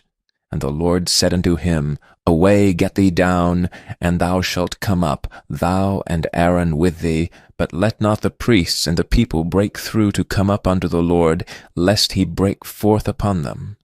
So Moses went down unto the people, and spake unto them. Chapter 20. And God spake all these words, saying, I am the Lord thy God, which hath brought thee out of the land of Egypt, out of the house of bondage. Thou shalt have no other gods before me. Thou shalt not make unto thee any graven image, or any likeness of anything that is in heaven above, or that is in the earth beneath, or that is in the water under the earth. Thou shalt not bow down thyself to them, nor serve them. For I, the Lord thy God, am a jealous God, visiting the iniquity of the fathers upon the children unto the third and fourth generation of them that hate me, and showing mercy unto thousands of them that love me and keep my commandments. Thou shalt not take the name of the Lord thy God in vain, for the Lord will not hold him guiltless that taketh his name in vain. Remember the Sabbath day to keep it holy. 6 days shalt thou labor and do all thy work, but the 7th day is the Sabbath of the Lord thy God. In it thou shalt not do any work, thou, nor thy son, nor thy daughter, thy manservant, nor thy maidservant, nor thy cattle, nor thy stranger that is within thy gates. For in 6 days the Lord made heaven and earth, the sea, and all that in them is, and rested the 7th day. Wherefore the Lord blessed the Sabbath day, and hallowed it. Honor thy father and thy mother, that thy days may be long upon the land which the Lord thy God giveth thee. Thou shalt not kill. Thou shalt not commit adultery. Thou shalt not steal. Thou shalt not bear false witness against thy neighbor. Thou shalt not covet thy neighbor's house. Thou shalt not covet thy neighbor's wife, nor his manservant, nor his maidservant, nor his ox, nor his ass, nor anything that is thy neighbor's. And all the people saw the thunderings and the lightnings, and the noise of the trumpet, and the mountain smoking. And when the people saw it, they removed and stood afar off. And they said unto Moses, Speak thou with us, and we will hear, but let not God speak with us, lest we die. And Moses said unto the people, Fear not, for God is come to prove you, and that his fear may be before your faces, that ye sin not. And the people stood afar off, and Moses drew near unto the thick darkness where God was. And the Lord said unto Moses, Thus thou shalt say unto the children of Israel, Ye have seen that I have talked with you from heaven. Ye shall not make with me gods of silver, neither shall ye make unto you gods of gold. An altar of earth thou shalt make unto me, and shalt sacrifice thereon thy burnt offerings and thy peace offerings, thy sheep and thine oxen. And all places where I record my name, I will come unto thee, and I will bless thee. And if thou wilt make me an altar of stone, thou shalt not build it of hewn stone. For if thou liftest thy tool upon it, thou hast polluted it. Neither shalt thou go up by steps unto mine altar, that thy nakedness be not discovered thereon. Chapter 21. Now these are the judgments which thou shalt set before them. If thou buy an Hebrew servant, 6 years he shall serve, and in the 7th he shall go out free for nothing. If he came in by himself, he shall go out by himself. If he were married, then his wife shall go out with him. If his master have given him a wife, and she have borne him sons or daughters, the wife and her children shall be her master's, and he shall go out by himself. And if thy servant shall plainly say, I love my master, my wife, and my children, I will not go out free, then his master shall bring him unto the judges. He shall also bring him to the door, or unto the doorpost, and his master shall bore his ear through with an awl, and he shall serve him forever. And if a man sell his daughter to be a maidservant, she shall not go out as the men's servants do. If she please not her master, who hath betrothed her to himself, then shall he let her be redeemed. To sell her unto a strange nation he shall have no power, seeing he hath dealt deceitfully with her. And if he hath betrothed her unto his son, he shall deal with her after the manner of daughters. If he take him another wife, her food, her raiment, and her duty of marriage shall he not diminish. And if he do not these 3 things unto her, then shall she go out free without money. He that smiteth a man, so that he die, shall be surely put to death. And if a man lie not in wait, but God deliver him into his hand, then I will appoint thee a place whither he shall flee. But if a man come presumptuously upon his neighbor, to slay him with guile, thou shalt take him from thine altar that he may die. He that smiteth his father or his mother shall be surely put to death. He that stealeth a man and selleth him, or if he be found in his hand, he shall surely be put to death. And he that curseth his father or his mother shall surely be put to death. And if men strive together, and one smite another with a stone, or with his fist, and he die not, but keepeth his bed, if he rise again, and walk abroad upon his staff, then shall he that smote him be quit. Only he shall pay for the loss of his time, and shall cause him to be thoroughly healed. And if a man smite his servant or his maid with a rod, and he die under his hand, he shall be surely punished. Notwithstanding, if he continue a day or 2, he shall not be punished, for he is his money. If men strive and hurt a woman with child, so that her fruit depart from her, and yet no mischief follow, he shall be surely punished according as the woman's husband will lay upon him, and he shall pay as the judges determine. And if any mischief follow, then thou shalt give life for life, eye for eye, tooth for tooth, hand for hand, foot for foot, burning for burning, wound for wound, stripe for stripe. And if a man smite the eye of his servant, or the eye of his maid, that it perish, he shall let him go free for his eye's sake. And if he smite out his manservant's tooth, or his maidservant's tooth, he shall let him go free for his tooth's sake. If an ox gore a man or a woman that they die, then the ox shall be surely stoned, and his flesh shall not be eaten, but the owner of the ox shall be quit. But if the ox were wont to push with his horn in time past, and it hath been testified to his owner, and he hath not kept him in, but that he hath killed a man or a woman, the ox shall be stoned, and his owner also shall be put to death. If there be laid on him a sum of money, then he shall give for the ransom of his life whatsoever is laid upon him. Whether he have gored a son, or have gored a daughter, according to this judgment shall it be done unto him. If the ox shall push a manservant or a maidservant, he shall give unto their master 30 shekels of silver, and the ox shall be stoned. And if a man shall open a pit, or if a man shall dig a pit and not cover it, and an ox or an ass fall therein, the owner of the pit shall make it good, and give money unto the owner of them, and the dead beast shall be his. And if one man's ox hurt another's that he die, then they shall sell the live ox, and divide the money of it, and the dead ox also they shall divide.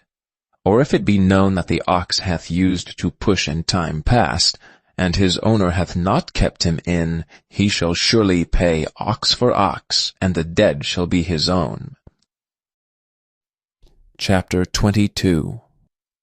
If a man shall steal an ox or a sheep, and kill it or sell it, he shall restore 5 oxen for an ox, and 4 sheep for a sheep. If a thief be found breaking up, and be smitten that he die, there shall no blood be shed for him. If a son be risen upon him, there shall be blood shed for him, for he should make full restitution. If he have nothing, then he shall be sold for his theft. If a theft be certainly found in his hand alive, whether it be ox or ass or sheep, he shall restore double.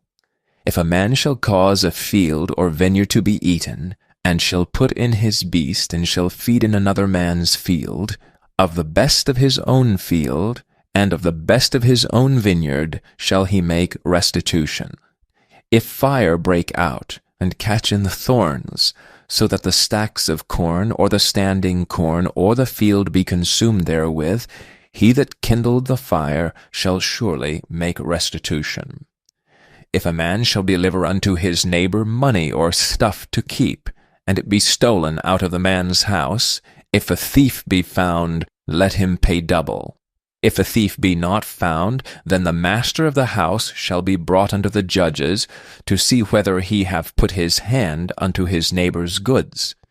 For all manner of trespass, whether it be for ox, for ass, for sheep, for raiment, or for any manner of lost thing, which another challengeth to be his, the cause of both parties shall come before the judges, and whom the judges shall condemn, he shall pay double unto his neighbor.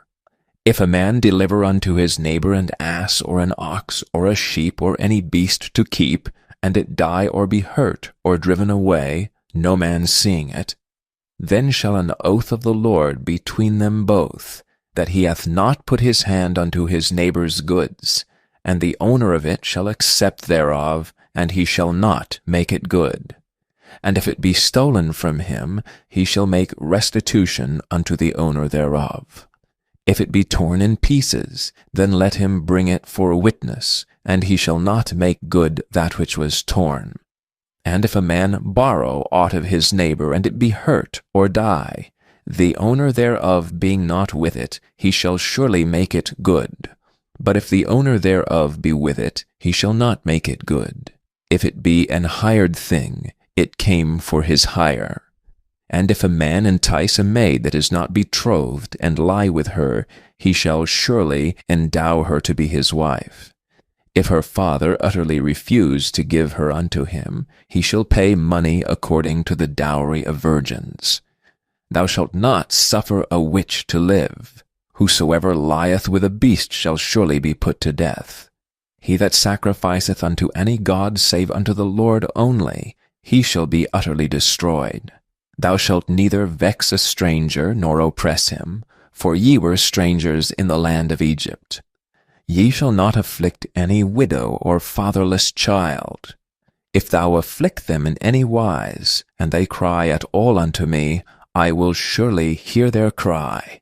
And my wrath shall wax hot, and I will kill you with the sword, and your wives shall be widows, and your children fatherless. If thou lend money to any of my people that is poor by thee, thou shalt not be to him as an usurer, neither shalt thou lay upon him usury. If thou at all take thy neighbour's raiment to pledge, thou shalt deliver it unto him by that the sun goeth down. For that is his covering only, that is his raiment for his skin. Wherein shall he sleep? And it shall come to pass when he crieth unto me that I will hear, for I am gracious. Thou shalt not revile the gods, nor curse the ruler of thy people. Thou shalt not delay to offer the first of thy ripe fruits and thy liquors, the firstborn of thy sons shalt thou give unto me. Likewise shalt thou do with thine oxen and with thy sheep. 7 days it shall be with his dam, and on the 8th day thou shalt give it me. And ye shall be holy men unto me. Neither shall ye eat any flesh that is torn of beasts in the field, ye shall cast it to the dogs.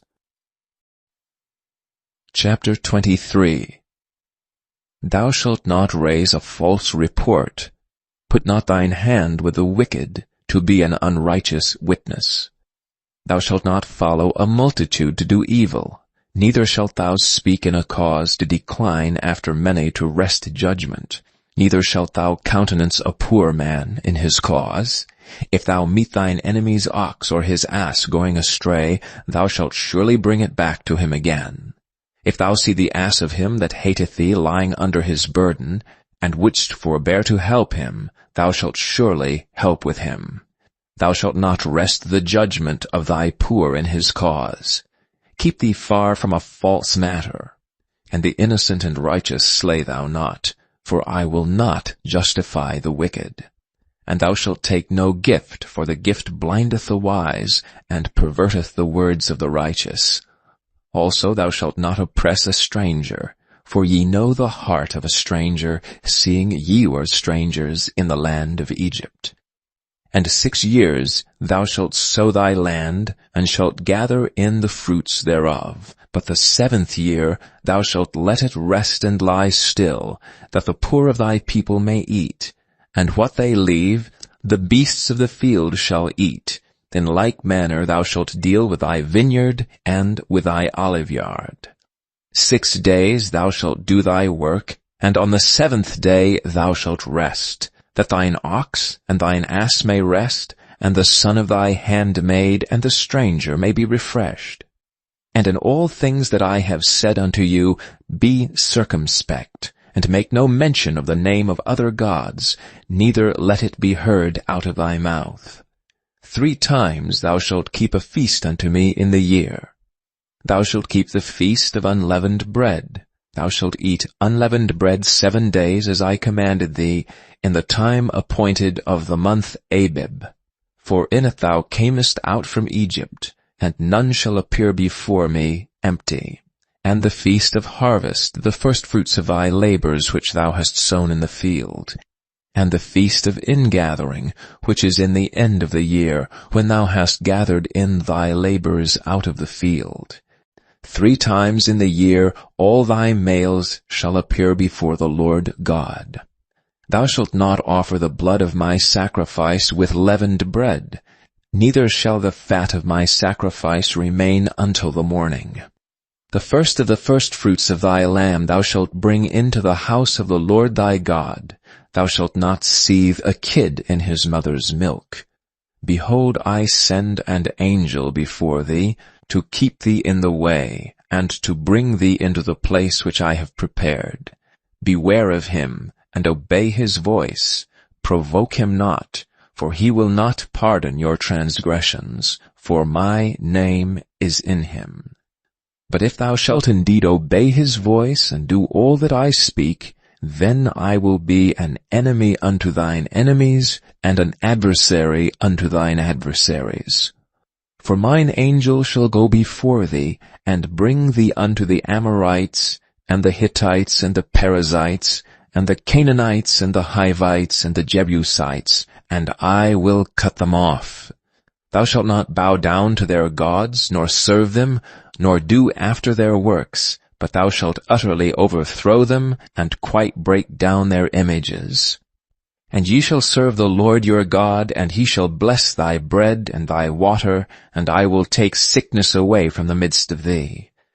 There shall nothing cast their young, nor be barren in thy land. The number of thy days I will fulfill. I will send my fear before thee, and will destroy all the people to whom thou shalt come, and I will make all thine enemies turn their backs unto thee. And I will send hornets before thee, which shall drive out the Hivite, the Canaanite, and the Hittite from before thee. And I will not drive them out from before thee in 1 year, lest the land become desolate, and the beast of the field multiply against thee. By little and little I will drive them out from before thee, until thou be increased and inherit the land. And I will set thy bounds from the Red Sea, even unto the sea of the Philistines, and from the desert unto the river. For I will deliver the inhabitants of the land into your hand, and thou shalt drive them out before thee. Thou shalt make no covenant with them, nor with their gods. They shall not dwell in thy land, lest they make thee sin against me. For if thou serve their gods, it will surely be a snare unto thee. Chapter 24. And he said unto Moses, Come up unto the Lord, thou and Aaron, Nadab and Abihu, and 70 of the elders of Israel, and worship ye afar off. And Moses alone shall come near the Lord, but they shall not come nigh, neither shall the people go up with him. And Moses came and told the people all the words of the Lord, and all the judgments, and all the people answered with one voice, and said, All the words which the Lord hath said we will do. And Moses wrote all the words of the Lord, and rose up early in the morning, and builded an altar under the hill, and 12 pillars, according to the 12 tribes of Israel. And he sent young men of the children of Israel, which offered burnt offerings, and sacrificed peace offerings of oxen unto the Lord. And Moses took half of the blood, and put it in basins, and half of the blood he sprinkled on the altar. And he took the book of the covenant, and read in the audience of the people. And they said, All that the Lord hath said, we will do, and be obedient. And Moses took the blood, and sprinkled it on the people, and said, Behold the blood of the covenant, which the Lord hath made with you concerning all these words. Then went up Moses, and Aaron, Nadab and Abihu, and 70 of the elders of Israel. And they saw the God of Israel, and there was under his feet as it were a paved work of a sapphire stone, and as it were the body of heaven in his clearness. And upon the nobles of the children of Israel he laid not his hand. Also they saw God, and did eat and drink. And the Lord said unto Moses, Come up to me into the mount, and be there. And I will give thee tables of stone, and the law and commandments which I have written, that thou mayest teach them.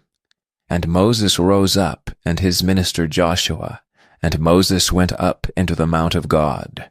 And he said unto the elders, Tarry ye here for us, until we come again unto you. And behold, Aaron and Hur are with you. If any man have any matters to do, let him come unto them. And Moses went up into the mount, and a cloud covered the mount. And the glory of the Lord abode upon Mount Sinai, and the cloud covered it 6 days. And the 7th day he called unto Moses out of the midst of the cloud. And the sight of the glory of the Lord was like devouring fire on the top of the mount in the eyes of the children of Israel. And Moses went into the midst of the cloud, and gat him up into the mount, And Moses was in the mount 40 days and 40 nights. Chapter 25. And the Lord spake unto Moses, saying, Speak unto the children of Israel, that they bring me an offering. Of every man that giveth it willingly with his heart, ye shall take my offering. And this is the offering which ye shall take of them: gold, and silver, and brass, and blue, and purple, and scarlet, and fine linen, and goat's hair, and rams' skins dyed red, and badgers' skins, and shittim wood, oil for the light, spices for anointing oil, and for sweet incense, onyx stones and stones to be set in the ephod and in the breastplate. And let them make me a sanctuary, that I may dwell among them. According to all that I show thee, after the pattern of the tabernacle and the pattern of all the instruments thereof, even so shall ye make it. And they shall make an ark of shittim wood. 2 cubits and a half shall be the length thereof, and 1 cubit and a half the breadth thereof, and 1 cubit and a half the height thereof. And thou shalt overlay it with pure gold. Within and without shalt thou overlay it, and shalt make upon it a crown of gold round about. And thou shalt cast 4 rings of gold for it, and put them in the 4 corners thereof. And 2 rings shall be in the one side of it, and 2 rings in the other side of it. And thou shalt make staves of shittim wood, and overlay them with gold. And thou shalt put the staves into the rings by the sides of the ark, that the ark may be borne with them. The stave shall be in the rings of the ark, they shall not be taken from it. And thou shalt put into the ark the testimony which I shall give thee. And thou shalt make a mercy seat of pure gold. 2 cubits and a half shall be the length thereof, and 1 cubit and a half the breadth thereof. And thou shalt make 2 cherubims of gold, of beaten work shalt thou make them, in the 2 ends of the mercy seat. And make 1 cherub on the one end, and the other cherub on the other end, even of the mercy seat shall ye make the cherubims on the 2 ends thereof. And the cherubim shall stretch forth their wings on high, covering the mercy seat with their wings, and their faces shall look one to another. Toward the mercy seat shall the faces of the cherubims be. And thou shalt put the mercy seat above upon the ark, and in the ark thou shalt put the testimony that I shall give thee.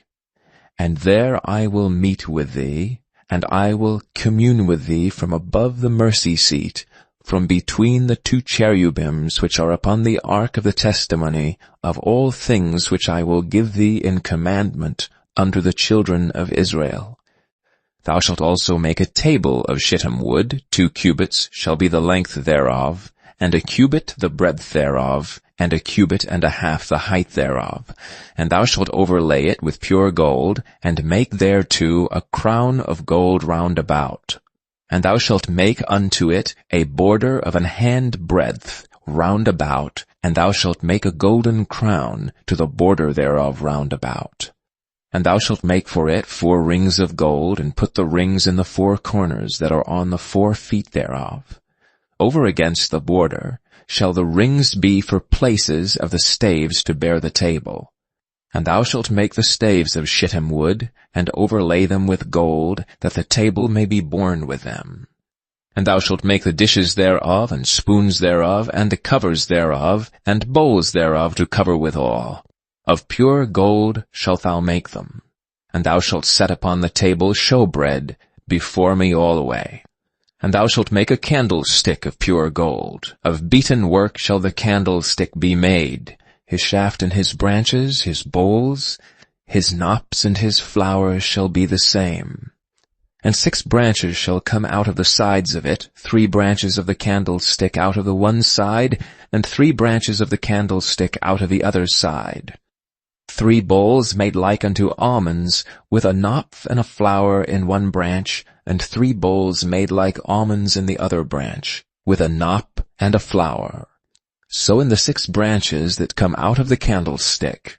And in the candlestick shall be 4 bowls made like unto almonds, with their knops and their flowers. And there shall be a knop under 2 branches of the same, and a knop under 2 branches of the same, and a knop under 2 branches of the same, according to the 6 branches that proceed out of the candlestick. their knops and their branches, shall be of the same. All it shall be one beaten work of pure gold. And thou shalt make the 7 lamps thereof, and they shall light the lamps thereof, that they may give light over against it. And the tongues thereof, and the snuff dishes thereof shall be of pure gold. At a talent of pure gold shall he make it, with all these vessels. And look that thou make them after their pattern, which was showed thee in the mount. Chapter 26. Moreover thou shalt make the tabernacle with 10 curtains of fine twined linen, and blue, and purple, and scarlet, with cherubims of cunning work shalt thou make them. The length of one curtain shall be 28 cubits, and the breadth of one curtain 4 cubits, and every one of the curtains shall have 1 measure. The 5 curtains shall be coupled together one to another, and other 5 curtains shall be coupled one to another. And thou shalt make loops of blue upon the edge of the one curtain from a selvage in the coupling. And likewise shalt thou make in the uttermost edge of another curtain in the coupling of a second.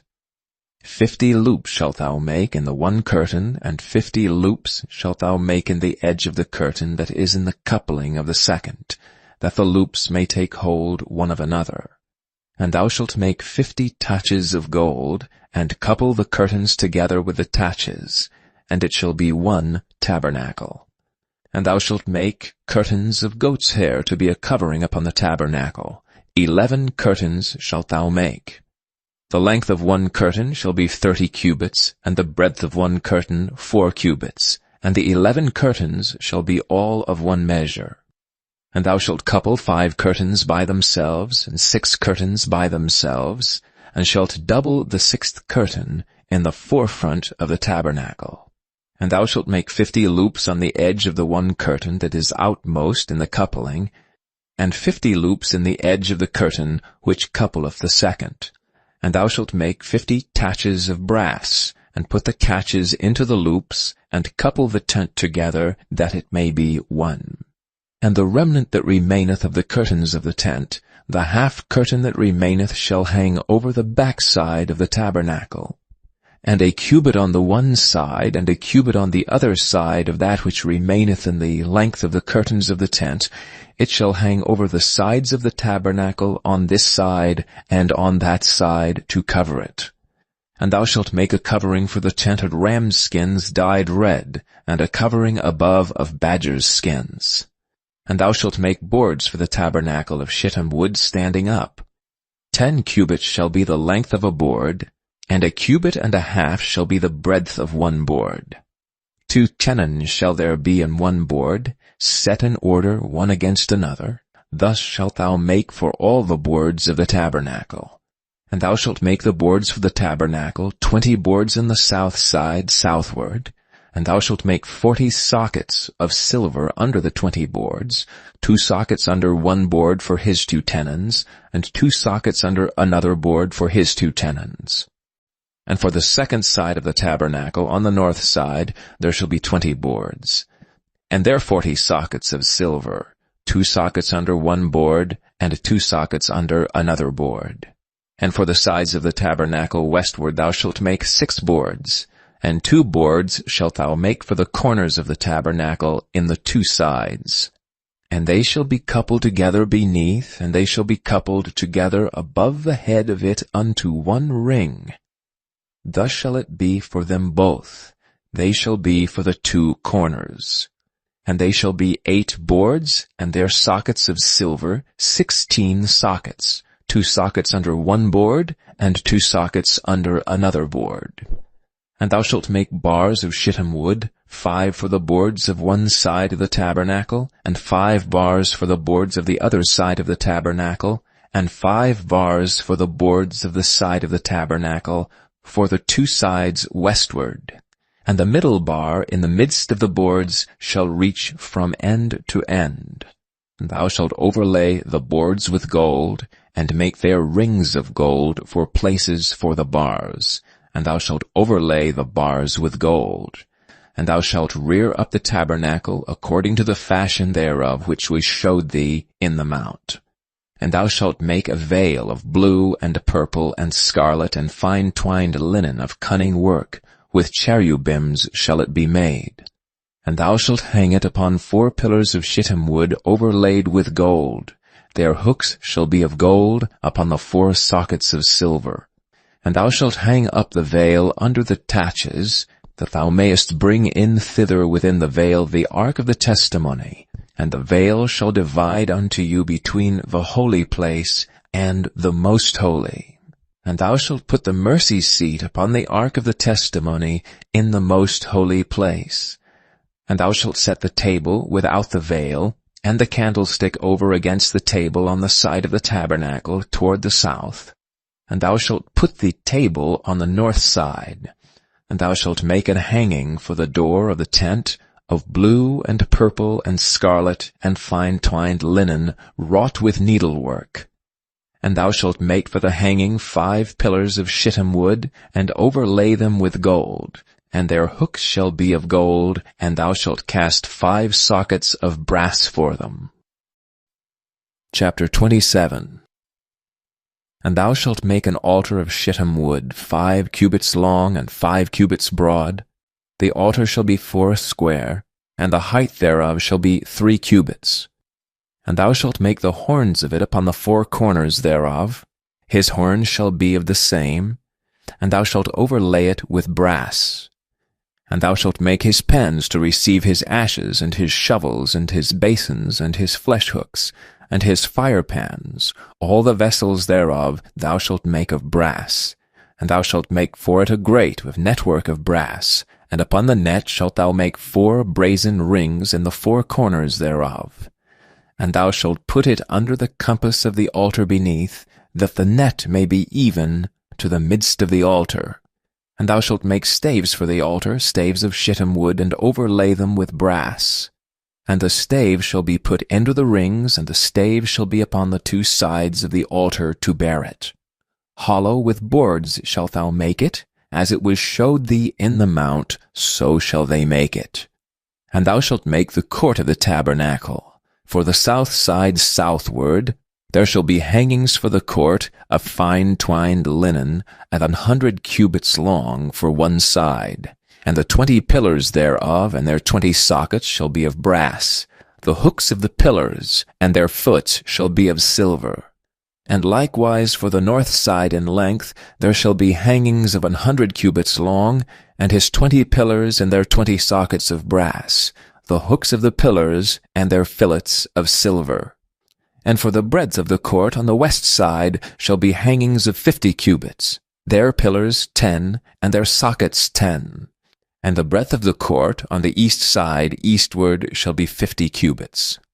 The hangings of one side of the gate shall be 15 cubits, their pillars 3, and their sockets 3. And on the other side shall be hangings 15 cubits, their pillars 3, and their sockets 3.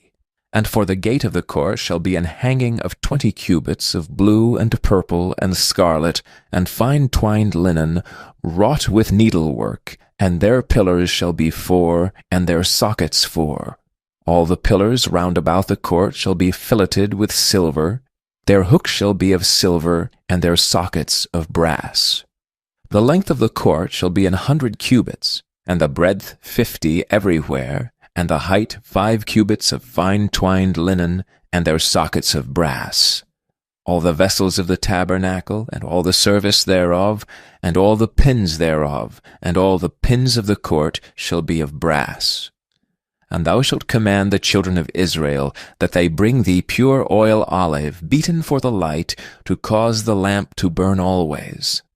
In the tabernacle of the congregation without the veil, which is before the testimony, Aaron and his sons shall order it from evening to morning before the Lord. It shall be a statute forever unto their generations on the behalf of the children of Israel. Chapter 28. And take thou unto thee Aaron thy brother, and his sons with him, from among the children of Israel, that he may minister unto me in the priest's office, even Aaron, Nadab, and Abihu, Eleazar, and Ithamar Aaron's sons.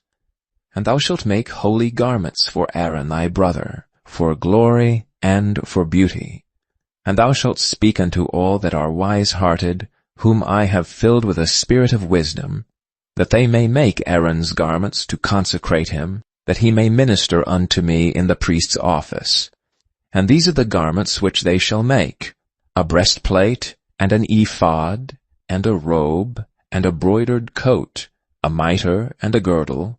And they shall make holy garments for Aaron thy brother and his sons, that he may minister unto me in the priest's office.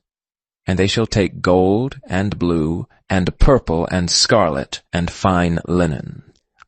And they shall make the ephod of gold, of blue, and of purple, of scarlet, and fine twined linen with cunning work. It shall have 2 shoulder pieces thereof, joined at the edges thereof, and so it shall be joined together. And the curious girdle of the ephod which is upon it shall be of the same, according to the work thereof, even of gold, of blue, and purple, and scarlet, and fine twined linen. And thou shalt take 2 onyx stones, and grave on them the names of the children of Israel, 6 of their names on one stone, and the other 6 names of the rest on the other stone, according to their birth.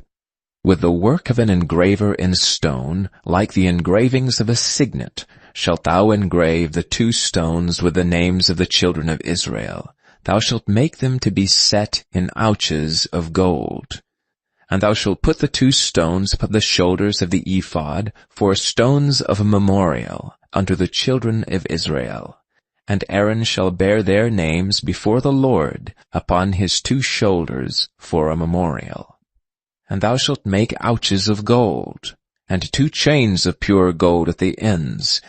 Of wreathen work shalt thou make them, and fasten the wreathen chains to the ouches.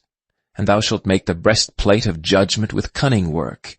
After the work of the ephod thou shalt make it, of gold, of blue, and of purple, and of scarlet, and of fine twined linen shalt thou make it.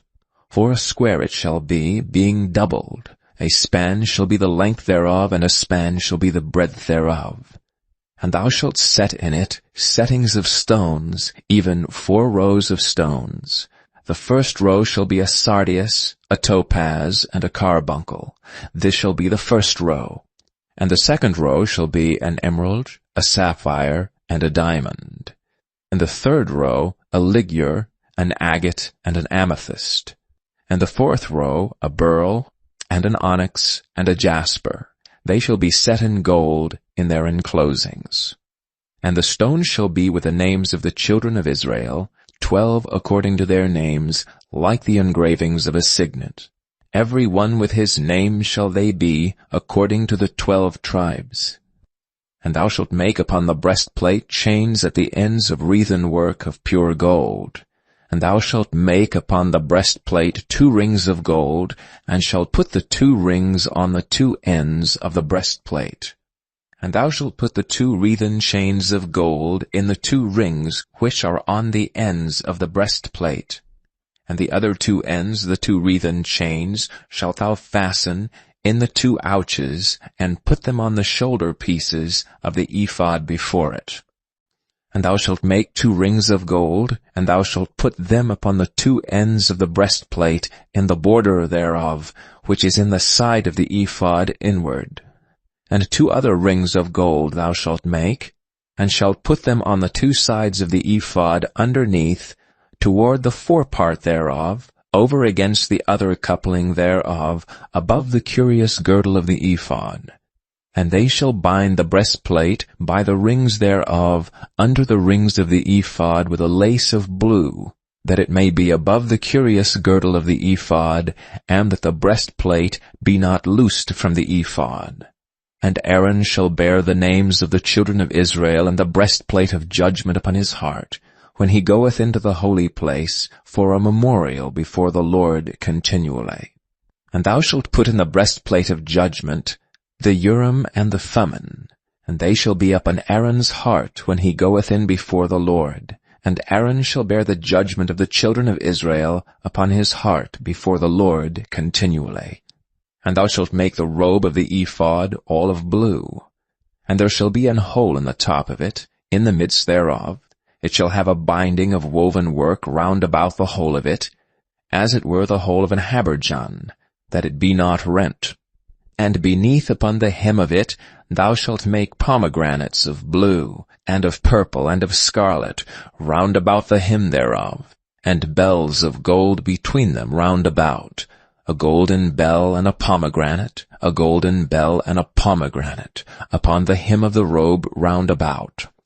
And it shall be upon Aaron to minister, and his sound shall be heard when he goeth in unto the holy place before the Lord, and when he cometh out, that he die not.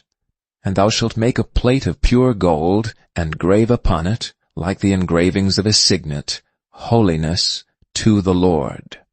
And thou shalt put it on a blue lace, that it may be upon the mitre, upon the forefront of the mitre it shall be. And there shall be upon Aaron's forehead, that Aaron may bear the iniquity of the holy things which the children of Israel shall hallow in all their holy gifts. And it shall be always upon his forehead, that they may be accepted before the Lord. And thou shalt embroider the coat of fine linen, and thou shalt make the mitre of fine linen, and thou shalt make the girdle of needlework. And for Aaron's sons thou shalt make coats, and thou shalt make for them girdles, and bonnets shalt thou make for them, for glory and for beauty. And thou shalt put them upon Aaron thy brother, and his sons with him, and shalt anoint them, and consecrate them, and sanctify them, that they may minister unto me in the priest's office. And thou shalt make them linen breeches to cover their nakedness, from the loins even unto the thighs they shall reach. And they shall be upon Aaron and upon his sons, when they come in unto the tabernacle of the congregation, or when they come near unto the altar to minister in the holy place, that they bear not iniquity and die. It shall be a statute forever unto him and his seed after him. Chapter 29. And this is the thing that thou shalt do unto them to hallow them, to minister unto me in the priest's office. Take 1 young bullock, and 2 rams without blemish, and unleavened bread, and cakes unleavened tempered with oil, and wafers unleavened, anointed with oil. Of wheaten flour shalt thou make them. And thou shalt put them into 1 basket, and bring them in the basket with the bullock and the 2 rams. And Aaron and his sons thou shalt bring unto the door of the tabernacle of the congregation, and shalt wash them with water. And thou shalt take the garments, and put upon Aaron the coat, and the robe of the ephod, and the breastplate, and gird him with the curious girdle of the ephod. And thou shalt put the mitre upon his head, and put the holy crown upon the mitre. Then shalt thou take anointing oil, and pour it upon his head, and anoint him.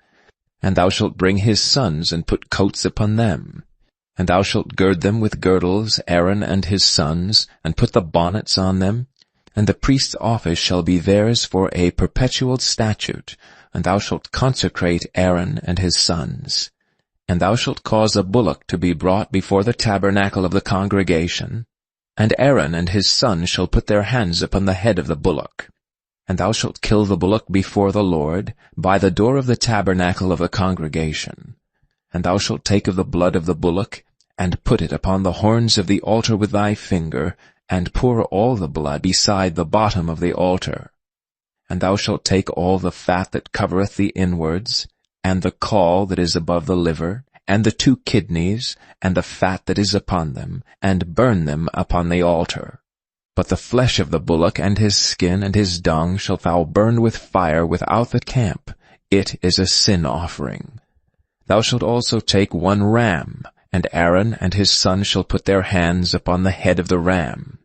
And thou shalt slay the ram, and thou shalt take his blood, and sprinkle it round about upon the altar. And thou shalt cut the ram in pieces, and wash the inwards of him and his legs, and put them unto his pieces, and unto his head. And thou shalt burn the whole ram upon the altar. It is a burnt offering unto the Lord. It is a sweet savour, and offering made by fire unto the Lord. And thou shalt take the other ram, and Aaron and his sons shall put their hands upon the head of the ram.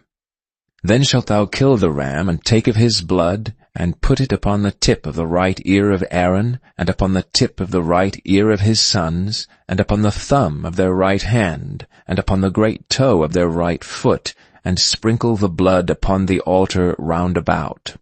And thou shalt take of the blood that is upon the altar, and of the anointing oil, and sprinkle it upon Aaron, and upon his garments, and upon his sons, and upon the garments of his sons with him. And he shall be hallowed, and his garments, and his sons garments with him. Also thou shalt take of the ram the fat, and the rump, and the fat that covereth the inwards, and the caul above the liver, and the 2 kidneys, and the fat that is upon them, and the right shoulder, for it is a ram of consecration, and 1 loaf of bread, and 1 cake of oiled bread, and 1 wafer out of the basket of the unleavened bread that is before the Lord. And thou shalt put all in the hands of Aaron, and in the hands of his sons, and shalt wave them for a wave offering before the Lord. And thou shalt receive them of their hands, and burn them upon the altar for a burnt offering, for a sweet savour before the Lord.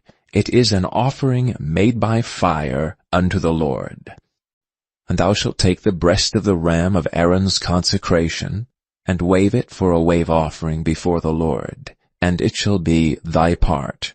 And thou shalt sanctify the breast of the wave offering, and the shoulder of the heave offering, which is waved and which is heaved up, of the ram of the consecration, even of that which is for Aaron, and of that which is for his sons. And it shall be Aaron's and his sons by a statute forever from the children of Israel. For it is an heave offering, and it shall be an heave offering from the children of Israel of the sacrifice of their peace offerings, even their heave offering unto the Lord.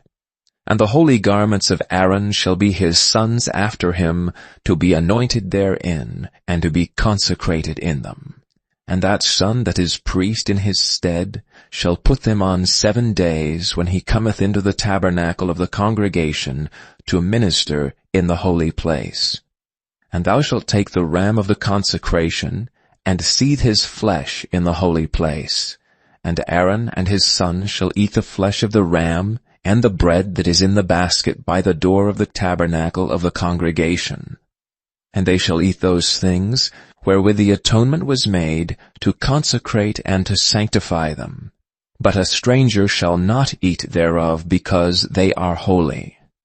And if aught of the flesh of the consecrations, or of the bread remain unto the morning, then thou shalt burn the remainder with fire.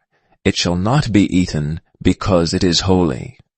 And thus shalt thou do unto Aaron, and to his sons according to all things which I have commanded thee. 7 days shalt thou consecrate them. And thou shalt offer every day a bullock for a sin offering for atonement, and thou shalt cleanse the altar when thou hast made an atonement for it, and thou shalt anoint it to sanctify it. 7 days thou shalt make an atonement for the altar and sanctify it, and it shall be an altar most holy. Whatsoever toucheth the altar shall be holy.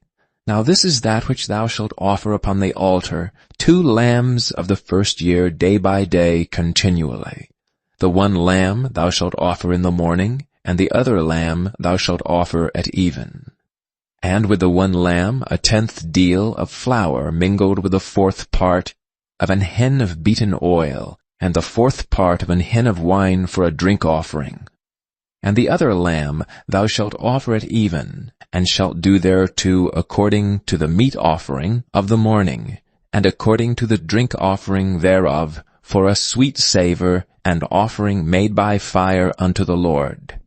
There shall be a continual burnt offering throughout your generations at the door of the tabernacle of the congregation before the Lord, where I will meet you to speak there unto thee.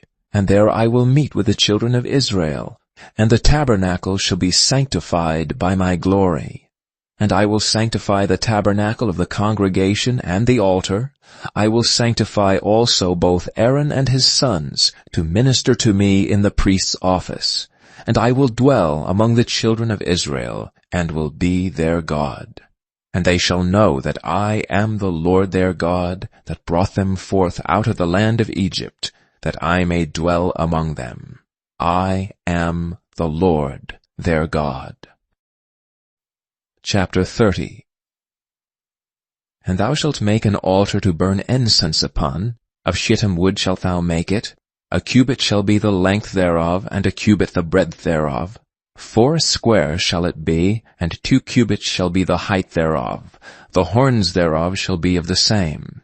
And thou shalt overlay it with pure gold, the top thereof, and the sides thereof round about, and the horns thereof. And thou shalt make unto it a crown of gold round about.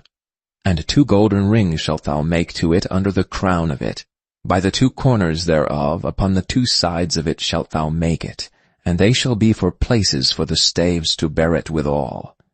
And thou shalt make the staves of shittim wood, and overlay them with gold. And thou shalt put it before the veil, that is by the ark of the testimony, before the mercy seat that is over the testimony, where I will meet with thee. And Aaron shall burn thereon sweet incense every morning. When he dresseth the lamps, he shall burn incense upon it. And when Aaron lighteth the lamps at even, he shall burn incense upon it, a perpetual incense before the Lord throughout your generations. Ye shall offer no strange incense thereon, nor burnt sacrifice, nor meat offering, neither shall ye pour drink offering thereon. And Aaron shall make an atonement upon the horns of it once in a year with the blood of the sin offering of atonements. Once in the year shall he make atonement upon it throughout your generations. It is most holy unto the Lord.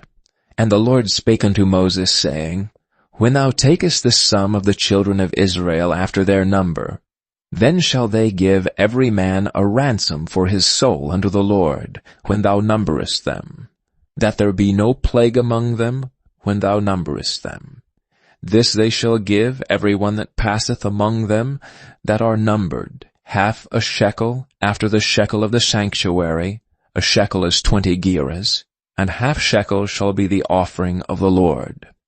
Every one that passeth among them that are numbered from 20 years old and above shall give an offering unto the Lord. The rich shall not give more, and the poor shall not give less than 1/2 shekel, when they give an offering unto the Lord, to make an atonement for your souls.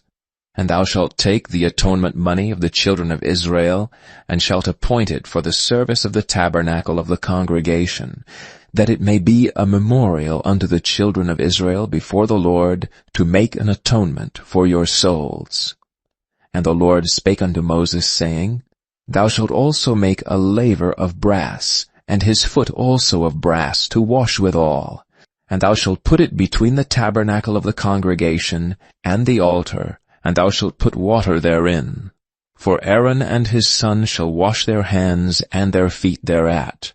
When they go into the tabernacle of the congregation, they shall wash with water, that they die not, or when they come near to the altar to minister to burn offering made by fire unto the Lord. So they shall wash their hands and their feet, that they die not. And it shall be a statute forever to them, even to him and to his seed throughout their generations. Moreover the Lord spake unto Moses, saying, Take thou also unto thee principal spices of pure myrrh, 500 shekels, and of sweet cinnamon 1/2 so much, even 250 shekels, and of sweet calamus 250 shekels, and of cassia 500 shekels, after the shekel of the sanctuary, and of oil olive an hin. And thou shalt make it an oil of holy ointment, an ointment compound, after the art of the apothecary. It shall be an holy anointing oil. And thou shalt anoint the tabernacle of the congregation therewith, and the ark of the testimony, and the table and all his vessels, and the candlestick and his vessels, and the altar of incense, and the altar of burnt offering with all his vessels, and the laver and his foot. And thou shalt sanctify them, that they may be most holy. Whatsoever toucheth them shall be holy. And thou shalt anoint Aaron and his sons, and consecrate them, that they may minister unto me in the priest's office. And thou shalt speak unto the children of Israel, saying, This shall be an holy anointing oil unto me throughout your generations. Upon men's flesh shall it not be poured, neither shall ye make any other like it, after the composition of it. It is holy, and it shall be holy unto you. Whosoever compoundeth any alike it, or whosoever putteth any of it upon a stranger, shall even be cut off from his people. And the Lord said unto Moses, Take unto thee sweet spices, stacte, and onycha, and galbanum, these sweet spices with pure frankincense. Of each shall there be a like weight. Thou shalt make it a perfume, a confection after the art of the apothecary, tempered together, pure and holy. Thou shalt beat some of it very small, and put of it before the testimony in the tabernacle of the congregation, where I will meet with thee. It shall be unto you most holy. And as for the perfume which thou shalt make, ye shall not make to yourselves according to the composition thereof. It shall be unto thee holy for the Lord. Whosoever shall make like unto that, to smell thereto, shall even be cut off from his people. Chapter 31. And the Lord spake unto Moses, saying, See, I have called by name Bezaleel the son of Uri, the son of Hur of the tribe of Judah, and I have filled him with the Spirit of God in wisdom and in understanding, and in knowledge and in all manner of workmanship, to devise cunning works, to work in gold, and in silver, and in brass, and in cutting of stones, to set them, and in carving of timber, to work in all manner of workmanship. And I, behold, I have given with him Aholiab, the son of Ahisamach of the tribe of Dan. And in the hearts of all that are wise-hearted I have put wisdom, that they may make all that I have commanded thee, the tabernacle of the congregation, and the ark of the testimony, and the mercy seat that is thereupon, and all the furniture of the tabernacle, and the table and his furniture, and the pure candlestick with all his furniture, and the altar of incense, and the altar of burnt offering with all his furniture, and the laver and his foot, and the cloths of service, and the holy garments for Aaron and the priest, and the garments of his sons to minister in the priest's office, and the anointing oil, and sweet incense for the holy place, according to all that I have commanded thee, shall they do. And the Lord spake unto Moses, saying, Speak thou also unto the children of Israel, saying, Verily my Sabbaths ye shall keep. For it is a sign between me and you throughout your generations, that ye may know that I am the Lord that doth sanctify you. Ye shall keep the Sabbath therefore, for it is holy unto you. Every one that defileth it shall surely be put to death. For whosoever doeth any work therein, that soul shall be cut off from among his people. 6 days may work be done, but in the 7th is the Sabbath of rest, holy to the Lord. Whosoever doeth any work in the Sabbath day, he shall surely be put to death. Wherefore the children of Israel shall keep the Sabbath, to observe the Sabbath throughout their generations for a perpetual covenant.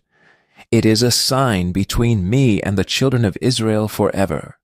For in 6 days the Lord made heaven and earth, and on the 7th day he rested and was refreshed. And he gave unto Moses, when he had made an end of communing with him upon Mount Sinai, 2 tables of testimony, tables of stone, written with the finger of God.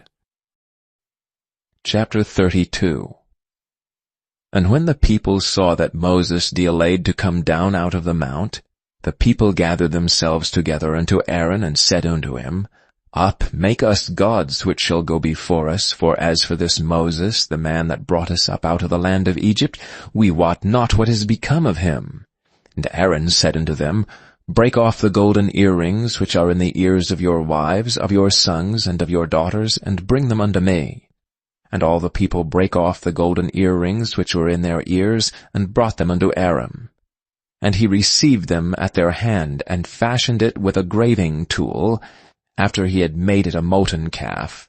And they said, These be thy gods, O Israel, which brought thee up out of the land of Egypt. And when Aaron saw it, he built an altar before it, and Aaron made proclamation and said, Tomorrow is a feast to the Lord. And they rose up early on the morrow, and offered burnt offerings, and brought peace offerings, and the people sat down to eat and drink, and rose up to play. And the Lord said unto Moses, Go, get thee down, for thy people which thou broughtest out of the land of Egypt have corrupted themselves. They have turned aside quickly out of the way which I commanded them. They have made them a molten calf, and have worshipped it, and have sacrificed thereunto, and said, These be thy gods, O Israel, which have brought thee up out of the land of Egypt. And the Lord said unto Moses, I have seen this people, and behold, it is a stiff-necked people. Now therefore let me alone, that my wrath may wax hot against them, and that I may consume them, and I will make of thee a great nation. And Moses besought the Lord his God, and said, Lord, why doth thy wrath wax hot against thy people, which thou hast brought forth out of the land of Egypt with great power, and with a mighty hand?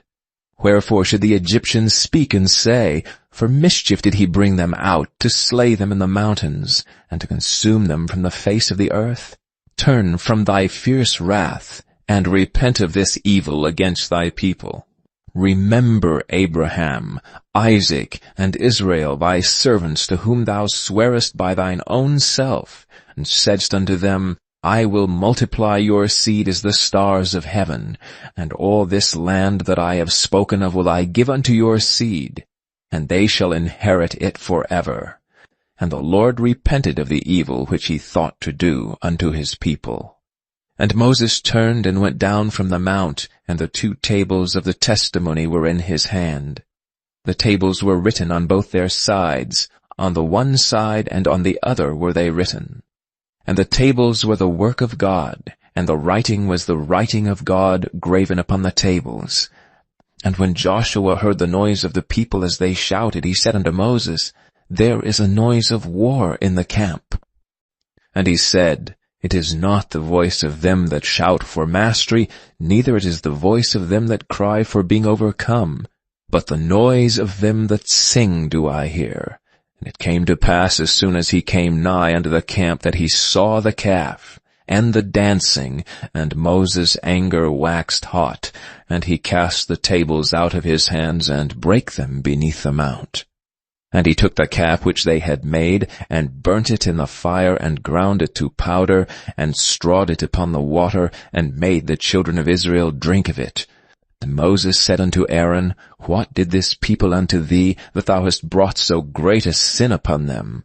And Aaron said, Let not the anger of my Lord wax hot. Thou knowest the people, that they are set on mischief. For they said unto me, Make us gods which shall go before us. As for this Moses, the man that brought us up out of the land of Egypt, we wot not what is become of him. And I said unto them, Whosoever hath any gold, let him break it off.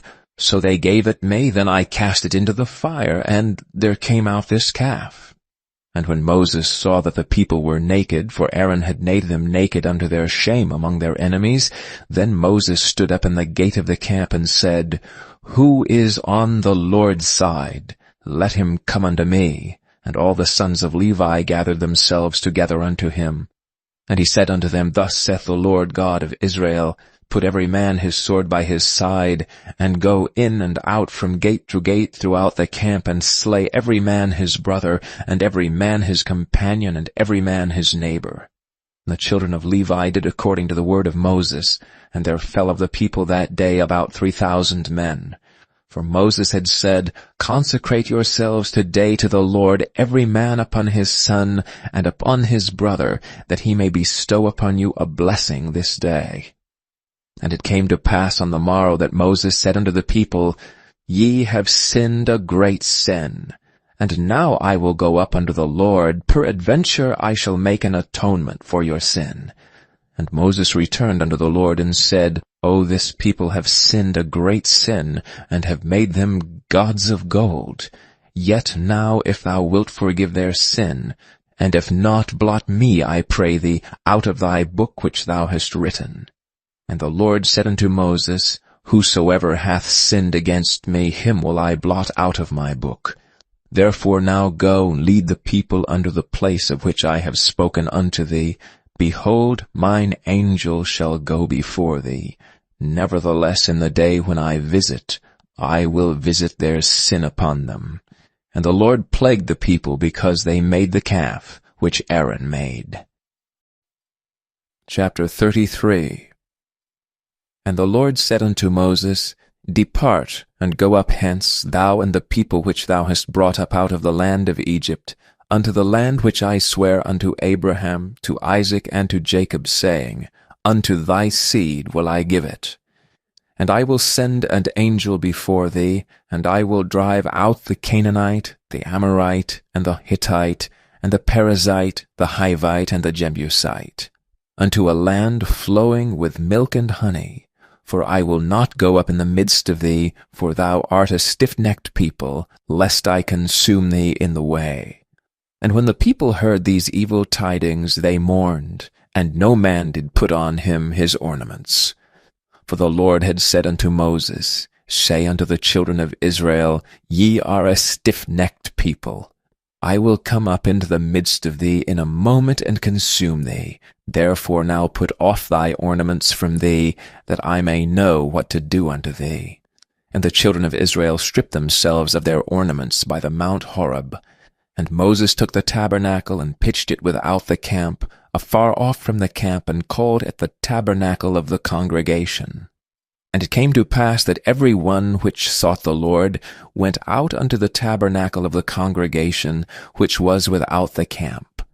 And it came to pass, when Moses went out into the tabernacle, that all the people rose up and stood every man at his tent door, and looked after Moses until he was gone into the tabernacle.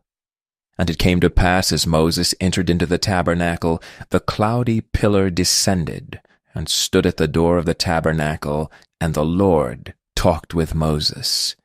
And all the people saw the cloudy pillar stand at the tabernacle door, and all the people rose up and worshipped, every man in his tent door. And the Lord spake unto Moses face to face, as a man speaketh unto his friend. And he turned again into the camp, but his servant Joshua the son of Nun, a young man, departed not out of the tabernacle. And Moses said unto the Lord, See, thou sayest unto me, Bring up this people, and thou hast not let me know whom thou wilt send with me. Yet thou hast said, I know thee by name, and thou hast also found grace in my sight. Now therefore I pray thee, if I have found grace in thy sight, show me now the way that I may know thee, that I may find grace in thy sight, and consider that this nation is thy people. And he said, My presence shall go with thee, and I will give thee rest. And he said unto him, If thy presence go not with me, carry us not up hence. For wherein shall it be known here that I and thy people have found grace in thy sight? Is it not in that thou goest with us? So shall we be separated, I and thy people, from all the people that are upon the face of the earth. And the Lord said unto Moses, I will do this thing also that thou hast spoken, for thou hast found grace in my sight, and I know thee by name. And he said, I beseech thee, show me thy glory. And he said, I will make all my goodness pass before thee, and I will proclaim the name of the Lord before thee, and will be gracious to whom I will be gracious, and will show mercy on whom I will show mercy. And he said, Thou canst not see my face, for there shall no man see me and live. And the Lord said, Behold, there is a place by me, and thou shalt stand upon a rock. And it shall come to pass, while my glory passeth by, that I will put thee in a clift of the rock, and will cover thee with my hand while I pass by. And I will take away mine hand, and thou shalt see my back parts, that my face shall not be seen. Chapter 34. And the Lord said unto Moses, Hew thee 2 tables of stone like unto the first, and I will write upon these tables the words that were in the first tables which thou breakest. And be ready in the morning, and come up in the morning unto Mount Sinai, and present thyself there to me in the top of the mount. and no man shall come up with thee, neither let any man be seen throughout all the mount, neither let the flocks nor herds feed before that mount. And he hewed 2 tables of stone like unto the first, and Moses rose up early in the morning, and went up unto Mount Sinai, as the Lord had commanded him, and took in his hand the 2 tables of stone. And the Lord descended in the cloud, and stood with him there, and proclaimed the name of the Lord. And the Lord passed by before him, and proclaimed, the Lord God, merciful and gracious, long-suffering and abundant in goodness and truth, keeping mercy for thousands, forgiving iniquity and transgression and sin, and that will by no means clear the guilty, visiting the iniquity of the fathers upon the children, and upon the children's children unto the 3rd and to the 4th generation. And Moses made haste, and bowed his head toward the earth, and worshipped. And he said, If now I have found grace in thy sight, O Lord, let my Lord, I pray thee, go among us. For it is a stiff-necked people, and pardon our iniquity and our sin, and take us for thine inheritance. And he said, Behold, I make a covenant. Before all thy people I will do marvels such as have not been done in all the earth nor in any nation, and all the people among which thou art shall see the work of the Lord. For it is a terrible thing that I will do with thee. Observe thou that which I command thee this day. Behold, I will drive out before thee the Amorite, and the Canaanite, and the Hittite, and the Perizzite, and the Hivite, and the Jebusite. Take heed to thyself, lest thou make a covenant with the inhabitants of the land whither thou goest, lest it be for a snare in the midst of thee. But ye shall destroy their altars, break their images, and cut down their groves. For thou shalt worship no other God, for the Lord, whose name is jealous, is a jealous God. Lest thou make a covenant with the inhabitants of the land, and they go a-whoring after their gods, and do sacrifice unto their gods, and one call thee, and thou eat of his sacrifice. And thou take of their daughters unto thy sons, and their daughters go a-whoring after their gods, and make thy sons go a-whoring after their gods. Thou shalt make thee no molten gods. The feast of unleavened bread shalt thou keep. 7 days thou shalt eat unleavened bread, as I commanded thee, in the time of the month Abib. For in the month Abib thou camest out from Egypt. All that openeth the matrix is mine, and every firstling among thy cattle, whether ox or sheep, that is male. But the firstling of an ass thou shalt redeem with a lamb, and if thou redeem him not, then shalt thou break his neck. All the firstborn of thy sons shalt thou redeem, and none shall appear before me empty. 6 days shalt thou work, but on the 7th day thou shalt rest.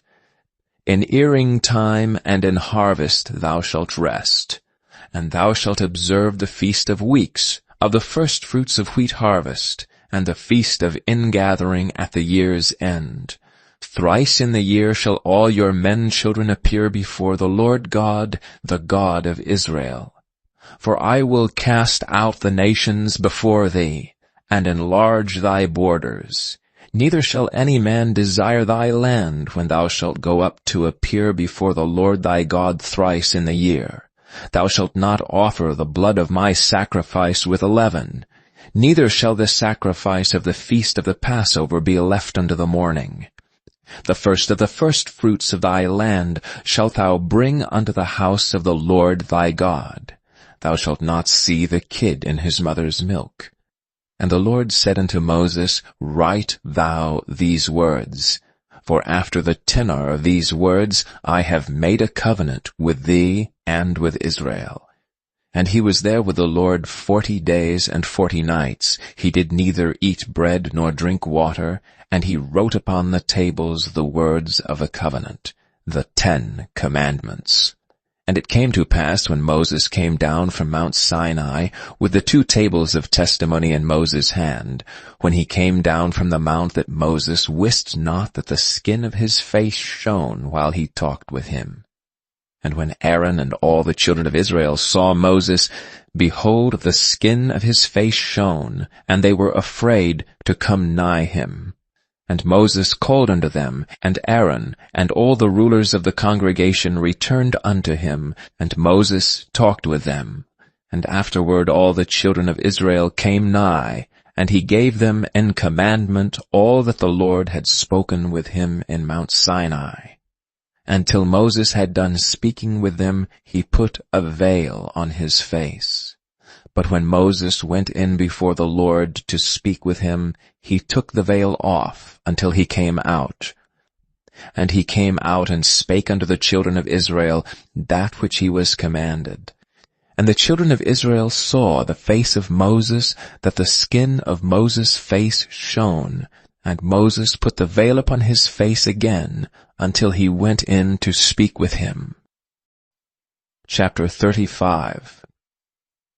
And Moses gathered all the congregation of the children of Israel together, and said unto them, These are the words which the Lord hath commanded, that ye should do them. 6 days shall work be done, but on the 7th day there shall be to you an holy day, a Sabbath of rest to the Lord. Whosoever doeth work therein shall be put to death. Ye shall kindle no fire throughout your habitations upon the Sabbath day.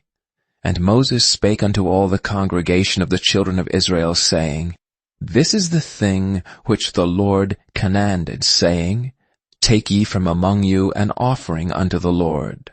Whosoever is of a willing heart, let him bring it, an offering of the Lord, gold and silver and brass, and blue and purple and scarlet and fine linen and goat's hair, and rams' skins dyed red, and badgers' skins and shittim wood, and oil for the light, and spices for anointing oil and for the sweet incense, and onyx stones and stones to be set for the ephod and for the breastplate.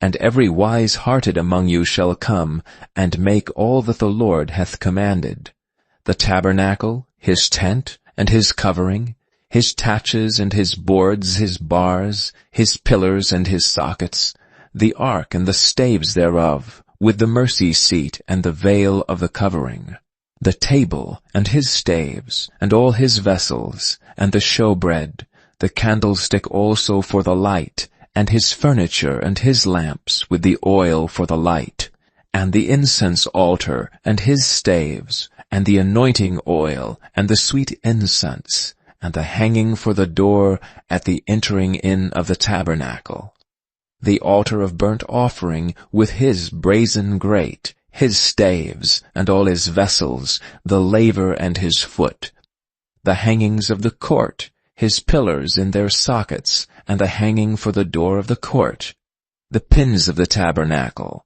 and the pins of the court in their cords, the cloths of service, to do service in the holy place, the holy garments for Aaron the priest, and the garments of his sons, to minister in the priest's office. And all the congregation of the children of Israel departed from the presence of Moses. And they came, every one whose heart stirred him up, and every one whom his spirit made willing, and they brought the Lord's offering to the work of the tabernacle of the congregation, and for all his service, and for the holy garments. And they came, both men and women, as many as were willing-hearted, and brought bracelets and earrings and rings, and tablets, all jewels of gold, and every man that offered an offering of gold unto the Lord.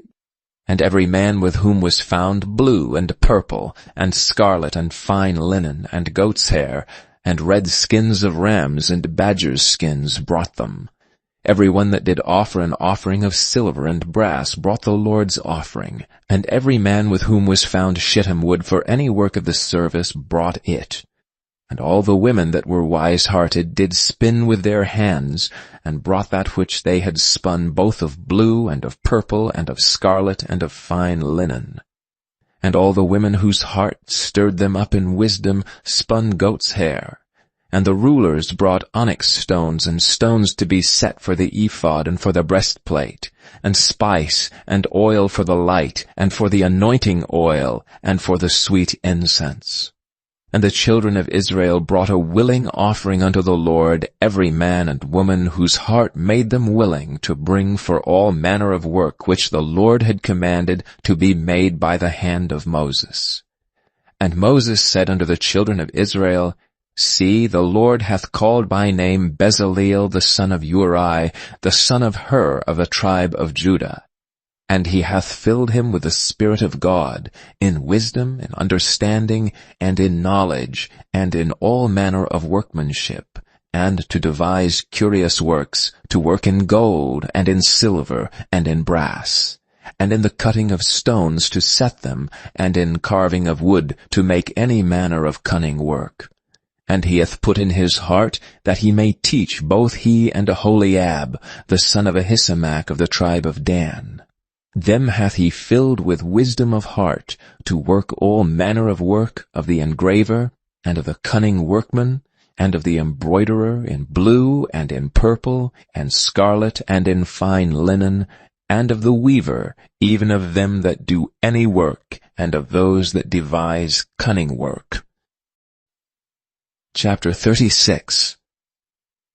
Then wrought Bezaleel and Aholiab, and every wise-hearted man in whom the Lord put wisdom and understanding, to know how to work all manner of work for the service of the sanctuary, according to all that the Lord had commanded. And Moses called Bezaleel and Aholiab and every wise-hearted man in whose heart the Lord had put wisdom, even every one whose heart stirred him up to come unto the work to do it. And they received of Moses all the offering which the children of Israel had brought for the work of the service of the sanctuary to make it withal. And they brought yet unto him free offerings every morning. And all the wise men that wrought all the work of the sanctuary came every man from his work which they made. And they spake unto Moses, saying, The people bring much more than enough for the service of the work which the Lord commanded to make. And Moses gave commandment, and they caused it to be proclaimed throughout the camp, saying, Let neither man nor woman make any more work for the offering of the sanctuary. So the people were restrained from bringing, for the stuff they had was sufficient for all the work to make it, and too much. And every wise-hearted man among them that wrought the work of the tabernacle made 10 curtains of fine twined linen, and blue, and purple, and scarlet, with cherubims of cunning work made he them.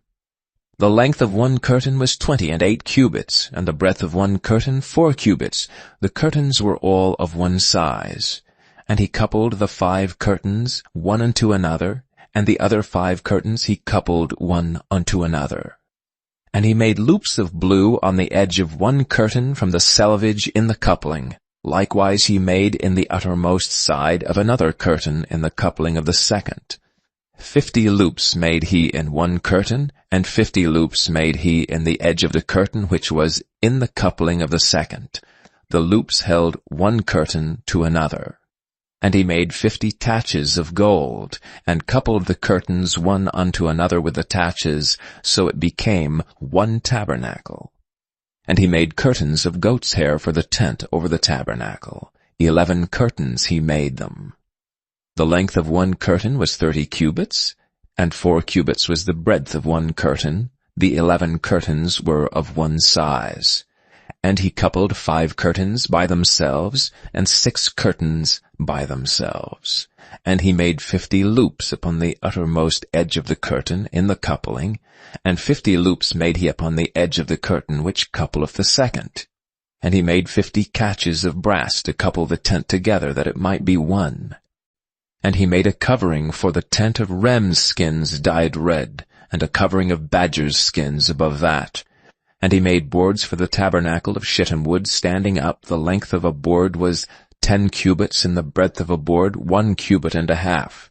One board had 2 tenons, equally distant one from another. Thus did he make for all the boards of the tabernacle. And he made the boards for the tabernacle, 20 boards for the south side southward, and 40 sockets of silver he made under the 20 boards, 2 sockets under one board for his 2 tenons, and 2 sockets under another board for his 2 tenons. And for the other side of the tabernacle, which is toward the north corner, he made 20 boards, and there 40 sockets of silver, 2 sockets under one board, and 2 sockets under another board. And for the sides of the tabernacle westward he made 6 boards, and 2 boards made he for the corners of the tabernacle in the 2 sides. And they were coupled beneath, and coupled together at the head thereof to one ring. Thus he did to both of them in both the corners. And there were 8 boards, and their sockets were 16 sockets of silver under every board, 2 sockets.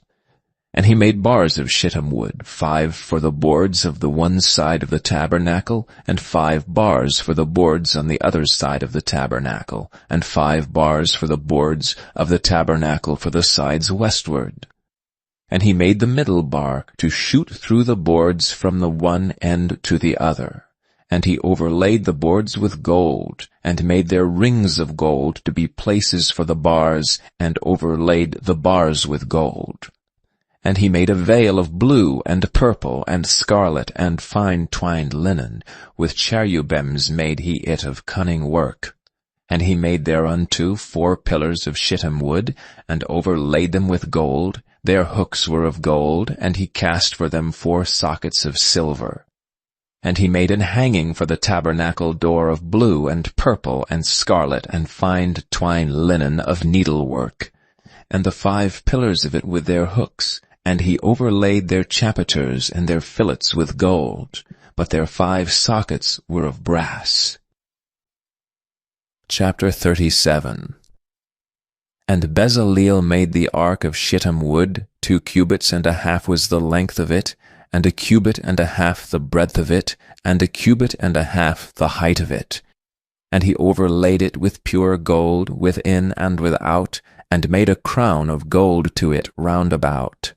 And he cast for it 4 rings of gold to be set by the 4 corners of it, even 2 rings upon the one side of it, and 2 rings upon the other side of it. And he made staves of shittim wood, and overlaid them with gold. And he put the staves into the rings by the sides of the ark to bear the ark. And he made the mercy seat of pure gold. 2 cubits and a half was the length thereof, and 1 cubit and a half the breadth thereof. And he made 2 cherubims of gold, beaten out of one piece made he them, on the 2 ends of the mercy seat, 1 cherub on the end on this side, and another cherub on the other end on that side. Out of the mercy seat made he the cherubims on the 2 ends thereof. And the cherubims spread out their wings on high, and covered with their wings over the mercy seat, with their faces one to another. Even to the mercy seatward were the faces of the cherubims. And he made the table of shittim wood. 2 cubits was the length thereof, and 1 cubit the breadth thereof, and 1 cubit and a half the height thereof. And he overlaid it with pure gold, and made thereunto a crown of gold round about. Also he made thereunto a border of an handbreadth round about, and made a crown of gold for the border thereof round about. And he cast for it 4 rings of gold, and put the rings upon the 4 corners that were in the 4 feet thereof. Over against the border were the rings, the places for the staves to bear the table. And he made the staves of shittim wood, and overlaid them with gold to bear the table. And he made the vessels which were upon the table, his dishes, and his spoons, and his bowls, and his covers to cover withal, of pure gold.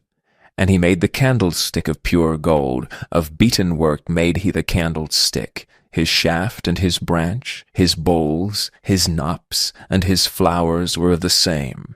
And 6 branches going out of the sides thereof, 3 branches of the candlestick out of the one side thereof, and 3 branches of the candlestick out of the other side thereof.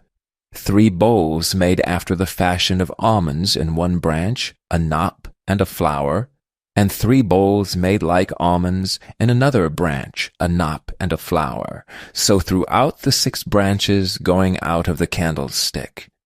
And in the candlestick were 4 bowls made like almonds, his knops and his flowers, and a knop under 2 branches of the same, and a knop under 2 branches of the same, and a knop under 2 branches of the same, according to the 6 branches going out of it.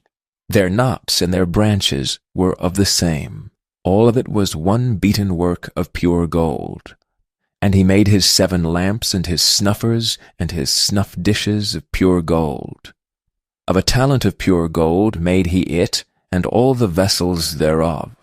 And he made the incense altar of shittim wood. The length of it was a cubit, and the breadth of it a cubit. It was 4 square, and 2 cubits was the height of it.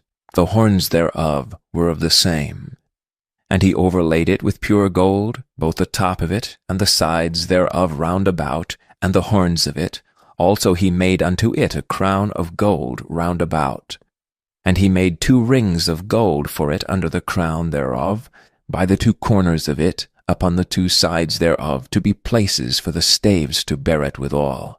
And he made the staves of shittim wood, and overlaid them with gold. And he made the holy anointing oil, and the pure incense of sweet spices, according to the work of the apothecary. Chapter 38. And he made the altar of burnt offering of shittim wood. 5 cubits was the length thereof, and 5 cubits the breadth thereof. It was 4 square, and 3 cubits the height thereof. And he made the horns thereof on the 4 corners of it. The horns thereof were of the same, and he overlaid it with brass. And he made all the vessels of the altar, the pots, and the shovels, and the basins, and the flesh hooks, and the fire pans, all the vessels thereof made he of brass. And he made for the altar a brazen grate of network under the compass thereof beneath unto the midst of it. And he cast 4 rings for the 4 ends of the grate of brass, to be places for the staves. And he made the staves of shittim wood, and overlaid them with brass. And he put the staves into the rings on the sides of the altar to bear it withal. He made the altar hollow with boards. And he made the laver of brass, and the foot of it of brass. Of the looking glasses of the women assembling, which assembled at the door of the tabernacle of the congregation. And he made the court. On the south side southward the hangings of the court were of fine twined linen, 100 cubits. Their pillars were 20, and their brazen sockets 20. The hooks of the pillars and their fillets were of silver. And for the north side the hangings were 100 cubits, their pillars were 20, and their sockets of brass 20, the hooks of the pillars and their fillets of silver. And for the west side were hangings of 50 cubits, their pillars 10, and their sockets 10, the hooks of the pillars and their fillets of silver. And for the east side eastward 50 cubits. The hangings of the one side of a gate were 15 cubits, their pillars 3, and their sockets 3. And for the other side of the court gate, on this hand and that hand were hangings of 15 cubits, their pillars 3, and their sockets 3. All the hangings of the court round about were of fine twined linen. And the sockets for the pillars were of brass, the hooks of the pillars and their fillets of silver, and the overlaying of their chapiters of silver, and all the pillars of the court were filleted with silver.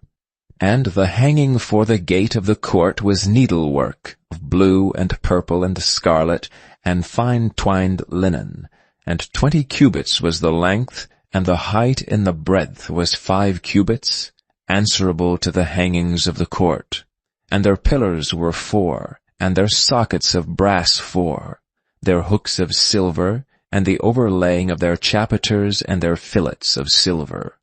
And all the pins of the tabernacle and of the court round about were of brass. This is the sum of the tabernacle, even of the tabernacle of testimony, as it was counted, according to the commandment of Moses, for the service of the Levites by the hand of Ithamar, son to Aaron the priest.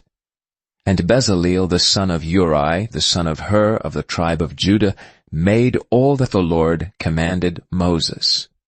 And with him was Aholiab, son of Ahisamach of the tribe of Dan, an engraver, and a cunning workman, and an embroiderer in blue and in purple, and in scarlet and fine linen.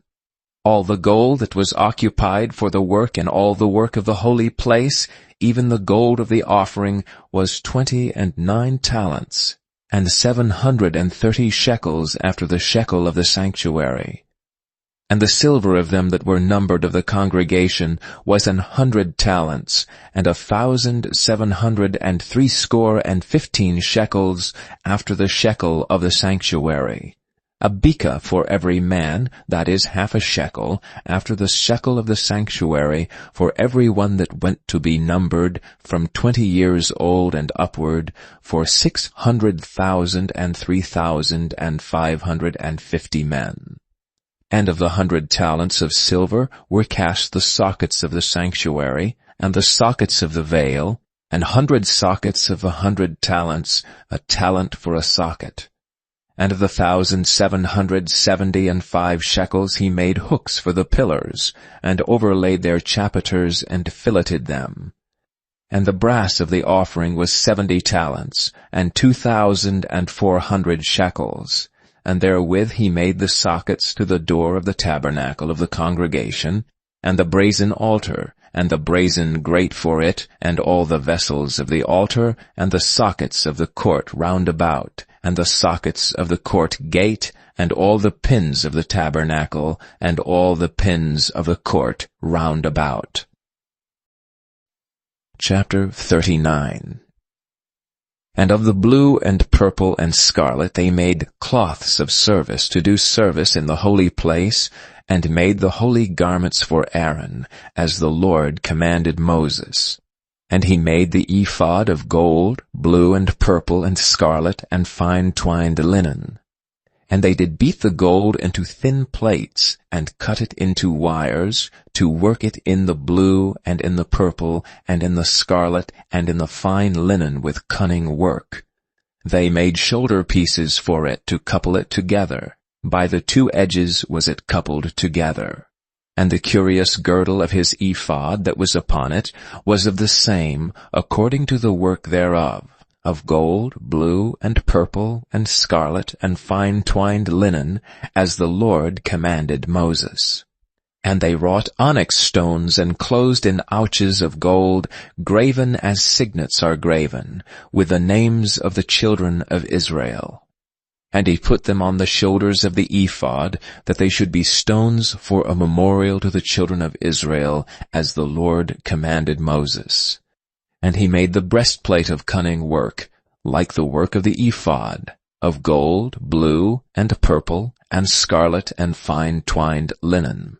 It was 4 square. They made the breastplate double. A span was the length thereof, and a span the breadth thereof, being doubled.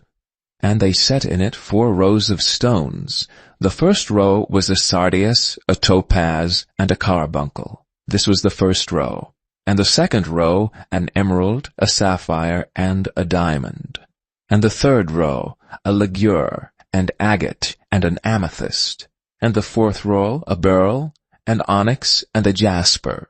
They were enclosed in ouches of gold in their enclosings. And the stones were according to the names of the children of Israel, 12, according to their names, like the engravings of the signet, every one with his name according to the 12 tribes. And they made upon the breastplate chains at the ends of wreathen work of pure gold. And they made 2 ouches of gold, and 2 gold rings, and put the 2 rings in the 2 ends of the breastplate. And they put the 2 wreathen chains of gold in the 2 rings on the ends of the breastplate. And the 2 ends of the 2 wreathen chains they fastened in the 2 ouches, and put them on the shoulder pieces of the ephod before it. And they made 2 rings of gold, and put them on the 2 ends of the breastplate, upon the border of it, which was on the side of the ephod inward. And they made 2 other golden rings, and put them on the 2 sides of the ephod, underneath toward the forepart of it, over against the other coupling thereof, above the curious girdle of the ephod. And they did bind the breastplate by his rings under the rings of the ephod with a lace of blue, that it might be above the curious girdle of the ephod, and that the breastplate might not be loosed from the ephod, as the Lord commanded Moses. And he made the robe of the ephod of woven work, all of blue. And there was an hole in the midst of the robe, as the hole of an habergeon, with a band round about the hole, that it should not rend. And they made upon the hems of the robe pomegranates of blue and purple and scarlet, and twined linen. And they made bells of pure gold, and put the bells between the pomegranates upon the hem of the robe, round about between the pomegranates. A bell and a pomegranate, a bell and a pomegranate, round about the hem of the robe to minister in, as the Lord commanded Moses. And they made coats of fine linen of woven work for Aaron and for his sons, and a mitre of fine linen, and goodly bonnets of fine linen, and linen breeches of fine twined linen, and a girdle of fine twined linen, and blue, and purple, and scarlet, of needlework, as the Lord commanded Moses. And they made the plate of the holy crown of pure gold, and wrote upon it a writing like to the engravings of a signet, Holiness to the Lord. And they tied unto it a lace of blue, to fasten it on high upon the mitre, as the Lord commanded Moses. Thus was all the work of the tabernacle of the tent of the congregation finished. And the children of Israel did according to all that the Lord commanded Moses, so did they.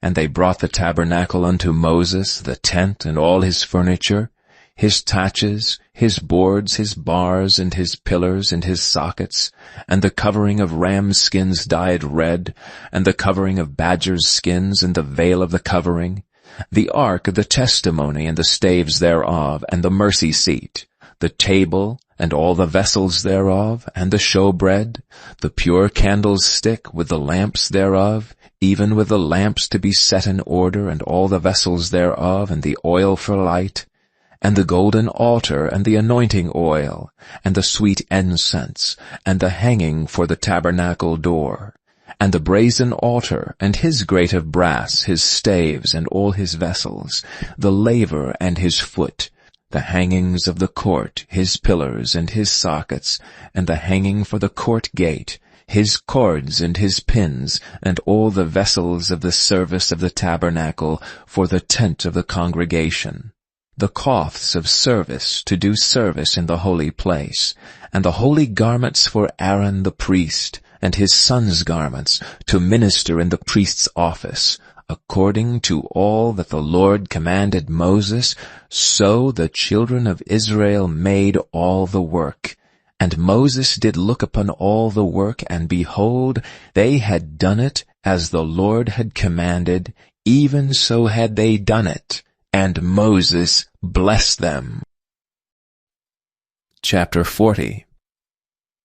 And the Lord spake unto Moses, saying, On the 1st day of the 1st month shalt thou set up the tabernacle of the tent of the congregation, and thou shalt put therein the ark of the testimony, and cover the ark with the veil.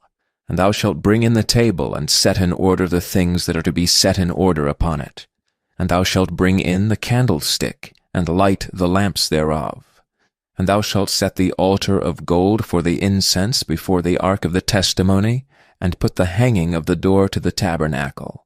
And thou shalt set the altar of the burnt offering before the door of the tabernacle of the tent of the congregation. And thou shalt set the laver between the tent of the congregation and the altar, and shalt put water therein. And thou shalt set up the court round about, and hang up the hanging at the court gate. And thou shalt take the anointing oil, and anoint the tabernacle, and all that is therein, and shalt hallow it, and all the vessels thereof, and it shall be holy.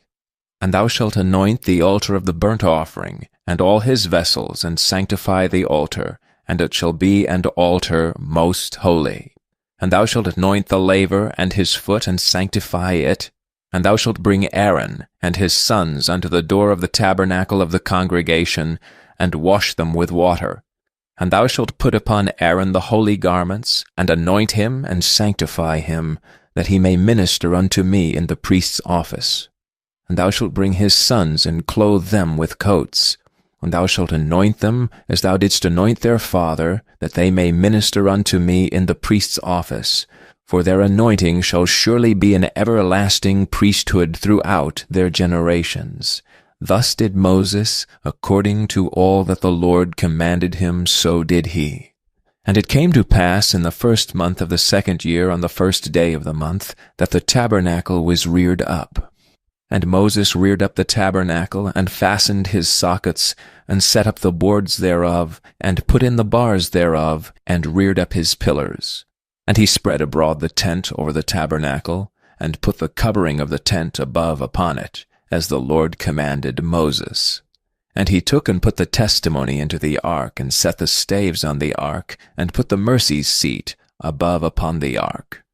And he brought the ark into the tabernacle, and set up the veil of the covering, and covered the ark of the testimony, as the Lord commanded Moses.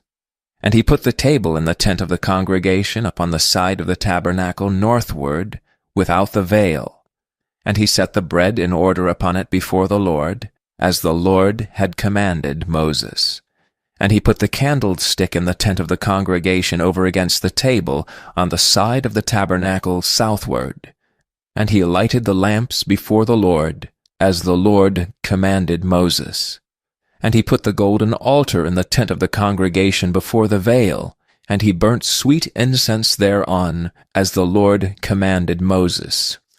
And he set up the hanging at the door of the tabernacle, and he put the altar of burnt offering by the door of the tabernacle of the tent of the congregation, and offered upon it the burnt offering and the meat offering, as the Lord commanded Moses. And he set the laver before the tent of the congregation and the altar, and put water therein to wash withal. And Moses and Aaron and his sons washed their hands and their feet thereat, when they went into the tent of the congregation, and when they came near unto the altar they washed, as the Lord commanded Moses. And he reared up the court round about the tabernacle and the altar, and set up the hanging of the court gate. So Moses finished the work. Then a cloud covered the tent of the congregation, and the glory of the Lord filled the tabernacle. And Moses was not able to enter into the tent of the congregation, because the cloud abode thereon, and the glory of the Lord filled the tabernacle. And when the cloud was taken up from over the tabernacle, the children of Israel went onward in all their journeys. But if the cloud were not taken up, then they journeyed not till the day that it was taken up. For the cloud of the Lord was upon the tabernacle by day, and fire was on it by night, in the sight of all the house of Israel throughout all their journeys. The 3rd book of Moses, called Leviticus. Chapter 1. And the Lord called unto Moses, and spake unto him out of the tabernacle of the congregation, saying, Speak unto the children of Israel, and say unto them, If any man of you bring an offering unto the Lord, ye shall bring your offering of the cattle, even of the herd and of the flock. If his offering be a burnt sacrifice of the herd, let him offer a male without blemish. He shall offer it of his own voluntary will at the door of the tabernacle of the congregation before the Lord. And he shall put his hand upon the head of the burnt offering, and it shall be accepted for him to make atonement for him. And he shall kill the bullock before the Lord, and the priests Aaron's son shall bring the blood, and sprinkle the blood round about upon the altar that is by the door of the tabernacle of the congregation. And he shall flay the burnt offering, and cut it into his pieces. And the sons of Aaron the priest shall put fire upon the altar, and lay the wood in order upon the fire. And the priest Aaron's son shall lay the parts, the head and the fat, in order upon the wood that is on the fire which is upon the altar. But his inwards and his legs shall he wash in water, and the priest shall burn all on the altar to be a burnt sacrifice, and offering made by fire of a sweet savour unto the Lord. And if his offering be of the flocks, namely of the sheep, or of the goats for a burnt sacrifice, he shall bring it a male without blemish, and he shall kill it on the side of the altar northward before the Lord. And the priest Aaron's son shall sprinkle his blood round about upon the altar. And he shall cut it into his pieces with his head and his fat, and the priest shall lay them in order on the wood that is on the fire which is upon the altar. But he shall wash the inwards and the legs with water, and the priest shall bring it all, and burn it upon the altar. It is a burnt sacrifice, and offering made by fire of a sweet savour unto the Lord. And if the burnt sacrifice for his offering to the Lord be of fowls, then he shall bring his offering of turtle doves or of young pigeons. And the priest shall bring it unto the altar, and wring off his head, and burn it on the altar. And the blood thereof shall be wrung out at the side of the altar, and he shall pluck away his crop with his feathers, and cast it beside the altar on the east part, by the place of the ashes. And he shall cleave it with the wings thereof, but shall not divide it asunder. And the priest shall burn it upon the altar, upon the wood that is upon the fire. It is a burnt sacrifice, and offering made by fire of a sweet savour unto the Lord. Chapter 2. And when any will offer a meat offering unto the Lord, his offering shall be of fine flour, and he shall pour oil upon it, and put frankincense thereon. And he shall bring it to Aaron's sons the priests, and he shall take thereout his handful of the flour thereof, and of the oil thereof with all the frankincense thereof, and the priest shall burn the memorial of it upon the altar, to be an offering made by fire of a sweet savour unto the Lord. And the remnant of the meat offering shall be Aaron's and his sons. It is a thing most holy of the offerings of the Lord made by fire. And if thou bring an oblation of a meat offering, bacon in the oven, it shall be unleavened cakes of fine flour mingled with oil, or unleavened wafers anointed with oil. And if thy oblation be a meat offering, bacon in a pan, it shall be of fine flour unleavened, mingled with oil. Thou shalt part it in pieces, and pour oil thereon. It is a meat offering. And if thy oblation be a meat offering, bacon in the frying pan, it shall be made of fine flour with oil. And thou shalt bring the meat offering that is made of these things unto the Lord. And when it is presented unto the priest, he shall bring it unto the altar. And the priest shall take from the meat offering a memorial thereof, and shall burn it upon the altar. It is an offering made by fire, of a sweet savour unto the Lord. And that which is left of the meat offering shall be Aaron's and his sons. It is a thing most holy of the offerings of the Lord made by fire. No meat offering which ye shall bring unto the Lord shall be made with leaven, for ye shall burn no leaven nor any honey in any offering of the Lord made by fire.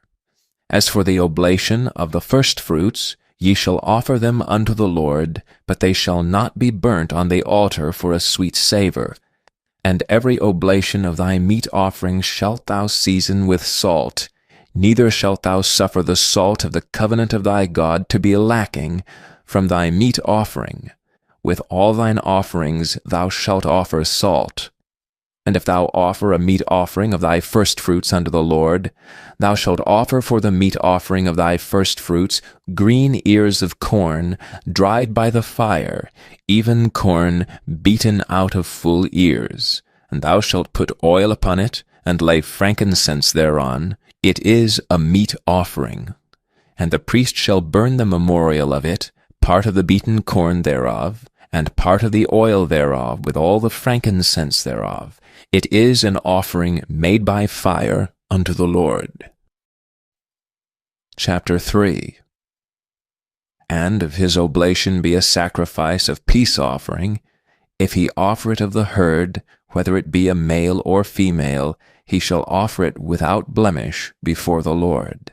And he shall lay his hand upon the head of his offering, and kill it at the door of the tabernacle of the congregation. And Aaron's sons the priest shall sprinkle the blood upon the altar round about. And he shall offer of the sacrifice of the peace offering and offering made by fire unto the Lord, the fat that covereth the inwards, and all the fat that is upon the inwards, and the 2 kidneys, and the fat that is on them, which is by the flanks, and the caul above the liver with the kidneys, it shall he take away. And Aaron's son shall burn it on the altar upon the burnt sacrifice, which is upon the wood that is on the fire. It is an offering made by fire of a sweet savour unto the Lord. And of his offering for a sacrifice of peace offering unto the Lord, be of the flock, male or female, he shall offer it without blemish. If he offer a lamb for his offering, then shall he offer it before the Lord.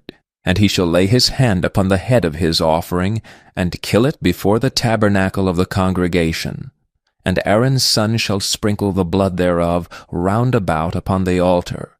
And he shall offer the sacrifice of the peace offering and offering made by fire unto the Lord, the fat thereof, and the whole rump. It shall he take off hard by the backbone, and the fat that covereth the inwards, and all the fat that is upon the inwards, and the 2 kidneys, and the fat that is upon them, which is by the flanks, and the caul above the liver, with the kidneys, it shall he take away. And the priest shall burn it upon the altar. It is the food of the offering made by fire unto the Lord. And if his offering be of a goat, then he shall offer it before the Lord. And he shall lay his hand upon the head of it, and kill it before the tabernacle of the congregation. And the sons of Aaron shall sprinkle the blood thereof upon the altar round about. And he shall offer thereof his offering, even an offering made by fire unto the Lord, the fat that covereth the inwards, and all the fat that is upon the inwards, and the 2 kidneys, and the fat that is upon them, which is by the flanks, and the caul above the liver, with the kidneys, it shall he take away. And the priest shall burn them upon the altar. It is the food of the offering made by fire for a sweet savour. All the fat is the Lord's. It shall be a perpetual statute for your generations throughout all your dwellings, that ye eat neither fat nor blood. Chapter 4. And the Lord spake unto Moses, saying, Speak unto the children of Israel, saying, If a soul shall sin through ignorance against any of the commandments of the Lord concerning things which ought not to be done, and shall do against any of them, if a priest that is anointed do sin according to the sin of the people, then let him bring for his sin which he hath sinned a young bullock without blemish unto the Lord for a sin offering. And he shall bring the bullock unto the door of the tabernacle of the congregation before the Lord, and shall lay his hand upon the bullock's head, and kill the bullock before the Lord. And the priest that is anointed shall take of the bullock's blood, and bring it to the tabernacle of the congregation. And the priest shall dip his finger in the blood, and sprinkle of the blood 7 times before the Lord, before the veil of the sanctuary. And the priest shall put some of the blood upon the horns of the altar of sweet incense before the Lord, which is in the tabernacle of the congregation, and shall pour all the blood of the bullock at the bottom of the altar of the burnt offering, which is at the door of the tabernacle of the congregation. And he shall take off from it all the fat of the bullock for the sin offering, the fat that covereth the inwards, and all the fat that is upon the inwards, and the 2 kidneys, and the fat that is upon them, which is by the flanks, and the caul above the liver with the kidneys, it shall he take away, as it was taken off from the bullock of the sacrifice of peace offerings, and the priest shall burn them upon the altar of the burnt offering. And the skin of the bullock, and all his flesh with his head, and with his legs, and his inwards, and his dung, even the whole bullock shall he carry forth without the camp unto a clean place, where the ashes are poured out, and burn him on the wood with fire. Where the ashes are poured out shall he be burnt. And if the whole congregation of Israel sin through ignorance, and the thing be hid from the eyes of the assembly, and they have done somewhat against any of the commandments of the Lord concerning things which should not be done, and are guilty, when the sin which they have sinned against it is known, then the congregation shall offer a young bullock for the sin, and bring him before the tabernacle of the congregation. And the elders of the congregation shall lay their hands upon the head of the bullock before the Lord, and the bullock shall be killed before the Lord. And the priest that is anointed shall bring of the bullock's blood to the tabernacle of the congregation. And the priest shall dip his finger in some of the blood, and sprinkle it 7 times before the Lord, even before the veil. And he shall put some of the blood upon the horns of the altar which is before the Lord, that is in the tabernacle of the congregation, and shall pour out all the blood at the bottom of the altar of the burnt offering, which is at the door of the tabernacle of the congregation. And he shall take all his fat from him, and burn it upon the altar. And he shall do with the bullock as he did with the bullock for a sin offering, so shall he do with this, and the priest shall make an atonement for them, and it shall be forgiven them. And he shall carry forth a bullock without the camp, and burn him as he burned the first bullock. It is a sin offering for the congregation. When a ruler hath sinned, and done somewhat through ignorance against any of the commandments of the Lord his God concerning things which should not be done, and is guilty, or if his sin, wherein he hath sinned, come to his knowledge, he shall bring his offering, a kid of the goats, a male without blemish. And he shall lay his hand upon the head of the goat, and kill it in the place where they kill the burnt offering before the Lord. It is a sin offering. And the priest shall take of the blood of the sin offering with his finger, and put it upon the horns of the altar of burnt offering, and shall pour out his blood at the bottom of the altar of burnt offering. And he shall burn all his fat upon the altar, as the fat of the sacrifice of peace offerings. And the priest shall make an atonement for him, as concerning his sin, and it shall be forgiven him. And if any one of the common people sin through ignorance, while he doeth somewhat against any of the commandments of the Lord concerning things which ought not to be done, and be guilty, or if his sin which he hath sinned come to his knowledge, then he shall bring his offering, a kid of the goats, a female without blemish, for his sin which he hath sinned. And he shall lay his hand upon the head of the sin offering, and slay the sin offering in the place of the burnt offering. And the priest shall take of the blood thereof with his finger, and put it upon the horns of the altar of burnt offering, and shall pour out all the blood thereof at the bottom of the altar. And he shall take away all the fat thereof, as the fat is taken away from off the sacrifice of peace offerings, and the priest shall burn it upon the altar for a sweet savour unto the Lord. And the priest shall make an atonement for him, and it shall be forgiven him. And if he bring a lamb for a sin offering, he shall bring it a female without blemish. And he shall lay his hand upon the head of the sin offering, and slay it for a sin offering in the place where they kill the burnt offering. And the priest shall take of the blood of the sin offering with his finger, and put it upon the horns of the altar of burnt offering, and shall pour out all the blood thereof at the bottom of the altar. And he shall take away all the fat thereof, as the fat of the lamb is taken away from the sacrifice of the peace offerings, and the priest shall burn them upon the altar, according to the offerings made by fire unto the Lord. And the priest shall make an atonement for his sin that he hath committed, and it shall be forgiven him. Chapter 5. And if a soul sin, and hear the voice of swearing, and is a witness, whether he have seen or known of it, if he do not utter it, then he shall bear his iniquity. Or if a soul touch any unclean thing, whether it be a carcass of an unclean beast, or a carcass of unclean cattle, or the carcass of unclean creeping things, and if it be hidden from him, he also shall be unclean and guilty.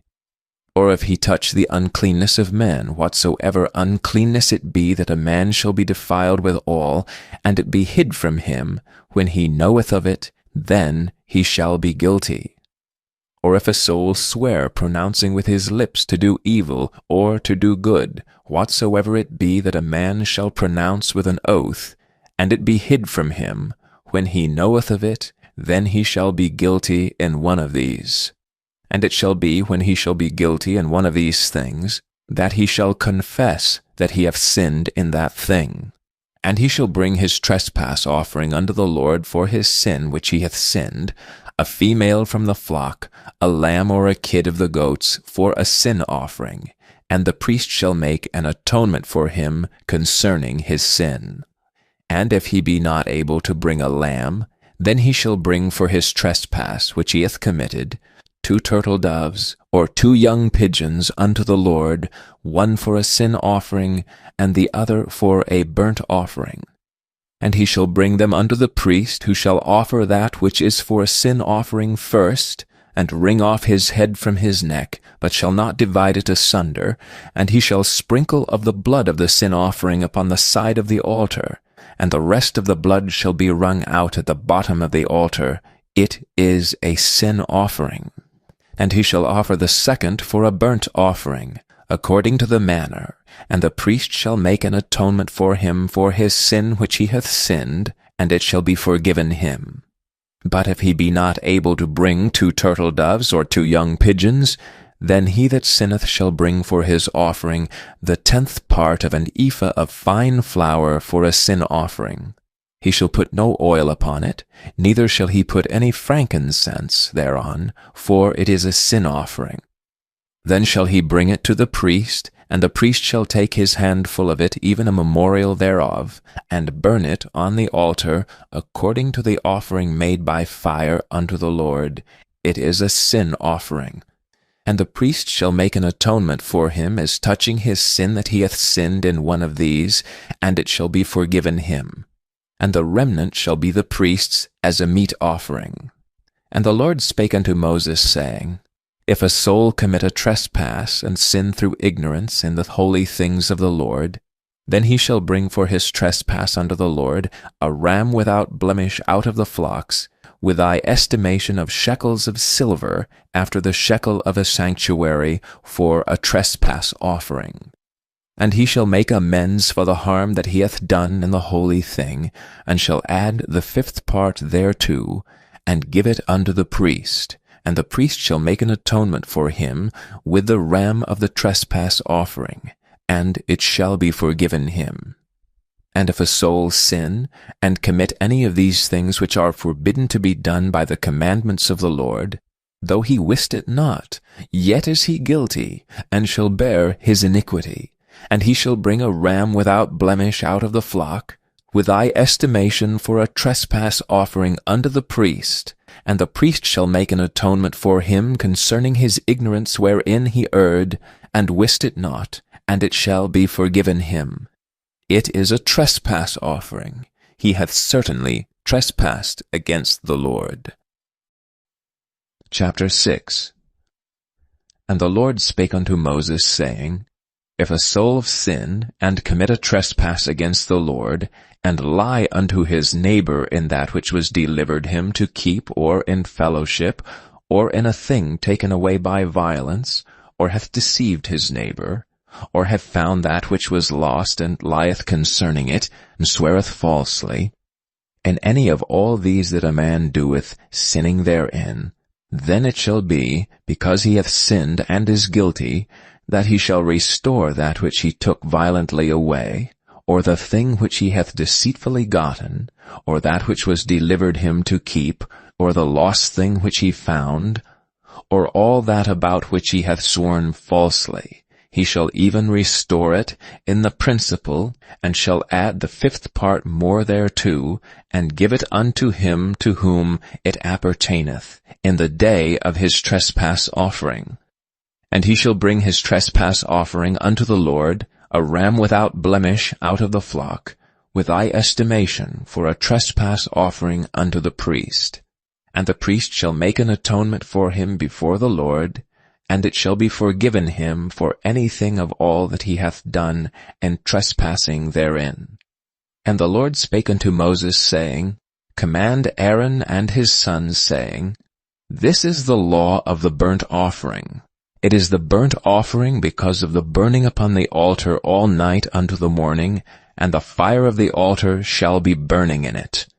And the priest shall put on his linen garment, and his linen breeches shall he put upon his flesh, and take up the ashes which the fire hath consumed, with a burnt offering on the altar, and he shall put them beside the altar. And he shall put off his garments, and put on other garments, and carry forth the ashes without the camp unto a clean place. And the fire upon the altar shall be burning in it, it shall not be put out, and the priest shall burn wood on it every morning, and lay the burnt offering in order upon it, and he shall burn thereon the fat of the peace offerings. The fire shall ever be burning upon the altar, it shall never go out. And this is the law of the meat offering. The sons of Aaron shall offer it before the Lord before the altar. And he shall take of it his handful of the flour of the meat offering, and of the oil thereof, and all the frankincense which is upon the meat offering, and shall burn it upon the altar for a sweet savour, even the memorial of it unto the Lord. And the remainder thereof shall Aaron and his sons eat. With unleavened bread shall it be eaten in the holy place. In the court of the tabernacle of the congregation they shall eat it. It shall not be baken with leaven. I have given it unto them for their portion of my offerings made by fire. It is most holy, as is the sin offering, and as the trespass offering. All the males among the children of Aaron shall eat of it. It shall be a statute forever in your generations concerning the offerings of the Lord made by fire. Every one that toucheth them shall be holy. And the Lord spake unto Moses, saying, This is the offering of Aaron and of his sons, which they shall offer unto the Lord in the day when he is anointed, the 10th part of an ephah of fine flour for a meat offering perpetual, half of it in the morning, and half thereof at night. In a pan it shall be made with oil, and when it is baken, thou shalt bring it in, and the baken pieces of the meat offering shalt thou offer for a sweet savour unto the Lord. And the priest of his sons that is anointed in his stead shall offer it. It is a statute for ever unto the Lord. It shall be wholly burnt. For every meat offering for the priest shall be wholly burnt. It shall not be eaten.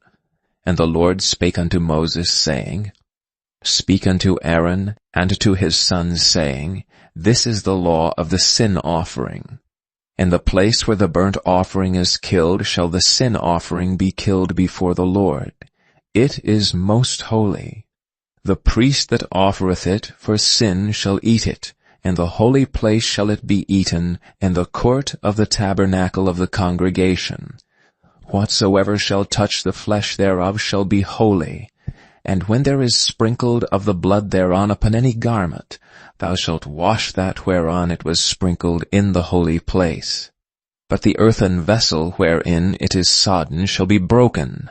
And if it be sodden in a brazen pot, it shall be both scoured and rinsed in water. All the males among the priests shall eat thereof. It is most holy. And no sin offering, whereof any of the blood is brought into the tabernacle of the congregation to reconcile with all in the holy place, shall be eaten. It shall be burnt in the fire. Chapter 7. Likewise, this is the law of the trespass offering. It is most holy. In the place where they kill the burnt offering shall they kill the trespass offering, and the blood thereof shall be sprinkled round about upon the altar. And he shall offer of it all the fat thereof, the rump and the fat that covereth the inwards, and the 2 kidneys, and the fat that is on them, which is by the flanks, and the caul that is above the liver with the kidneys, it shall he take away. And the priest shall burn them upon the altar for an offering made by fire unto the Lord. It is a trespass offering. Every male among the priests shall eat thereof, it shall be eaten in the holy place. It is most holy.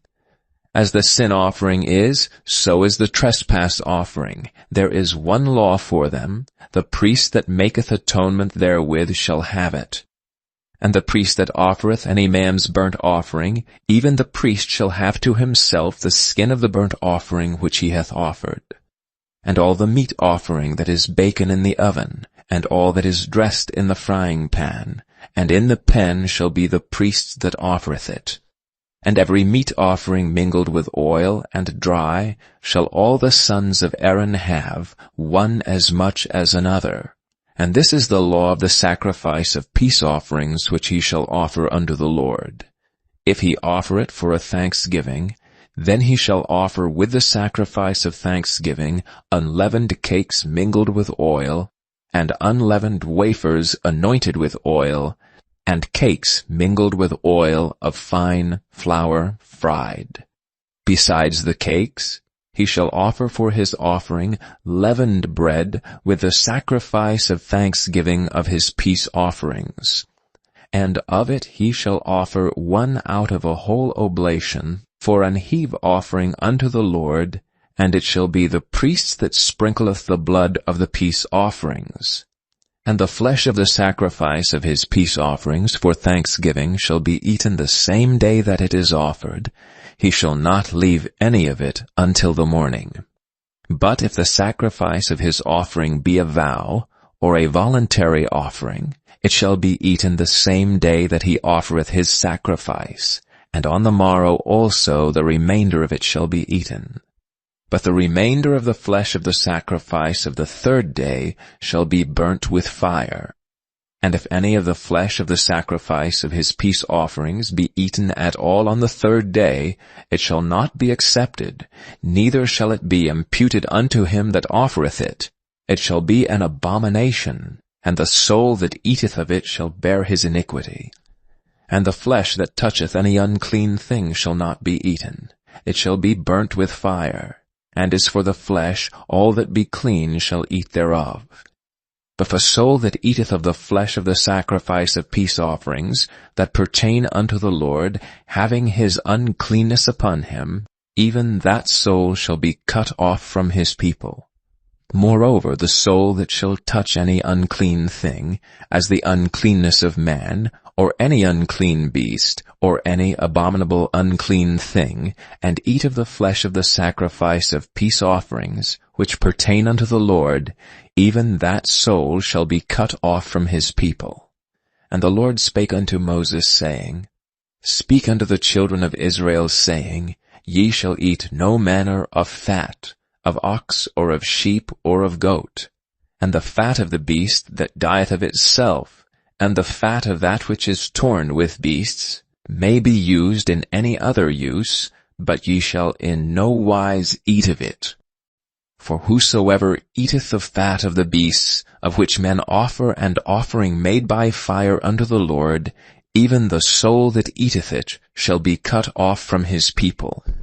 Moreover, ye shall eat no manner of blood, whether it be of fowl or of beast, in any of your dwellings.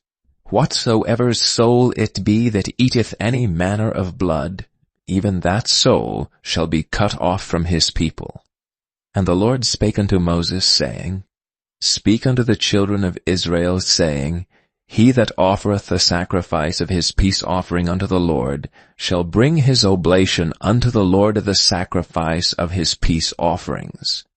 His own hands shall bring the offerings of the Lord made by fire, the fat with the breast, it shall he bring, that the breast may be waved for a wave offering before the Lord. And the priest shall burn the fat upon the altar, but the breast shall be Aaron's and his sons'. And the right shoulder shall ye give unto the priest for an heave offering of the sacrifices of your peace offerings. He among the sons of Aaron, that offereth the blood of the peace offerings and the fat, shall have the right shoulder for his part. For the wave breast and the heave shoulder have I taken of the children of Israel from off the sacrifices of their peace offerings, and have given them unto Aaron the priest and unto his sons by a statute forever from among the children of Israel. This is the portion of the anointing of Aaron and of the anointing of his sons out of the offerings of the Lord made by fire, and the day when he presented them to minister unto the Lord in the priest's office, which the Lord commanded to be given them of the children of Israel in the day that he anointed them by a statute forever throughout their generations. This is the law of the burnt offering, of the meat offering, and of the sin offering, and of the trespass offering, and of the consecrations, and of the sacrifice of the peace offerings, which the Lord commanded Moses in Mount Sinai in the day that he commanded the children of Israel to offer their oblations unto the Lord in the wilderness of Sinai. Chapter 8. And the Lord spake unto Moses, saying, Take Aaron and his sons with him, and the garments and the anointing oil, and a bullock for the sin offering, and 2 rams and a basket of unleavened bread. And gather thou all the congregation together unto the door of the tabernacle of the congregation. And Moses did as the Lord commanded him. And the assembly was gathered together unto the door of the tabernacle of the congregation. And Moses said unto the congregation, This is the thing which the Lord commandeth to be done. And Moses brought Aaron and his sons, and washed them with water. And he put upon him the coat, and girded him with a girdle, and clothed him with a robe, and put the ephod upon him. And he girded him with the curious girdle of the ephod, and bound it unto him therewith. And he put the breastplate upon him. Also he put in the breastplate the Urim and the Thummim.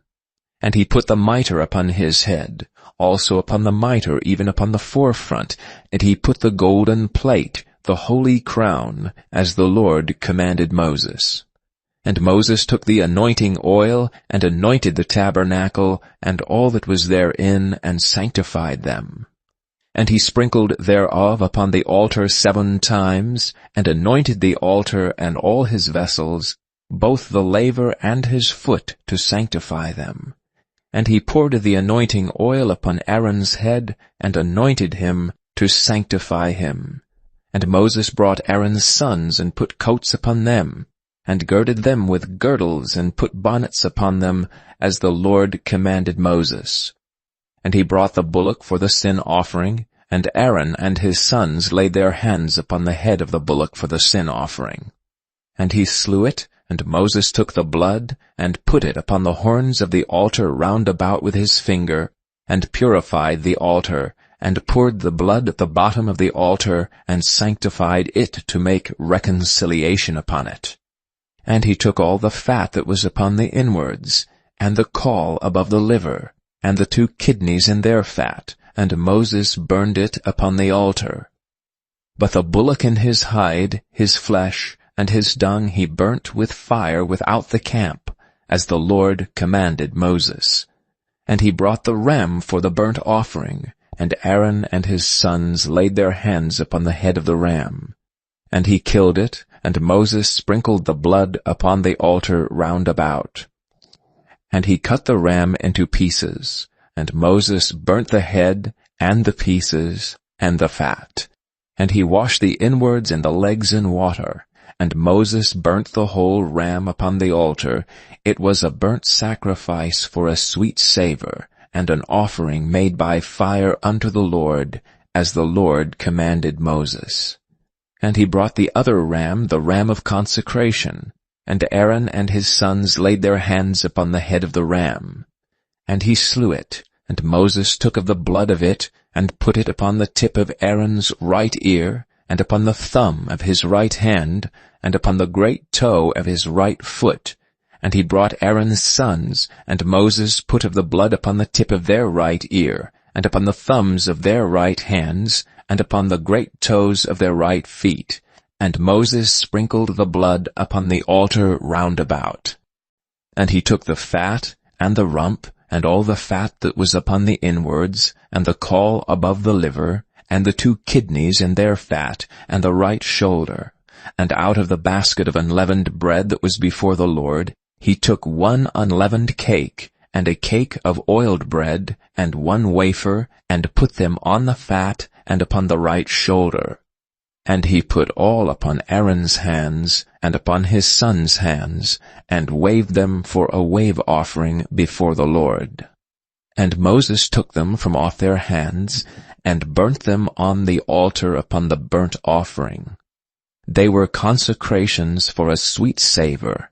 It is an offering made by fire unto the Lord.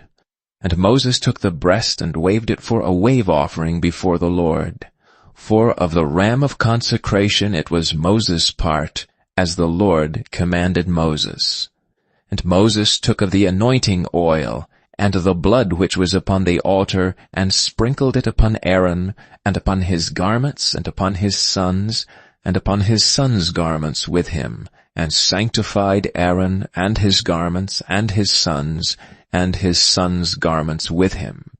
And Moses said unto Aaron and to his sons, Boil the flesh at the door of the tabernacle of the congregation, and there eat it with the bread that is in the basket of consecration, as I commanded, saying, Aaron and his sons shall eat it. And that which remaineth of the flesh and of the bread shall ye burn with fire. And ye shall not go out of the door of the tabernacle of the congregation in 7 days, until the days of your consecration be at an end. For 7 days shall he consecrate you. And as he hath done this day, so the Lord hath commanded to do, to make an atonement for you. Therefore shall ye abide at the door of the tabernacle of the congregation, day and night, 7 days, and keep the charge of the Lord, that ye die not, for so I am commanded. So Aaron and his sons did all things which the Lord commanded by the hand of Moses. Chapter 9. And it came to pass on the 8th day that Moses called Aaron and his sons and the elders of Israel, and he said unto Aaron, Take thee a young calf for a sin offering, and a ram for a burnt offering without blemish, and offer them before the Lord. And unto the children of Israel thou shalt speak, saying, Take ye a kid of the goats for a sin offering, and a calf and a lamb, both of the first year without blemish, for a burnt offering. Also a bullock and a ram for peace offerings to sacrifice before the Lord, and a meat offering mingled with oil, for today the Lord will appear unto you. And they brought that which Moses commanded before the tabernacle of the congregation. And all the congregation drew near and stood before the Lord. And Moses said, This is the thing which the Lord commanded that ye should do, and the glory of the Lord shall appear unto you. And Moses said unto Aaron, Go unto the altar, and offer thy sin offering, and thy burnt offering, and make an atonement for thyself and for the people, and offer the offering of the people, and make an atonement for them, as the Lord commanded. Aaron therefore went unto the altar, and slew the calf of the sin offering which was for himself. And the sons of Aaron brought the blood unto him, and he dipped his finger in the blood, and put it upon the horns of the altar, and poured out the blood at the bottom of the altar. But the fat and the kidneys, and the caul above the liver of the sin offering, he burnt upon the altar as the Lord commanded Moses. And the flesh and the hide he burnt with fire without the camp. And he slew the burnt offering, and Aaron's sons presented unto him the blood which he sprinkled round about upon the altar. And they presented the burnt offering unto him with the pieces thereof, and the head, and he burnt them upon the altar. And he did wash the inwards and the legs, and burnt them upon the burnt offering on the altar. And he brought the people's offerings, and took the goat which was the sin offering for the people, and slew it, and offered it for sin as the first. And he brought the burnt offering, and offered it according to the manner. And he brought the meat offering, and took an handful thereof, and burnt it upon the altar beside the burnt sacrifice of the morning. He slew also the bullock and the ram for a sacrifice of peace offerings, which was for the people. And Aaron's sons presented unto him the blood, which he sprinkled upon the altar round about, and the fat of the bullock and of the ram, the rump and that which covereth the inwards, and the kidneys, and the caul above the liver. And they put the fat upon the breasts, and he burnt the fat upon the altar. And the breasts and the right shoulder Aaron waved for a wave offering before the Lord, as Moses commanded. And Aaron lifted up his hand toward the people, and blessed them, and came down from offering of the sin offering, and the burnt offering, and the peace offerings. And Moses and Aaron went into the tabernacle of the congregation, and came out and blessed the people, and the glory of the Lord appeared unto all the people. And there came a fire out from before the Lord, and consumed upon the altar the burnt offering in the fat, which when all the people saw, they shouted, and fell on their faces. Chapter 10.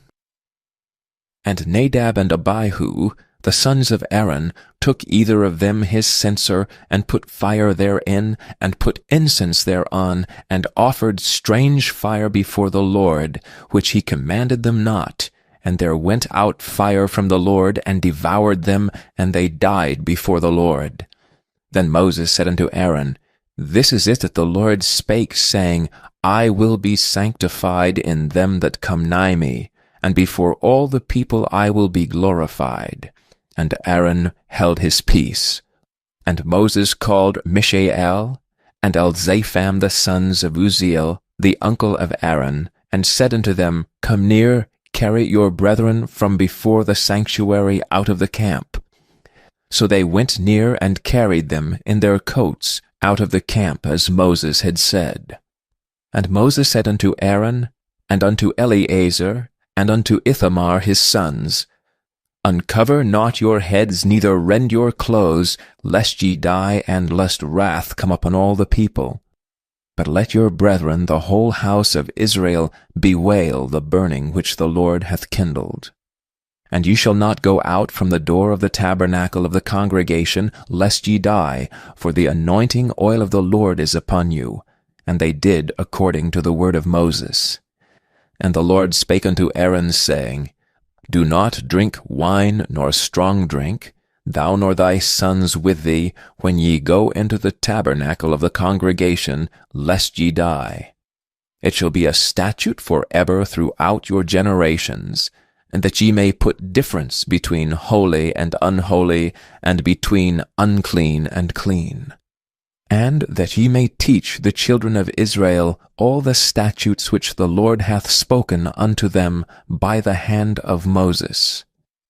And Moses spake unto Aaron, and unto Eleazar, and unto Ithamar his sons that were left, Take the meat offering that remaineth of the offerings of the Lord made by fire, and eat it without leaven beside the altar, for it is most holy. And ye shall eat it in the holy place, because it is thy due, and thy sons' due, of the sacrifices of the Lord made by fire, for so I am commanded. And the wave breast and heave shoulder shall ye eat in a clean place, thou and thy sons and thy daughters with thee, for they be thy due, and thy sons' due which are given out of the sacrifices of peace offerings of the children of Israel. The heave shoulder and the wave breast shall they bring with the offerings made by fire the fat, to wave it for a wave offering before the Lord. And it shall be thine and thy sons with thee by a statute forever, as the Lord hath commanded. And Moses diligently sought the goat of the sin offering, and behold, it was burnt. And he was angry with Eleazar and Ithamar the sons of Aaron, which were left alive, saying, Wherefore have ye not eaten the sin offering in the holy place, seeing it is most holy, and God hath given it you to bear the iniquity of the congregation, to make atonement for them before the Lord? Behold, the blood of it was not brought in within the holy place. Ye should indeed have eaten it in the holy place, as I commanded. And Aaron said unto Moses, Behold, this day have they offered their sin offering and their burnt offering before the Lord, and such things have befallen me. And if I had eaten the sin offering today, should it have been accepted in the sight of the Lord? And when Moses heard that, he was content. Chapter 11. And the Lord spake unto Moses and to Aaron, saying unto them, Speak unto the children of Israel, saying, These are the beasts which ye shall eat among all the beasts that are on the earth. Whatsoever parteth the hoof, and is cloven-footed, and cheweth the cud among the beasts, that shall ye eat. Nevertheless, these shall ye not eat of them that chew the cud, or of them that divide the hoof. As the camel, because he cheweth the cud, but divideth not the hoof, he is unclean unto you. And the coney, because he cheweth the cud, but divideth not the hoof, he is unclean unto you. And the hare, because he cheweth the cud, but divideth not the hoof, he is unclean unto you. And the swine, though he divide the hoof, and be cloven-footed, yet he cheweth not the cud, he is unclean to you. Of their flesh shall ye not eat, and their carcasses shall ye not touch, they are unclean to you. These shall ye eat of all that are in the waters, whatsoever hath fins and scales in the waters, in the seas and in the rivers, them shall ye eat. And all that have not fins and scales in the seas and in the rivers, and all that move in the waters, and of any living thing which is in the waters, they shall be an abomination unto you. They shall be even an abomination unto you. Ye shall not eat of their flesh, but ye shall have their carcasses in abomination. Whatsoever hath no fins nor scales in the waters, that shall be an abomination unto you. And these are they which ye shall have in abomination among the fowls. They shall not be eaten. They are an abomination, the eagle, and the ossifrage, and the osprey, and the vulture, and the kite after his kind, every raven after his kind, and the owl, and the nighthawk, and the cuckowl, and the hawk after his kind, and the little owl, and the cormorant, and the great owl, and the swan, and the pelican, and the gyre eagle, and the stork, the heron after her kind, and the lapwing, and the bat. All fowls that creep, going upon all four, shall be an abomination unto you. Yet these may ye eat of, every flying creeping thing that goeth upon all four, which have legs above their feet, to leap withal upon the earth. Even these of them ye may eat, the locust after his kind, and the bald locust after his kind, and the beetle after his kind, and the grasshopper after his kind. But all other flying, creeping things, which have 4 feet, shall be an abomination unto you. And for these ye shall be unclean. Whosoever toucheth the carcass of them shall be unclean until the even. And whosoever beareth aught of the carcass of them shall wash his clothes, and be unclean until the even. The carcasses of every beast which divideth the hoof, and is not cloven-footed, nor cheweth the cud, are unclean unto you. Every one that toucheth them shall be unclean. And whatsoever goeth upon his paws among all manner of beasts that go on all 4, those are unclean unto you. Whoso toucheth their carcass shall be unclean until the even. And he that beareth the carcass of them shall wash his clothes, and be unclean until the even. They are unclean unto you. These also shall be unclean unto you among the creeping things that creep upon the earth, the weasel, and the mouse, and the tortoise after his kind, and the ferret, and the chameleon, and the lizard, and the snail, and the mole. These are unclean to you among all that creep. Whosoever doth touch them, when they be dead, shall be unclean until the even. And upon whatsoever any of them, when they are dead, doth fall, it shall be unclean, whether it be any vessel of wood, or raiment, or skin, or sack, whatsoever vessel it be, wherein any work is done, it must be put into water, and it shall be unclean until the even, so it shall be cleansed. And every earthen vessel, whereinto any of them falleth, whatsoever is in it shall be unclean, and ye shall break it. Of all meat which may be eaten, that on which such water cometh shall be unclean, and all drink that may be drunk in every such vessel shall be unclean. And everything whereupon any part of their carcass falleth shall be unclean, whether it be oven or ranges for pots, they shall be broken down, for they are unclean, and shall be unclean unto you. Nevertheless, a fountain or pit, wherein there is plenty of water, shall be clean, but that which toucheth their carcass shall be unclean. And if any part of their carcass fall upon any sowing seed which is to be sown, it shall be clean. But if any water be put upon the seed, and any part of their carcass fall thereon, it shall be unclean unto you. And if any beast, of which ye may eat, die, he that toucheth the carcass thereof shall be unclean until the even.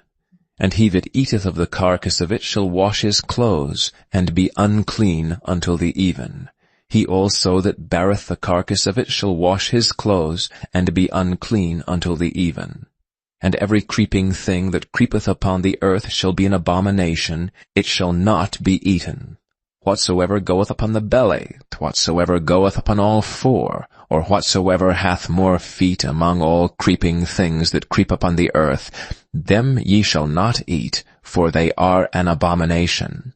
Ye shall not make yourselves abominable with any creeping thing that creepeth, neither shall ye make yourselves unclean with them, that ye should be defiled thereby. For I am the Lord your God. Ye shall therefore sanctify yourselves, and ye shall be holy, for I am holy. Neither shall ye defile yourselves with any manner of creeping thing that creepeth upon the earth. For I am the Lord that bringeth you up out of the land of Egypt to be your God. Ye shall therefore be holy, for I am holy. This is the law of the beasts, and of the fowl, and of every living creature that moveth in the waters, and of every creature that creepeth upon the earth, to make a difference between the unclean and the clean, and between the beast that may be eaten, and the beast that may not be eaten. Chapter 12. And the Lord spake unto Moses, saying, Speak unto the children of Israel, saying, If a woman have conceived seed, and born a man-child, then she shall be unclean 7 days. According to the days of the separation of her infirmity shall she be unclean. And in the 8th day the flesh of his foreskin shall be circumcised, and she shall then continue in the blood of her purifying 33 days. She shall touch no hallowed thing, nor come into the sanctuary, until the days of her purifying be fulfilled. But if she bear a maid-child, then she shall be unclean 2 weeks, as in her separation. And she shall continue in the blood of her purifying 66 days. And when the days of her purifying are fulfilled, for a son or for a daughter, she shall bring a lamb of the first year for a burnt offering, and a young pigeon or a turtle dove for a sin offering unto the door of the tabernacle of the congregation, unto the priest, who shall offer it before the Lord, and make an atonement for her. And she shall be cleansed from the issue of her blood. This is the law for her that hath borne a male or a female. And if she be not able to bring a lamb, then she shall bring 2 turtles, or 2 young pigeons, the one for the burnt offering, and the other for a sin offering, and the priest shall make an atonement for her, and she shall be clean. Chapter 13. And the Lord spake unto Moses and Aaron, saying, When a man shall have in the skin of his flesh a rising, a scab, or a bright spot, and it be in the skin of his flesh like the plague of leprosy, then he shall be brought unto Aaron the priest, or unto one of his sons the priests. And the priest shall look on the plague in the skin of the flesh. And when the hair in the plague is turned white, and the plague in sight be deeper than the skin of his flesh, it is a plague of leprosy, and the priest shall look on him and pronounce him unclean. If the bright spot be white in the skin of his flesh, and in sight be not deeper than the skin, and the hair thereof be not turned white, then the priest shall shut up him that hath the plague 7 days. And the priest shall look on him the 7th day, and behold, if the plague in his sight be at his stay, and the plague spread not in the skin, then the priest shall shut him up 7 days more. And the priest shall look on him again the 7th day, and behold, if the plague be somewhat dark, and the plague spread not in the skin, the priest shall pronounce him clean. It is but a scab, and he shall wash his clothes, and be clean. But if a scab spread much abroad in the skin, after that he hath been seen of the priest for his cleansing, he shall be seen of the priest again. And if the priest see that, behold, the scab spreadeth in the skin, then the priest shall pronounce him unclean. It is a leprosy. When the plague of leprosy is in a man, he shall be brought unto the priest, and the priest shall see him, and behold, if the rising be white in the skin, and it have turned the hair white, and there be quick raw flesh in the rising, it is an old leprosy in the skin of his flesh, and the priest shall pronounce him unclean, and shall not shut him up, for he is unclean.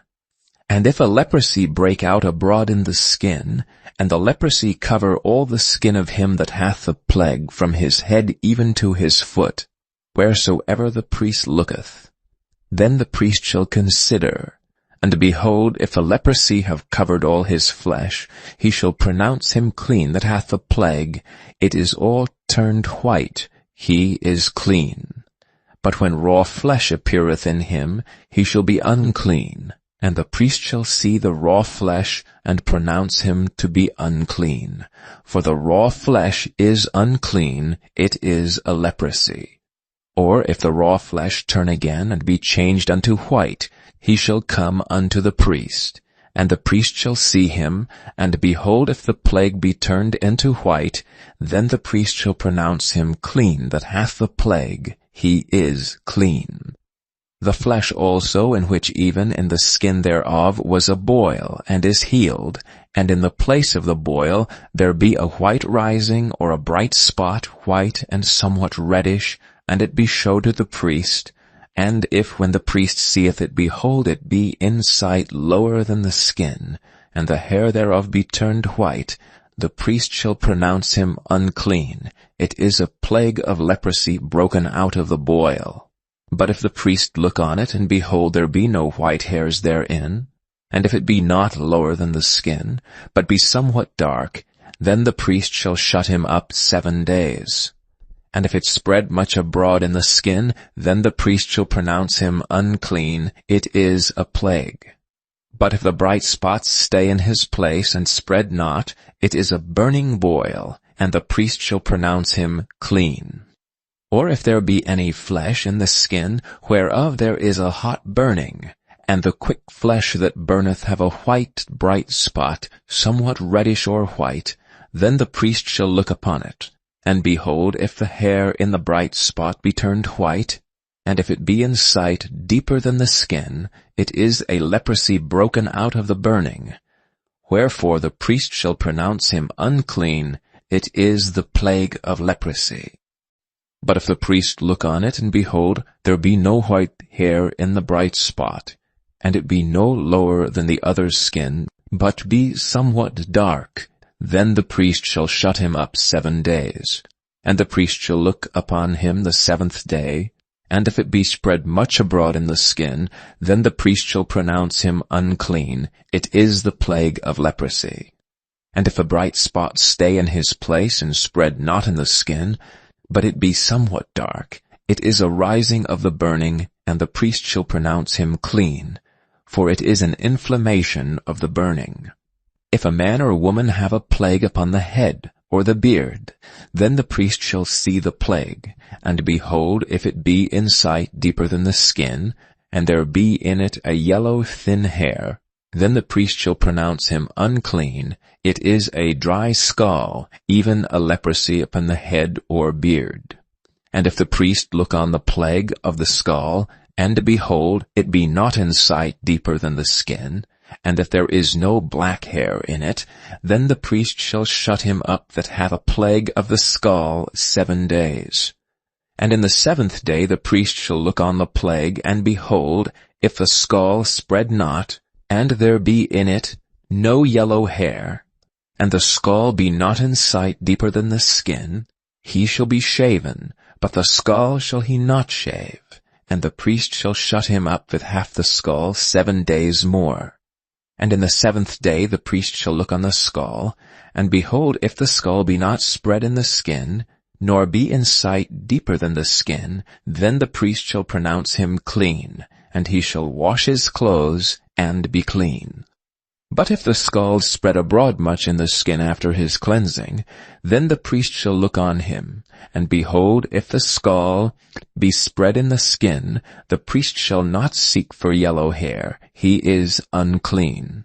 But if a scall be in his sight at a stay, and if there is black hair grown up therein, the scall is healed, he is clean, and the priest shall pronounce him clean. If a man also or a woman have in the skin of their flesh bright spots, even white bright spots, then the priest shall look. And behold, if the bright spots in the skin of their flesh be darkish white, it is a freckled spot that groweth in the skin, he is clean. And the man whose hair is fallen off his head, he is bald, yet he is clean. And he that hath his hair fallen off from part of his head toward his face, he is forehead bald, yet he is clean. And if there be in the bald head, or bald forehead, a white reddish sore, it is a leprosy sprung up in his bald head or his bald forehead. Then the priest shall look upon it, and behold, if the rising of the sore be white reddish in his bald head, or in his bald forehead, as the leprosy appeareth in the skin of the flesh, he is a leprous man, he is unclean. The priest shall pronounce him utterly unclean, his plague is in his head. And if a leper in whom the plague is, his clothes shall be rent, and his head bare, and he shall put a covering upon his upper lip, and shall cry, Unclean, unclean. All the days wherein the plague shall be in him, he shall be defiled. He is unclean, he shall dwell alone, without the camp shall his habitation be. The garment also that the plague of leprosy is in, whether it be a woolen garment or a linen garment, whether it be in the warp or a woof, of linen or of woolen, whether in a skin or in anything made of skin, and if the plague be greenish or reddish in the garment, or in the skin, either in the warp or in the woof, or in anything of skin, it is a plague of leprosy, and shall be showed unto the priest. And the priest shall look upon the plague, and shut up it that hath the plague 7 days. And he shall look on the plague on the 7th day. If the plague be spread in the garment, either in the warp or in the woof, or in a skin, or in any work that is made of skin, the plague is in a fretting leprosy, it is unclean. He shall therefore burn that garment, whether a warp or a woof, in woolen or in linen, or anything of skin wherein the plague is. For it is a fretting leprosy, it shall be burnt in the fire. And if the priest shall look and behold the plague be not spread in the garment, either in the warp or in the woof, or in anything of skin, then the priest shall command that they wash the thing wherein the plague is, and he shall shut it up 7 days more. And the priest shall look on the plague, after that it is washed. And behold, if the plague have not changed his color, and the plague be not spread, it is unclean. Thou shalt burn it in the fire, it is fret inward, whether it be bare within or without. And if the priest look and behold the plague be somewhat dark after the washing of it, then he shall rend it out of the garment, or out of the skin, or out of the warp, or out of the woof, And if it appears still in the garment, either in the warp or in the woof or in anything of skin, it is a spreading plague. Thou shalt burn that wherein the plague is with fire. And the garment, either warp or woof, or whatsoever thing of skin it be, which thou shalt wash, if the plague be departed from them, then it shall be washed the second time, and shall be clean. This is the law of the plague of leprosy in a garment of woolen or linen, either in the warp or woof or anything of skins, to pronounce it clean or to pronounce it unclean. Chapter 14. And the Lord spake unto Moses, saying, This shall be the law of the leper in the day of his cleansing. He shall be brought unto the priest. And the priest shall go forth out of the camp, and the priest shall look, and behold, if the plague of leprosy be healed in the leper, then shall the priest command to take for him that is to be cleansed 2 birds alive and clean, and cedar wood, and scarlet, and hyssop. And the priest shall command that one of the birds be killed in an earthen vessel over running water. As for the living bird, he shall take it, and the cedar wood, and the scarlet, and the hyssop, and shall dip them and the living bird in the blood of the bird that was killed over the running water. And he shall sprinkle upon him that is to be cleansed from the leprosy 7 times, and shall pronounce him clean, and shall let the living bird loose into the open field. And he that is to be cleansed shall wash his clothes, and shave off all his hair, and wash himself in water, that he may be clean. And after that he shall come into the camp, and shall tarry abroad out of his tent 7 days. But it shall be on the 7th day, that he shall shave all his hair off his head, and his beard, and his eyebrows, even all his hair he shall shave off. And he shall wash his clothes, also he shall wash his flesh in water, and he shall be clean. And on the 8th day he shall take 2 he-lambs without blemish, and 1 ewe-lamb of the 1st year without blemish, and 3/10 deals of fine flour for a meat offering mingled with oil, and 1 log of oil. And the priest that maketh him clean shall present the man that is to be made clean, and those things before the Lord at the door of the tabernacle of the congregation. And the priest shall take 1 he-lamb, and offer him for a trespass offering, and a log of oil, and wave them for a wave offering before the Lord. And he shall slay the lamb in the place where he shall kill the sin offering and the burnt offering in the holy place. For as the sin offering is the priest's, so is the trespass offering, it is most holy. And the priest shall take some of the blood of the trespass offering, and the priest shall put it upon the tip of the right ear of him that is to be cleansed, and upon the thumb of his right hand, and upon the great toe of his right foot. And the priest shall take some of the log of oil, and pour it into the palm of his own left hand. And the priest shall dip his right finger in the oil that is in his left hand, and shall sprinkle of the oil with his finger 7 times before the Lord. And of the rest of the oil that is in his hand shall the priest put upon the tip of the right ear of him that is to be cleansed, and upon the thumb of his right hand, and upon the great toe of his right foot, upon the blood of the trespass offering. And the remnant of the oil that is in the priest's hand he shall pour upon the head of him that is to be cleansed, and the priest shall make an atonement for him before the Lord.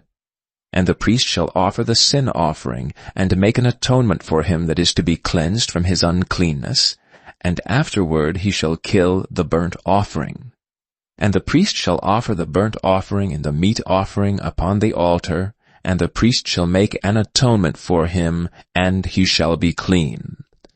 And if he be poor, and cannot get so much, then he shall take 1 lamb for a trespass offering to be waved, to make an atonement for him, and 1/10 deal of fine flour mingled with oil for a meat offering, and a log of oil, and 2 turtle doves or 2 young pigeons, such as he is able to get, and the one shall be a sin offering, and the other a burnt offering.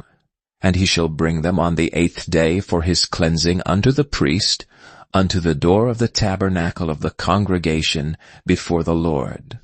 And the priest shall take the lamb of the trespass offering and the log of oil, and the priest shall wave them for a wave offering before the Lord. And he shall kill the lamb of the trespass offering, and the priest shall take some of the blood of the trespass offering, and put it upon the tip of the right ear of him that is to be cleansed, and upon the thumb of his right hand, and upon the great toe of his right foot. And the priest shall pour of the oil into the palm of his own left hand, and the priest shall sprinkle with his right finger some of the oil that is in his left hand 7 times before the Lord. And the priest shall put of the oil that is in his hand upon the tip of the right ear of him that is to be cleansed, and upon the thumb of his right hand, and upon the great toe of his right foot, upon the place of the blood of the trespass offering. And the rest of the oil that is in the priest's hand he shall put upon the head of him that is to be cleansed, to make an atonement for him before the Lord. And he shall offer the one of the turtle doves, or of the young pigeons, such as he can get, even such as he is able to get, the one for a sin offering, and the other for a burnt offering, with the meat offering. And the priest shall make an atonement for him that is to be cleansed before the Lord. This is the law of him in whom is the plague of leprosy, whose hand is not able to get that which pertaineth to his cleansing. And the Lord spake unto Moses and unto Aaron, saying, When ye come into the land of Canaan, which I give to you for a possession, and I put the plague of leprosy in a house of the land of your possession, and he that owneth the house shall come and tell the priest, saying, It seemeth to me there is as it were a plague in the house, then the priest shall command that they empty the house before the priest go into it to see the plague, that all that is in the house be not made unclean, and afterward the priest shall go in to see the house. And he shall look on the plague, and behold, if the plague be in the walls of the house with hollow strakes, greenish or reddish, which in sight are lower than the wall, then the priest shall go out of the house to the door of the house, and shut up the house 7 days.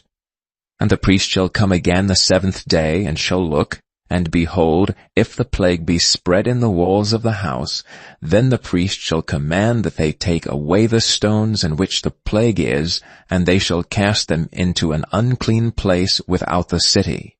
And he shall cause the house to be scraped within round about, and they shall pour out the dust that they scrape off without the city into an unclean place. And they shall take other stones, and put them in the place of those stones. And he shall take other mortar, and shall plaster the house.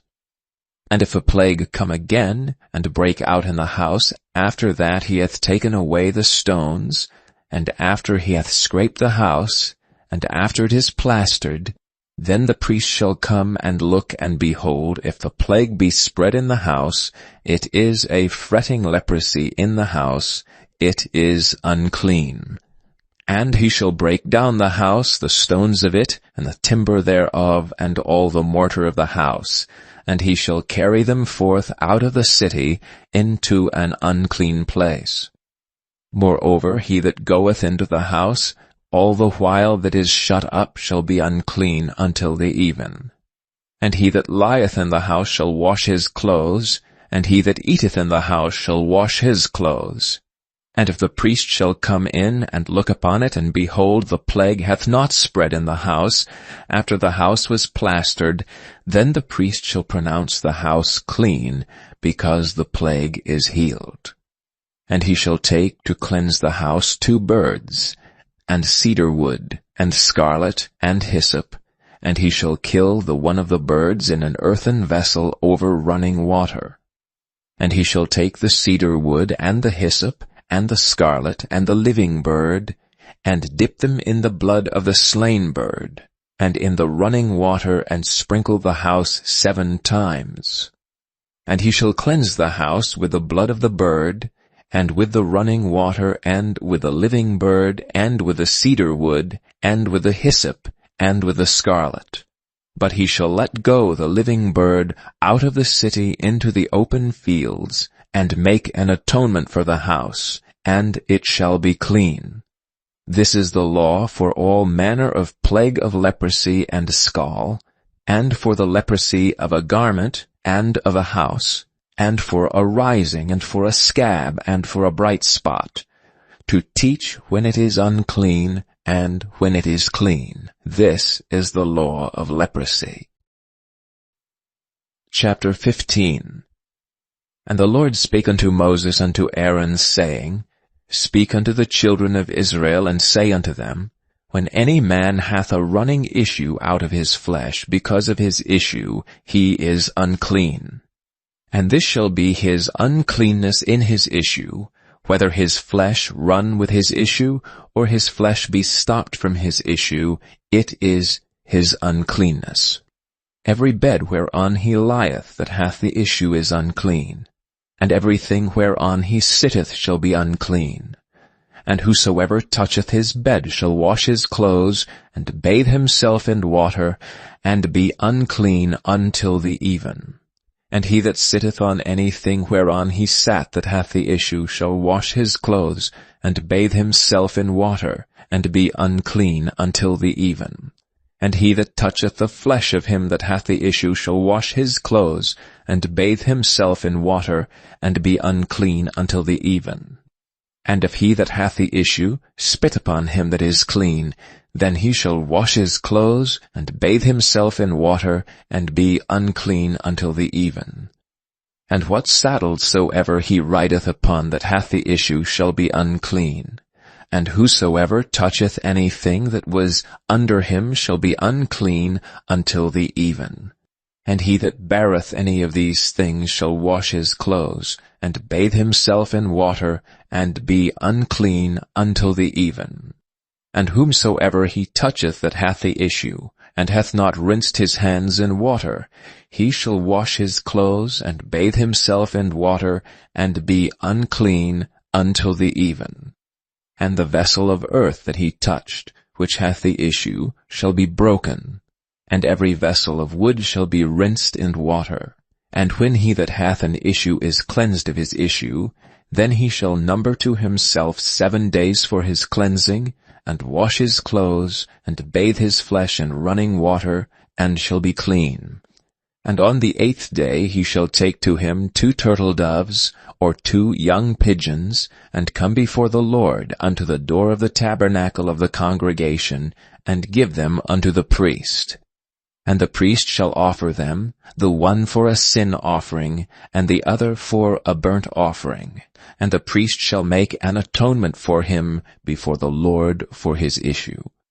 And if any man's seed of copulation go out from him, then he shall wash all his flesh in water, and be unclean until the even. And every garment, and every skin whereon is the seed of copulation shall be washed with water, and be unclean until the even. The woman also with whom men shall lie with seed of copulation, they shall both bathe themselves in water, and be unclean until the even. And if a woman have an issue, and her issue in her flesh be blood, she shall be put apart 7 days, and whosoever toucheth her shall be unclean until the even. And everything that she lieth upon in her separation shall be unclean. Everything also that she sitteth upon shall be unclean. And whosoever toucheth her bed shall wash his clothes, and bathe himself in water, and be unclean until the even. And whosoever toucheth anything that she sat upon shall wash his clothes, and bathe himself in water, and be unclean until the even. And if it be on her bed, or on anything whereon she sitteth, when he toucheth it, he shall be unclean until the even. And if any man lie with her at all, and her flowers be upon him, he shall be unclean 7 days, and all the bed whereon he lieth shall be unclean. And if a woman have an issue of her blood many days out of the time of her separation, or if it run beyond the time of her separation, all the days of the issue of her uncleanness shall be as the days of her separation, she shall be unclean. Every bed whereon she lieth all the days of her issue shall be unto her as the bed of her separation, and whatsoever she sitteth upon shall be unclean as the uncleanness of her separation. And whosoever toucheth those things shall be unclean, and shall wash his clothes, and bathe himself in water, and be unclean until the even. But if she be cleansed of her issue, then she shall number to herself 7 days, and after that she shall be clean. And on the 8th day she shall take unto her 2 turtles, or 2 young pigeons, and bring them unto the priest to the door of the tabernacle of the congregation. And the priest shall offer the one for a sin offering, and the other for a burnt offering. And the priest shall make an atonement for her before the Lord for the issue of her uncleanness. Thus shall ye separate the children of Israel from their uncleanness, that they die not in their uncleanness when they defile my tabernacle that is among them. This is the law of him that hath an issue, and of him whose seed goeth from him, and is defiled therewith, and of her that is sick of her flowers, and of him that hath an issue, of the man and of the woman, and of him that lieth with her that is unclean. Chapter 16. And the Lord spake unto Moses after the death of the 2 sons of Aaron, when they offered before the Lord and died.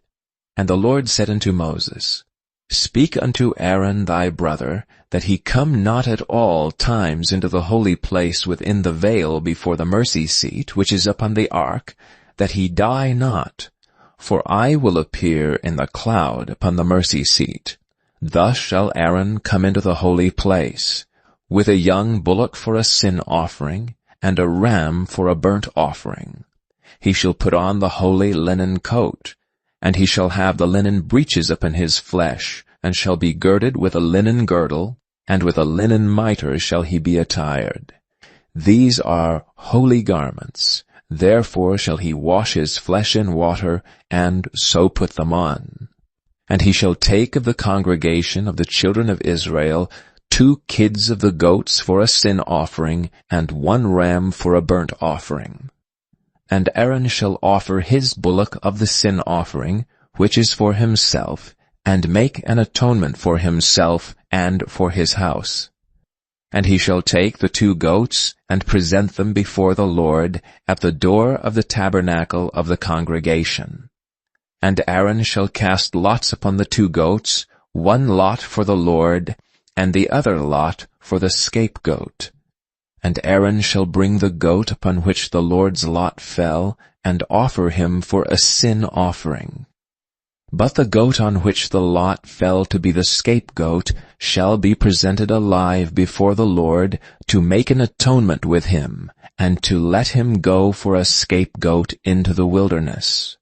And Aaron shall bring the bullock of the sin offering which is for himself, and shall make an atonement for himself and for his house, and shall kill the bullock of the sin offering which is for himself. And he shall take a censer full of burning coals of fire from off the altar before the Lord, and his hands full of sweet incense beaten small, and bring it within the veil. And he shall put the incense upon the fire before the Lord, that the cloud of the incense may cover the mercy seat that is upon the testimony, that he die not. And he shall take of the blood of the bullock, and sprinkle it with his finger upon the mercy seat eastward, and before the mercy seat shall he sprinkle of the blood with his finger 7 times. Then shall he kill the goat of the sin offering that is for the people, and bring his blood within the veil, and do with that blood as he did with the blood of the bullock, and sprinkle it upon the mercy seat, and before the mercy seat.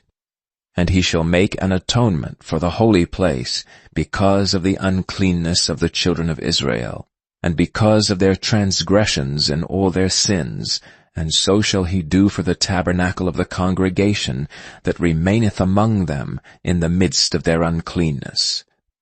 And there shall be no man in the tabernacle of the congregation when he goeth in to make an atonement in the holy place, until he come out and have made an atonement for himself, and for his household, and for all the congregation of Israel.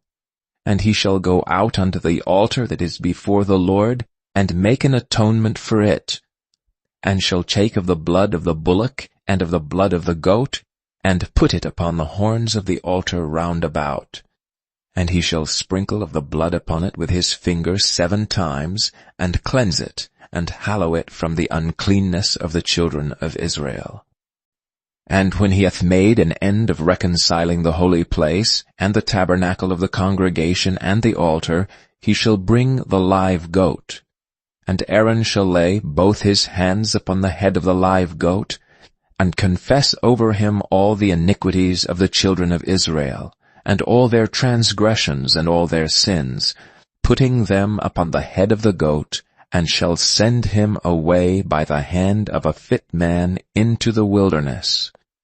And the goat shall bear upon him all their iniquities unto a land not inhabited, and he shall let go the goat in the wilderness. And Aaron shall come into the tabernacle of the congregation, and shall put off the linen garments which he put on when he went into the holy place, and shall leave them there.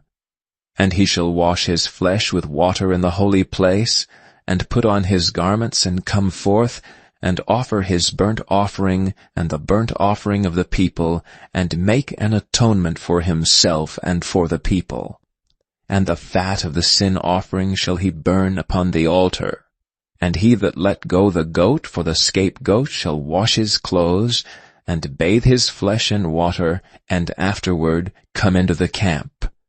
And the bullock for the sin offering, and the goat for the sin offering whose blood was brought in to make atonement for the holy place, shall one carry forth without the camp, and they shall burn in the fire their skins and their flesh and their dung. And he that burneth them shall wash his clothes, and bathe his flesh in water, and afterward he shall come into the camp. And this shall be a statute forever unto you, that in the 7th month, on the 10th day of the month, ye shall afflict your souls, and do no work at all, whether it be one of your own country or a stranger that sojourneth among you. For on that day shall the priest make an atonement for you, to cleanse you, that ye may be clean from all your sins before the Lord. It shall be a Sabbath of rest unto you, and ye shall afflict your souls by a statute forever. And the priest, whom he shall anoint, and whom he shall consecrate to minister in the priest's office in his father's stead, shall make the atonement, and shall put on linen clothes, even the holy garments. And he shall make an atonement for the holy sanctuary, and he shall make an atonement for the tabernacle of the congregation, and for the altar, and he shall make an atonement for the priests, and for all the people of the congregation.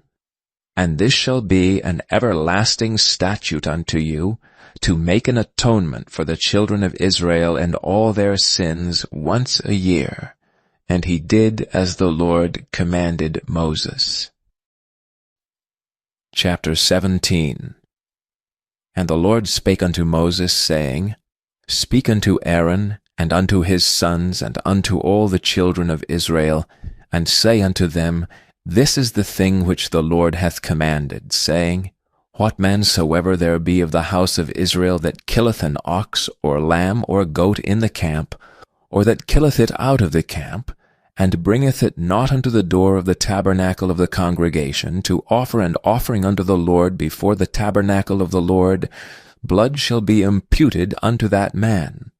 He hath shed blood, and that man shall be cut off from among his people, to the end that the children of Israel may bring their sacrifices which they offer in the open field, even that they may bring them unto the Lord, unto the door of the tabernacle of the congregation, unto the priest, and offer them for peace offerings unto the Lord. And the priest shall sprinkle the blood upon the altar of the Lord at the door of the tabernacle of the congregation, and burn the fat for a sweet savor unto the Lord. and they shall no more offer their sacrifices unto devils, after whom they have gone a-whoring. This shall be a statute for ever unto them throughout their generations. And thou shalt say unto them, Whatsoever man there be of a house of Israel, or of the strangers which sojourn among you, that offereth a burnt offering or sacrifice, and bringeth it not unto the door of the tabernacle of the congregation to offer it unto the Lord, even that man shall be cut off from among his people. And whatsoever man there be of the house of Israel, or of the strangers that sojourn among you, that eateth any manner of blood, I will even set my face against that soul that eateth blood, and will cut him off from among his people. For the life of the flesh is in the blood, and I have given it to you upon the altar, to make an atonement for your souls, for it is the blood that maketh an atonement for the soul. Therefore I said unto the children of Israel, No soul of you shall eat blood, neither shall any stranger that sojourneth among you eat blood. And whatsoever man there be of the children of Israel, or of the strangers that sojourn among you, which hunteth and catcheth any beast or fowl that may be eaten, he shall even pour out the blood thereof, and cover it with dust. For it is the life of all flesh, the blood of it is for the life thereof. Therefore I said unto the children of Israel, Ye shall eat the blood of no manner of flesh, for the life of all flesh is the blood thereof. Whosoever eateth it shall be cut off. And every soul that eateth that which died of itself, or that which was torn with beasts, whether it be one of your own country or a stranger, he shall both wash his clothes, and bathe himself in water, and be unclean until the even. Then shall he be clean. But if he wash them not, nor bathe his flesh, then he shall bear his iniquity. Chapter 18. And the Lord spake unto Moses, saying, Speak unto the children of Israel, and say unto them, I am the Lord your God. After the doings of the land of Egypt, wherein ye dwelt, shall ye not do, and after the doings of the land of Canaan, whither I bring you, shall ye not do, neither shall ye walk in their ordinances. Ye shall do my judgments, and keep mine ordinances to walk therein. I am the Lord your God. Ye shall therefore keep my statutes and my judgments, which if a man do, he shall live in them. I am the Lord. None of you shall approach to any that is near of kin to him, to uncover their nakedness. I am the Lord. The nakedness of thy father, or the nakedness of thy mother, thou shalt not uncover. She is thy mother. Thou shalt not uncover her nakedness. The nakedness of thy father's wife shalt thou not uncover. It is thy father's nakedness. The nakedness of thy sister, the daughter of thy father, or daughter of thy mother, whether she be born at home or born abroad, even their nakedness thou shalt not uncover. The nakedness of thy son's daughter, or of thy daughter's daughter, even their nakedness thou shalt not uncover, for theirs is thine own nakedness. The nakedness of thy father's wife's daughter, begotten of thy father, she is thy sister, thou shalt not uncover her nakedness. Thou shalt not uncover the nakedness of thy father's sister. She is thy father's near kinswoman. Thou shalt not uncover the nakedness of thy mother's sister, for she is thy mother's near kinswoman. Thou shalt not uncover the nakedness of thy father's brother. Thou shalt not approach to his wife. She is thine aunt. Thou shalt not uncover the nakedness of thy daughter-in-law. She is thy son's wife. Thou shalt not uncover her nakedness. Thou shalt not uncover the nakedness of thy brother's wife. It is thy brother's nakedness. Thou shalt not uncover the nakedness of a woman and her daughter. Neither shalt thou take her son's daughter or her daughter's daughter to uncover her nakedness, for they are her near kinswomen. It is wickedness.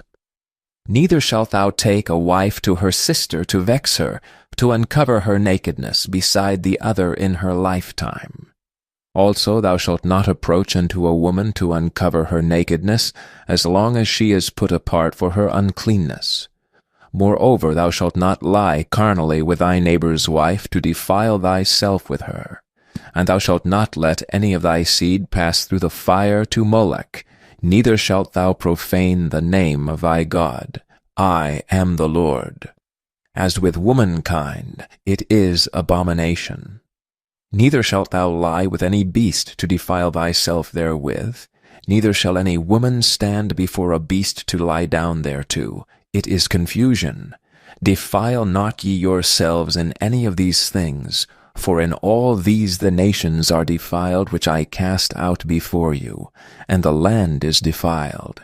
Therefore I do visit the iniquity thereof upon it, and the land itself vomiteth out her inhabitants. Ye shall therefore keep my statutes and my judgments, and shall not commit any of these abominations, neither any of your own nation, nor any stranger that sojourneth among you. For all these abominations have the men of the land done, which were before you, and the land is defiled. That the land spew not you out also when ye defile it, as it spewed out the nations that were before you. For whosoever shall commit any of these abominations, even the souls that commit them shall be cut off from among their people. Therefore shall ye keep mine ordinance, that ye commit not any one of these abominable customs, which were committed before you, and that ye defile not yourselves therein. I am the Lord your God. Chapter 19. And the Lord spake unto Moses, saying, Speak unto all the congregation of the children of Israel, and say unto them, Ye shall be holy, for I, the Lord your God, am holy. Ye shall fear every man his mother and his father, and keep my Sabbaths. I am the Lord your God.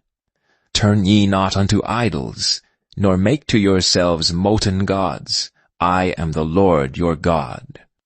And if ye offer a sacrifice of peace offerings unto the Lord, ye shall offer it at your own will.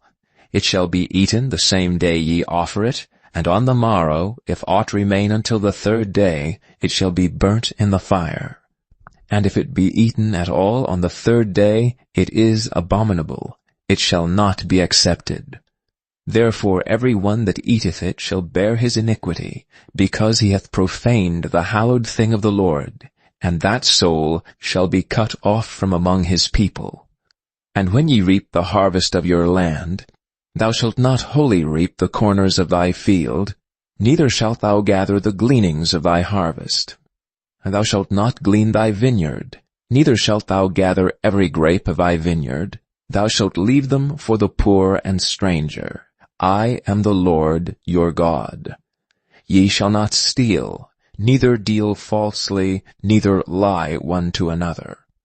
And ye shall not swear by my name falsely, neither shalt thou profane the name of thy God.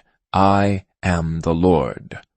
Thou shalt not defraud thy neighbor, neither rob him. The wages of him that is hired shall not abide with thee all night until the morning. Thou shalt not curse the deaf, nor put a stumbling block before the blind, but shalt fear the Lord thy God. I am the Lord. Ye shall do no unrighteousness and judgment.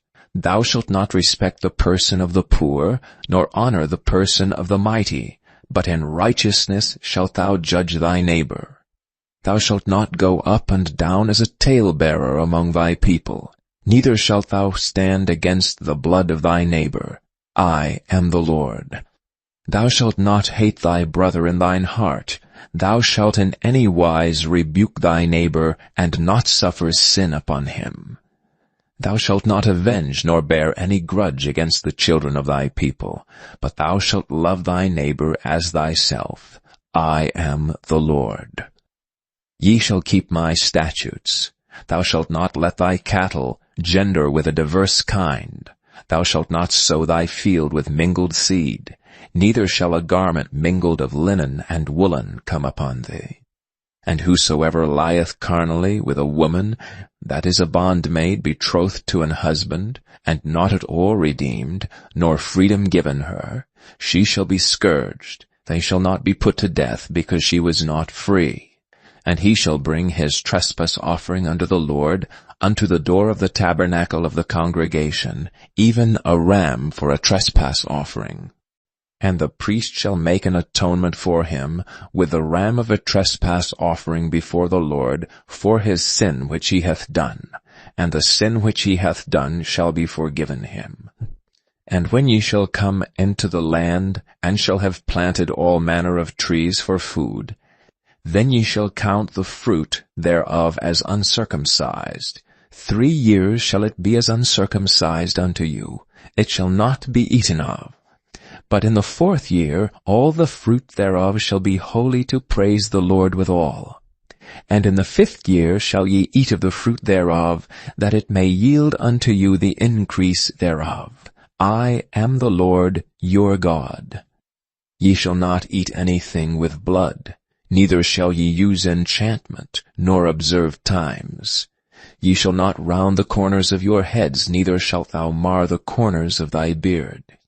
Ye shall not make any cuttings in your flesh for the dead, nor print any marks upon you. I am the Lord. Do not prostitute thy daughter to cause her to be a whore, lest the land fall to whoredom, and the land become full of wickedness. Ye shall keep my Sabbaths, and reverence my sanctuary. I am the Lord. Regard not them that have familiar spirits, neither seek after wizards to be defiled by them. I am the Lord your God. Thou shalt rise up before the hoary head, and honor the face of the old man, and fear thy God. I am the Lord. And if a stranger sojourn with thee in your land, ye shall not vex him. If a stranger that dwelleth with you shall be unto you as one born among you, and thou shalt love him as thyself. For ye were strangers in the land of Egypt. I am the Lord your God. Ye shall do no unrighteousness in judgment, in meter yard, in weight, or in measure. Just balances, just weights, a just ephah, and a just hin shall ye have. I am the Lord your God, which brought you out of the land of Egypt. Therefore shall ye observe all my statutes and all my judgments, and do them. I am the Lord. Chapter 20. And the Lord spake unto Moses, saying, Again thou shalt say to the children of Israel, Whosoever he be of the children of Israel, or of the strangers that sojourn in Israel, that giveth any of his seed unto Molech, he shall surely be put to death. The people of the land shall stone him with stones. And I will set my face against that man, and will cut him off from among his people, because he hath given up his seed unto Molech to defile my sanctuary, and to profane my holy name. And if the people of the land do any ways hide their eyes from the man, when he giveth of his seed unto Molech, and kill him not, then I will set my face against that man and against his family, and will cut him off, and all that go a-whoring after him, to commit whoredom with Molech, from among their people. And the soul that turneth after such as have familiar spirits, and after wizards, to go a-whoring after them, I will even set my face against that soul, and will cut him off from among his people. Sanctify yourselves therefore, and be ye holy, for I am the Lord your God. And ye shall keep my statutes, and do them. I am the Lord which sanctify you. For every one that curseth his father or his mother shall be surely put to death. He hath cursed his father or his mother, his blood shall be upon him. And the man that committeth adultery with another man's wife, even he that committeth adultery with his neighbor's wife, the adulterer and the adulteress, shall surely be put to death. And the man that lieth with his father's wife hath uncovered his father's nakedness. Both of them shall surely be put to death. Their blood shall be upon them. And if a man lie with his daughter-in-law, both of them shall surely be put to death. They have wrought confusion, their blood shall be upon them. If a man also lie with mankind, as he lieth with a woman, both of them have committed an abomination. They shall surely be put to death, their blood shall be upon them. And if a man take a wife and her mother, it is wickedness. They shall be burnt with fire, both he and they, that there be no wickedness among you. And if a man lie with a beast, he shall surely be put to death, and ye shall slay the beast. And if a woman approach unto any beast, and lie down thereto, thou shalt kill the woman and the beast. They shall surely be put to death, their blood shall be upon them. And if a man shall take his sister, his father's daughter, or his mother's daughter, and see her nakedness, and she see his nakedness, it is a wicked thing, and they shall be cut off in the sight of their people. He hath uncovered his sister's nakedness, he shall bear his iniquity. And if a man shall lie with a woman having her sickness, and shall uncover her nakedness, he hath discovered her fountain, and she hath uncovered the fountain of her blood, and both of them shall be cut off from among their people. And thou shalt not uncover the nakedness of thy mother's sister, nor of thy father's sister, for he uncovereth his near kin, they shall bear their iniquity. And if a man shall lie with his uncle's wife, he hath uncovered his uncle's nakedness, they shall bear their sin, they shall die childless. And if a man shall take his brother's wife, it is an unclean thing. He hath uncovered his brother's nakedness, they shall be childless. Ye shall therefore keep all my statutes and all my judgments, and do them, that the land whither I bring you to dwell therein spew you not out. And ye shall not walk in the manners of a nation which I cast out before you, for they committed all these things, and therefore I abhorred them. But I have said unto you, ye shall inherit their land, and I will give it unto you to possess it, a land that floweth with milk and honey. I am the Lord your God, which have separated you from other people. Ye shall therefore put difference between clean beasts and unclean, and between unclean fowls and clean. And ye shall not make your souls abominable by beast or by fowl, or by any manner of living thing that creepeth on the ground, which I have separated from you as unclean. And ye shall be holy unto me, for I the Lord am holy, and have severed you from other people, that ye should be mine. A man also or woman that hath a familiar spirit, or that is a wizard, shall surely be put to death. They shall stone them with stones, their blood shall be upon them. Chapter 21.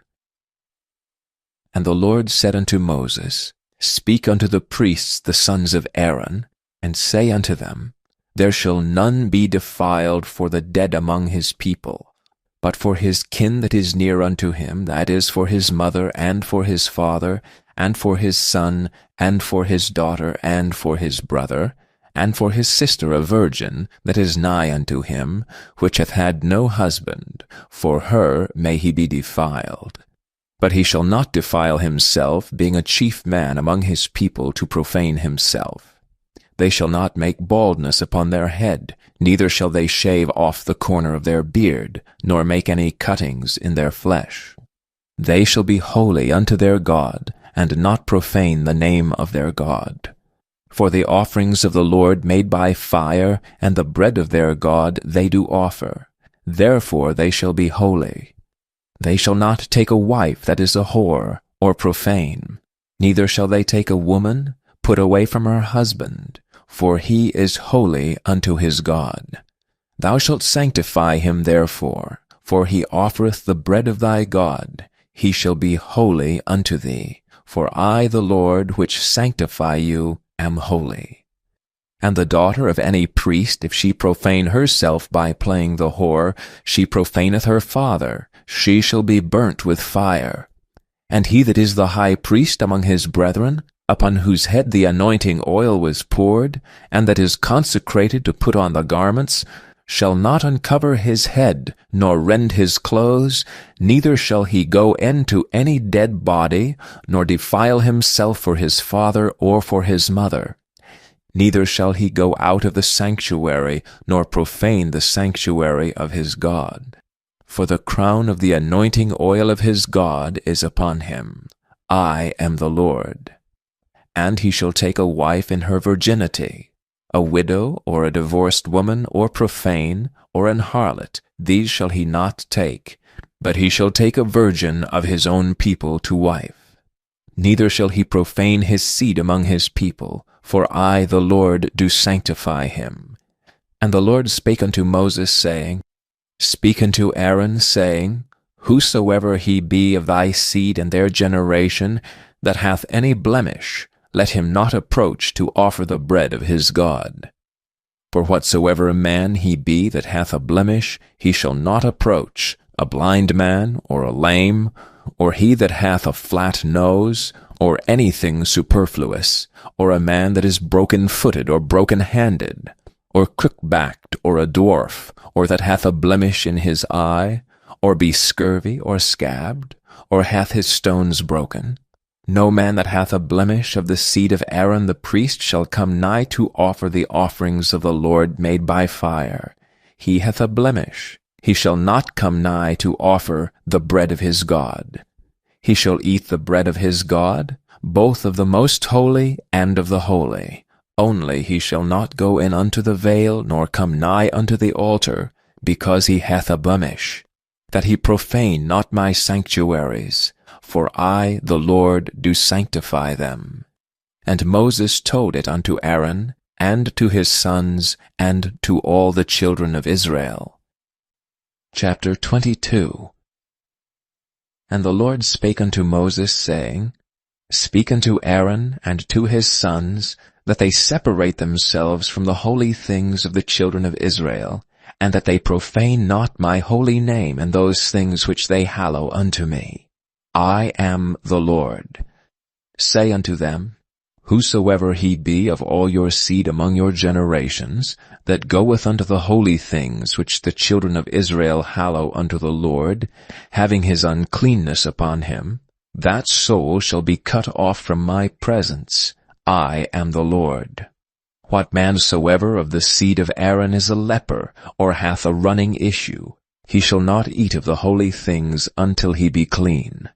And whoso toucheth anything that is unclean by the dead, or a man whose seed goeth from him, or whosoever toucheth any creeping thing whereby he may be made unclean, or a man of whom he may take uncleanness, whatsoever uncleanness he hath, the soul which hath touched any such shall be unclean until even, and shall not eat of the holy things, unless he wash his flesh with water.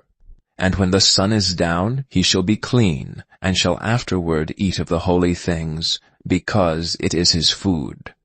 That which dieth of itself, or is torn with beast, he shall not eat to defile himself therewith. I am the Lord. They shall therefore keep mine ordinance, lest they bear sin for it, and die therefore if they profane it. I, the Lord, do sanctify them. There shall no stranger eat of a holy thing. A sojourner of the priest, or an hired servant, shall not eat of a holy thing. But if a priest buy any soul with his money, he shall eat of it, and he that is born in his house, they shall eat of his meat. If the priest's daughter also be married unto a stranger, she may not eat of an offering of the holy things. But if the priest's daughter be a widow, or divorced, and have no child, and is returned unto her father's house as in her youth, she shall eat of her father's meat. But there shall no stranger eat thereof.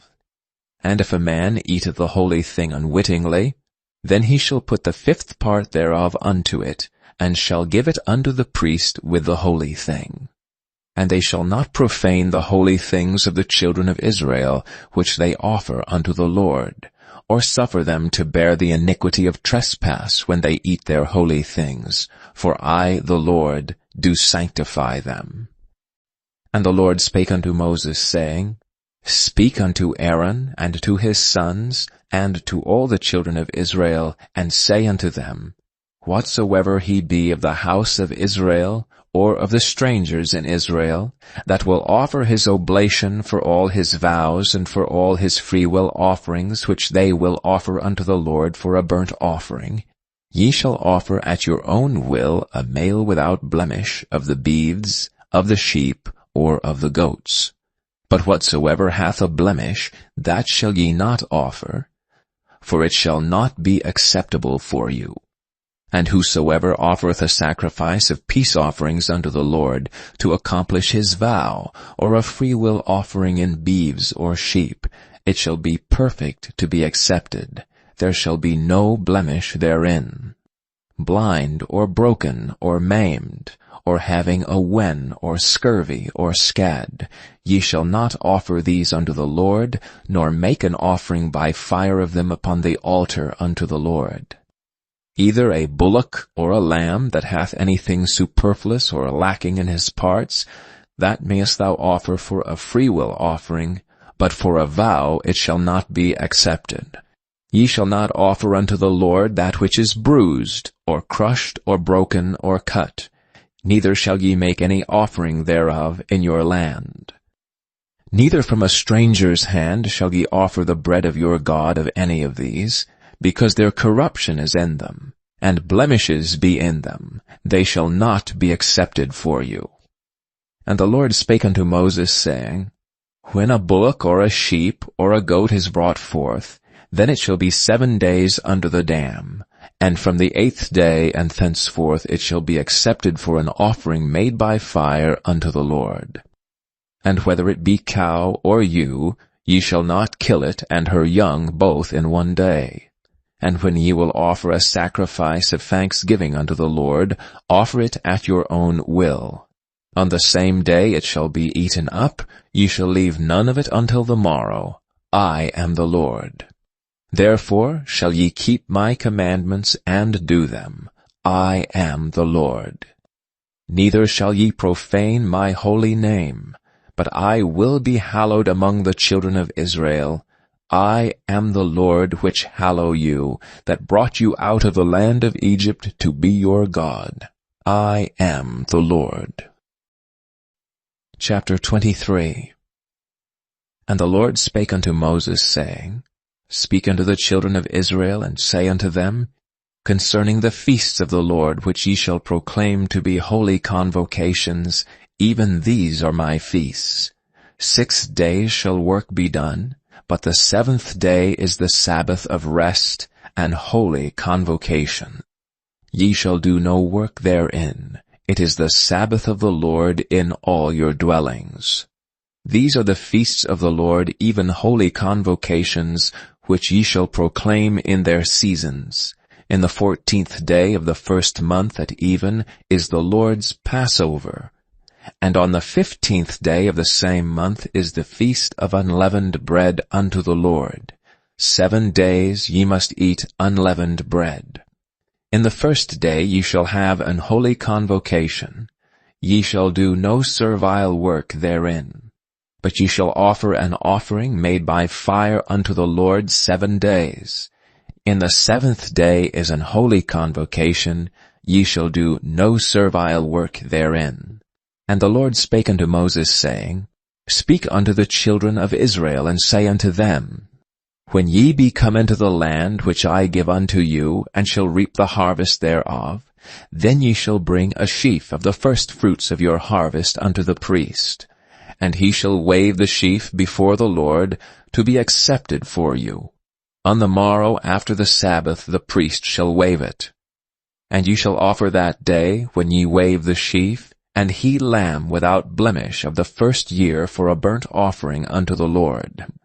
And the meat offering thereof shall be 2/10 deals of fine flour mingled with oil, and offering made by fire unto the Lord for a sweet savour.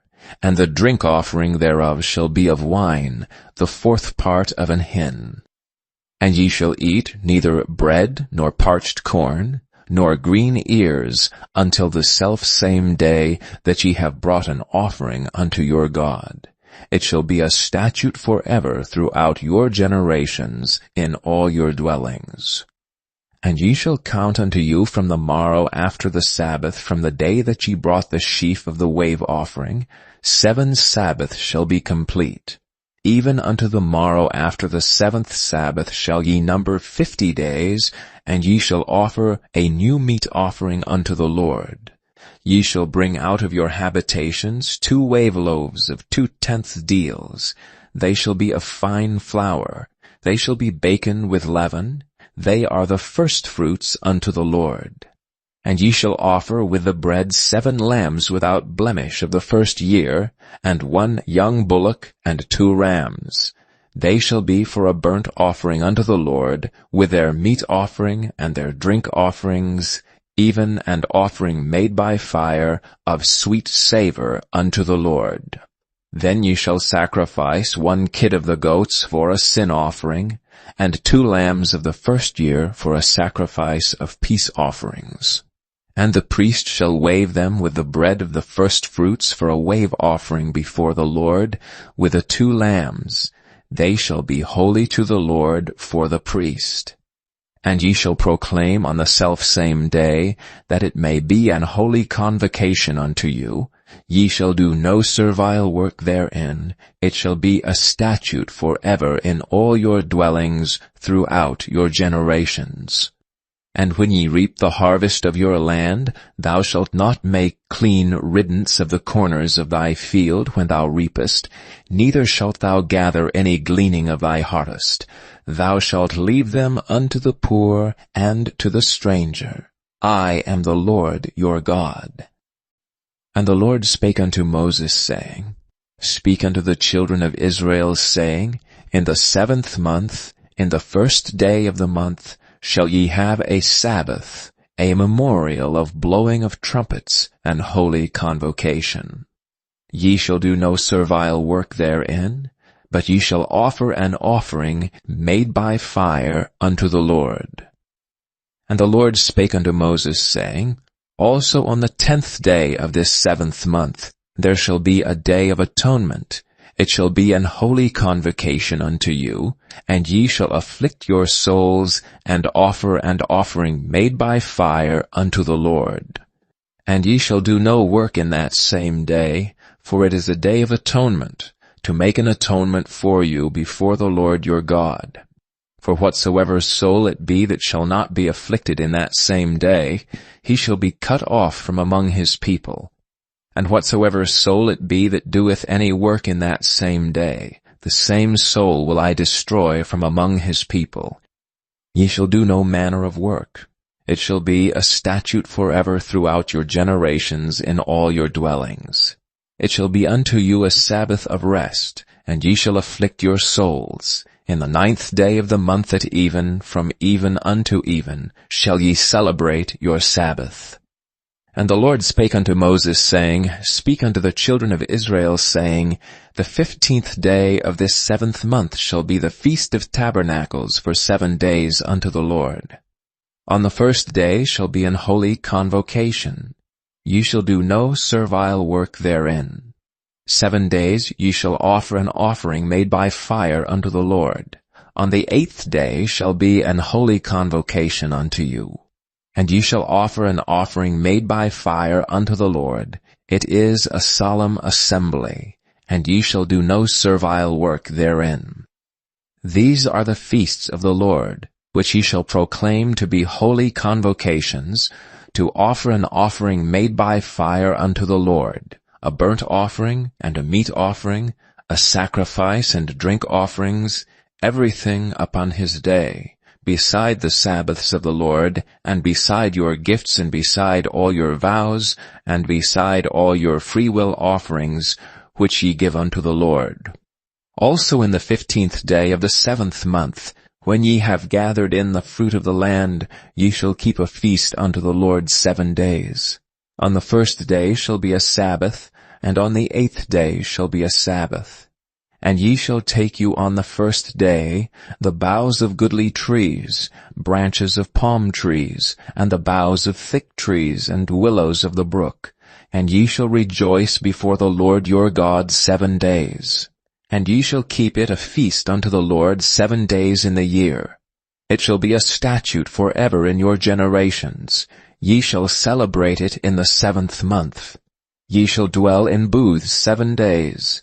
All that are Israelites born shall dwell in booths, that your generations may know that I made the children of Israel to dwell in booths when I brought them out of the land of Egypt. I am the Lord your God. And Moses declared unto the children of Israel the feasts of the Lord. Chapter 24.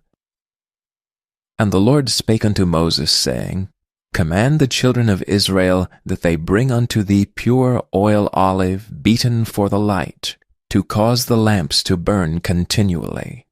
Without the veil of the testimony, in the tabernacle of the congregation, shall Aaron order it from the evening unto the morning before the Lord continually. It shall be a statute forever in your generations. He shall order the lamps upon the pure candlestick before the Lord continually.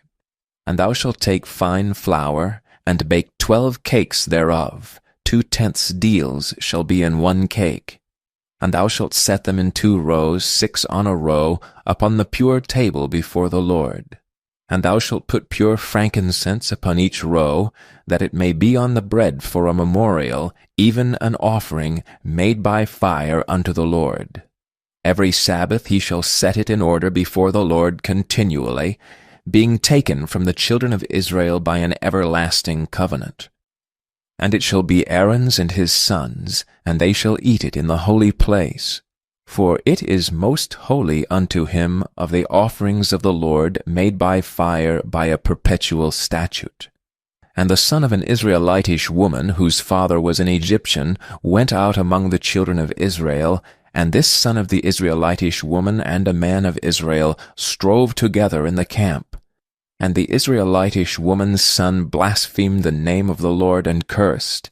And they brought him unto Moses, and his mother's name was Shelomith, the daughter of Dibri, of the tribe of Dan. And they put him in ward, that the mind of the Lord might be showed them. And the Lord spake unto Moses, saying, Bring forth him that hath cursed without the camp, and let all that heard him lay their hands upon his head, and let all the congregation stone him. And thou shalt speak unto the children of Israel, saying, Whosoever curseth his God shall bear his sin. And he that blasphemeth the name of the Lord, he shall surely be put to death, and all the congregation shall certainly stone him, as well the stranger as he that is born in the land, when he blasphemeth the name of the Lord, shall be put to death. And he that killeth any man shall surely be put to death. And he that killeth a beast shall make it good, beast for beast. And if a man cause a blemish in his neighbor, as he hath done, so shall it be done to him.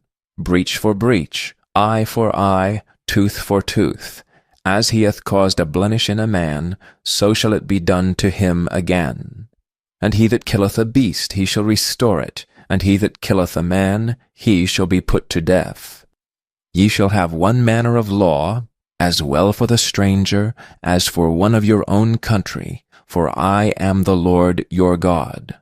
And Moses spake to the children of Israel, that they should bring forth him that had cursed out of the camp, and stone him with stones. And the children of Israel did as the Lord commanded Moses. Chapter 25.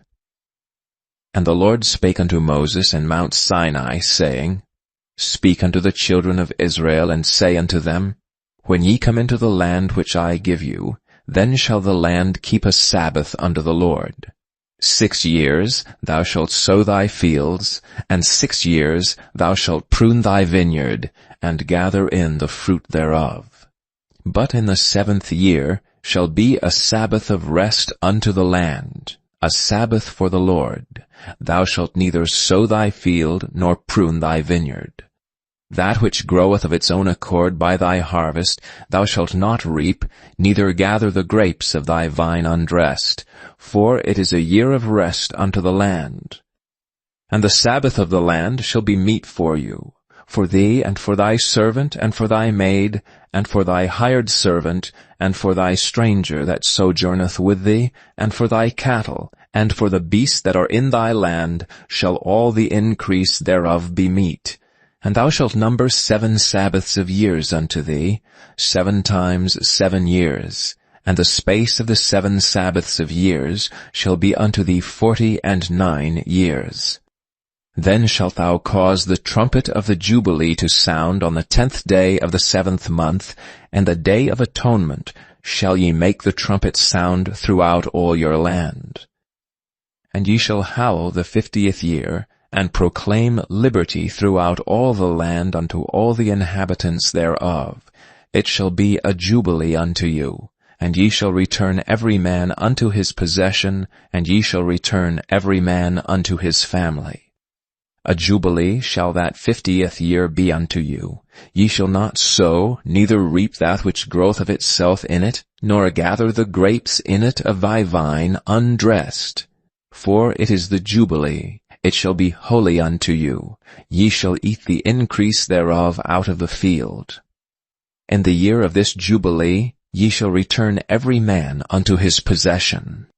And if thou sell aught unto thy neighbor, or buyest aught of thy neighbor's hand, ye shall not oppress one another. According to the number of years after the jubilee, thou shalt buy of thy neighbor, and according unto the number of years of the fruits he shall sell unto thee. According to the multitude of years thou shalt increase the price thereof, and according to the fewness of the years thou shalt diminish the price of it.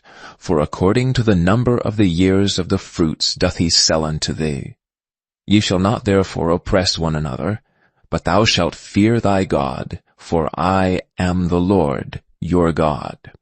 Wherefore ye shall do my statutes, and keep my judgments, and do them. And ye shall dwell in the land in safety. And the land shall yield her fruit, and ye shall eat your fill, and dwell therein in safety.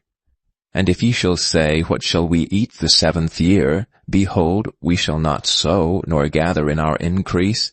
Then I will command my blessing upon you in the 6th year, and it shall bring forth fruit for 3 years. And ye shall sow the 8th year, and eat yet of the old fruit until the 9th year. Until her fruits come in, ye shall eat of the old store. The land shall not be sold forever, for the land is mine. For ye are strangers and sojourners with me. And in all the land of your possession ye shall grant a redemption for the land. If thy brother be waxen poor, and have sold away some of his possession, and if any of his kin come to redeem it, then shall he redeem that which his brother sold. And if a man have none to redeem it, and himself be able to redeem it, then let him count the years of the sale thereof, and restore the overplus unto the man to whom he sold it, that he may return unto his possession. But if he be not able to restore it to him, then that which is sold shall remain in the hand of him that hath bought it until the year of Jubilee, and in the Jubilee it shall go out, and he shall return unto his possession. And if a man sell a dwelling house in a walled city, then he may redeem it within a whole year after it is sold, within a full year may he redeem it. And if it be not redeemed within the space of a full year, then the house that is in the walled city shall be established forever to him that bought it throughout his generations. It shall not go out in the Jubilee. But the houses of the villages which have no wall round about them shall be counted as the fields of the country. They may be redeemed, and they shall go out in the Jubilee.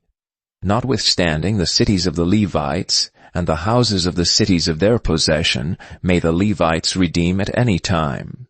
And if a man purchase of the Levites, then the house that was sold, and the city of his possession, shall go out in the year of Jubilee. For the houses of the cities of the Levites are their possession among the children of Israel. But the field of the suburbs of their cities may not be sold, for it is their perpetual possession. And if thy brother be waxen poor, and fallen in decay with thee, then thou shalt relieve him, yea, though he be a stranger or a sojourner, that he may live with thee. Take thou no usury of him, or increase, but fear thy God, that thy brother may live with thee. Thou shalt not give him thy money upon usury, nor lend him thy victuals for increase. I am the Lord your God, which brought you forth out of the land of Egypt, to give you the land of Canaan, and to be your God. And if thy brother that dwelleth by thee be waxen poor, and be sold unto thee, thou shalt not compel him to serve as a bondservant, but as an hired servant, and as a sojourner, he shall be with thee, and shall serve thee unto the year of Jubilee. And then shall he depart from thee, both he and his children with him, and shall return unto his own family, and unto the possession of his fathers shall he return. For they are my servants which I brought forth out of the land of Egypt. They shall not be sold as bondmen. Thou shalt not rule over him with rigor, but shalt fear thy God. Both thy bondmen and thy bondmaids which thou shalt have shall be of the heathen that are round about you. Of them shall ye buy bondmen and bondmaids. Moreover, of the children of the strangers that do sojourn among you, of them shall ye buy, and of their families that are with you, which they begat in your land, and they shall be your possession. And ye shall take them as an inheritance for your children after you, to inherit them for a possession. They shall be your bondmen forever. But over your brethren, the children of Israel, ye shall not rule one over another with rigor. And if a sojourner or stranger wax rich by thee, and thy brother that dwelleth by him wax poor, and sell himself unto the stranger or sojourner by thee, or to the stock of the stranger's family, after that he is sold he may be redeemed again. One of his brethren may redeem him. Either his uncle or his uncle's son may redeem him, or any that is nigh of kin unto him of his family may redeem him. Or if he be able, he may redeem himself. And he shall reckon with him that bought him from the year that he was sold to him unto the year of Jubilee. And the price of his sale shall be according unto the number of years, according to the time of an hired servant shall it be with him. If there be yet many years behind, according unto them he shall give again the price of his redemption out of the money that he was bought for. And if there remain but few years unto the year of Jubilee, then he shall count with him, and according unto his years shall he give him again the price of his redemption. And as a yearly hired servant shall he be with him, and the other shall not rule with rigor over him in thy sight. And if he be not redeemed in these years, then he shall go out in the year of Jubilee, both he and his children with him. For unto me the children of Israel are servants. They are my servants, whom I brought forth out of the land of Egypt. I am the Lord your God. Chapter 26. Ye shall make you no idols nor graven image, neither rear you up a standing image, neither shall ye set up any image of stone in your land to bow down unto it, for I am the Lord your God.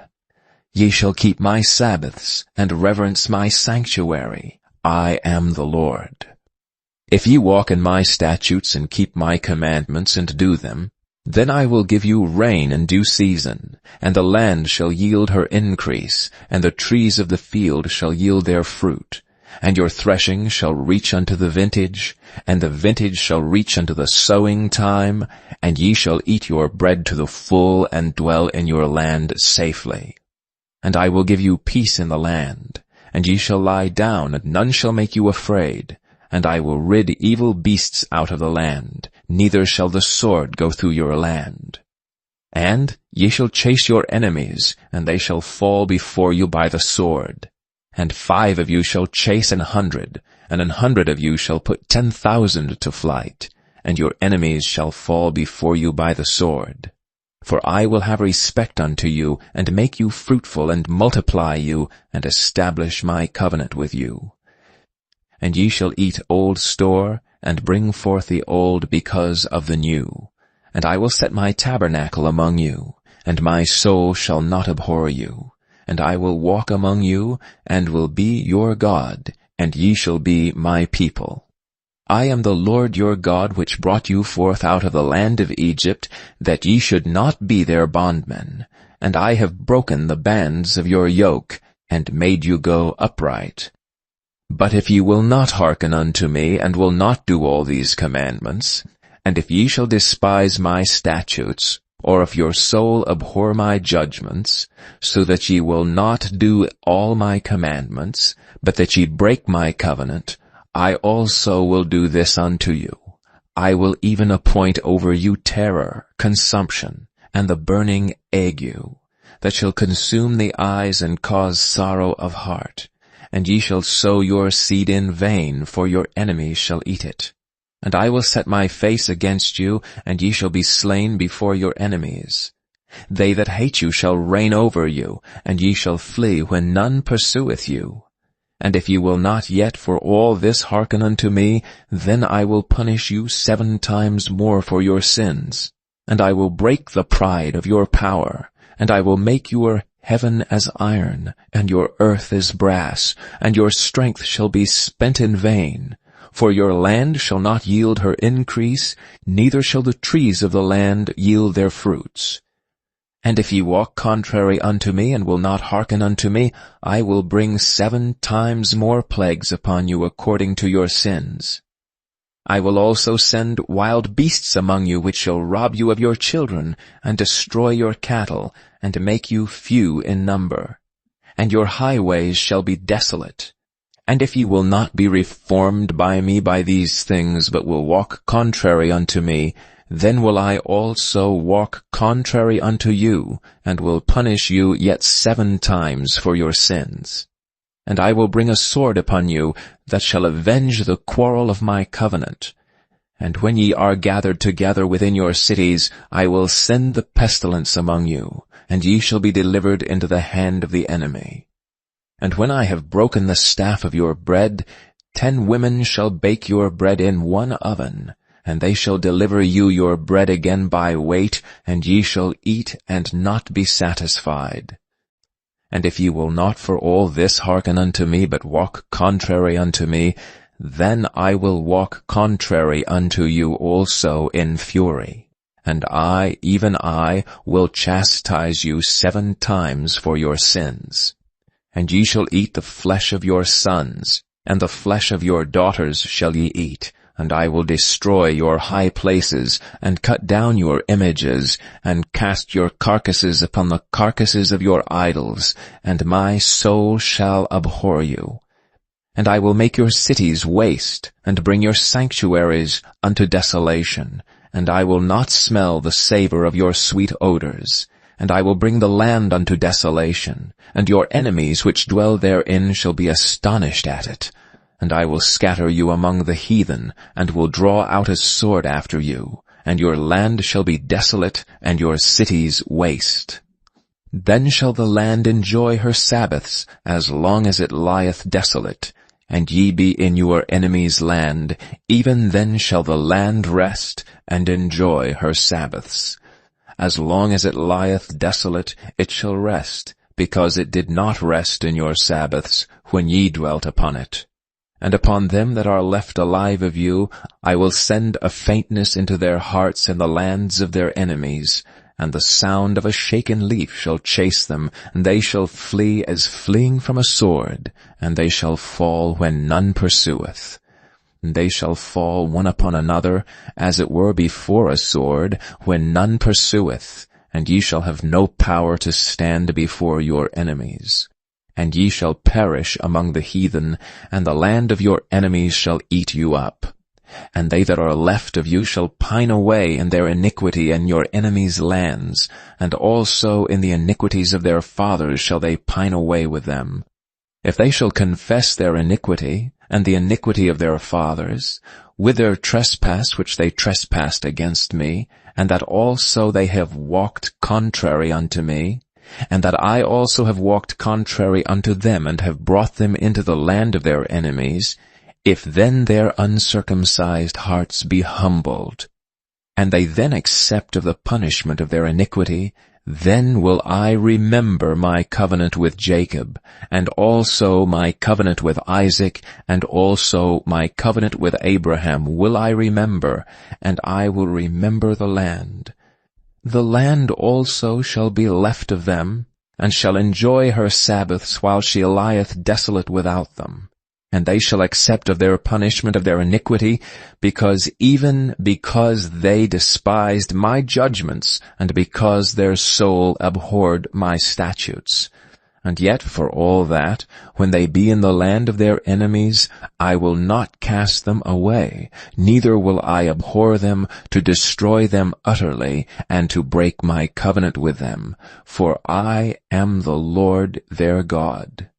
But I will for their sakes remember the covenant of their ancestors, whom I brought forth out of the land of Egypt in the sight of the heathen, that I might be their God. I am the Lord.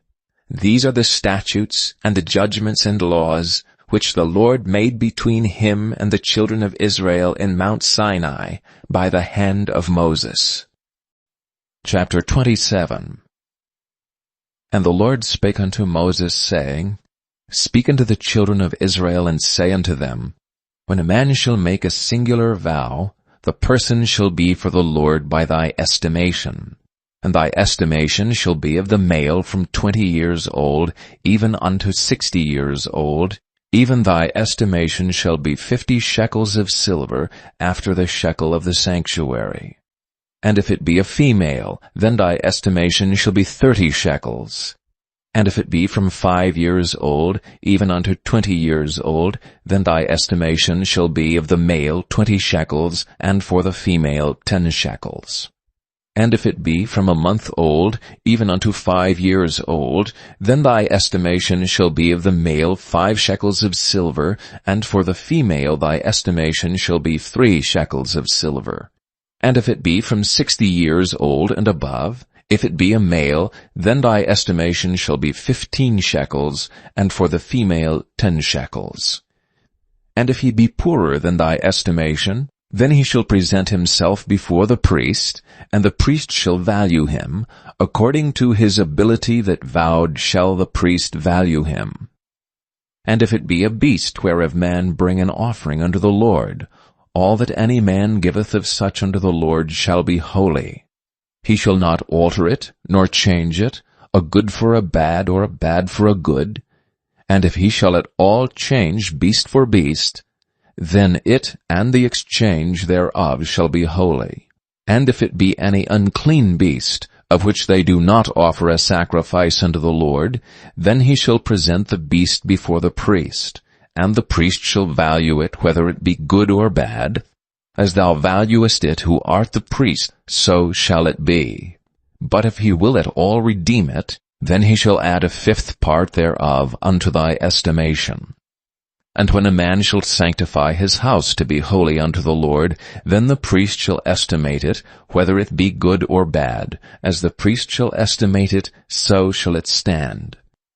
And if he that sanctified it will redeem his house, then he shall add the 5th part of the money of thy estimation unto it, and it shall be his.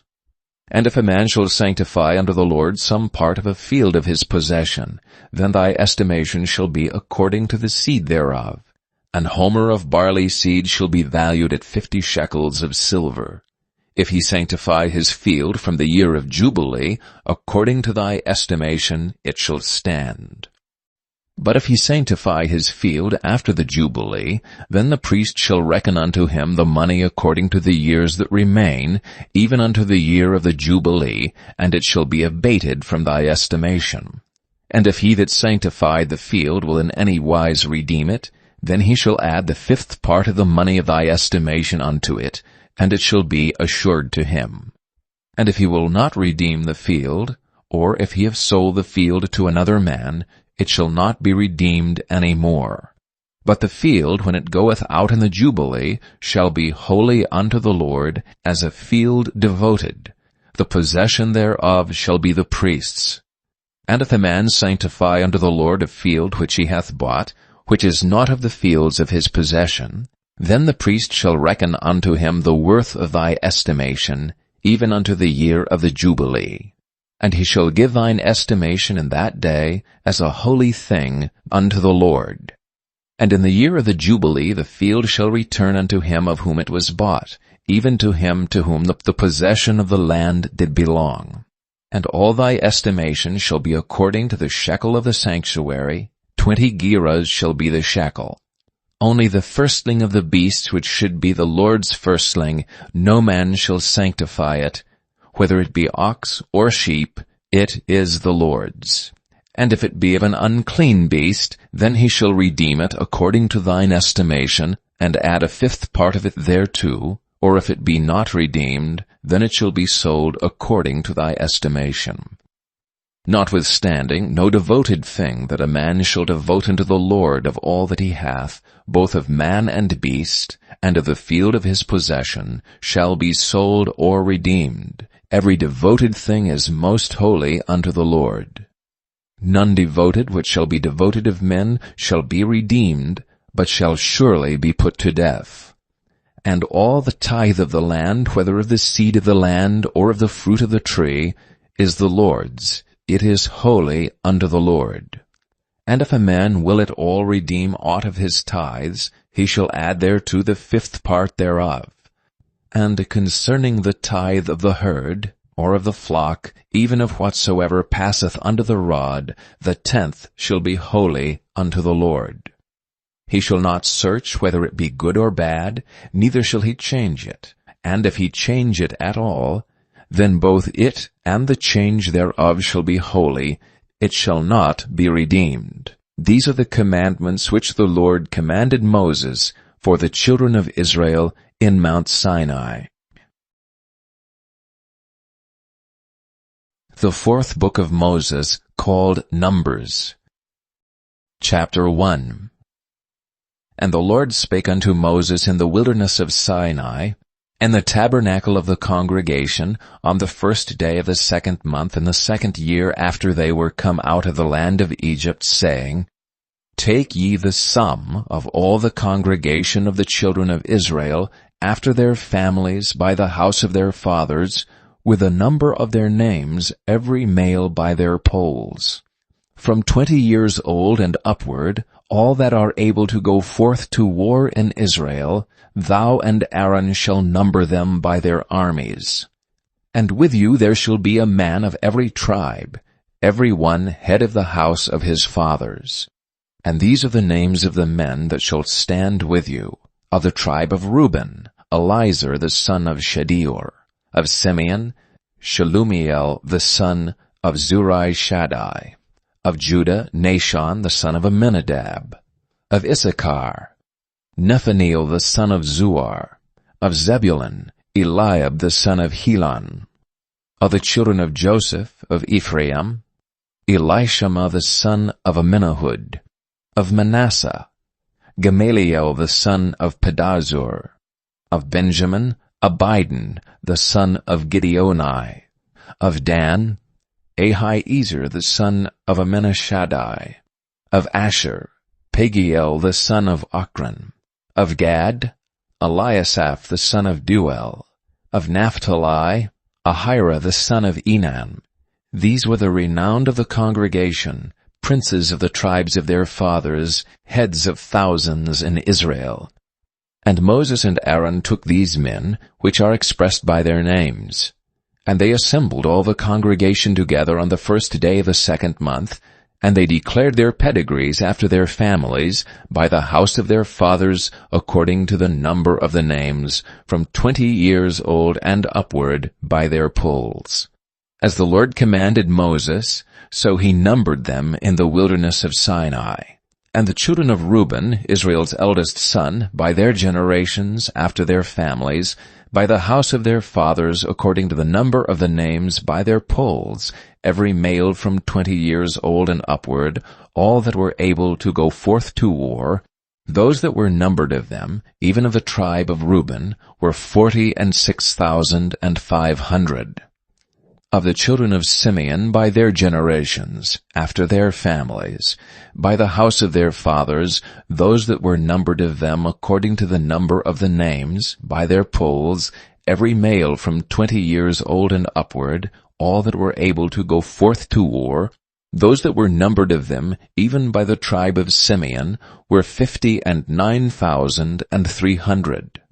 Of the children of Gad, by their generations, after their families, by the house of their fathers, according to the number of the names, from 20 years old and upward, all that were able to go forth to war, those that were numbered of them, even of the tribe of Gad, were 45,650. Of the children of Judah by their generations, after their families, by the house of their fathers, according to the number of the names, from 20 years old and upward, all that were able to go forth to war, those that were numbered of them, even of the tribe of Judah, were 314,600. Of the children of Issachar by their generations, after their families, by the house of their fathers, according to the number of the names, from 20 years old and upward, all that were able to go forth to war, those that were numbered of them, even of the tribe of Issachar, were 54,400. Of the children of Zebulun by their generations, after their families, by the house of their fathers, according to the number of the names, from 20 years old and upward, all that were able to go forth to war, those that were numbered of them, even of the tribe of Zebulun, were 57,400. Of the children of Joseph, namely of the children of Ephraim, by their generations, after their families, by the house of their fathers, according to the number of the names, from 20 years old and upward, all that were able to go forth to war, those that were numbered of them, even of the tribe of Ephraim, were 40,500. Of the children of Manasseh by their generations, after their families, by the house of their fathers, according to the number of the names, from 20 years old and upward, all that were able to go forth to war, those that were numbered of them, even of the tribe of Manasseh, were 32,200. Of the children of Benjamin by their generations, after their families, by the house of their fathers, according to the number of the names, from 20 years old and upward, all that were able to go forth to war, those that were numbered of them, even of the tribe of Benjamin, were 35,400. Of the children of Dan by their generations, after their families, by the house of their fathers, according to the number of the names, from 20 years old and upward, all that were able to go forth to war, those that were numbered of them, even of the tribe of Dan, were 62,700. Of the children of Asher by their generations, after their families, by the house of their fathers, according to the number of the names, from 20 years old and upward, all that were able to go forth to war, those that were numbered of them, even of the tribe of Asher, were 41,500.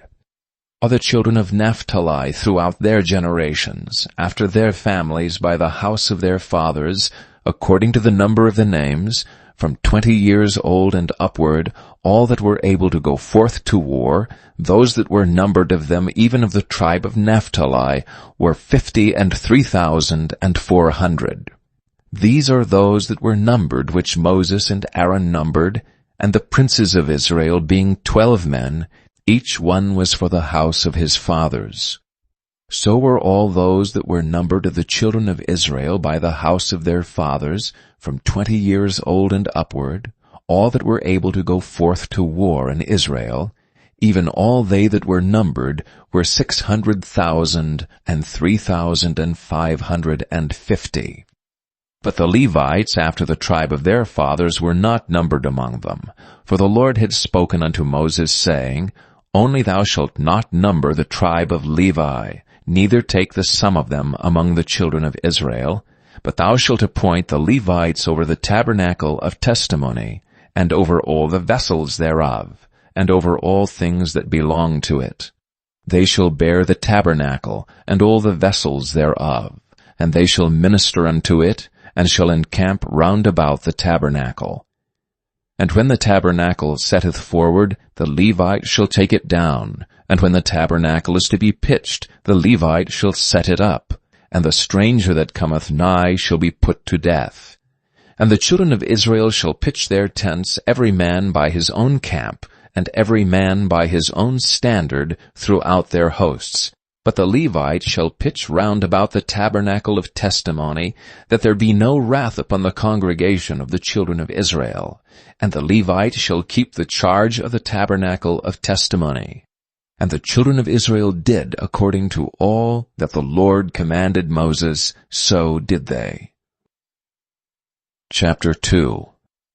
And the Lord spake unto Moses and unto Aaron, saying, Every man of the children of Israel shall pitch by his own standard, with the ensign of their father's house.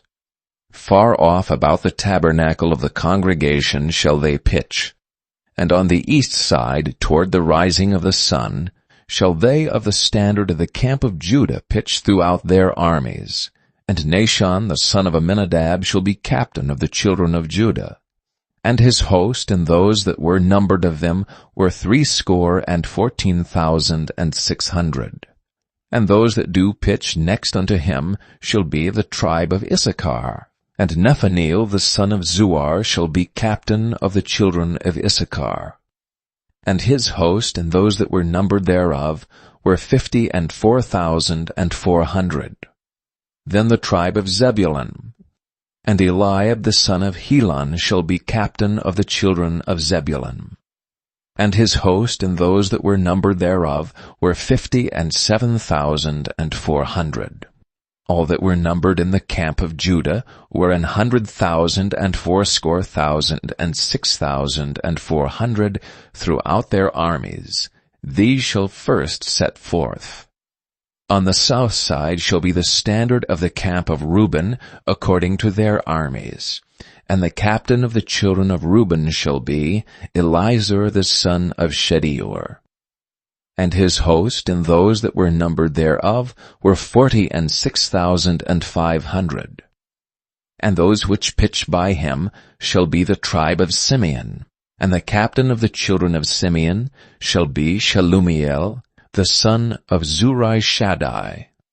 And his hosts and those that were numbered of them were 59,300. Then the tribe of Gad. And the captain of the sons of Gad shall be Eliasaph, the son of Ruel.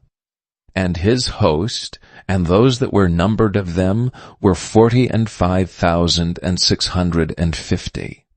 All that were numbered in the camp of Reuben were 100,050 and 1,450 throughout their armies. And they shall set forth in the second rank. Then the tabernacle of the congregation shall set forward with the camp of the Levites in the midst of the camp. As they encamp, so shall they set forward, every man in his place by their standards. On the west side shall be the standard of the camp of Ephraim, according to their armies. And the captain of the sons of Ephraim shall be Elishama the son of Ammihud. And his host and those that were numbered of them were 40,500. And by him shall be the tribe of Manasseh. And the captain of the children of Manasseh shall be Gamaliel the son of Pedazur.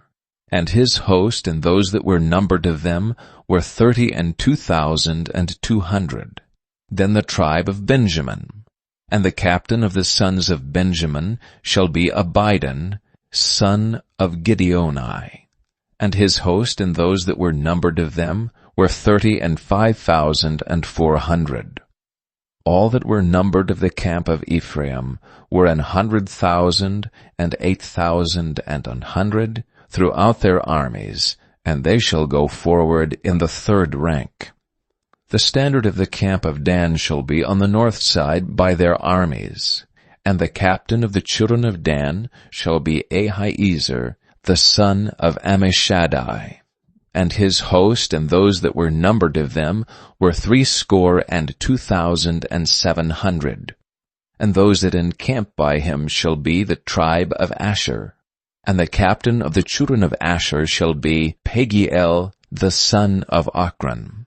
And his host and those that were numbered of them were 41,500. Then the tribe of Naphtali. And the captain of the children of Naphtali shall be Ahira the son of Enan. And his host, and those that were numbered of them, were 53,400. All they that were numbered in the camp of Dan were 150,000 and 7,600.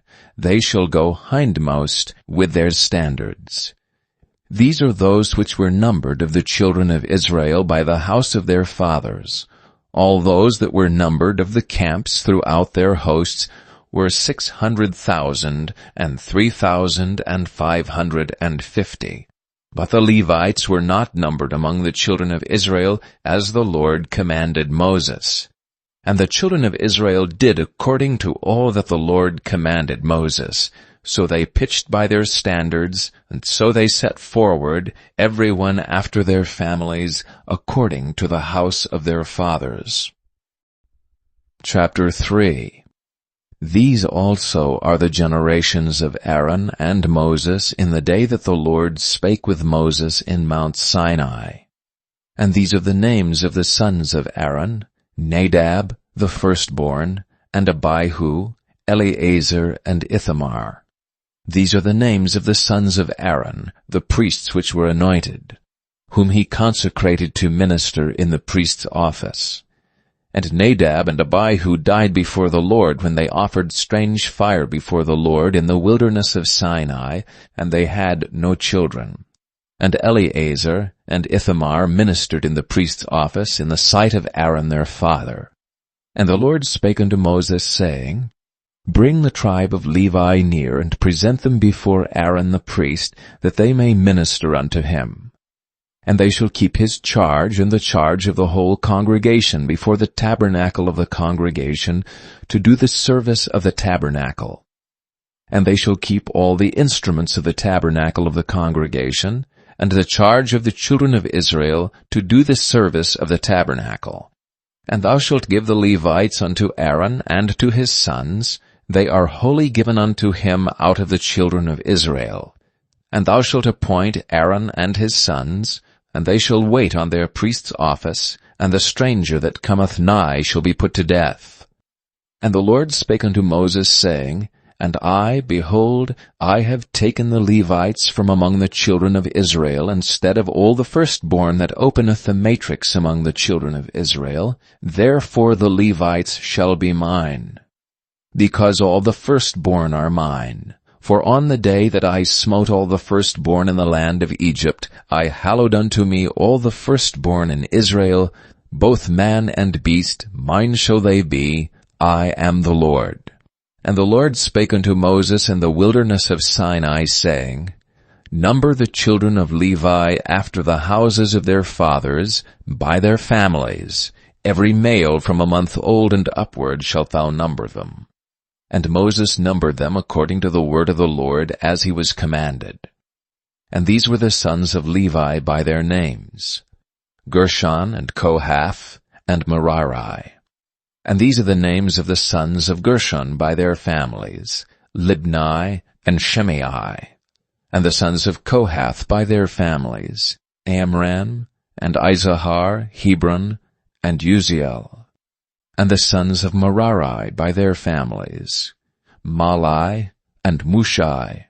These are the families of the Levites according to the house of their fathers.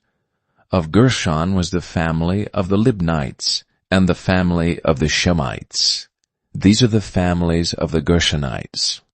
Those that were numbered of them, according to the number of all the males from a month old and upward, even those that were numbered of them were 7,500.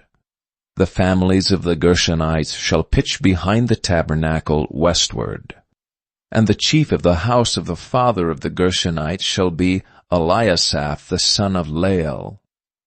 And the charge of the sons of Gershon in the tabernacle of the congregation shall be the tabernacle, and the tent, the covering thereof, and the hangings for the door of the tabernacle of the congregation, and the hangings of the court, and the curtain for the door of the court, which is by the tabernacle, and by the altar round about, and the cords of it for all the service thereof.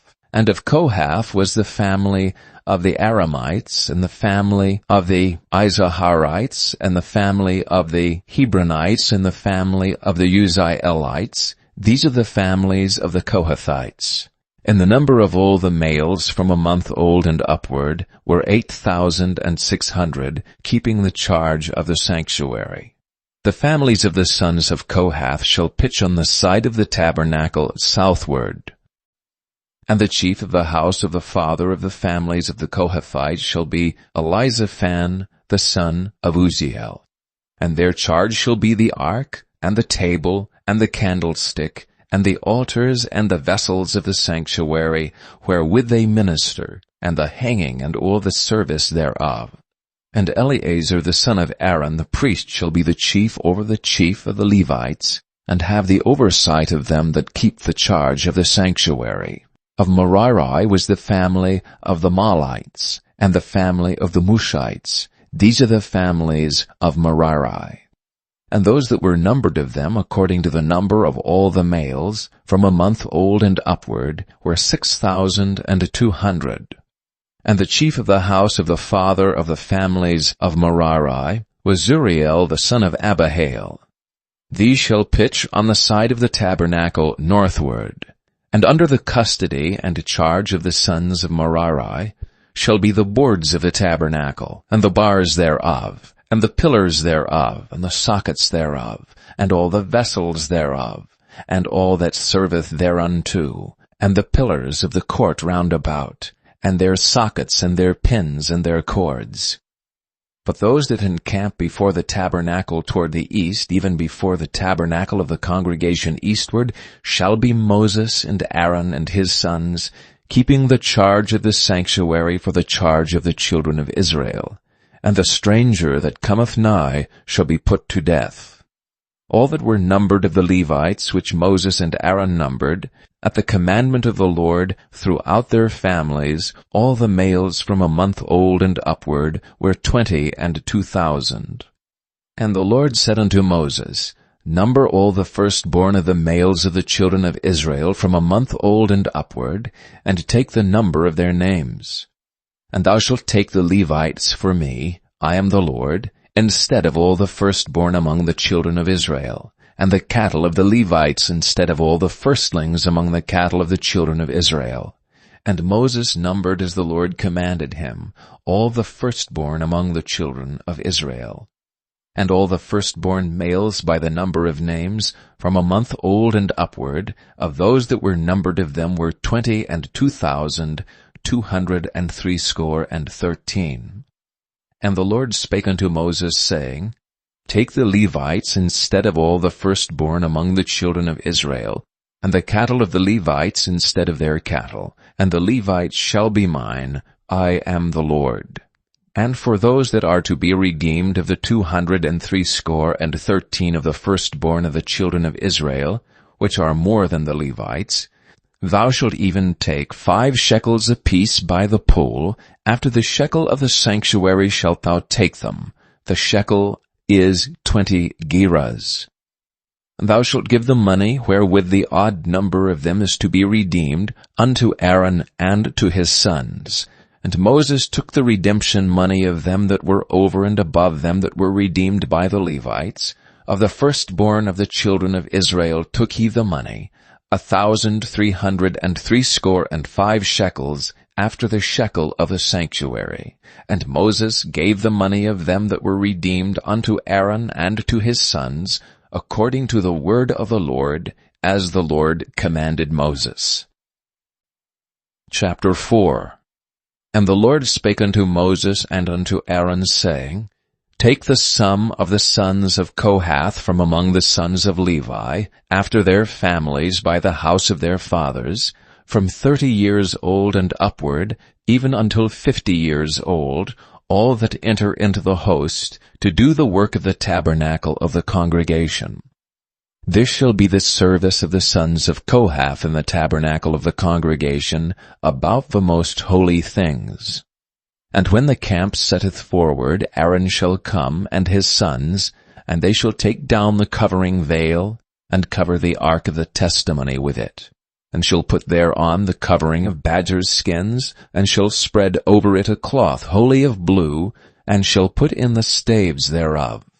And upon the table of showbread they shall spread a cloth of blue, and put thereon the dishes and the spoons and the bowls, and covers to cover withal, and the continual bread shall be thereon. And they shall spread upon them a cloth of scarlet, and cover the same with a covering of badgers' skins, and shall put in the staves thereof. And they shall take a cloth of blue, and cover the candlestick of the light, and his lamps, and his tongues, and his snuff dishes, and all the oil vessels thereof, wherewith they minister unto it. And they shall put it, and all the vessels thereof, within a covering of badgers' skins, and shall put it upon a bar. And upon the golden altar they shall spread a cloth of blue, and cover it with a covering of badgers' skins, and shall put to the staves thereof. And they shall take all the instruments of ministry, wherewith they minister in the sanctuary, and put them in a cloth of blue, and cover them with a covering of badgers' skins, and shall put them on a bar. And they shall take away the ashes from the altar, and spread a purple cloth thereon. And they shall put upon it all the vessels thereof, wherewith they minister about it, even the censers, the flesh hooks, and the shovels, and the basins, and all the vessels of the altar. And they shall spread upon it a covering of badgers' skins, and put to the staves of it. And when Aaron and his sons have made an end of covering the sanctuary, and all the vessels of the sanctuary, as the camp is to set forward, after that the sons of Kohath shall come to bear it. But they shall not touch any holy thing, lest they die. These things are the burden of the sons of Kohath in the tabernacle of the congregation. And to the office of Eleazar the son of Aaron the priest pertaineth the oil for the light, and the sweet incense, and the daily meat offering, and the anointing oil, and the oversight of all the tabernacle, and of all that therein is, in the sanctuary and in the vessels thereof. And the Lord spake unto Moses and unto Aaron, saying, Cut ye not off the tribe of the families of the Kohathites from among the Levites, but thus do unto them, that they may live and not die, when they approach unto the most holy things. Aaron and his sons shall go in, and appoint them every one to his service and to his burden, but they shall not go in to see when the holy things are covered, lest they die. And the Lord spake unto Moses, saying, Take also the sum of the sons of Gershon throughout the houses of their fathers by their families, from 30 years old and upward until 50 years old shalt thou number them, all that enter in to perform the service, to do the work in the tabernacle of the congregation. This is the service of the families of the Gershonites, to serve and for burdens.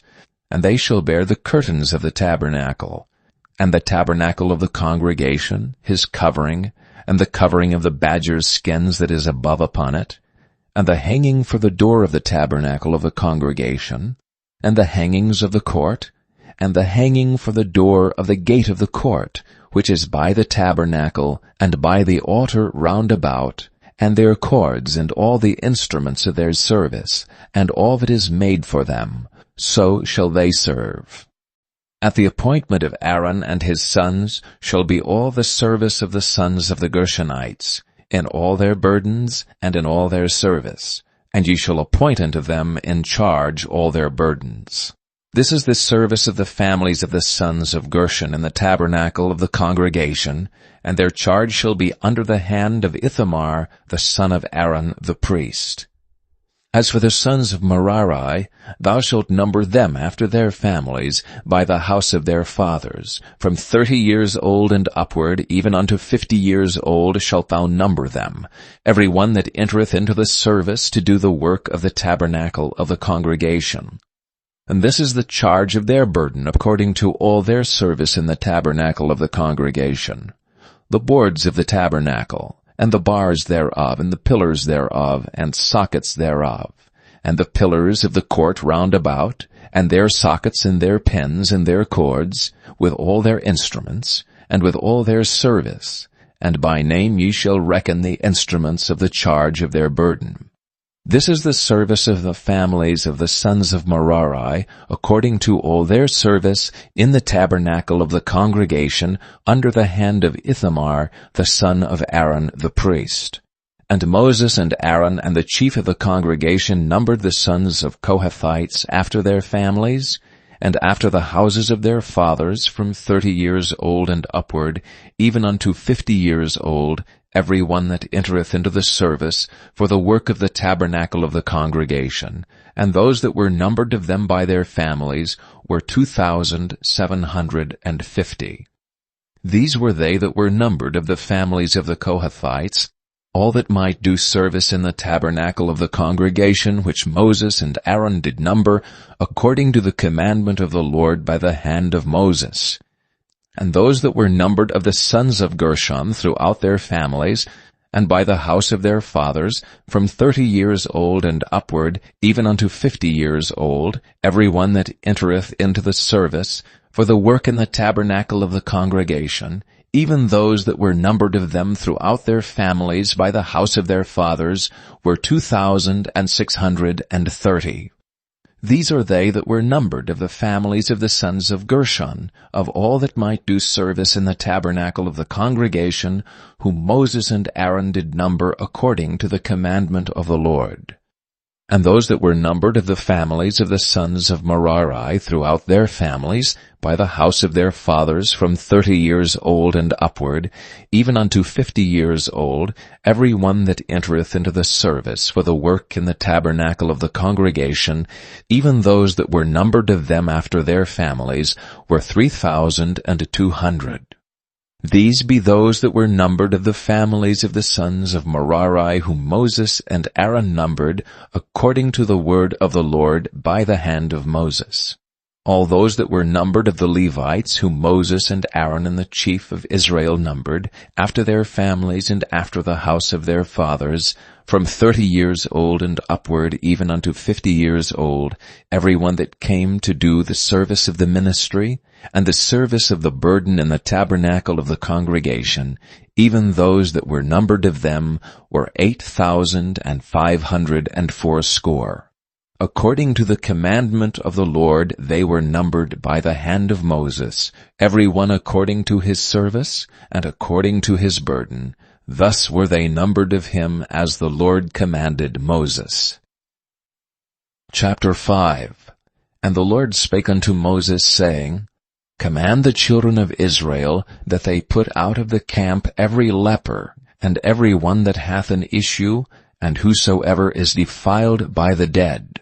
Both male and female shall ye put out, without the camp shall ye put them, that they defile not their camps, in the midst whereof I dwell. And the children of Israel did so, and put them out without the camp, as the Lord spake unto Moses, so did the children of Israel.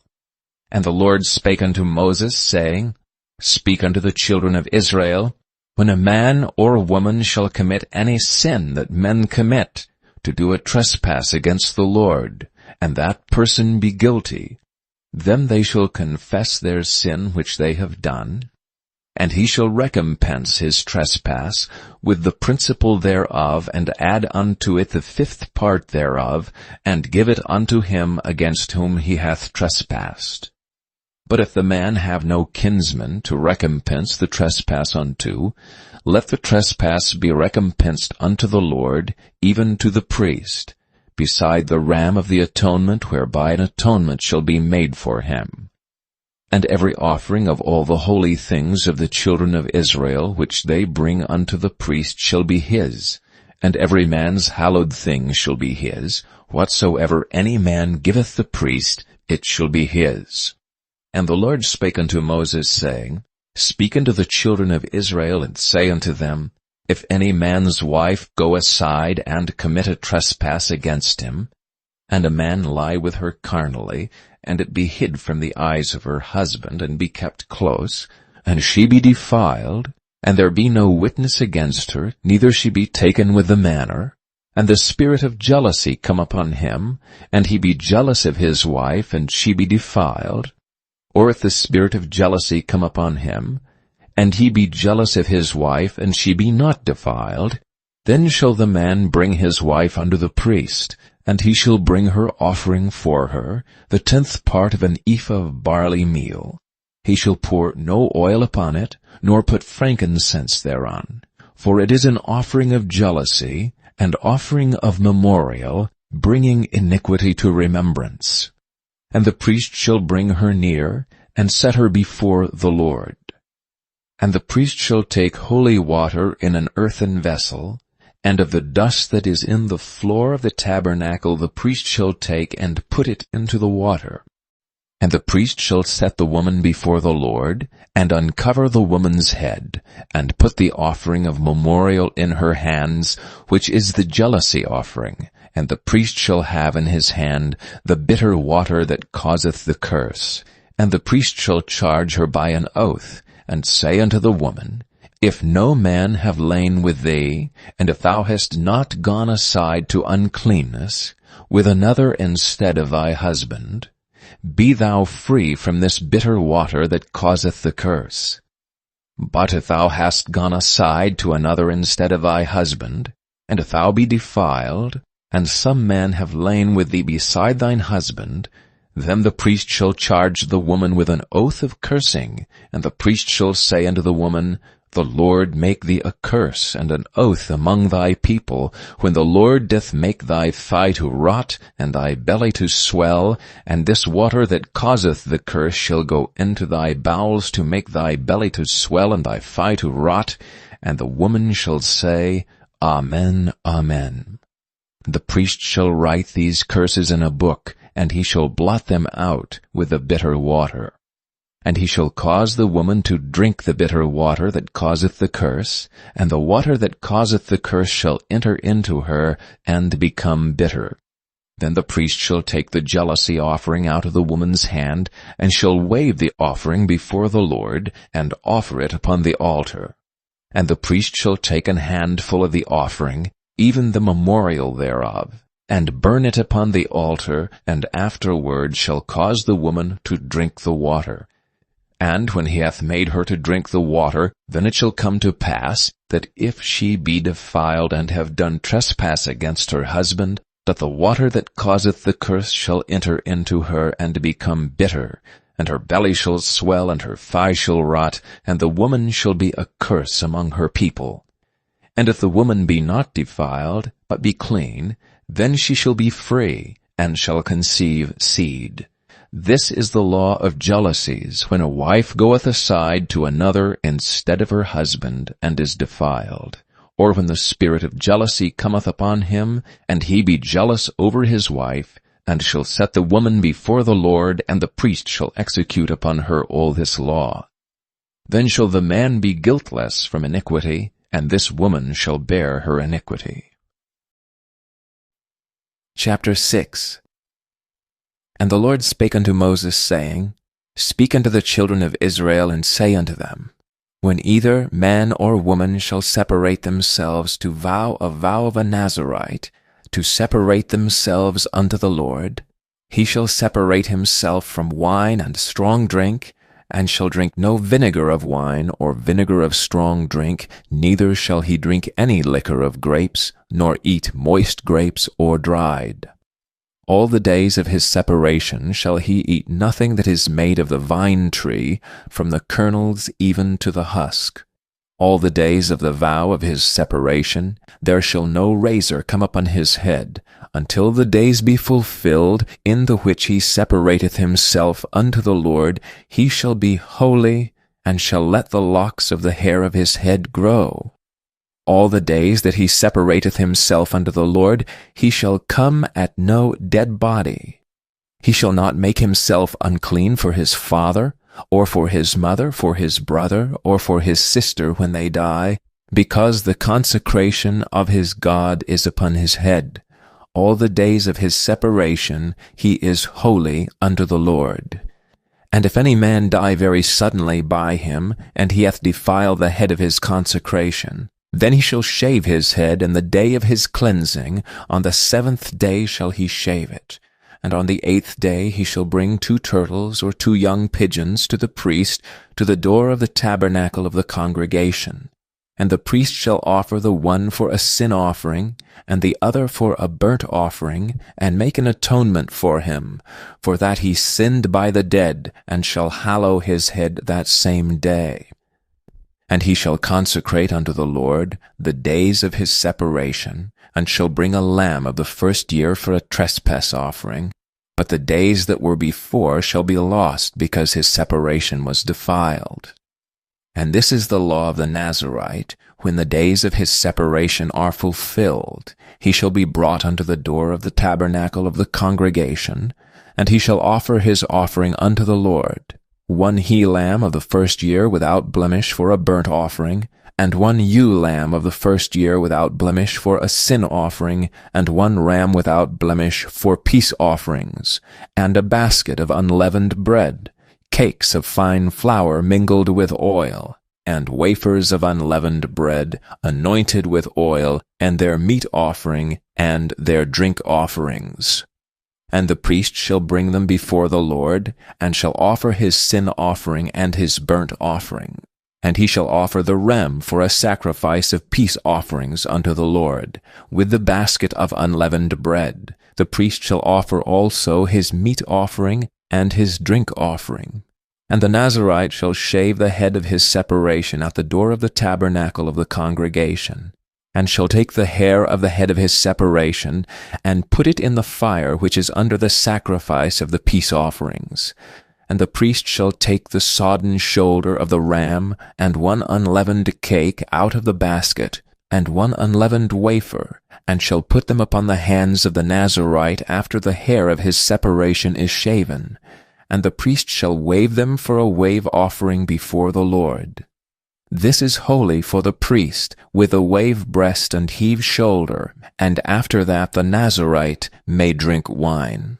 This is the law of a Nazarite who hath vowed, and of his offering unto the Lord for his separation, beside that his hand shall get, according to the vow which he vowed, so he must do after the law of his separation.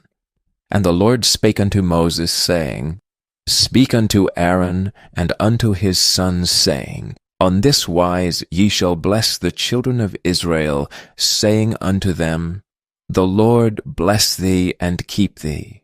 The Lord make his face shine upon thee, and be gracious unto thee. The Lord lift up his countenance upon thee, and give thee peace. And they shall put my name upon the children of Israel, and I will bless them. Chapter 7.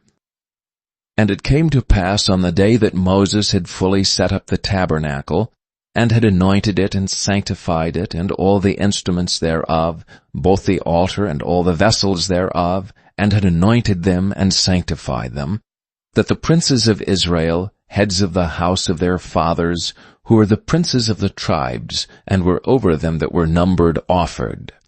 And they brought their offerings before the Lord, 6 covered wagons, and 12 oxen, a wagon for 2 of the princes, and for each one an ox, and they brought them before the tabernacle.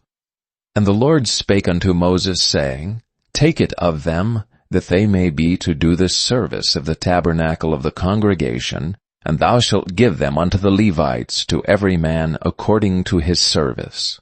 And Moses took the wagons and the oxen, and gave them unto the Levites. 2 wagons and 4 oxen he gave unto the sons of Gershon, according to their service. And 4 wagons and 8 oxen he gave unto the sons of Merari, according to their service, under the hand of Ithamar, the son of Aaron the priest. But unto the sons of Kohath he gave none, because the service of the sanctuary belonging unto them was, that they should bear upon their shoulders. And the princes offered for dedicating of the altar in the day that it was anointed, even the princes offered their offering before the altar. And the Lord said unto Moses, They shall offer their offering, each prince on his day, for the dedicating of the altar. And he that offered his offering the first day was Nahshon, the son of Amminadab, of the tribe of Judah. And his offering was 1 silver charger, the weight thereof was 130 shekels, 1 silver bowl of 70 shekels, after the shekel of the sanctuary.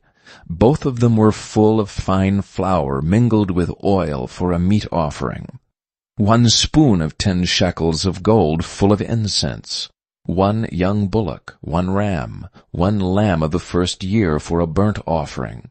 1 kid of the goats for a sin offering, and for a sacrifice of peace offerings, 2 oxen, 5 rams, 5 he-goats, 5 lambs of the first year. This was the offering of Nahshon, the son of Amminadab. On the second day Nethaneel, the son of Zuar, prince of Issachar, did offer. He offered for his offering 1 silver charger, the weight whereof was 130 shekels, 1 silver bowl of 70 shekels, after the shekel of the sanctuary, both of them full of fine flour mingled with oil for a meat offering. 1 spoon of gold of 10 shekels, full of incense. 1 young bullock, 1 ram, 1 lamb of the first year for a burnt offering. 1 kid of the goats for a sin offering, and for a sacrifice of peace offerings, 2 oxen, 5 rams, 5 he-goats, 5 lambs of the first year. This was the offering of Nethaneel, the son of Zuar. On the third day Eliab, the son of Helon, prince of the children of Zebulun, did offer. His offering was 1 silver charger, the weight whereof was 130 shekels, 1 silver bowl of 70 shekels, after the shekel of the sanctuary, both of them full of fine flour mingled with oil for a meat offering. 1 golden spoon of 10 shekels full of incense. 1 young bullock, 1 ram, 1 lamb of the first year for a burnt offering. 1 kid of the goats for a sin offering. And for a sacrifice of peace offerings, 2 oxen, 5 rams, 5 he-goats, 5 lambs of the first year. This was the offering of Eliab the son of Helon. On the fourth day Elizur the son of Shedeur, prince of the children of Reuben, did offer.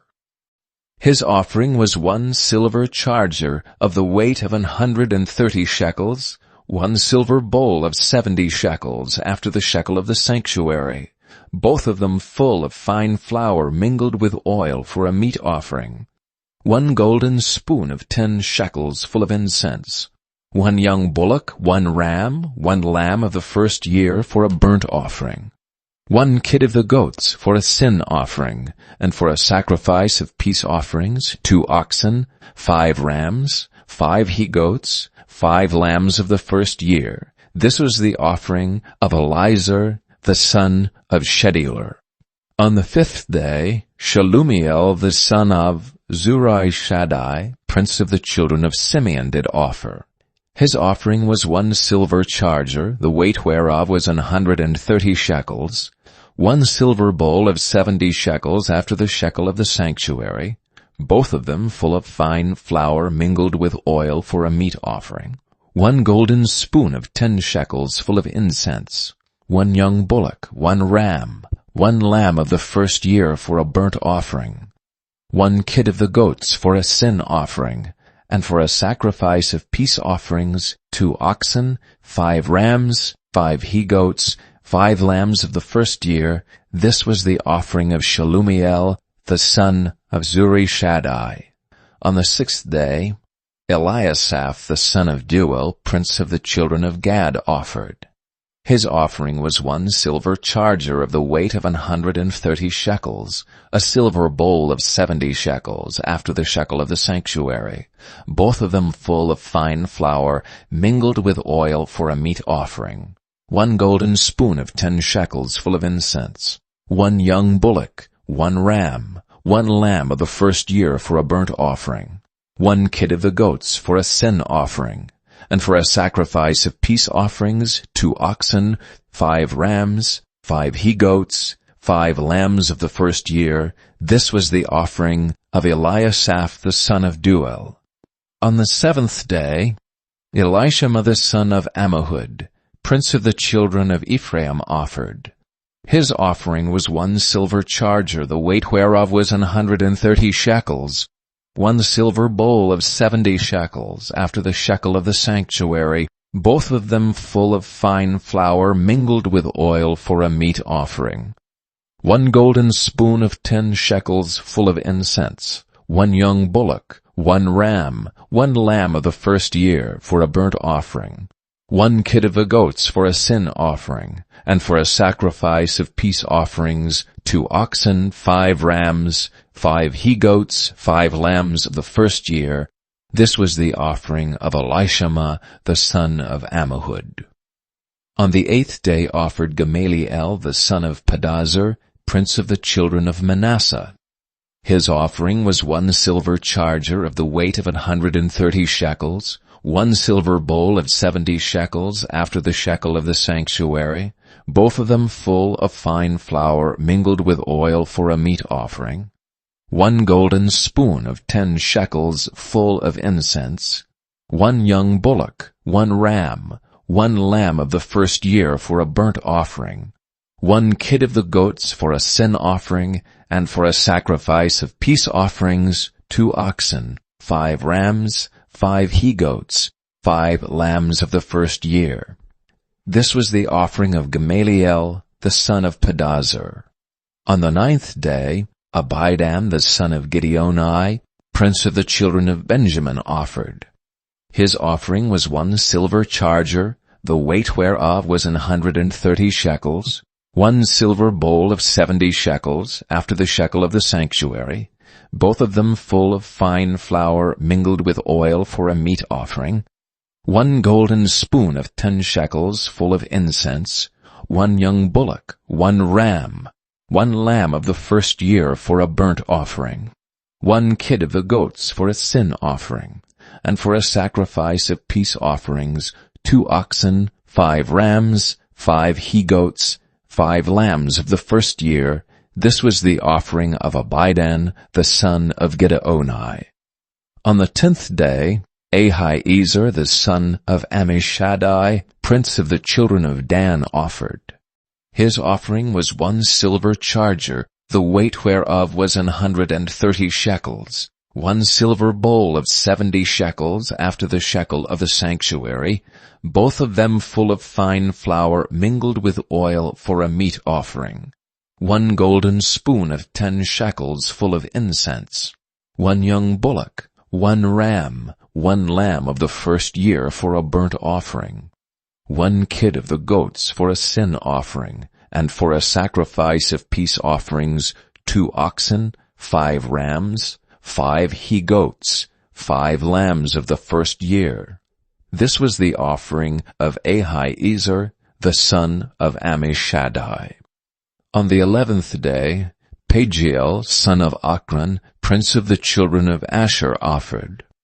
His offering was 1 silver charger, the weight whereof was 130 shekels, 1 silver bowl of 70 shekels after the shekel of the sanctuary, both of them full of fine flour mingled with oil for a meat offering, 1 golden spoon of 10 shekels full of incense, 1 young bullock, 1 ram, 1 lamb of the first year for a burnt offering, 1 kid of the goats for a sin offering, and for a sacrifice of peace offerings, 2 oxen, 5 rams, 5 he-goats, 5 lambs of the first year. This was the offering of Pagiel, the son of Ochran. On the 12th day, Ahira, the son of Enan, prince of the children of Naphtali, offered. His offering was 1 silver charger, the weight whereof was 130 shekels, 1 silver bowl of 70 shekels after the shekel of the sanctuary, both of them full of fine flour mingled with oil for a meat offering, 1 golden spoon of 10 shekels full of incense, 1 young bullock, 1 ram, 1 lamb of the first year for a burnt offering, 1 kid of the goats for a sin offering, and for a sacrifice of peace offerings, 2 oxen, 5 rams, 5 he-goats, 5 lambs of the first year. This was the offering of Ahira the son of Enan. This was the dedication of the altar in the day when it was anointed by the princes of Israel, 12 chargers of silver, 12 silver bowls, 12 spoons of gold, each charger of silver weighing 130 shekels, each bowl 70. All the silver vessels weighed 2,400 shekels after the shekel of the sanctuary. The golden spoons were 12, full of incense, weighing 10 shekels apiece after the shekel of the sanctuary. All the gold of the spoons was 120 shekels. All the oxen for the burnt offering were 12 bullocks, the rams 12, the lambs of the first year 12, with their meat offering, and the kids of the goats for sin offering 12. And all the oxen for the sacrifice of the peace offerings were 24 bullocks, the rams 60, the he-goats 60, the lambs of the first year 60. This was the dedication of the altar after that it was anointed. And when Moses was gone into the tabernacle of the congregation to speak with him, then he heard the voice of one speaking unto him from off the mercy seat that was upon the ark of testimony, from between the two cherubims, and he spake unto him. Chapter 8. And the Lord spake unto Moses, saying, Speak unto Aaron, and say unto him, When thou lightest the lamps, the 7 lamps shall give light over against the candlestick. And Aaron did so. He lighted the lamps thereof over against the candlestick as the Lord commanded Moses. And this work of the candlestick was of beaten gold. Under the shaft thereof, under the flowers thereof was beaten work. According unto the pattern which the Lord had showed Moses, so he made the candlestick. And the Lord spake unto Moses, saying, Take the Levites from among the children of Israel, and cleanse them. And thus shalt thou do unto them to cleanse them, sprinkle water of purifying upon them, and let them shave all their flesh, and let them wash their clothes, and so make themselves clean. Then let them take a young bullock with his meat offering, even fine flour mingled with oil, and another young bullock shalt thou take for a sin offering.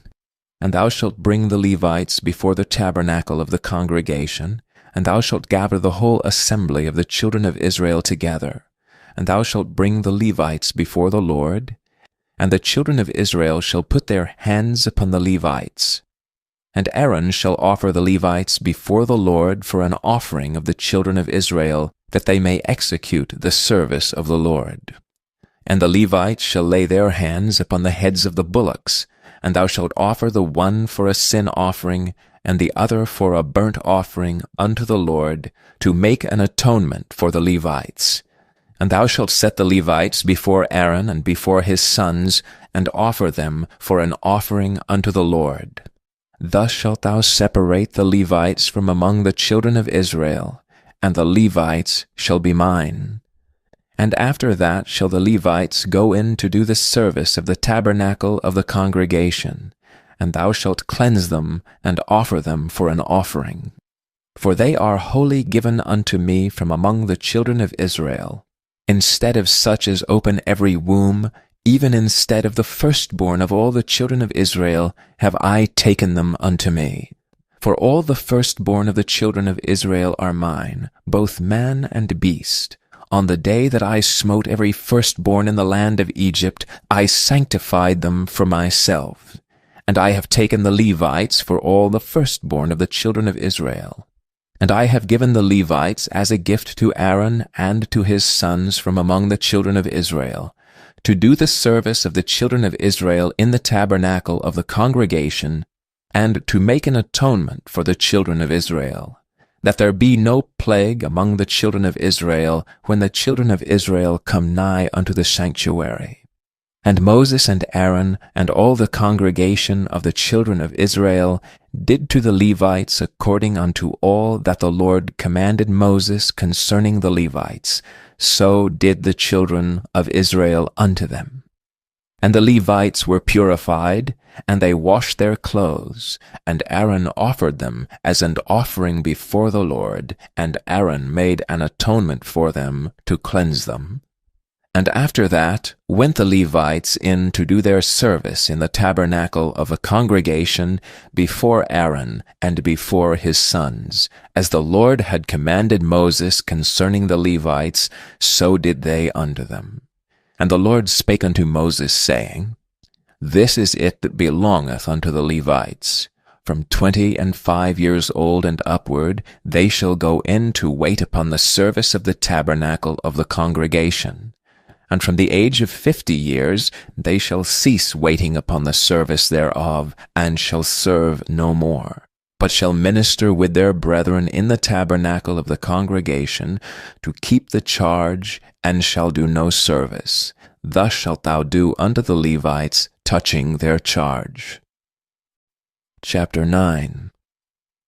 And the Lord spake unto Moses in the wilderness of Sinai, in the first month of the 2nd year after they were come out of the land of Egypt, saying, Let the children of Israel also keep the Passover at his appointed season. In the 14th day of this month at even, ye shall keep it in his appointed season, according to all the rites of it, and according to all the ceremonies thereof shall ye keep it. And Moses spake unto the children of Israel that they should keep the Passover.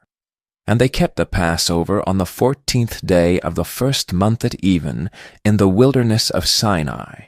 According to all that the Lord commanded Moses, so did the children of Israel. And there were certain men who were defiled by the dead body of a man, that they could not keep the Passover on that day. And they came before Moses and before Aaron on that day, and those men said unto him, We are defiled by the dead body of a man. Wherefore are we kept back, that we may not offer an offering of the Lord in his appointing season among the children of Israel? And Moses said unto them, Stand still, and I will hear what the Lord will command concerning you. And the Lord spake unto Moses, saying, Speak unto the children of Israel, saying, If any man of you, or of your posterity, shall be unclean by reason of a dead body, or be in a journey afar off, yet he shall keep the Passover unto the Lord. The 14th day of the 2nd month at even, they shall keep it, and eat it with unleavened bread and bitter herbs. They shall leave none of it unto the morning, nor break any bone of it. According to all the ordinances of the Passover they shall keep it. But the man that is clean, and is not in a journey, and forbeareth to keep the Passover, even the same soul shall be cut off from among his people, because he brought not the offering of the Lord in his appointed season. That man shall bear his sin. And if a stranger shall sojourn among you, and will keep the Passover unto the Lord, according to the ordinance of the Passover, and according to the manner thereof, so shall he do. Ye shall have one ordinance both for the stranger and for him that was born in the land. And on the day that the tabernacle was reared up, the cloud covered the tabernacle, namely the tent of the testimony. And at even there was upon the tabernacle as it were the appearance of fire until the morning. So it was alway. The cloud covered it by day, and the appearance of fire by night. And when the cloud was taken up from the tabernacle, then after that the children of Israel journeyed. And in the place where the cloud abode, there the children of Israel pitched their tents. At the commandment of the Lord the children of Israel journeyed, and at the commandment of the Lord they pitched. As long as the cloud abode upon the tabernacle, they rested in their tents. And when the cloud tarried long upon the tabernacle, many days, then the children of Israel kept the charge of the Lord and journeyed not. And so it was when the cloud was a few days upon the tabernacle. According to the commandment of the Lord they abode in their tents, and according to the commandment of the Lord they journeyed. And so it was when the cloud abode from even unto the morning, and that the cloud was taken up in the morning, then they journeyed. Whether it was by day or by night, that the cloud was taken up, they journeyed. or whether it were 2 days, or a month, or a year, that the cloud tarried upon the tabernacle, remaining thereon, the children of Israel abode in their tents, and journeyed not. But when it was taken up, they journeyed. At the commandment of the Lord they rested in the tents, and at the commandment of the Lord they journeyed. They kept the charge of the Lord at the commandment of the Lord by the hand of Moses. Chapter 10. And the Lord spake unto Moses, saying, Make thee 2 trumpets of silver. Of a whole piece shalt thou make them, that thou mayest use them for the calling of the assembly, and for the journeying of the camps.